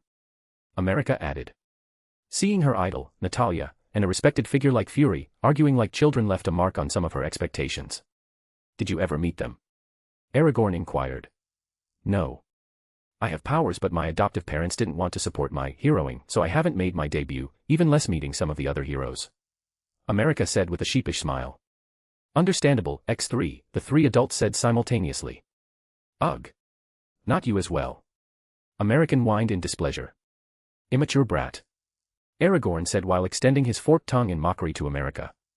But instead of displeasure, she showed curiosity about his tongue. If Aragorn had been reading her mind he would have heard her question about how the men with the serpent tongue was not hissing like in the movies they usually do. America, have you ever owned a pet? Natalia asked before America could react to Aragorn's childish provocation. Yes, I did. A cat. America said with visible uncertainty about the abrupt question. Come here, girl. Let me show you something. Natalia called her over to her side of the desk. America walked to Natalia, as the latter lifted her blouse and exposed her swelling belly. Asterisk gasp, asterisk you're pregnant. She didn't expect this. It's not that Black Widow's infertility was common knowledge, but she had one of the longest records in the hero market and she had never been seen pregnant or with descendants, so there were a lot of crazy theories and conspiracies, rumors and gossip, but the bottom line was that Black Widow doesn't have children. I am. Come here, let me show you something miraculous. Natalia extended a hand to America and brought their hands over to her belly. In her free hand, a magic circle glowed in existence, and an imperceptible sound wave softly hummed over her belly. He likes this. She smiled and answered the questioning look on America. And the results were instant. Oh. He kicked. America exclaimed in a joyous tone.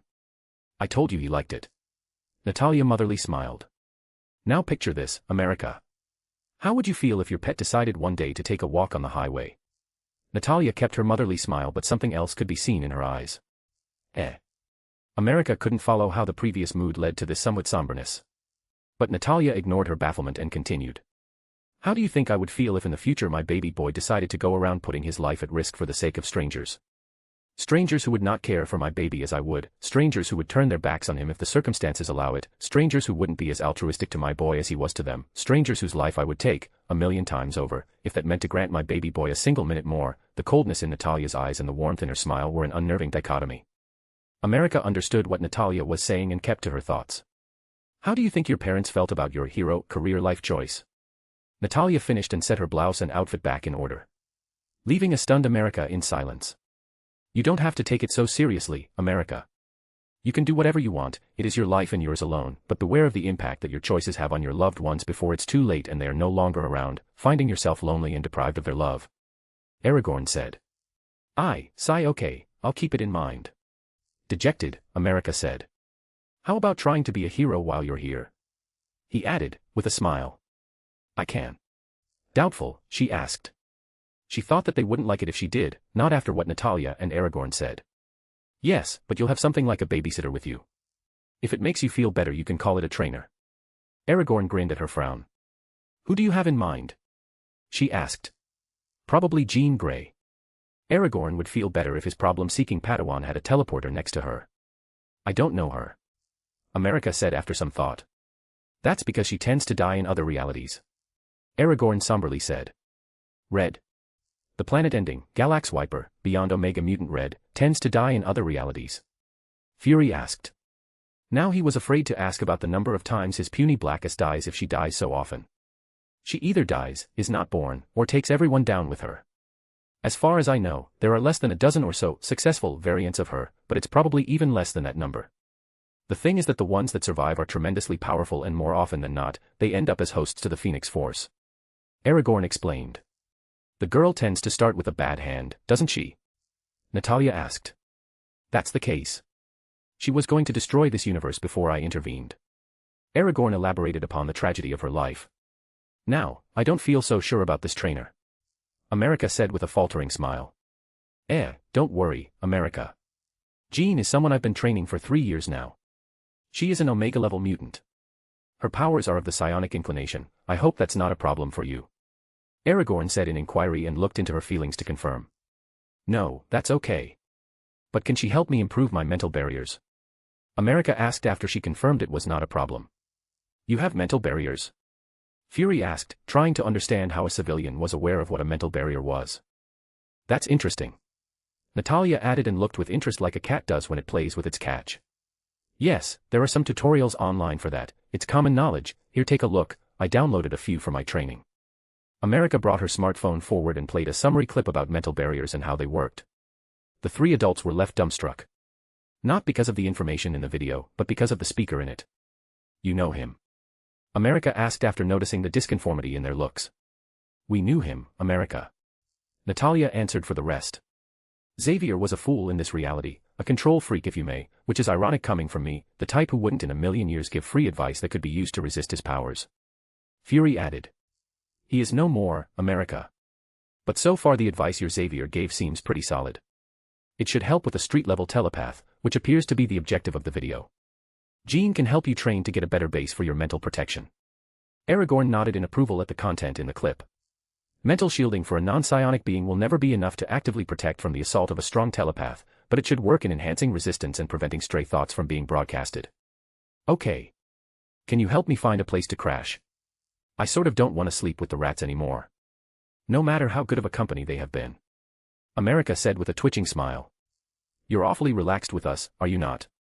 Aragorn implicitly mentioned the lack of guard she presented ever since they arrived at the office. Yes. Now that you say it. Why? America assumed a contemplative mood. I think it's because I have a weird feeling about you, something like, this guy can't be an enemy. There's also her. America tried to explain what she's been feeling ever since she met Aragorn, and pointed at Natalia. Me? Natalia asked. She is your fan and you're a pregnant woman.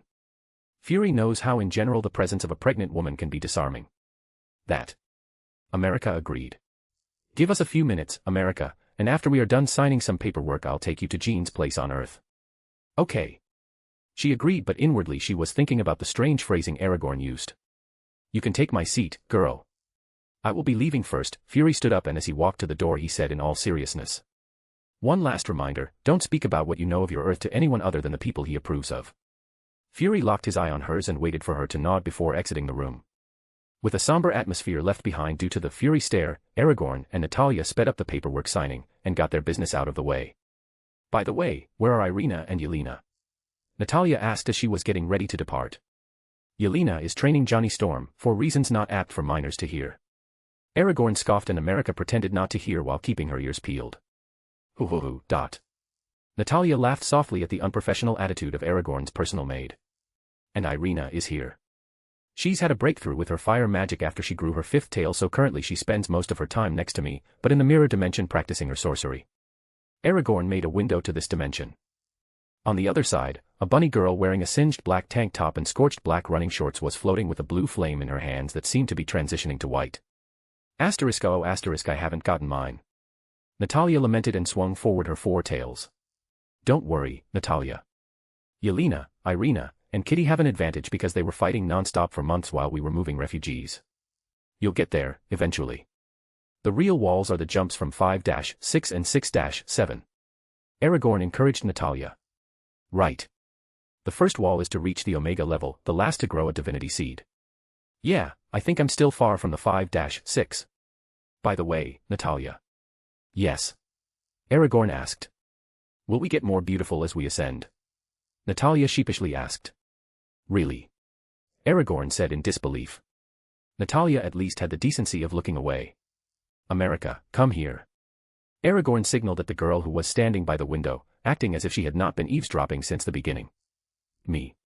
Ah. Yes, I'm going. She was slightly startled, but she managed to act like was not paying attention before, flawlessly. America, I want you to observe Natalia.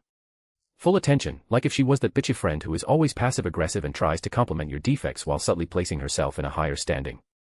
Aragorn had America stand a few feet away from Natalia, and even went as far as to levitate her so that she could be at her height. Tell me, America, can you find a single flaw in her? Aragorn stood with his face next to America, and they both stared and observed the blushing cat girl. America scanned her face with unmatched intensity. Aragorn's eyes were like a multicolored disco ball, as they blurred while observing Natalia. America lowered her gaze to Natalia's body and decided to look away before she took too many hits to her self-confidence. None, Mr. Aragorn. She is perfect. He. She laughed at her own joke. Do you hear that, Natalia? You're perfect. How can you become more beautiful than absolute perfection? Aragorn made fun of her question and ambitions. Can you two please stop it? Natalia tried to hide away her blush. You just met today and now you're banding together to bully this poor pregnant lady. Natalia joked. Anything will be taken badly if you phrase it like that. Aragorn quipped. Bye, Natalia. We will see ourselves out. Aragorn waved goodbye. America ran quickly to Natalia and hugged her in gratitude. She would never forget her previous words. She then ran to catch up to Aragorn and asked. Shouldn't we portal there? She was confused about why they were walking out. I was seen getting in, I should be seen getting out. Aragorn explained. What about me? America questioned. I'll make you invisible, just walk next to me in silence while I take us to the car. The silence was not necessary, but Aragorn was too lazy to further elaborate. In such a way, they made it down to the parking floor and Aragorn had a driver take them to his mansion. Or Jean's mansion, depending on who you're asking. 1 hour later, they arrived. Whoa. This place is something else. America exclaimed when the mansion came up. A Georgian mansion, with a symmetrical stone facade, large multi-pane windows, lush gardens, and mature trees which frame the property. You live here? She excitedly asked. No, this is a front. To the rest of the world, we do live here. But we only commute from here. I'll show you our place later. When you have earned more trust, Aragorn thought. The front door was opened by Harry Hart. Welcome, Miss Chavez, Aragorn. My young lady awaits for you. He held the door for them, and then guided them to Jean. Pest, America called to Aragorn's attention. Why does it sound like this is not your house and you're not welcome here? America whispered. Why, indeed? Aragorn flatly answered. America looked at him as if trying to understand a piece of contemporary art. My lady. Miss Chavez and Aragorn are here for you. Hart said before sinking into the shadows. What? America jumped a little in fright. Jean, contrary to the high-class reception they received, was lying on her belly in her underwear and a tight green shirt, on a large velvet sofa. Nice ass.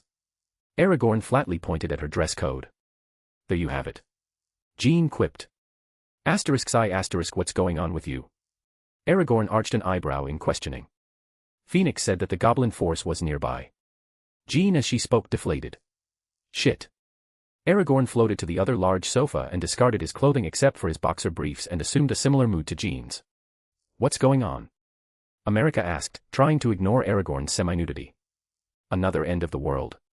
Jean answered emotionlessly. Aragorn nodded and brought 3 buckets of ice cream down from Halo. 1 for each. You can take the free sofa, girl.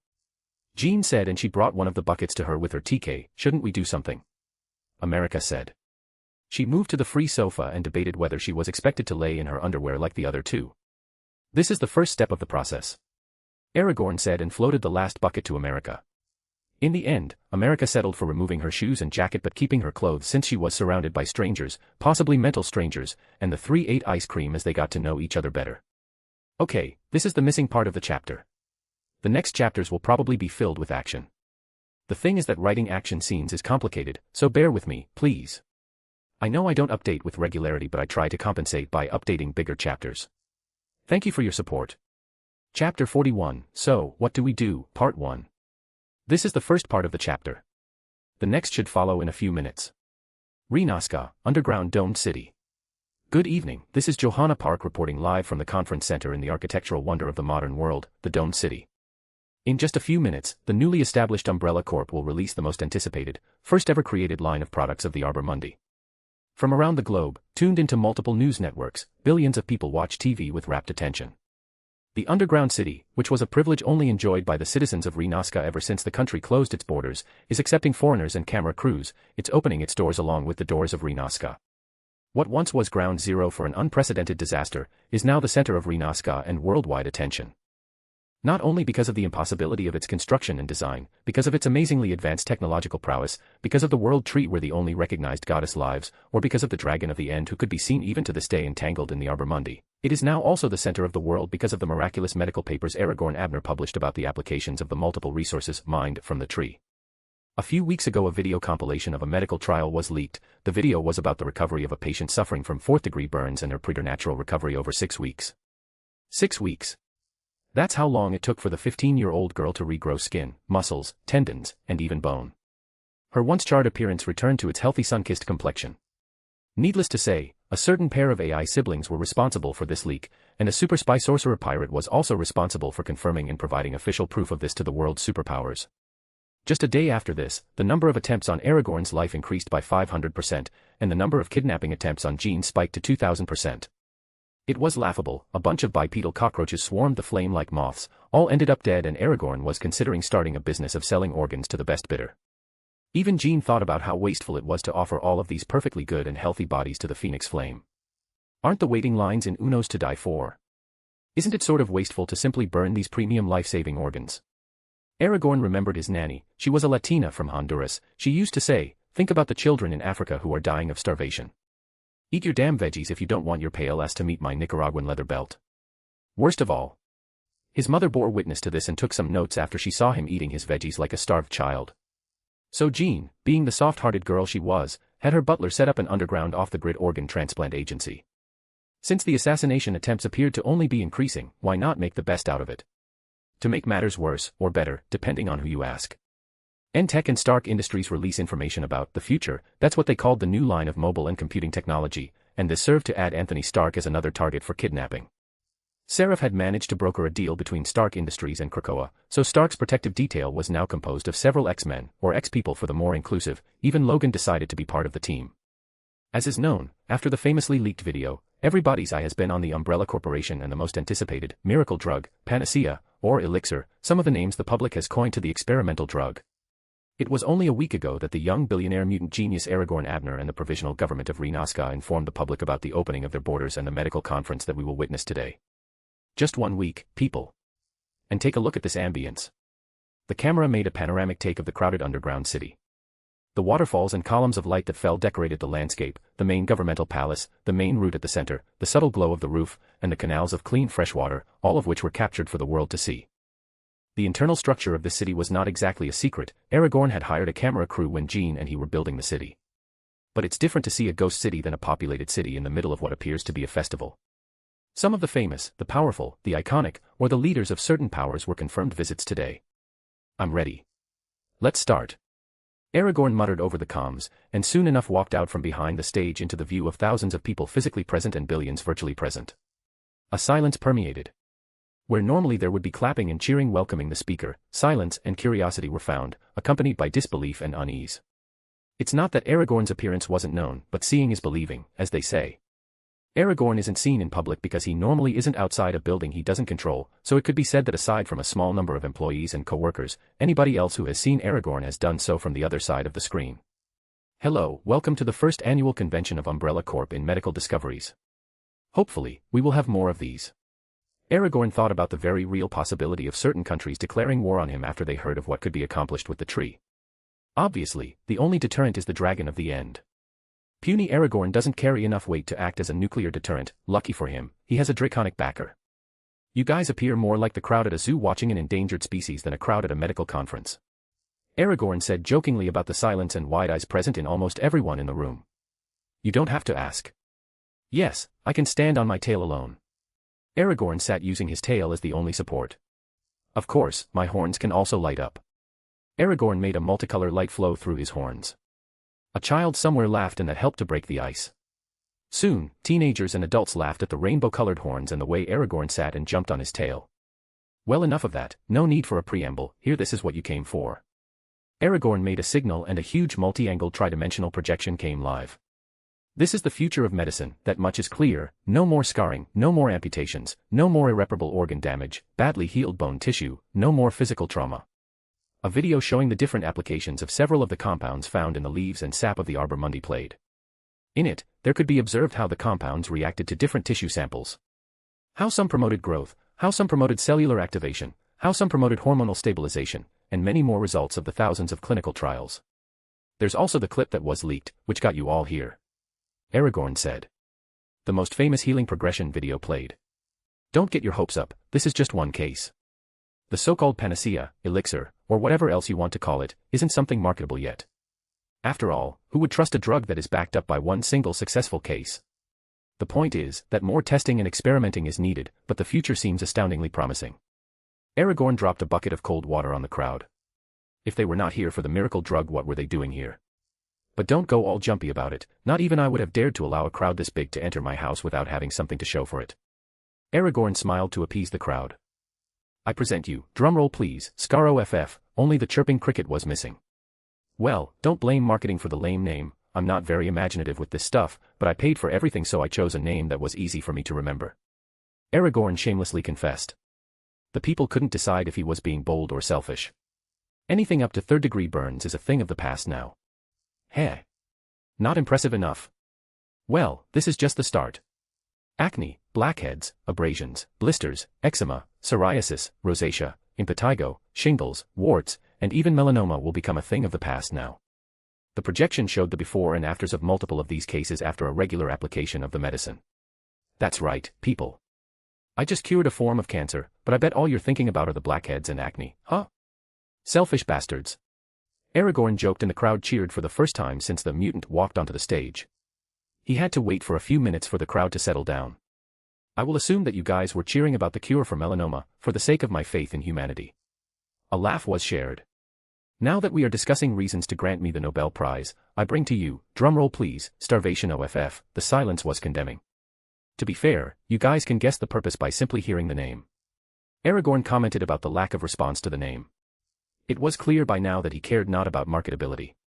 Jokes aside, starvation off is simply a new line of supercrops that Nazca is selling. When I say supercrops, I mean this. Aragorn changed the protection from the scar off to a potato plant that was being harvested in a frozen paramo, sieged by icy winds, surrounded by a challenging rugged terrain. The potato plant in this video was harvested in Ojos del Salado, at 6,893 meters, 22,615 feet, during the first days of winter. Eyes were wide, mouths were agape.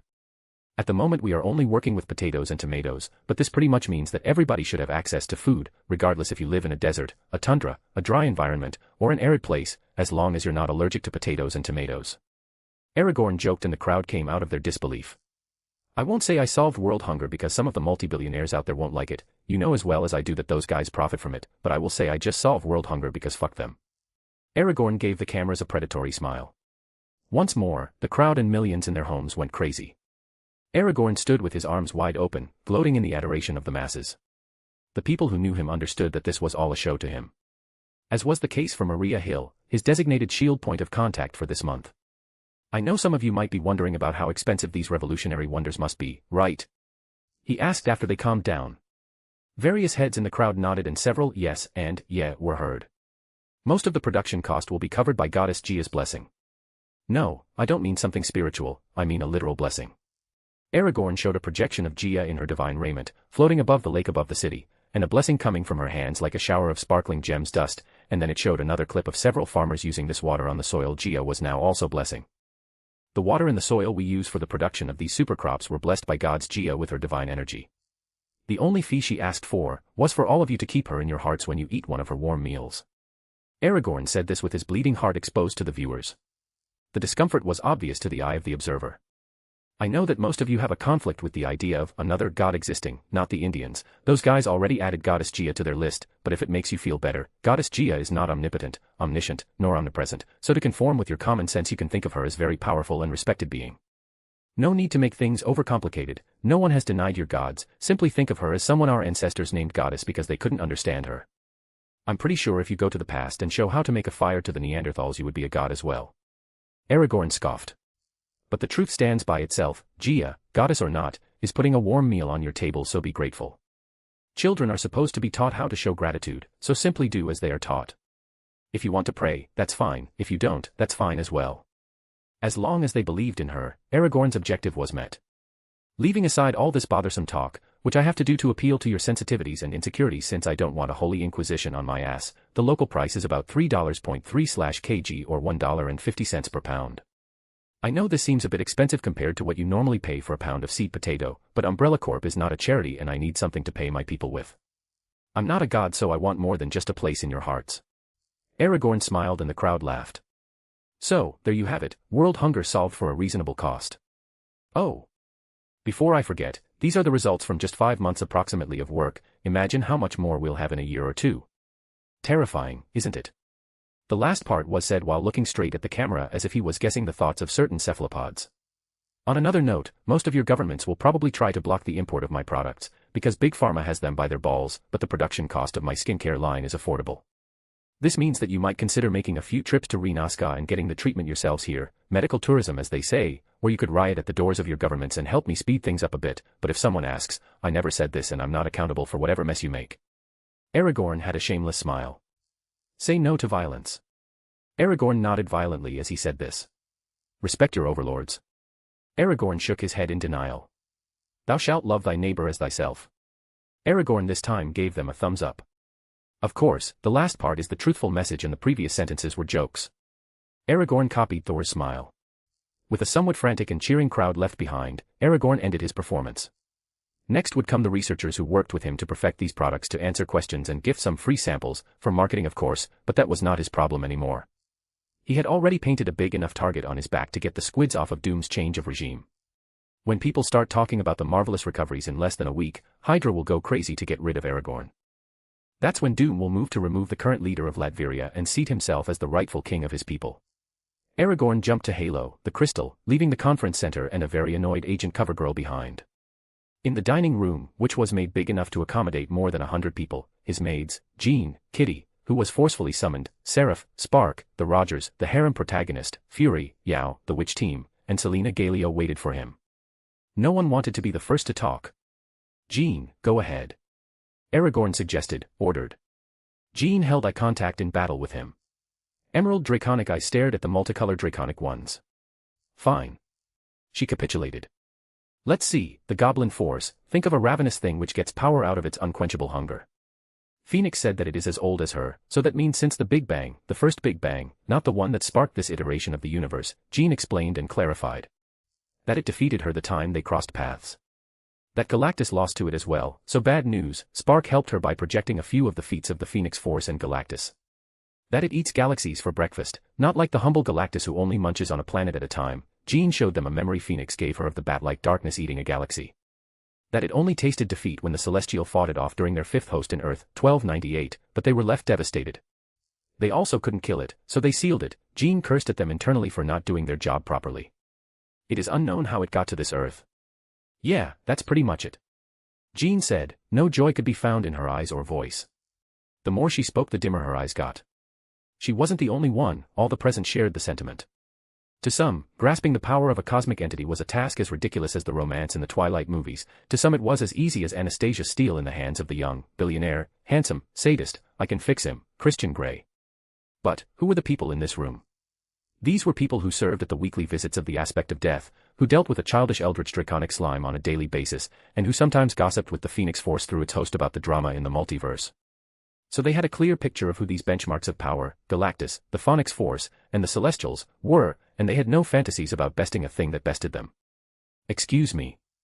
Why am I here? Asked the Dark Priestess. No, she was not part of their inner circle. It's not that they didn't tolerate her, but Jean, Steve Rogers, Margaret Carter, Nicholas Fury, and a few of the most empathic didn't like her after what she did to Santiago, Chile. Because when Jean was kidnapped there were traces of this thing left, so more than likely, Mephisto is involved in it somehow. Spark answered. The Dark Priestess opened her eyes wide, and terror invaded her face. Now she understood how far her desire to save Amara Aquila was getting. And me? Kurt asked. The poor guy was given a quick summary by Kitty about the foes they were going to battle. His eyes were stuck in a cycle of losing light and regaining sanity. You can ask Irina later. Aragorn said while looking away. Irina observed Kurt discreetly and was taking notes of her observations in her mental space. What do we know of this thing's powers? Steve Rogers asked, furrowing his brows. Now he was finally going to be a father, and this happens. No. He couldn't allow it, he'll be damned if he lets this thing take away his happiness. Jean looked away. She didn't want to be the one to say it. She had dampened the mood enough. Steve Rogers got the message and looked at Aragorn. He was an adult who understood the plights of the youth, so he didn't pressure her. Let's start with its more manageable powers: matter transmutation, force of life manipulation, resurrection force, immortality, telepathy, concussive force blasts, telekinesis, psionic nexus, disintegration waves. Aragorn was interrupted. Wait. These are its more manageable powers? Emma asked, terrified. Matter transmutation could be dealt with in a vacuum, and she knows of telepathy and telekinesis, so even if the potential was on the level of Aragorn she knows that there are ways to work around it. But what about the other rule-breaking powers? Yes, then we have its forms of transportation, quantum singularity, cosmic teleportation, shadows, dimensional openings, and sorcery. Aragorn elaborated. Why don't you kill us now and spare us the pain? Wanda asked. Like even if they could deal with its power set and trap it, what were they supposed to do with a thing that could use cosmic teleportation? Are you not listening, girl? It can resurrect us even if we die. Agatha admonished her. Now everyone understood how even in death they couldn't escape the thing. What are the powers you consider troublesome? Yao asked. Yao knew her stuff, she was well versed in the matters of the cosmic terrors that besieged her home. But this one was one she had never encountered, and after enjoying 3 years of peace under the care of Aragorn she was starting to feel the same constant pounding her work's responsibilities gave her, and she didn't like it. Chronokinesis, cosmic manipulation, shadow morphing, sorcery, and energy absorption. You also have to understand that all of its powers are at least at the planetary level, but we are dealing with a rightful cosmic entity here, so galaxies, quadrants, and sectors are not out of the power level equation of collateral damage. Aragorn explained. With the goblin force not being an aspect of existence, it was not everywhere, like how death, eternity, infinity, life, and Phoenix are. But this doesn't mean it didn't carry the power of a cosmic entity, and the energy charge to back the title up. Wait a moment. Kitty shouted and raised her hands and tails like a student asking for permission to talk. I wait. Aragorn quipped jokingly. Shut up. Natalia scolded Aragorn's childish antics. Fine, Mom. Aragorn commented just low enough for it to be heard by the twitching ears of the beast people in the room. Aragorn, you said that it is a cosmic entity, right? Kitty asked. Right. Aragorn affirmed. I know the Madam and Phoenix often visit us, but aren't there restrictions for cosmic entities to enter the lower world? How come we are assuming you'll have to duke it out with the cosmic hunger itself inside of our universe? Kitty questioned. She knew that something was allowing Death and Phoenix to visit, but she knew that they couldn't stay for long, so, wouldn't this restriction apply to the goblin force as well? That's because Phoenix told me that it was nearby. Jean answered instead of Aragorn. But does that mean the real thing or its avatar, like you, is coming? Kitty understood how different it was to fight an avatar than the real thing. I don't know. Jean shook her head. All she got from Phoenix was that the goblin force was coming for her and that she should talk with Aragorn. Probably the real thing inside the avatar. Aragorn added. Explain, dragon. Agatha was drawing plans in her mind, supported by her thousands of years of knowledge in sorcery she had, to find a way to counter this horror. As we all know from our resident Firebird, the host of Senior Sister houses her power and acts as her representative. Jean waved her hand like a Miss Universe, to try and lighten the mood. Our Firebird doesn't explode into the proverbial cosmic fireball because Senior Sister only stores the amount of herself corresponding to this universe in Jean, no more than that. Aragorn thought about how there were some exceptions to this in the Jean 616, but until proven wrong he was going to work on the assumption that a human, no matter how special and compatible, could only hold a shard of the real thing, meaning that there were some shenanigans at play here. But the goblin force is not permeated through existence, although its destruction potential is on the multiversal scale, it is a singular entity. The goblin force from Earth 1298 is the same goblin force that is attacking us. It was not that his universe housed a multiversal counterpart of the goblin force. But how could an avatar embody fully an entity like that? Agatha asked, trying to figure out how the avatar wouldn't explode like Aragorn said Jean would if she hosted all of the Phoenix Force. I don't know. All I know, from my not-so-reliable comic knowledge, is that the goblin force can attach itself in its entirety to an avatar. From what I read, it did so to Madeline Pryor in the body of a thing called the Beyonder. Aragorn thought about the Beyonders and their mastery on fucking up the multiverse. Who are they? Margaret Carter asked. She, like any other Helloan, was given access to the learning room, but with her resurrected lover and baby on the way, she's had little time to take advantage of this resource. Madeline Pryor is a clone from Jean, though I don't know if she exists in this universe, and the Beyonder is a thing I plan to kill if I get the chance, but at the moment that remains a dream, not a realistic endeavor. Aragorn said with a self-deprecating smile. He knew better than anyone how unmatched a confrontation of a nigh-omnipotent being in him would go. Is that the clone you said this Essex guy possibly made from my DNA? Jean was curious about this other her, cloned or not. Taking care and playing with her niece, Mindy, Emma's cloned daughter, she lost most of the apprehension she had for cloned individuals. Yes, but it might be different in this universe. Aragorn reminded her about the sea of possibilities for different realities. Maybe they didn't have a Madeline Pryor, but he was not counting on it. Okay, so you might end up fighting this thing on our turf and this might be connected to the Council of Red, so we are looking at war on two fronts but on the cosmic scale. So, what do we do? Fury asked, sweat trailing down his back. He was holding his cane with strength as he tried to deal with the stress and worry he was feeling. He was going through his sorcery mantras to calm down and think about a way out of this seemingly Armageddon. What can we do? I don't mean to belittle anyone here, but where would we stand against the Goblin Force or the Council of Red? Asked James about their role in this unequal battle while looking at Aragorn. Against the Goblin Force. Pretty much damage mitigation and Goblin control. Aragorn began explaining. Goblin control. You don't mean the Goblin Slayer type of goblins, right? Yelena asked while interrupting. Yes, it's called Goblin Force because it tends to create goblins from its shadow morphing. It can also create demons. Aragorn explained, Yelena's face contorted. And against the Council of Red? Margaret Carter asked. The seriousness and focus were noticeable. You pregnant ladies will be safe and sound in Halo, but the rest, those with 4 tails could prove a hindrance to one Mephisto, those with 5 might pose a funny challenge, those with 6 might hold back one Mephisto, and Gia could solo a couple or more of them. I could kill them all, but not if I have to care for Earth while doing so. Everyone looked more pale as they listened to Aragorn. When you say that could kill them all, what's the time scale? Wanda asked. She was one of the witches who understood that Aragorn was talking about a protracted battle. Between 1 to 3 years while inside the universe, I also have to take care of not breaking reality so I can't unleash my full might. Aragorn gave them his best estimate. He was assuming all Mephistos held a power level similar to Mephistopheles 616, and that they would manage to invade in their true forms while backed by their home dimensions. There are ways to prepare for the Council of Red, Celine Galio spoke. What do you have in mind? Asked Fury, his displeasure about her on display, but he was mature enough to accept helpful suggestions when needed. Mephisto, no matter how powerful, is still a devil. We should see the trees, not the forest. Celine Galio elaborated. We play the weaknesses of a devil and prepare.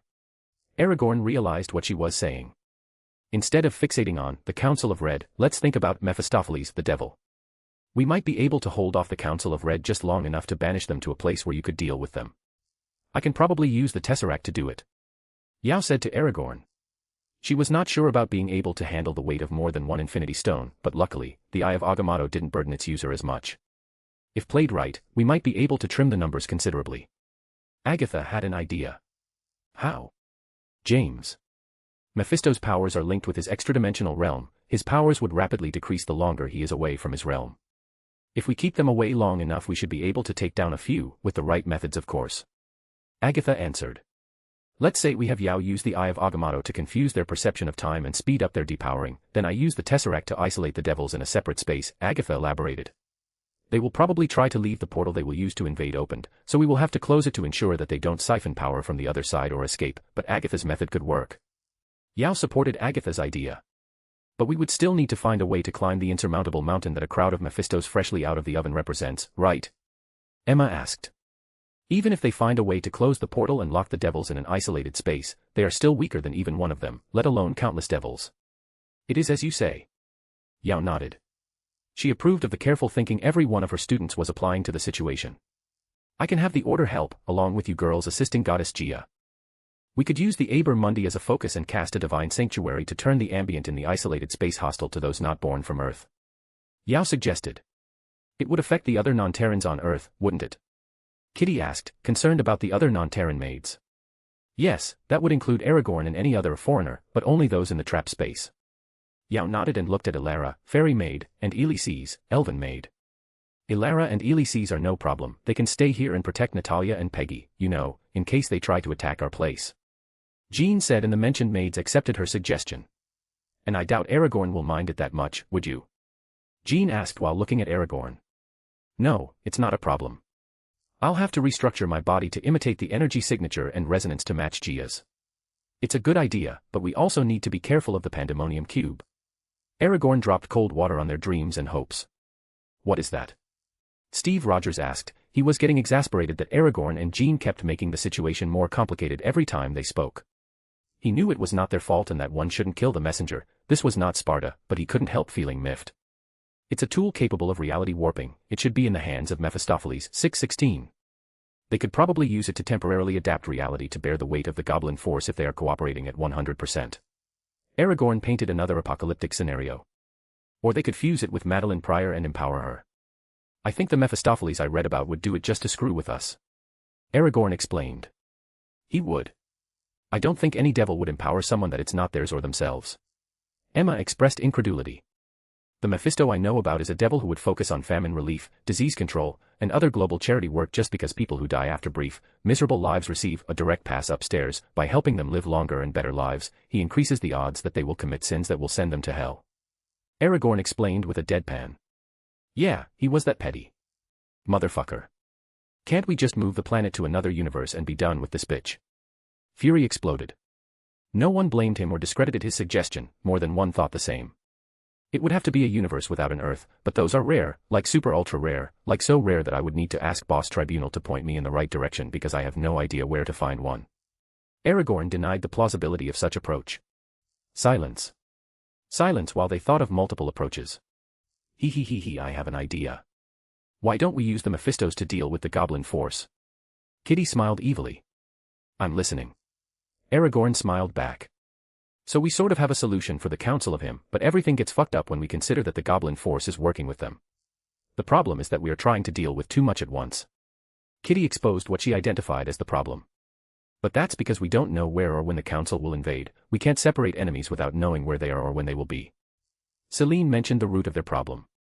Why, instead of waiting for the Ghost Rider to invite the Council of Red, who knows where and or when, we invite them ourselves?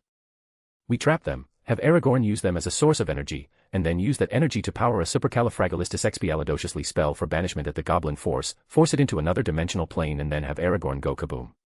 Kitty suggested with disregard for Aragorn's soul. Aragorn observed her without knowing if he should feel proud, hurt, or concerned. It's clear she didn't care about his suffering. It either dies, or it's left injured and then we move our universe to another location in case it wants to follow. Kitty. The only problem, if it survives, is how long it will take for Aragorn to return. It could get us while he is returning from the void. Last time it took 2 days, that's enough time for that thing to fuck us up. Yelena commented, holding nothing back, her language turning crass. That's true, but aside from that I don't think it is as impossible as the other plans we are coming up with, right? Kitty acknowledged Yelena's observation. It could work. I can make certain adjustments to the plan to ensure that it's destroyed or sealed even if it survives me. Aragorn nodded. But the conditions to make it work are a pain in the ass and a half. Yelena negatively commented, but her expression was turning positive like the others. And we are placing at risk our universe by inviting the council. Irina tacitly approved of the plan. We would need to set up the appropriate battlefield, but we have 4 infinity stones, space, time, and power that could help us create the perfect space-time to summon the devils, though soul won't do much on those soulless bastards. It should help us bear the other stones better. Mother, Master, Yao, and I could take charge of sharing the burden of the stones. Wanda added. Her affinity and dealings with chaos magic had acclimated her body to endure foreign energies better than most. I should help too. Emma showed the growing butt of her 6th tail. She knew she still was a long way from reaching the level of a 6th tail, just having the growing bud was not enough to get there, but it was definitely the beginning. I could flood you with life and cosmic fire to stave off the consequences of the stones, and I could probably take down a few Mephistos myself, in case you are attacked. Jean. She was not well versed in magic, so she didn't know if the casters would be exposed to the enemy, but it was better to leave their protection to her. Yeah, it's possible. At least dealing with the council like this should be workable. Whether I can banish the goblin force or not, is another battle. Obviously, I prefer to deal with one front first than with 2 combined fronts. Aragorn. At least we have a direction to move to, this way. James. Yeah, now we have to find a way to do this without ending the world. Yelena. We have to summon them on Earth, don't we? James said after mulling over the plan for a second. Yes. Yao said. How else would we have them walk willingly into the slaughter? Agatha remarked. Demons and devils alike can refuse a summon. Celine Galio added. So how do we do it then? James was confused. How were they supposed to get rid of them if they could sense the trap coming from a mile away? I have a solution for that. Let's work on the assumption that we can summon them. The other problem is time. I don't want to be a pessimist, but it's possible that Mephisto left a way to inform or to send the goblin force toward Earth in case of his disappearance. I don't really know what level of cooperation they have, but we have to assume that at least they have a way of knowing the status of the other. Aragorn said. You said that Michael Nathanson was Essex, right? Celine Galio asked Aragorn. Nathaniel Essex was part of the Hellfire Club, but he was not a member under his name. He went by Michael Nathanson. Yes. Aragorn affirmed. Then they are most likely cooperating. He was the most eager to work with the Ghost Rider when I met them. So possibly this clone of the girl could be the connection between Mephisto, the Goblin Force, and Essex. Celine won't forget the desperation and greed in that man's eyes. Nice. That means that thing will probably appear when we trap the devils. Fury sarcastically exclaimed. Fury is right, how fast could you deal with the devils, Master? James asked. If I don't have to worry about ripping reality apart, I could just expand to my real size and then chomp them all in a single bite. There are only 2 things they could use to fight me, either reality warping or soul attacks. But even then, I'm the bane of their existence. If they assume physical form, then I can use my telekinesis to deal with them. If they assume their energy form, then I can use my energy control, but with reality warping and or soul attacks they could potentially hold me back. My problem with them was the damage they could do to the world, not whether I could defeat them or not. 2 weeks later. Latveria, Hassenstad, capital city, later known as Doomstadt, in honor of Cynthia von Doom. My people, today marks the beginning of a new era. Doom's Latveria's flag fluttered behind him as the cameras and the thousands in the square below him captured his kingly visage. donning a black and green military-style suit with a green cape on his back. I, Victor Von Doom, have ascended to the throne not for personal glory, but for the betterment of our great nation. The chaos and corruption of the past are behind us. Whether this was the truth or not, it didn't matter. One had to be an idiot to ignore the reality of Latveria and how corruption had become the standard. Under my rule, we will rise to unparalleled heights of power, prosperity, and technological advancement. Together, we shall forge a destiny where none dare to challenge us, where our strength is unmatched, and our wisdom guides all. As was the case in the comics Aragorn read. Comic Latveria, despite its size and population, was considered a superpower solely because of the one man who ruled it. Follow me, and I will lead us to a future where our name is spoken with reverence and our enemies tremble in fear. Similarly how the High Command of Hydra is trembling in anger at this moment. Never before since their fall in World War II had Hydra experienced a loss such as this one. None could deny that recently they've been hit with a stream of losses at the hands of the group now recognized as Daybreak, Akatsuki, but this was different. This was an entire nation in which under the lead of one person, each and every single one of their pawns was targeted. A whole country in which they have basically lost all of their standing. Similar to what happened with Germany, though the situation was different this time, the damage they suffered was enough to make them tremble with anger. They couldn't contact their personnel, their bases had an unknown future, and worst of all, now they know that someone, an enemy, knows about them. Sure, Daybreak had targeted them and to this day they haven't been able to deal some damage back, but they were not considered an enemy, not when the damage they had suffered hasn't been that great. For a Hydra who covertly rules almost all of the superpowers in the world, the losses they had suffered under Daybreak were not considered anything else other than a hindrance. They still had a supply of mutants from Genosha, so the loss of experimental samples was not as grave as the humiliation they suffered at the hands of Daybreak. But this was different, they were targeted with such precision that there were no doubts, they had been discovered. Other underground powers were indeed targeted by Doom, not only Hydra, but they were the major losers in this change of regime.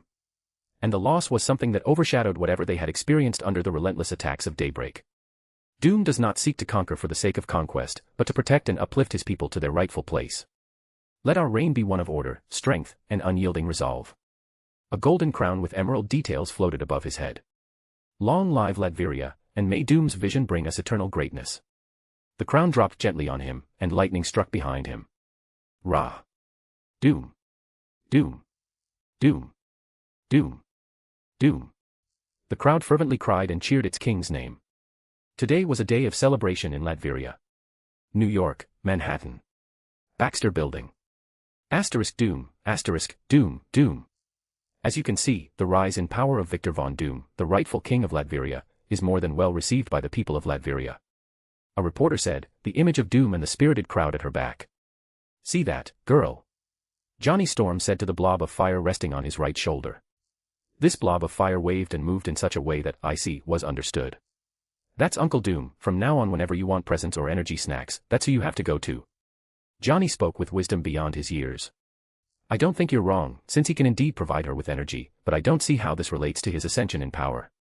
Spoke the fox who was using his lap as a pillow and the couch as her bed. Lena, my parents taught me that whenever a family member rises to kingship, they ought to bring you presents. This is common sense. Johnny said, and nodded his head in assurance. I had the same parents and I don't remember they ever saying that. Susan commented from her couch. Lena, don't listen to my sister, as you can see, she was always a rebel, she never paid attention to the teachings of her elders. Johnny covered Yelena's fox ears with his hands, taking the chance to enjoy the fluff. I feel like the matchstick is projecting and switching roles here. Ben Grimm commented, a bowl of popcorn and a gallon of soda in his hands while he enjoyed the coronation of Doom. Haha, Yelena chuckled. Swish, the automatic sliding door opened and Reed Richards walked in. What did I lose? He asked. X4, the other four looked at him like the irresponsible idiot he was. Just take a seat, Plastic Man. Yelena mocked him. I don't know what I was thinking when I named him Mr. Fantastic, because there's nothing fantastic about his time management. He just lost the one-in-a-lifetime coronation of his friend. Johnny said in a voice just loud enough for it to reach Reed Richards. I already told you, Johnny, what I'm working on is something that will help us move forward with a safety net to protect us from a worst-case scenario. Reed sighed and took a seat. So you say, but you refuse to tell us what it is. Johnny remarked in annoyance. He was not expecting an answer after so many unsuccessful attempts at prying the truth out of his mouth. Heh. Safety net. Is that what you call it? Yelena asked sarcastically. Lena, do you know what he is working on? Susan asked, she had taken to call her as Johnny did. Reed's heart skipped a beat and he stared fixedly at Yelena. If you know, please tell us, girl. This idiot is being more stubborn than me, and that's saying a lot. Ben Grimm added. Lena, please, tell us about Reed's secret lover. Johnny pleaded. Well, I don't know what he is doing. Yelena stood up and floated closer to Reed Richards. Tails and ears playfully swaying, Matchstick behind her greedily eyeing her assets, Invisible Woman eye-rolling at her brother's wolfish behavior, and Bricked Human enjoying Reed's uncomfortable look, which was similar to a kid whose prank was discovered and now faces a promise of punishment from their mother when they get home. But I do know he is messing with space. She waved her hand and a magic circle ascended from under his couch and passed through him until it coalesced above his head and a blackish-purple substance was left floating inside a sphere of ice. And he is being reckless about it. The substance shifted like it had a life of its own. Similar to how ferrofluid behaves under a changing magnetic field. Oh, hell to the no. Johnny lit up and flew away from the substance. Susan didn't say anything but she also floated away and had a shield at the ready. I ain't going through that once more. I ain't. Ben Grimm shouted and moved to Susan's side and looked at Reed as if ready to end him. Reed was between panic and intrigue about the substance. One part of him was damning Yelena for exposing him, another part of him was panicking about what Aragorn will do now that his secret has been exposed, and a not small part was reacting to the underlying trauma that Mephisto left in him the last time they messed with the dimensional portal. But about half of his mind was flooded with curiosity. Lena, the owner of my hot bod, my bed, and heart. What is that? And do we have to get rid of Reed? My sister is gonna cry but she'll get over it. Do it if you must. Johnny jokingly said in full seriousness. Ben Grimm just nodded and made a gesture of wiping a tear in mourning for Reed's passing. Susan kept looking between the substance and Reed. Undecided but sorrowful, as if his future was all but uncertain. Ha ha ha ha. You guys are funny. Yelena laughed and patted repeatedly Reed's shoulder. With each pat, he jumped in fright a little. This is something Aragorn called traces of void, lowercase void. He said that if reality were the verses in a story, then the void is the separation between letters, words, paragraphs, and pages. He said that the void is simply the absence that allows for the separation of dimensions, realms, hells, heavens, universes, timelines, and everything else in between. Yelena said with a thinking expression, as the face one does during an exam when trying to remember what the teacher said in class. Well, there was more to it, but I didn't pay much attention. Space warping is not my specialization and I only learned how to counter it and detect it. She said with a carefree expression. What's the verdict? Does he get to live? Ben Grimm asked. Oh. Yeah, this stuff is dangerous, but only to the person that was directly exposed to it. I was just helping him. Yelena smiled brightly at Reed Richards. Thank you, Yelena. Would you be able to hold it while I go to the lab to get a secured container? Reed asked. Susan. Ben Grimm. The living flame. Dude. Johnny. Here, you can keep this sphere. It won't melt while I live. Yelena couldn't understand how someone who held the title of genius was such an idiot. But it wasn't her problem. If he wanted to die, then who was her to stop his suicide? She already did her part and even went beyond that and helped him by purifying the corruption. Come here, Johnny, it's your turn. Yelena floated back to their couch and clapped her lap while she called him. Yes, ma'am. Johnny forgot about Reed and his recklessness. He powered off and walked fastly to Yelena. Ben Grimm moved to his couch and dragged it to Yelena's side. He wanted to be as far away from Reed and his blob of void as possible. Being close to the strongest person in the room was an added benefit. Susan sighed and she felt like she was exhaling years of her life. Reed, I thought we already had achieved stable portal technology. Why are you messing with space again? She asked. As Aragorn had suggested, they took their dimensional portal and simplified it into a spatial portal. Spark had already run the technology through a few tests and trials and it was green-lighted. I was just running the portal tech through some more stern simulations. I wanted to be sure that it wouldn't fail us like it did the last time. Reed lied. He was working in his spatial collapser. Yelena gave him a look from a distance, having felt his lie through her empathy. But she didn't say anything. She had washed her hands of him. Is that necessary, Reed? Susan asked. It was about being a bit extra concerning security, but I can stop.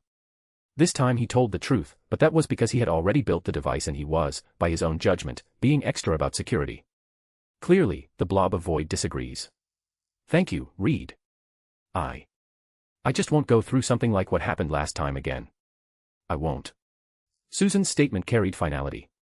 To her assertion, Ben Grimm and Johnny nodded and silently agreed. Just because Aragorn had helped them with their trauma, it doesn't mean that they were left with no scars. I can't believe Victor is now a king. I fear for Latveria. Ben Grimm commented. Don't be rude, Brickwall. That's our friend you're talking about. Give him the credit he deserves. Johnny interjected. Ben Grimm deadpanned at him. Not like his stone face had much in the department of expressions. You should fear for the neighboring countries, not for Latveria, ha ha ha ha. Johnny laughed. I can't believe I'm gonna say this, but Johnny is right. Susan joined the chat. Asterisk gasp, asterisk sister. Johnny looked at her with starry eyes. There you have it, an event which is being called the Flash Coronation, because it was so sudden that by the time the world realized that His Majesty Victor Von Doom was staging a coup d'état, it was already over. The news reporter commented. On another note, we bring you today news of the 27th attempt on Aragorn Abner's life in U.S. soil ever since he offered the solution to world hunger at a reasonable cost, as he called it. Governments around the world have voiced their disagreement with the young billionaire's behavior and lack of proper regard for societal norms. While some accuse him of instigation and disruption of public safety on a global scale, many support and adulate him for taking such a brave stand against the world. I leave you with this piece, but please be advised, the images are not appropriate for all ages. Video. Hey, Mark. Take a picture, not a video. A middle-aged Ravenette woman laughs and instructs the person recording her. In her background, the skyline of New York is seen. One particular building stands out because of its gaudy signboard which reads, The Light. Sorry, I still can't get myself around this camera. A man is heard complaining about the functions of the recording device, and while doing so, something new appears in the skyline. Mark, what's that? The Ravenette asks. She is pointing at a flying object that is closing into the tall buildings in the background. It looks like a missile.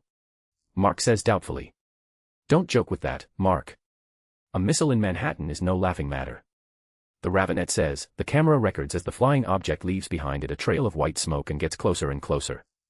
The cameraman doesn't answer but keeps recording. It's unknown if he means to do this or not. The flying object closes into the light corporate building and then... Oh my God. There's a flash of light and the Ravenette screams. Good Lord. The man yells when he sees the light absorb the neighboring buildings. It gives the impression that it won't stop advancing. Asterisk boom asterisk rumble, the explosion's boom reaches them. A column of fire and black smoke is seen and then, it starts shrinking, until it's compressed and a small figure is seen floating in the sky, at about where the center of the explosion would be. In its hand is a star-like sphere, undoubtedly the compressed explosion. The unnatural thing is that the devastation expected from the explosion is nowhere to be found. The figure then pushes the sphere forward and it flies faster than before. The star-like object follows the previous path of the missile but then it veers to a particular direction. For a second it appears as if the object will fly harmlessly into the sea, but then, it hits something that was previously invisible.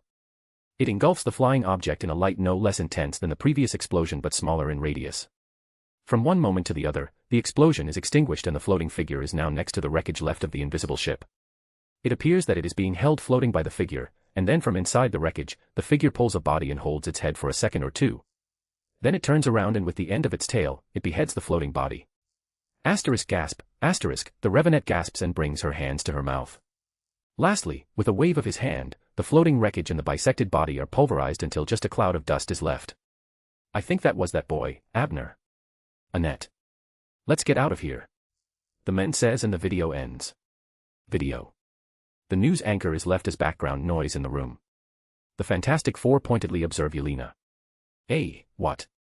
Yelena asks. Lena, can you do that? Johnny asks as he points with his head at the repetition of the video on the TV. Yes, but with a different approach. I can't do the barrier that protected the buildings, but I can temporarily shift the area of the explosion to the mirror dimension. The compression of the explosion is something I can't do either, but I could portal it to the ship directly. And about disintegrating the ship, I could freeze it, make it go brittle, and then break it into tiny ice shards. Yelena explained her approach. That's some punch you're packing, girl. Ben Grimm commented. Susan and Reed nodded in approval. Well, not really. Plastic Man over there could reproduce all of that with tech, given enough time, and between Susan and my hot bot over here they could theoretically do what Aragorn did, between the two of them. In Krakoa there are more than a few who could reproduce the same results, and everyone in the crystal could. Oh. Mr. King Doom could do it too. Yelena explained. Ben, my brick friend, what Lena is saying is that you're the weak link, so you need to get some gains if you don't want to be left behind. I know the perfect protein brand for you. Quick read. One shake in the morning and one before going to bed is all that you need. Johnny was stopped midway by a flying couch. That's it. Today you'll experience what a brickfoot through the ass will do to a human. Ben ran to jaunt and this one ran away. Susan looked away in shame and Reed was thinking about the implications of these void traces. Yeah, he had not stopped. They remind me of my sisters. Yelena commented. I have a hard time picturing you maid ladies running amok one behind the other. Susan shook her head when she heard the sound of something breaking. It's different but the same. For example, Ulysses discovered a new parameter for cheesecake in the fabricator. Yesterday, the thing tasted like the best cheesecake we've ever tried. So, obviously, instead of sharing the parameters, she went to brag about it in our faces. Yelena explained. Susan agreed in her mind, that indeed was similar to how sometimes her brother behaved. And that was it. We called for a blood feud, or as Aragorn likes to call it, Agni Kai, and each of us dueled her until a limb, head, or tail was lost. Well, Ulysses is tailless, but you get my meaning. Yelena said with rightful fury. Susan was dumbstruck, and even Reed came out of his fantasies, due to the out-of-proportion response that a cheesecake recipe got from the maids. Lena, a head. You said a head? Susan asked to verify. Oh, yes. Decapitation doesn't mean the end of us, though it hurts like hell. Yelena explained further, and brought her hand to her neck as if feeling some phantom pain. Crash! Susan's eye twitched at the sound of glass breaking. That's it. She screamed, similar to Ben Grimm. She floated away, after the demolition duo. Yelena and Reed were left alone. You know, Richards, I like the Storm siblings and Ben very much. She said. I like them too, they are like my family. He said, not knowing what the point was of her comment. Which is why I want you to know that I will do everything I can to protect them. Yelena smiled sweetly. I'm glad to hear that. As someone who cherishes them as much as I do, I can't help but feel pleased that you will. I'm happy Johnny found a woman like you, one who set him straight and took him away from the life of debauchery he was leading. Reed also smiled sweetly. I will protect them. Even from you and whatever you're really working on, which was apparently important enough to lie to your family about. The smile never dropped from her face, but her eyes told another story. Reed was frozen still. Don't worry, I won't tell a soul. I'm just setting things straight, between you and me. Susan is a lovely woman, Ben is a loyal guy, and Johnny is my hot bod, but you. You're nothing more than an add-on to my friends. Make sure to keep yourself as such and don't change your status to a danger. We don't like dangers in Halo. Yelena once more smiled with her eyes and opened a portal, from which Johnny fell into her lap like a princess. My hero. Johnny said and hugged her neck. From the other side of the portal, Susan was attempting to restrain Ben, who looked like he was about to clobber someone. My princess, for you and only you. Yelena mocked and caressed Johnny's face with her hand, like a knight in shiny armor. Give it up, Ben. I've got plot armor. Johnny shouted to the other side of the portal. More like girlfriend armor.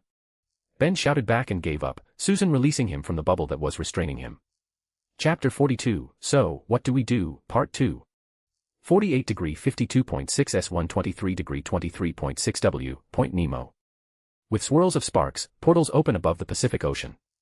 Beast girls, James, witches, masters of sorcery, Aragorn, and Jean arrive. The masters of sorcery use universal energy to construct floating pads and keep themselves above the water level. The beastkin levitate aided by their telekinesis. The calm in the water feels foreboding. From below the water, the calm is interrupted by a root, it bursts out rupturing the superficial tension, and keeps growing until it hits about 1 mile, 1.609 kilometers. Then it branches out, followed by leaves until finally a small replica of the world tree stands.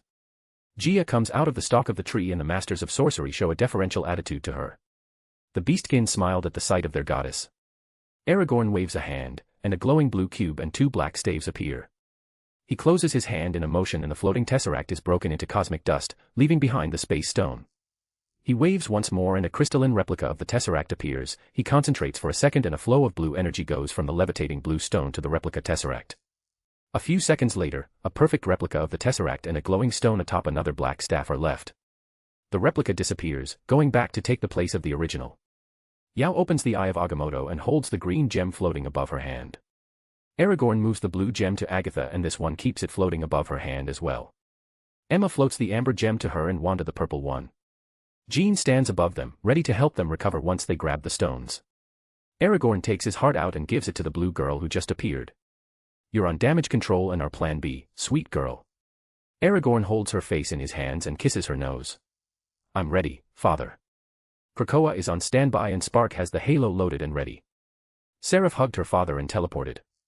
This made her the third member of their group who could teleport, different from the usual portaling. Agatha, Yao, Emma, Wanda, and Jean make a perfect square pyramid with Aragorn and the root in the middle. The sorcerers and the rest of the beastkin make concentric circles to the pyramid. We've done this thousands of times in the simulations, all you have to do is hold on for as long as you can. Agatha speaks loudly. Trust in your partners and hold on, that's all. Yao joins Agatha. This will hurt like a bitch. Wanda smiled madly at the purple gem. Remember, I'll protect your souls, but I might have to step out if the goblin force emerges. Jean said. Maybe I can get a full-grown tail out of this. Emma wondered out loud. Good luck, my children. Gia portals to Halo. With a mental command, the four grabbed their gems and encrusted them in the middle of their manubrium. With winces and soft whimpers, the gems fused with them, and their hair turned flaming and gained the coloring of their respective gem. Their eyes, including Skara, became light orbs of their gem's color. Their skin turns black with the circuitry the color of their stone. Wanda bore the greatest weight since she held the Power Stone. Wanda, how long can you hold it? Aragorn asked. 30 minutes, possibly more with Jean's help, Wanda answered telepathically. That's enough, Aragorn confirmed. His body lost his nose, scales covered his skin, and his genitalia disappeared. He now stands in digitigrade style, the blade on his tail growing, nails are now claws, and his mouth can now open beyond its previous gape. "Do-it, do it," he says. With his command, they start. A multicolored magic circle pulses into existence and grows beneath the root, expanding with the casters serving as junctions of power. A bubble forms around the root, encasing it like a snow globe. The circle pulses once more, and another bubble forms, this one encasing both Aragorn and the previous bubble. The smaller globe and Aragorn seem to shrink, and shrink even more as time passes until it's hard to spot them, an optical illusion caused by the expansion of space. Space is reinforced to allow Aragorn to use more of his powers, isolating the area and leaving the only connection to Earth within the root inside the smaller globe. The barrier around the root is strengthened to prevent the devils summoned from escaping. The bubbles gain a green luster to them and time speeds up inside the bigger one. This should turn 30 minutes into almost 3 years. Inside the trap space, Aragorn confirms the shift in the time flow and gets to work. When they were wondering how to attract the devils into the trap, since they could sense where they were summoned, they decided to summon them on Earth. To reinforce this feeling, they came up with the solution of having one of the roots of the Arbor Mundi sweeten the bait, since the Arbor Mundi carried a heavy scent of earth, Gia. The next problem they had was how to summon the council. It's not like it was impossible to summon one Mephisto, the Mephisto of this universe, but what about the rest? To this problem, Aragorn found the solution in the way that the council uses to communicate with the other multiversal counterparts of Mephistos. Mephistopheles are very interesting beings, they are pseudo-multiversal beings. They have a connection between themselves, a form of communication, and a shared existence, that's how they found each other. So Aragorn thought, why not use this connection to summon them all? After all, isn't this pretty much what the Ghost Rider was going to attempt? Otherwise, how was it supposed to summon all of the members of the council if not in this way? Aragorn made a pentagram in the air and fed it an enormous amount of energy. With a column of hellfire, Mephistopheles appeared. Aragorn, what's the meaning of this? He asked. Aragorn didn't bother to mask his smell from the summoning circle. This Mephistopheles knew what would happen if he denied the summon. It's time to end the Council of Red, Aragorn replied in his mind. You don't have to tell me twice, they already betrayed me and almost made me disappear with the rest of this deplorable world. Mephisto complained. Your hand, Aragorn extended his hand and ordered Mephistopheles. Mephistopheles reached for the handshake and when Aragorn grabbed it, white glowing ink crawled from the handshake and rushed to cover the devil. What is this? Mephistopheles demanded and tried to pry his hand free but Aragorn locked him still with his telekinesis. Retribution, Aragorn simply said. AGH-, Mephistopheles cried, but his cries were cut short when his body was engulfed in this glowing ink. Crack, crunch, squelch, Mephistopheles' body and essence were balled into a sphere and the glowing ink wrote on it until a ball of red with glowing markings was left. For the first attempt at my magic runic system, it's working, Aragorn commented as he pumped his modulated void energy into the scripture that tattooed the red ball. The scripture rotated on his skin similar to how the atmosphere moved at a different speed than the ground. VVVVMMM. VVVVMMM. VVVVMMM. The sphere pulsed like Godzilla loading. Aragorn threw the sphere away from the root and sat atop the globe encasing the root. Boom, the sphere exploded and after a flash of hellfire and red light, millions of Mephistos and more who fit the requirement he used in his runic scripture, member of the Council of Red, were left confused about the landscape. Aragorn pulled a dark orb that emerged from Mephisto's sacrifice and ate it. I thought the time was right. Aren't we supposed to be invading the dragon's earth? Where are we? One Mephisto who looked like a hellish Doberman spoke. We're earlier than anticipated, but this should be that earth. This one looked like Pennywise the dancing clown. Contact the Ghost Rider. This one looked like Sauron, it ordered another Mephisto who looked like the one from this universe.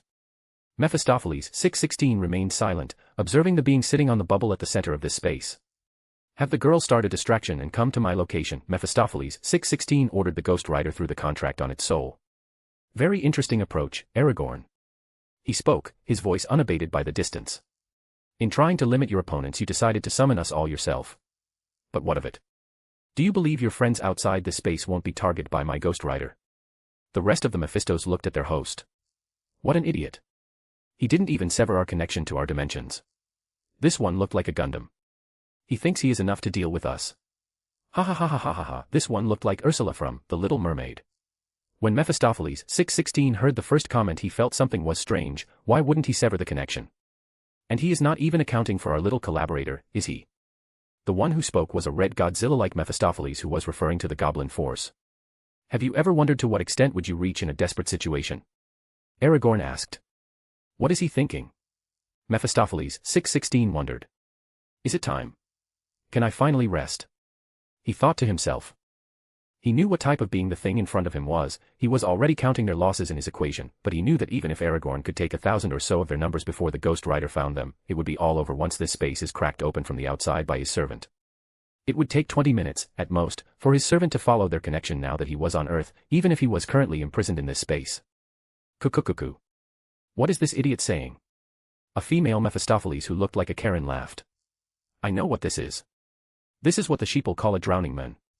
Ha ha ha ha ha, I've never seen a creature of the outside being desperate.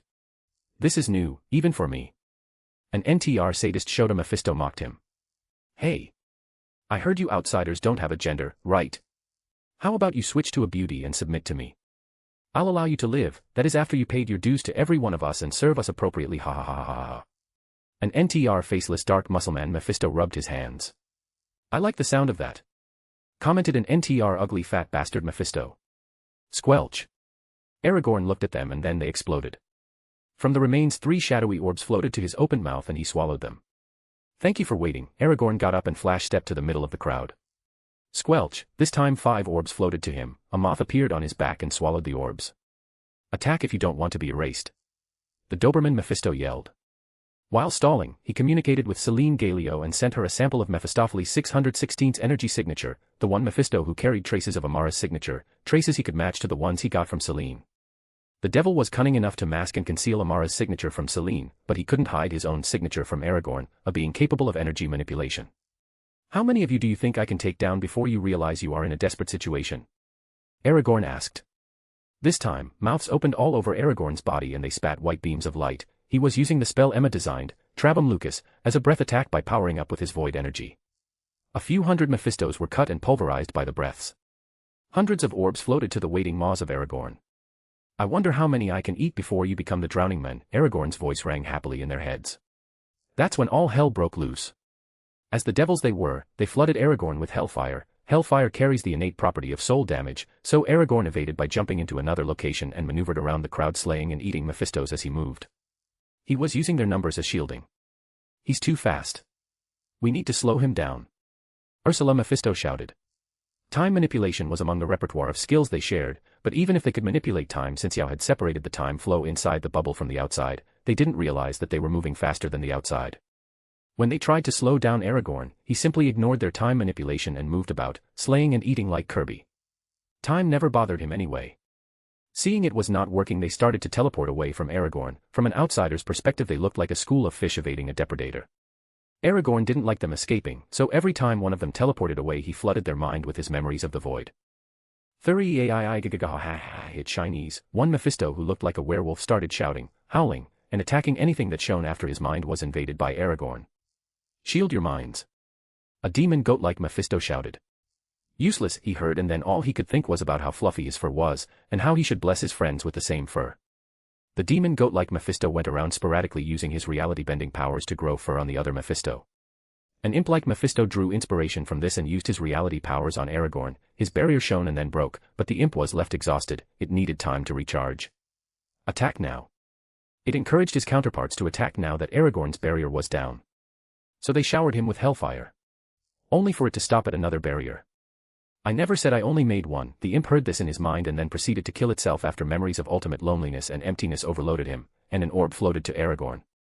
It looks like you are not very compatible with my birthplace, Aragorn remarked before jumping to another location and continuing the feast.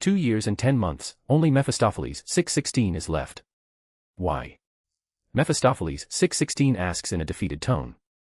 Because you want to be erased, Aragorn explains why he was not affected like the rest and is left unharmed.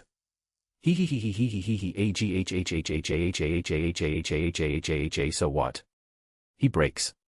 Is there any purpose to existing? Nothing ever changes, there's no goal, no meaning, and no hope. The momentary pleasures of life only serve to distract you from the suffering that is existing. Family. Tried that. Global domination. Check. Inflicting pain on the monkeys. Check. Helping the monkeys. Done that. Fighting the overlords. Already failed at that. What's left to try? What's the point in trying at all? I can't even fucking die. Mephistopheles 616 shouts in despair. Aragorn looks at him and... Why would you think I care about your suffering? Just wipe your memory if you're bored. His red eyes scrutinized him like watching an idiot attempt to parallel park. Aragorn bound him with his hair and then brought a hand to his head and destroyed his mental defenses in search of the location of the goblin force and the pandemonium cube. You gave the cube to the girl, as expected, but I didn't see it coming that you met the goblin force here. I thought you lured it here, Aragorn.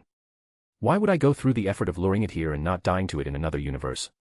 Mephistopheles 616 asked, but Aragorn didn't pay attention. He brought out an icosahedron crystal and sealed Mephistopheles 616 in it. Aragorn knew that Mephistopheles 616 wanted to die, so initially he thought that when Mephisto mentioned him to the council, Mephistopheles 616 saw it as an opportunity to provoke him into erasing him. So he believed that Mephistopheles 616 had brought the goblin force to his universe with the intention of causing destruction and then taking credit, hoping Aragorn would erase him, or the goblin force.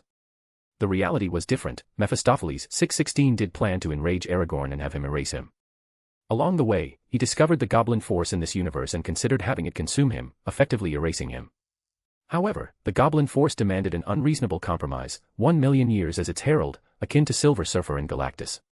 Mephistopheles 616 disagreed and proceeded with his green door plan. Before doing so, he stole some of the goblin force and gave it to the Shi'ar to use in debilitating Jean. He was hoping the one below all would kill him as it destroyed the multiverse. If the plan failed, he anticipated Aragorn would be enraged and would erase him. The plan failed, and he intended to use the Ghost Rider to fully access this universe so that he could confront Aragorn and meet his end. The Council of Red served its purpose and helped him complete and charge the Pandemonium Cube so that he could be summoned entirely into this universe if the Ghost Rider was having it difficult to do so. But uncertain of the outcome, he gave the Pandemonium Cube to Madeline Pryor, whom he found through Essex, either to meet his end at the hands of Aragorn or the Goblin Force, after the latter went on a rampage because he tampered with the cube. Aragorn denied him the outcome he was expecting and sealed him. He attacked him, and Aragorn was not going to be forgiving about it. I'm done, it's time to go to the real fight. Or more like another trampling under an unbeatable enemy, Aragorn thought about the rampage that he would probably have to deal with. United States, Alaska. Ghost Rider's hiding place. Have the girl start a distraction and come to my location, a message from his master is received. The flame in the skeleton's eyes flickers and he confirms that he can feel a pull in a certain direction, a pull to his master. You're up. The flaming skeleton instructs a naked girl lying on the cold floor with an empty stare and fiery red cracks all over her skin. The girl doesn't answer and stands up, following the Ghost Rider. The Ghost Rider pulls a flaming chain and spins it in front of him. Whoosh, with a sudden breeze, a circular portal made of flames opens. On the other side, a wilderness of conifers awaits. Clack clack, the rattling of bones indicates Amara to follow her superior to the other side. Whoosh, the portal closes after her. You know what to do. The Ghost Rider orders, he forms another portal and his bike comes through on its own. Don't disappoint our master. He reminded her before the roar of the infernal engine carried its rider toward the Pacific Ocean. Amara dazedly watches as the rider shrinks in the distance and a trail of fire is left. The trail of fire spread and the forest began to burn. With the inferno as her background, Amara turns into a human of lava and fire. Contrary to her usual orange-bright appearance, her skin turns cooled lava black and the cracks of lava cover her body in the style of painted body armor. Her hair lights up in hellfire. Mephistopheles 616 had blessed her with a spark of hellfire and corrupted her body to empower her, all in an attempt to make his pawn a useful piece. The ground turns bright red lava and Amara's feet sink up to her ankles. She reaches to the molten ground with her hands, and an ominous rumbling resonates through the region, as if signaling the awakening of a dormant giant. Pressure builds beneath the Earth's crust, fissures crack open, spewing forth billowing columns of ash and steam into the sky. The ground trembles violently, causing mountains to shake and crumble, and fiery lava flows start boiling and cascading down the slopes, consuming everything in their path. Amara keeps concentrating, her hands and feet submerged in the lava she stands, the rumbling intensifies as if ascending to a dreadful conclusion, and then, boom, she is engulfed inside an exploding column of lava and the Yellowstone caldera erupts. The solid ground bursts or melts with no other choice, and any forest surrounding the caldera is no more. The sunny sky is replaced by an unending tower of burning hot ash, casting an eerie twilight over the infernal landscape. The boom of the eruption arrives only after the shaking of the ground has devastated the cities encircling the caldera, and what isn't brought down by the earthquake is demolished by raining pyroclastic bombs. Crackle, lightning rains after the volcanic ash charges the atmosphere. As if Mother Nature decided it was enough and took action to restart life on the surface. From a distance, the horizon glows with an ominous red hue as the eruption continues unabated, sending shockwaves across North America. The south of Montana, the east of Idaho, Wyoming, and the northern part of Utah, the states in the initial kill zone, are no more. Amara stands at the epicenter, inside the spewing lava column, her body obstructed by ash, lava, and pyroclastic material. In contrasting tranquility with the destruction she unwillingly caused, her eyes catch a blue blur moving toward her. Before she could react, she felt her ribcage crack into dust, and her internal organs burst inside her. Her augmented body by the infernal corruption could do nothing against the impact, and her enhanced mind by the hellfire couldn't understand what was happening before she found herself flying across the ashy skies, away from the supervolcano she just unleashed. She is rolling your way in 17S, Seraph sends a telepathic message. Her body, impervious to the liquid lava and the chaotic pressures. She silently floats and emerges from the tower of bursting lava. She rapidly gains altitude until she reaches the top of the ash cloud. Her arms and legs are in a star position, and she begins to close her hands, as if pulling something, and lift her knees, her body thrumming with a subtle vibration. VVVMMMZZZ, the micro-droplets in the air oppose gravity and gather into bigger droplets. VVVMMMZZZ, the flow of lava and the tower of ash stop. VVVMMMZZZ, the pressure below the crust sleeps peacefully once more. VVVMMMZZZ, the bass-like vibration spreads with Seraph at its center. The expanding destruction slows, halting the apocalyptic rain of pyroclastic bombs in midair as if by magic. Hydrometeors and sulfur dioxide, polluted by ash, defy their predicted movement and flow back toward the caldera. The earthquake wave diminishes, and finally, everything stops in silence. Seraph continues to bring her extremities to her body's core, and the hazardous material flies to the caldera below her. She piles everything around the lake of lava, leaving an opening for the lava to harmlessly flow. Her eyes scan the terrain through different filters until she is sure the supervolcano won't naturally erupt and the giant is resting once again, as was intended before Amara took action. This was a good job, I'll have Father remunerate me, I'll see if he can share some memories to grow faster. But not that many, I like myself very much. Seraph comments. After another volley of tests, she teleported to the site where Amara had crashed. Amara is suspended unconscious in the air and Celine is inspecting her with a magic circle in each hand. How is she? Seraph asks as she starts an examination of her own. Her body was corrupted beyond repair, but that's not a problem I can't solve, her mind was altered, so there's that. It will take some time, but it is fixable. Downcast, Celine explains. Her soul is the problem, huh? Seraph asks in confirmation after a scan with her soul forge. Asterisk sigh, asterisk yes, her soul was tempered with hellfire. I can't fix that. Can your father fix her? Celine asks, a glimmer of hope in her eyes. Sort of. Mother would have to do it, but you should speak to Father first. For the time being, let's seal her in stasis. Seraph pulled out an icosahedron like the one her father used to seal Mephistopheles, 616. Tony, how are you doing? Seraph contacted Stark while Celine initiated the magical sealing of Amara. There's so much blood. I don't see an end to this, sigh. There's only devastation as far as the eye can see. I'm having the guys from Krakoa help me establish some temporal health centers, some of them are helping me with the search and rescue. That guy, Logan, is particularly useful. By the way, Seraph received a report from Stark's armor, and connected to a live feed. From a first-person point of view, she sees the red and yellow arms of the armor blast away some debris and enter a dark room to rescue an unconscious child. The repulsor on his left reforms and a blue light scans the child from head to toe. A medical report clears the child as healthy with only a minor concussion. Reed's troop is working on the east side of the disaster while we focus on the west. Once they are done they will move to assist this side, since it is more affected, but I think we are talking about a work of weeks if not months, Stark informs. Probably Father will do something later, but thanks for your efforts and helping out, Tony, Seraph reassured him. Can you send some of the healing types from Krakoa? The kid with the psionic senses you assigned as my scout said that they have a few of those types of mutants, Stark asks. No, Tony. I'm sorry, but those are considered a strategic asset to Krakoa. The council would never approve their mobilization to the country with the highest presence of Hydra, Seraph laments. Fuck Hydra. Tony yells. Luckily the Amor only allows for active communication, so no one heard him. Any problems with the armor? I'm not seeing any in the report, Seraph asks, trying to keep Stark's mind off of the death in his surroundings. No, Princess. Everything is running green numbers, though there are a few details here and there we could improve after this, but that's expected. The armor was intended for combat, not search and rescue. I'll run it through you later on, Stark answered. This time the live feed showed him lifting a building and Logan running inside the hole below it. A few seconds later he came out carrying 3 unconscious men. 2 of them had lost at least 1 limb. Call for me if you encounter any problems. I need to return to Halo and keep scanning the planet and deep space, Seraph informed him. Right.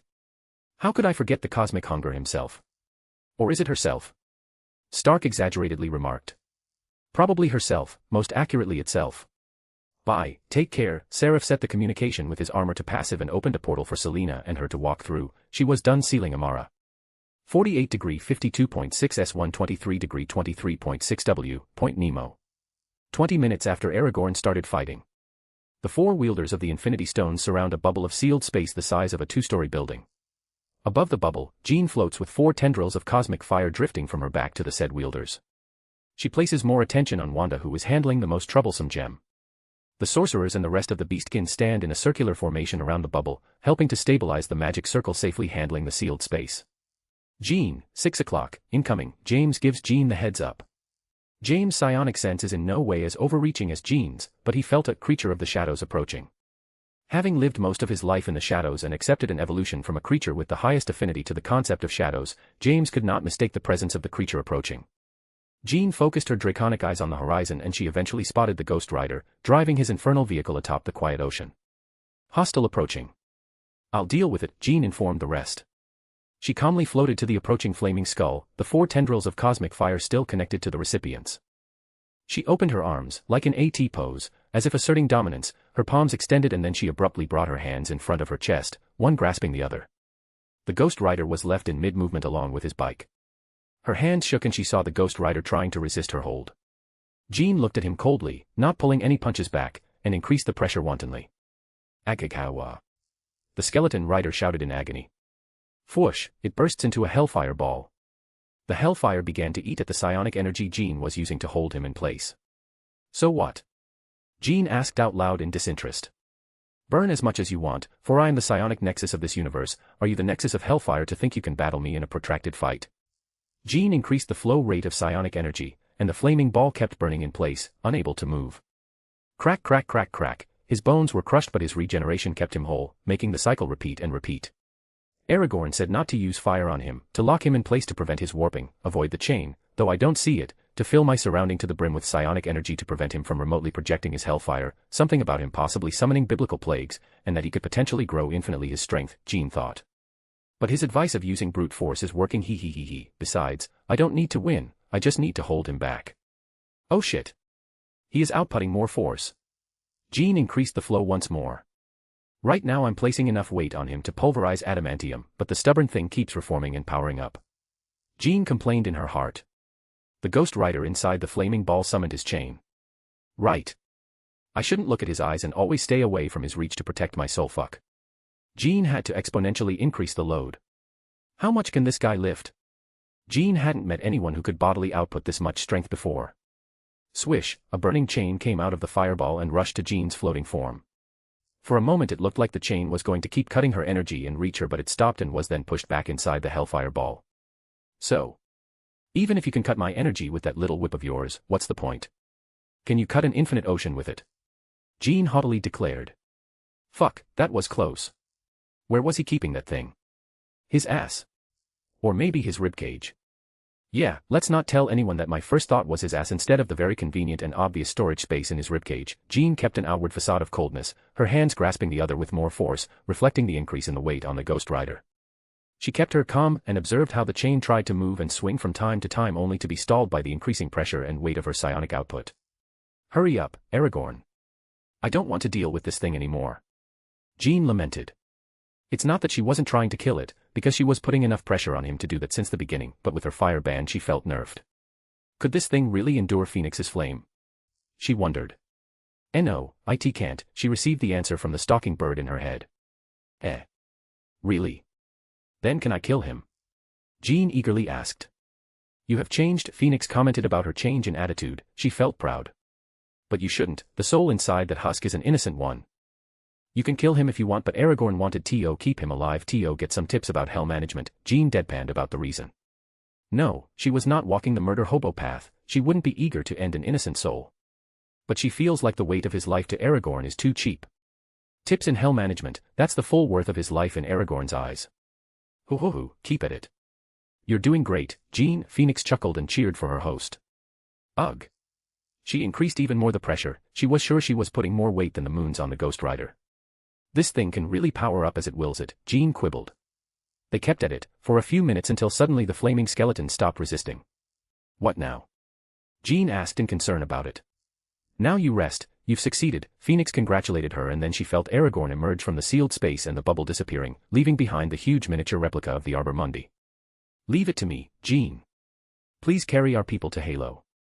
We don't have much time until that thing goes into a rampage. Jean hurriedly complied. She ripped the encrusted gems from the girls' manubriums and sealed them in their corresponding staves. Then she hovered everyone through the portal Aragorn opened to Halo. Good luck. Love, concern, Jean sent Aragorn. Reassurance, Aragorn answered simply. This was it, hope you liked it. The next chapter is against the goblin force, but I haven't written anything of it, so bear with me. Best of wishes. Chapter 43, Death to the Deathless, the Void to the Victims. During this chapter 1 refer to the union of the goblin force and Madeline Pryor as they slash them, it, or she slash her, it's done on purpose because they are fused but the body is female. It's meant to be confusing, but it's always referring to the goblin queen. Point Nemo. Aragorn sealed the skeleton, which was quickly turning human, inside a crystal, like the one used for Mephistopheles 616, and sent him to Halo. He then used the extra-dimensional energy he stole from the devils, and also while using their essence inside him as a medium he pulled as much as he could from their respective hell domains without collapsing them. Millions of hell dimensions and domains throughout the multiverse quickly dried up and almost collapsed due to energy depletion in seconds. With this excess of infernal energy, he began to preload the banishing spell to attempt to send the goblin force into a more desirable location. He was thinking about the far shore as the leading option. The far shore was the furthest point anyone, except the one above all, could reach before encountering the barrier that kept the void outside. It was far enough from everything and close enough to the multiversal barrier so he could drag the thing to the void in case it needed some defeating. Just in case, because he was well aware that he couldn't defeat this undying force at the moment, and he wasn't entirely sure he could keep it away from his home universe. Its mastery of sorcery complicated things that way. If it was up to him he would have preferred to send it to one of the domains of his bosses, but those places were unreachable by your run-of-the-mill spell. More drastic measures were needed to succeed in this enterprise. Then, despite his surface self's reluctance, he did what was necessary. He spread his psionic presence throughout the entire planet.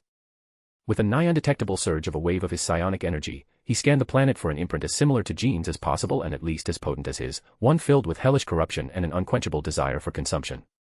As nigh undetectable as it might have been, telepaths and sorcerers versed in the study of the mind felt it, and the select few skilled enough understood its significance. A certain elder goddess, in particular, felt how his energy permeated every part of her and couldn't help but blush, an almost imperceptible blush. This was not the time to pull punches. Aragorn concentrated and touched as many minds as possible. A second or two later he found it. He jumped to Genosha's airspace and saw the thing floating above the country of slaves. A red-headed woman with long flowing hair. She was scantily dressed in a revealing black outfit that exposed her midriff and had a dramatic open black cloak flowing around her. She had red orbs of light for her eyes. Red light bled through cracks in her chest, originating from the vertex of the pandemonium cube that peeked out from between her breasts. Where the cube was encrusted, it looked like a rhombus-shaped gem rather than a cube, since most of it was embedded beneath her flesh. She was Madeline Pryor, but contrary to what was expected, her age seemed older than Jean's. Her physical appearance placed her at around 30 years old, and unlike the teen Jean, she was done growing up. Whether this was the result of Nathaniel Essex or the cube it was unclear, but this body served as the best receptacle for the powers and might of the goblin force. Undoubtedly so, the cube was done corrupting the clone's body, and the girl and the goblin force were barely holding it together. They were about to burst into a rampage. Subconsciously, she was already eating at the energy and matter in the atmosphere. The air was dry and cold due to the absorption of the heat energy, and there was this violent blizzard moving towards them and then disappearing into her body as they ate it, creating a suction force that threatened to fade the atmosphere and leave the planet to the mercy of the vacuum of space and the radiation of the sun. All of this considered, there was an eerie calm to them, like a predator that stills just before pouncing on unsuspecting prey. But unlike the predator with a clear aim in hunting, they had no such purpose. The closest thing to an objective might have been rampage. To make matters worse, reality was cracking and glitching around them. The weight this entity brought to reality was over the tolerable limit, so Aragorn used some of his void energy to purposely reinforce his universe, at least temporarily so. Yes, they stood unmoving, floating in front of Aragorn, but around them, under Aragorn's eyes, reality was warping, breaking, remaking, and glitching. For this entity, space-time appeared to be as binding as a suggestion. Wasting no time, Aragorn shot his banishing spell and cast them away. He jumped outside his universe. He grabbed hold of the whole thing with his psionic energy and energy control, enclosed it within one of his barriers, and then attempted to move it out of its natural position within the multiverse. But he stopped. Because the thing was back. The instant it took him to banish them and then exit his home universe was enough for them to return, and in such a manner, he lost the advantage he harvested from the Council of Red after almost 3 years of continuous fighting. Under the boost in power and reach of the Pandemonium Cube, what before was cosmic teleportation, now was absolute teleportation. Otherwise, they wouldn't have been able to teleport from a place outside the cosmos with their cosmic teleportation, and in its delicate state, after appearing in a hostile zone, it followed its instinctual drive and returned to its previous location, within Aragorn's universe. Aragorn returned to Earth and stood in front of them. Their stillness was no more. Shadows born out of them dripped to the ground like blood flowing out of her long legs. These drops of shadows fell to the ground and transformed into all manner of demons and goblins. Aragorn made a few portals, with Madagascar as their destination, and forced the inhabitants of Genosha and their slaves to run to them. He mind-controlled them to run as orderly as possible and to abandon the sick and old. The only ones of the unable to move who were given preferential treatment were those who could be carried, so most children were dragged by the nearest adult into the portals. Aragorn then had his psionic clone, who was posing as Alduin in Rhinaska, teleport to his location. Then he turned into his dragon form and had the clone turn into his humanoid form. The clone moved bellow and, as Aragorn had programmed it, it began to fight the demons and goblins and help the population evacuate, hoping it might be able to save some of the stragglers and those left behind. This all happened simultaneously as the Goblin Queen was about to start its rampage. It began to release psionic energy, which Aragorn had to influence to flow into his direction and consume to try and mitigate the damage it would have brought onto the planet, and then it appeared to be loading an attack, its disintegration waves. Just before it released its disintegration waves, Aragorn created a cubic barrier encasing both of them. Whoosh, the suction force escalated in magnitude. Black physical misty shadows were born from the Goblin Queen in a wave-like motion, and then all the air inside the barrier was no more. The principle of mass energy conservation was broken and the vacuum inside the bubble was the result. At %%, what started as a cry of murder ended in a sound similar to a screaming Ramiel. From Evangelion. A blast of concussive force, powerful enough to shatter a planet, or 10, was sent towards the only target available, Aragorn. Aragorn responded in kind by expressionlessly raising his hand and blasting his own shot of concussive force. Both forces with enough power to shatter planets met, and in this junction of destruction space was warped and a temporary singularity was born. Aragorn wasted no time and, as the only one with enough presence of mind, moved instantaneously to the singularity and grabbed it. He then flashed in front of them and shoved it toward the cube in their chest.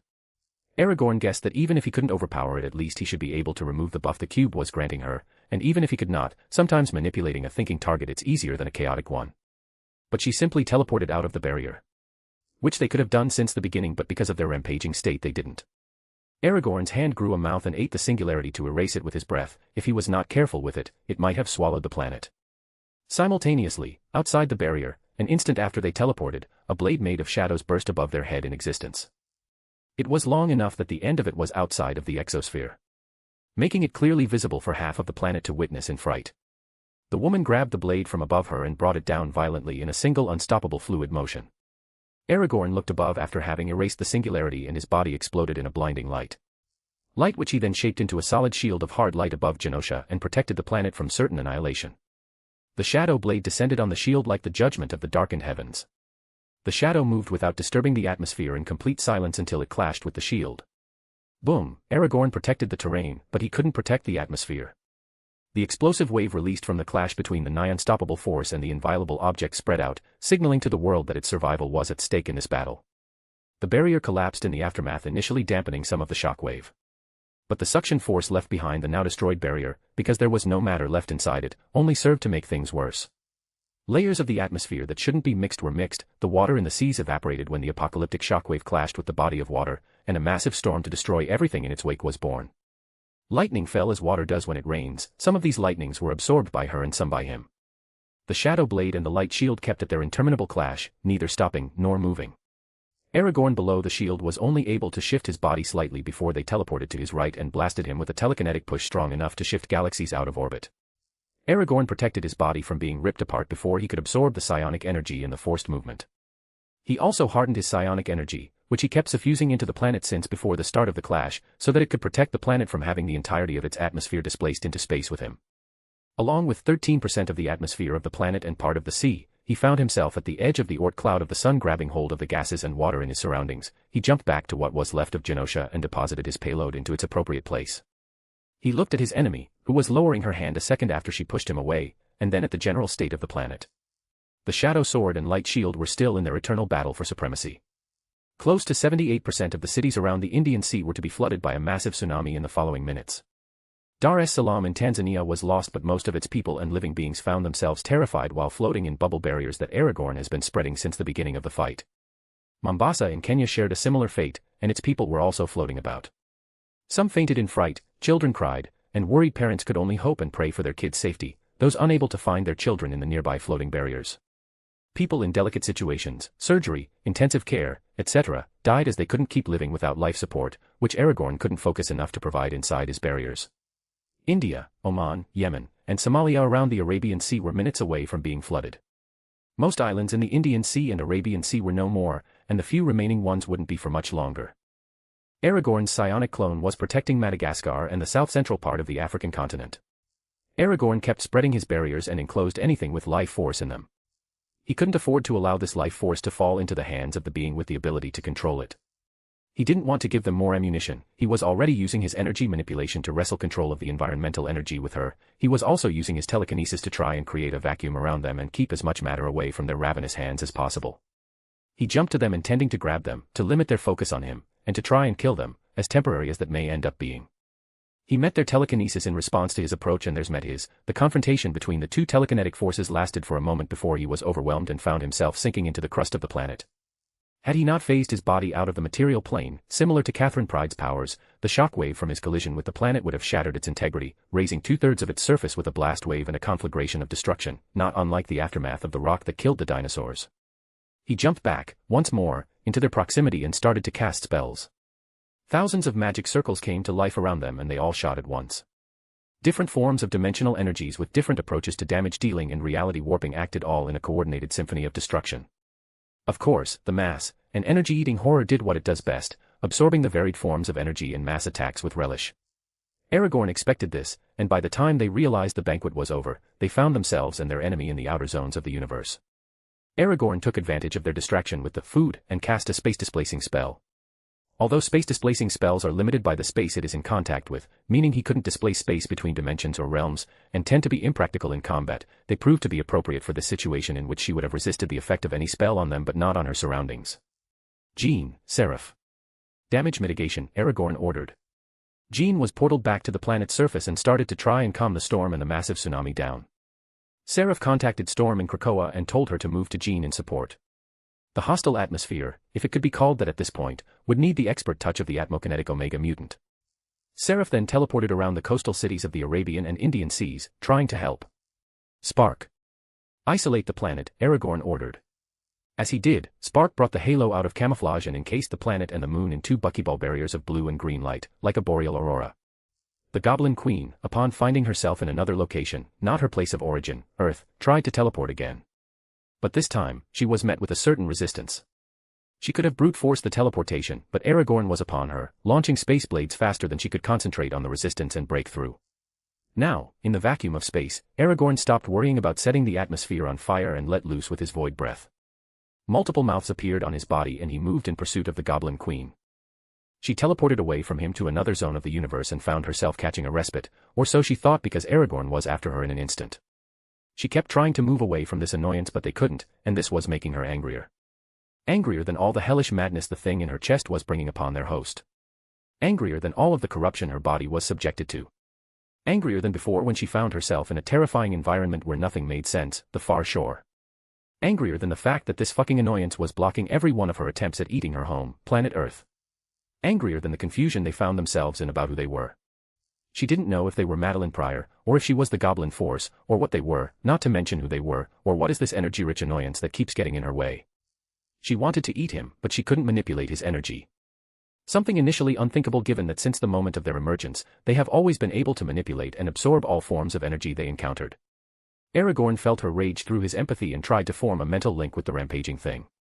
The Goblin Force felt the annoyance trying to communicate with her, invading her sacred and immaculate mind, and the only thing they could think about this affront to them was, "How dare you?" The Goblin Queen shouted with both her mouth and mind and fired her disintegration waves and a massive concussive blast at everything and anything around her in an outburst of calamity. The layers of space were affected and a visible wave of warped space blasted from them. G-G-G-A-H-H, at %%%%%%%%, it shouted something unnatural once more, and when they looked around and couldn't find the annoyance anymore, they relaxed and tried to deal with the confusion and uncertainty of their being. At that moment, Aragorn jumped behind them and she released a psionic scream when she felt something piercing her skull. Aragorn's tail blade. Aragorn wasted no time and he pierced her chest and pulled at the pandemonium cube from the temporary corpse. Halfway through, when about 30% of the cube was out, the corpse came back to life. Seeing the madness in her eyes, Aragorn realized he wouldn't be able to remove the cube before being launched into another sector of the universe. Begone. She blasted him with enough power to dematerialize atoms. As she blasted him away and destroyed 60% of his body, he grew a mouth on the hand gripping the cube and unleashed a void breath with all his might. She reacted by protecting the cube, which was halfway out of her chest, but the erasing effect of his breath caught her off guard. She tried to control the energy in this breath, but that proved impossible. But they were not a cosmic entity for nothing, forcefully moving her body out of the way they managed to almost evade the void breath, almost. The breath cinched the exposed corner of the cube, and cracks and ruptures spread from that point of contact. They were about to panic, but then they asked themselves, what is this thing? Is it part of me? Have we always had this in me? No, you haven't. Aragorn answered. He had taken advantage of their temporary distraction and made the metal link. You. They raged. But Aragorn didn't answer and he kept invading their mind. No. How dare you? She panicked, she didn't know what was going on, but they didn't like it. She wanted to go back, to return to their home, their feeding ground. They didn't want to be near this persistent fly, but if they couldn't breach the resistance before, now, with this invader in her mind, it was even less likely. They wanted to go back, she wanted to go back, it wanted to go back. It needed to go back to when things were not this vexing. Return to the simplicity of eating at her home, that's what they demanded. Return. They commanded and the world sped backwards. They used their chronokinesis and Aragorn followed them willingly, allowing time to affect him. -46 seconds later, equivalent to the duration of their fight, they found themselves at the edge of the obstacle blocking her path, the thing amplifying the resistance she felt whenever she tried to breach it. She could see it right there, behind this pesky barrier, her rightful dish. So she unleashed her cosmic manipulation. A gamma-ray burst was unleashed all of a sudden and the sky was brighter by its birth. Just before it could hit the barrier, faster than the speed of light, Aragorn stood in front of the destructive emission of energy and ate it. You. They cried in outrage through the psychic link and by making their voice audible in space. But they didn't give up. Cosmic storms, violent nebulae, more gamma-ray bursts, pulsars, stars, spatial ruptures, and all manner of cosmological events were born and started to bombard the barrier and Aragorn. Aragorn blinked through the outside perimeter of the barrier and ate or redirected what he could, but some of the attacks hit the barrier.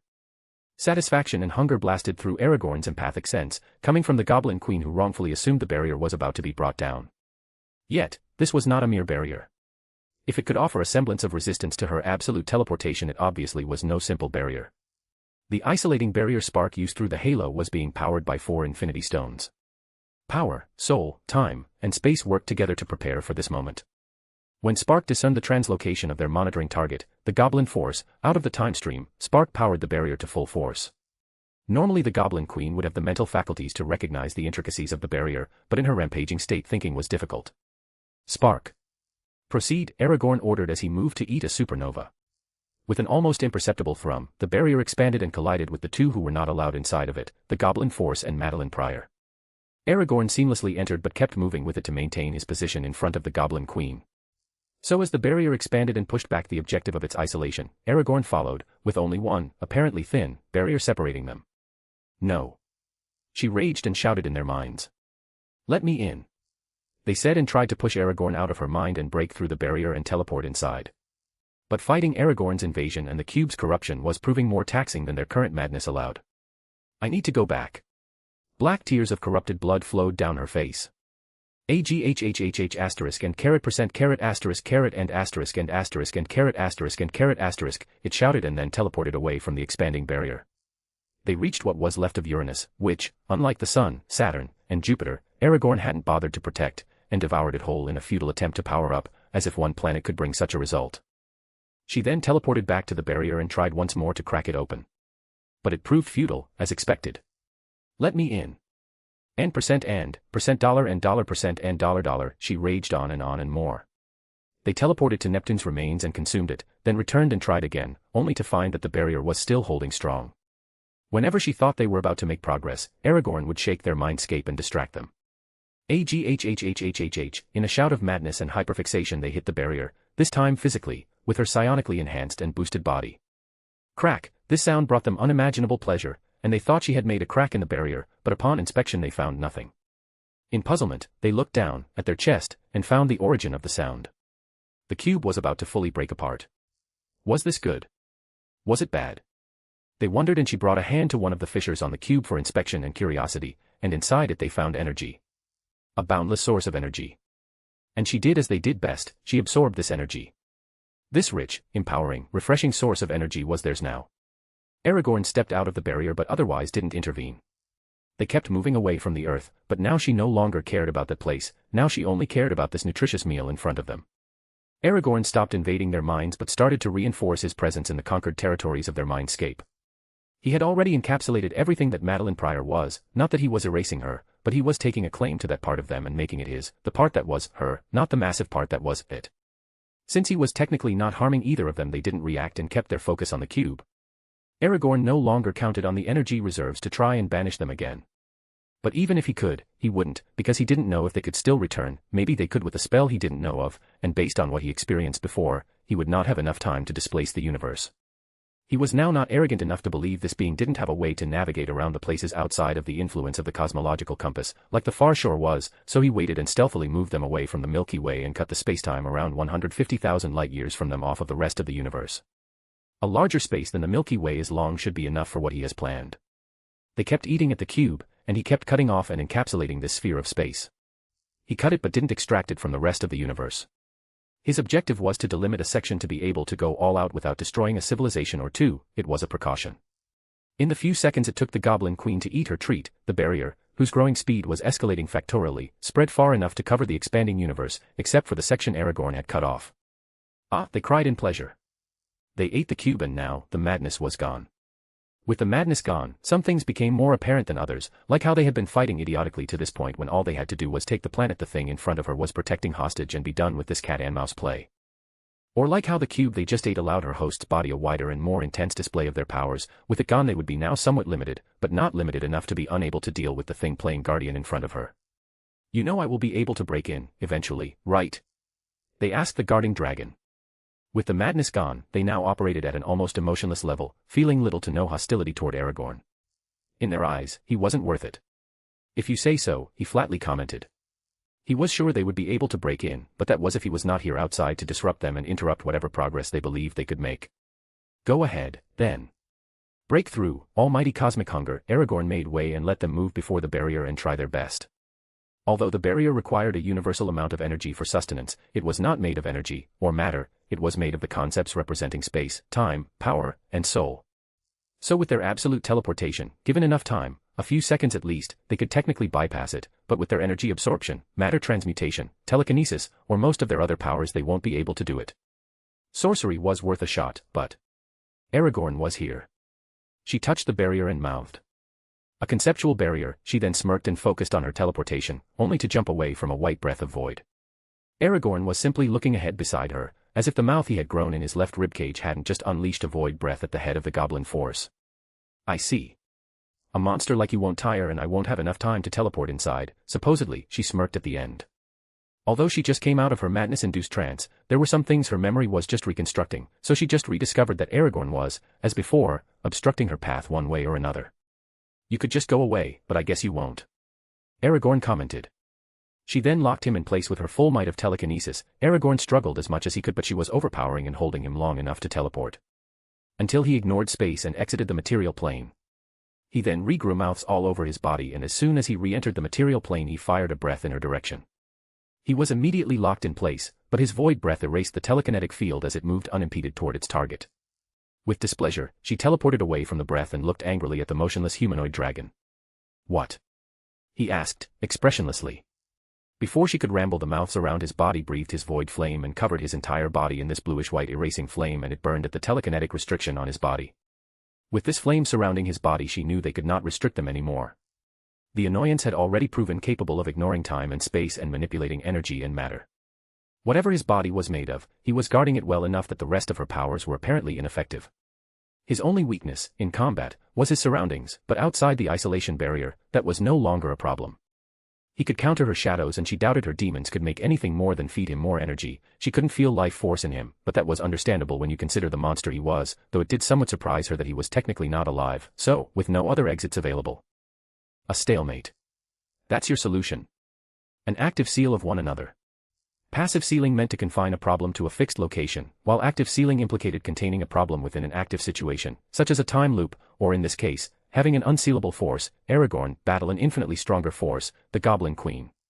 Similar to having something possessing infinite regeneration burn eternally.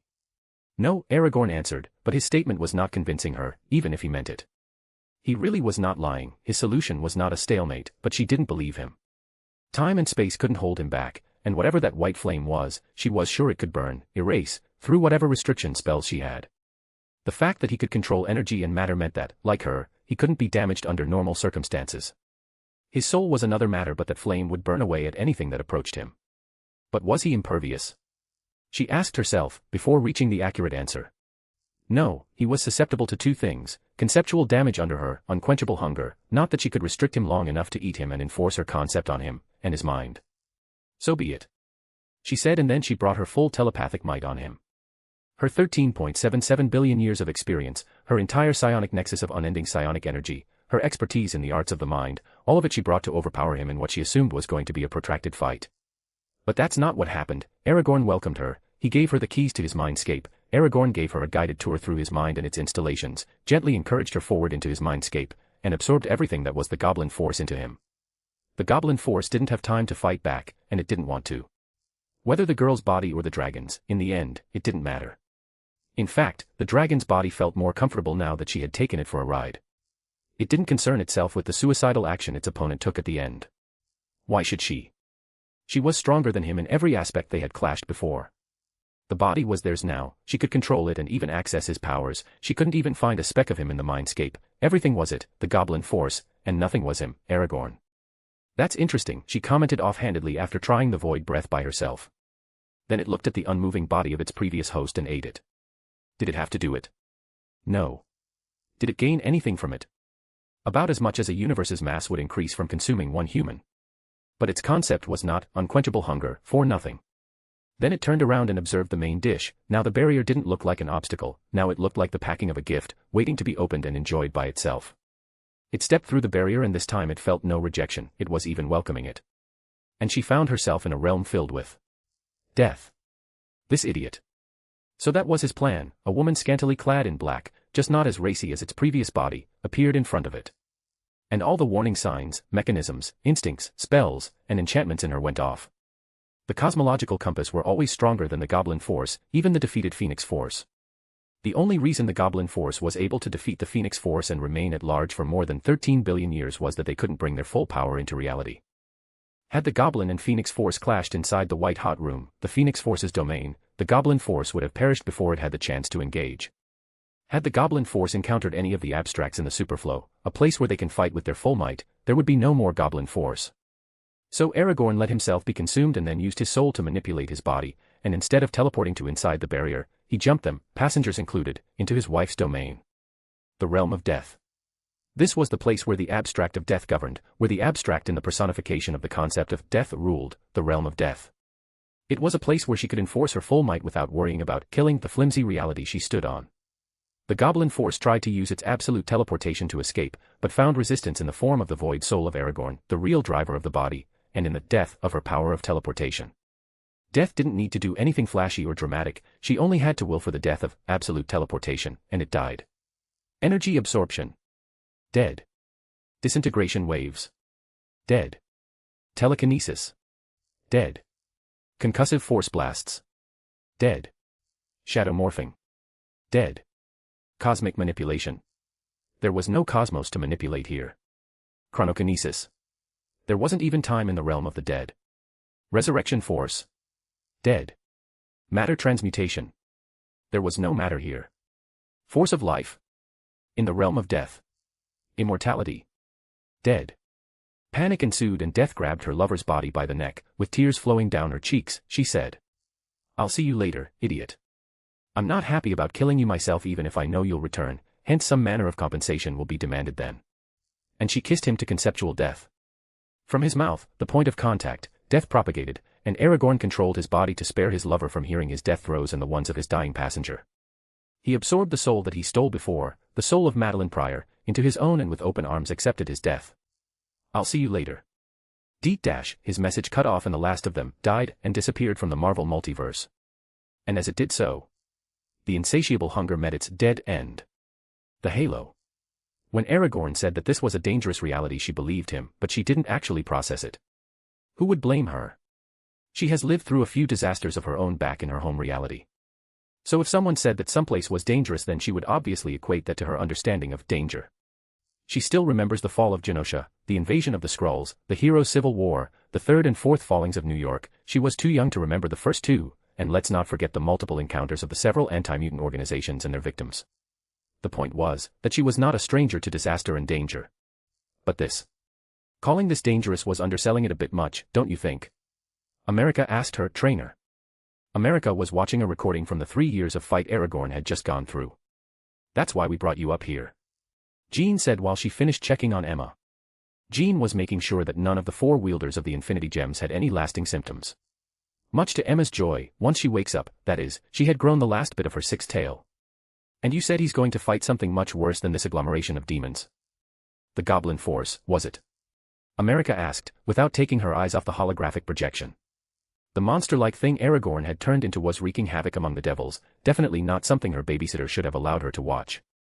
But Jean was a teenager, and concerns about what a kid could watch were the least of her worries, especially since America was almost 14.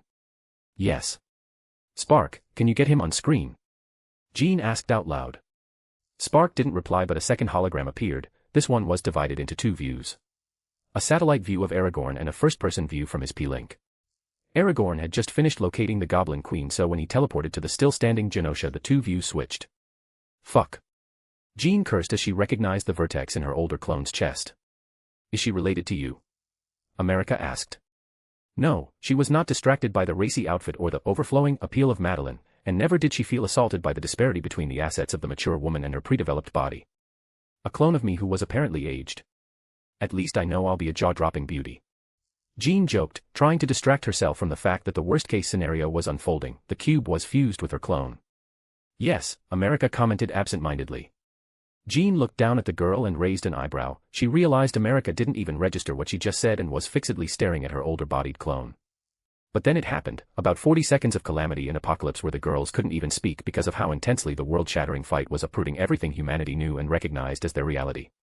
Genosha was now a hole that wasn't being flooded because the energy depletion had left the surrounding sea frozen. Normally, this would annul any and all chances of a tsunami. How can water move if it's frozen? But the water displacement caused by the increase in ice volume, combined with the multiple cataclysmic shockwaves from the confrontation of the two monsters and the birth of the first global storm, enabled the tsunami that was seconds away from reaching all countries north of Genosha. West of Genosha, Somalia, Kenya, and Tanzania had already lost most, if not all, of their coastal cities. To the south, Madagascar and Mozambique were protected by the psionic clone Aragorn left behind. This same clone was also responsible for the millions of bubbles floating about with rescues inside. In the far east of Genosha, Indonesia and Australia were less than an hour of following the rest of the victim cities. "Jean, Seraph. Damage mitigation." Jean heard a voice. "America, watch over the girls for me, please. I have to go." Jean instructed before Spark portaled her to Karachi, Pakistan, to deal with the northern face of the wave. America nodded, not paying much attention as she kept watching the live count of confirmed deaths, updated by Spark with the help of Brother Eye. She only looked around, searching for Jean, when she saw her appear on the screen in an aurora of cosmic fire shaped like a bird, halting the approaching tsunami. Then change abruptly happened. What started as an aurora borealis soon turned into two massive polygonal barriers, one encasing the Earth and the other the Moon. What's wrong with this universe? America muttered in amazement and fright. Near Genosha, where the pseudo-eye of the global storm was centered, Storm appeared and began to overexert herself in an attempt to calm the disaster. Africa, Europe, Asia, and Oceania were already under the shadows of the destructive monster, suffering from all manner of extreme weather. Ecosystems older than humanity were lost due to the sudden temperature changes. Sectors of the oceans turned Arctic frozen, rivers swallowed cities, and the continental borders of the land and seas were redrawn, leaving only America and Antarctica partly unaffected. And then, light flooded the skies, space, and the entire surface of the planet, illuminated by the cosmological phenomena occurring just outside the barrier. For the first time since the birth of planet Earth, there was a moment of no night. The entire planetoidal surface lost its shadow. America's knees buckled, and she fell to the floor, weeping, a reaction shared by billions. The radiation filtering through the barrier was burning all life on the surface until a veil of cosmic fire protectively covered the Earth. Through another projection, America saw Jean floating in front of Seraph, holding hands, and fueling this protective veil. The Phoenix Force had to intervene and took over Jean's body. However, not wanting to damage Jean by channeling her full might, since Jean was not ready for it, she used Seraph as an amplifier. The properties of Seraph's body allowed her to enhance and boost energetic emissions. The Phoenix Force, as the master of her fire, adjusted the properties of her conceptual fire to match Seraph's energetic requirements, channeling most of the load of her powers through the synthetic body of the baby AI. As the light subsided, the veil of cosmic fire, which had been attenuating its destructive properties, also diminished. The barrier expanded, and with it, the calm after the disaster reigned. Aragorn had managed to drag the Goblin Queen away. Above the Arabian Sea, Phoenix levitated still while holding hands with Seraph, and as she returned control to her host, Aragorn's psionic clone appeared. "Father?" Seraph asked after readjusting, with some difficulty, her body to her now non-cosmically powered parameters. The clone floated to her and rested a hand over her head with visible care. "Jean, absorb this clone and relieve it from its functions. I'm about to die." Aragorn addressed the exhausted Jean. She was a few seconds away from collapsing. No matter how careful Phoenix was with her and how helpful Seraph was to their endeavor, she was utterly tired. "Again?" Jean asked, mockingly but also deeply worried. "Yes, it was the best outcome. But once I die, most of the people I'm currently protecting will die." Aragorn had severed his connection with Jean before the fight against the Council of Red, so she couldn't take over from him as easily as she normally could. "Seraph, it looks like Phoenix paid you handsomely for your services. Please keep your mother company while I'm away," Aragorn said, observing the nearly blooming spark of her soul. She was on the verge of graduating from babyhood. Seraph nodded and watched as her father turned into an energy stream that entered Jean. Jean then took over the tasks of the clone, and Phoenix fed her a bit more cosmic energy to keep her going until the last person was moved to a safe location. 3 hours later, Jean collapsed, and Seraph carried her to the crystal. The Triskelion, S.H.I.E.L.D.'s headquarters. Fury stood still as he observed the denouement of the near apocalypse. Things will never be the same after this, even more so than after the fall of Santiago, Chile. Humanity was humbled today. Maybe humanity should have been humbled after the events of the Green Door, but that tragedy was localized to a single city. Maybe humanity should have been humbled when Lord Alduin and Gia created the Arbor Mundi, but creating seldom intimidated in the same way as destruction did. Maybe humanity should have been humbled when Carol Danvers protected it from the Kree accusers, but that was kept away from the public eye. Maybe humanity should have been humbled when Magneto nearly destroyed the combined weaponry of the USA and USSR back in Cuba, but that was kept hidden from the unsuspecting masses. But this. He saw the image of the Shadow Sword and the Light Shield still locked in contest even after receiving confirmation from Spark of their caster's demise. Even without the tangible proof above the remains of Genosha, humanity would not be able to ignore this. Whoosh, Aragorn materialized next to him. "I'll need help to heal this up. Not even if I suck dry the digital pockets of every kingpin in the world, which I did, will I be able to wrap this up without creating digital money and collapsing a few economies," Spark said. Fury immediately understood he was dealing with Spark in Aragorn's android double body. He also realized that this conversation was being recorded, as Spark hadn't explicitly mentioned he was acting as Aragorn on Aragorn's behalf. "Motherfucker," Fury replied dispassionately. "Tell me about it. I have sort of a plan, but it's more of an idea at this moment, not exactly a plan, maybe the start of a plan if you will," Spark said. "Nigga, are you serious?" Fury asked, with an arched eyebrow and a "bullshit me not" expression. "Anyway, I'll have my girl send you the information. Jean is down for the count, so I, my girl, and a few of Lord Alduin's maids will work on search and rescue. By the way, an organization that introduced themselves as Daybreak contacted me and will offer assistance in the form of mutant help and other miscellaneous utilities. Spark informed him. Fury was about to pull an Academy Award-worthy performance, feigning outrage and surprise that the organization he had been chasing for months was now willingly coming out into the open. Fury, before you start your usual spiel about not trusting people, especially the superpowered kind. We are in no position to reject help. This is me informing you, not asking for permission, Spark interrupted. After this, Fury and Spark held eye contact for a few long seconds. Whoever saw this scene would be frightened by the clash of wills happening between the two. Serious stares. Whatever, Negro. I'll have the report I know you'll demand ready for you later, whenever I have the time. Spark responded, using the term that Latinos sometimes use for black men in reply to Fury's almost racist slur. Fuck you. Fury said, no heat behind his words.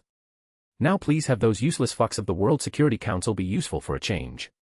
If not, I will withdraw my companies from US soil and move all my operations to Renasca. I'm not in the mood to deal with power plays and the usual shit those old fucks with dicks as useful as they're try to pull on me. If I receive a single more assassination attempt from them while I'm working my ass off fixing the planet, I will obliterate whatever it is they love dearest. Spark's voice modulated into something horrific at the end, and his eyes mimicked Aragorn's, turning a demonic red. We'll talk about this later, Abner. What do you need help with? Fury sternly asked. I'll relocate the people I saved from Genosha to Renasca, at least temporarily. But I need help with the rest of the affected countries. Security, health, food, and facilities for people to sleep under, monetary aid, emotional aid, these are the things at the top of my mind. I can foot the bill for a lot of this stuff, Goddess Gia bless those charitable kingpins, but I need help coordinating everything else. Spark explained. Fury and Spark worked on a somewhat lacking sketch of what would be needed. Spark couldn't stay longer since his help was required elsewhere, so he left, leaving Fury to deal with the World Security Council. These are some of the plans Aragorn plotted with Spark and Seraph on how to make the best out of this possible scenario. He made sure to instruct them and the rest of his people in Halo on how to move forward and approach the most likely situation, his death. So the AI siblings and the rest of the crystal moved forward. A/N, this one is short. Sort of. Only 8.3k words. Next, we will have a mini-arc in Naruto. The fanfic is named A Dragon in Marvel, so don't expect a whole fanfiction about Naruto, but it will be somewhat lengthy. There are already about 3k words on the next chapter so you won't have to wait long. Thank you for reading.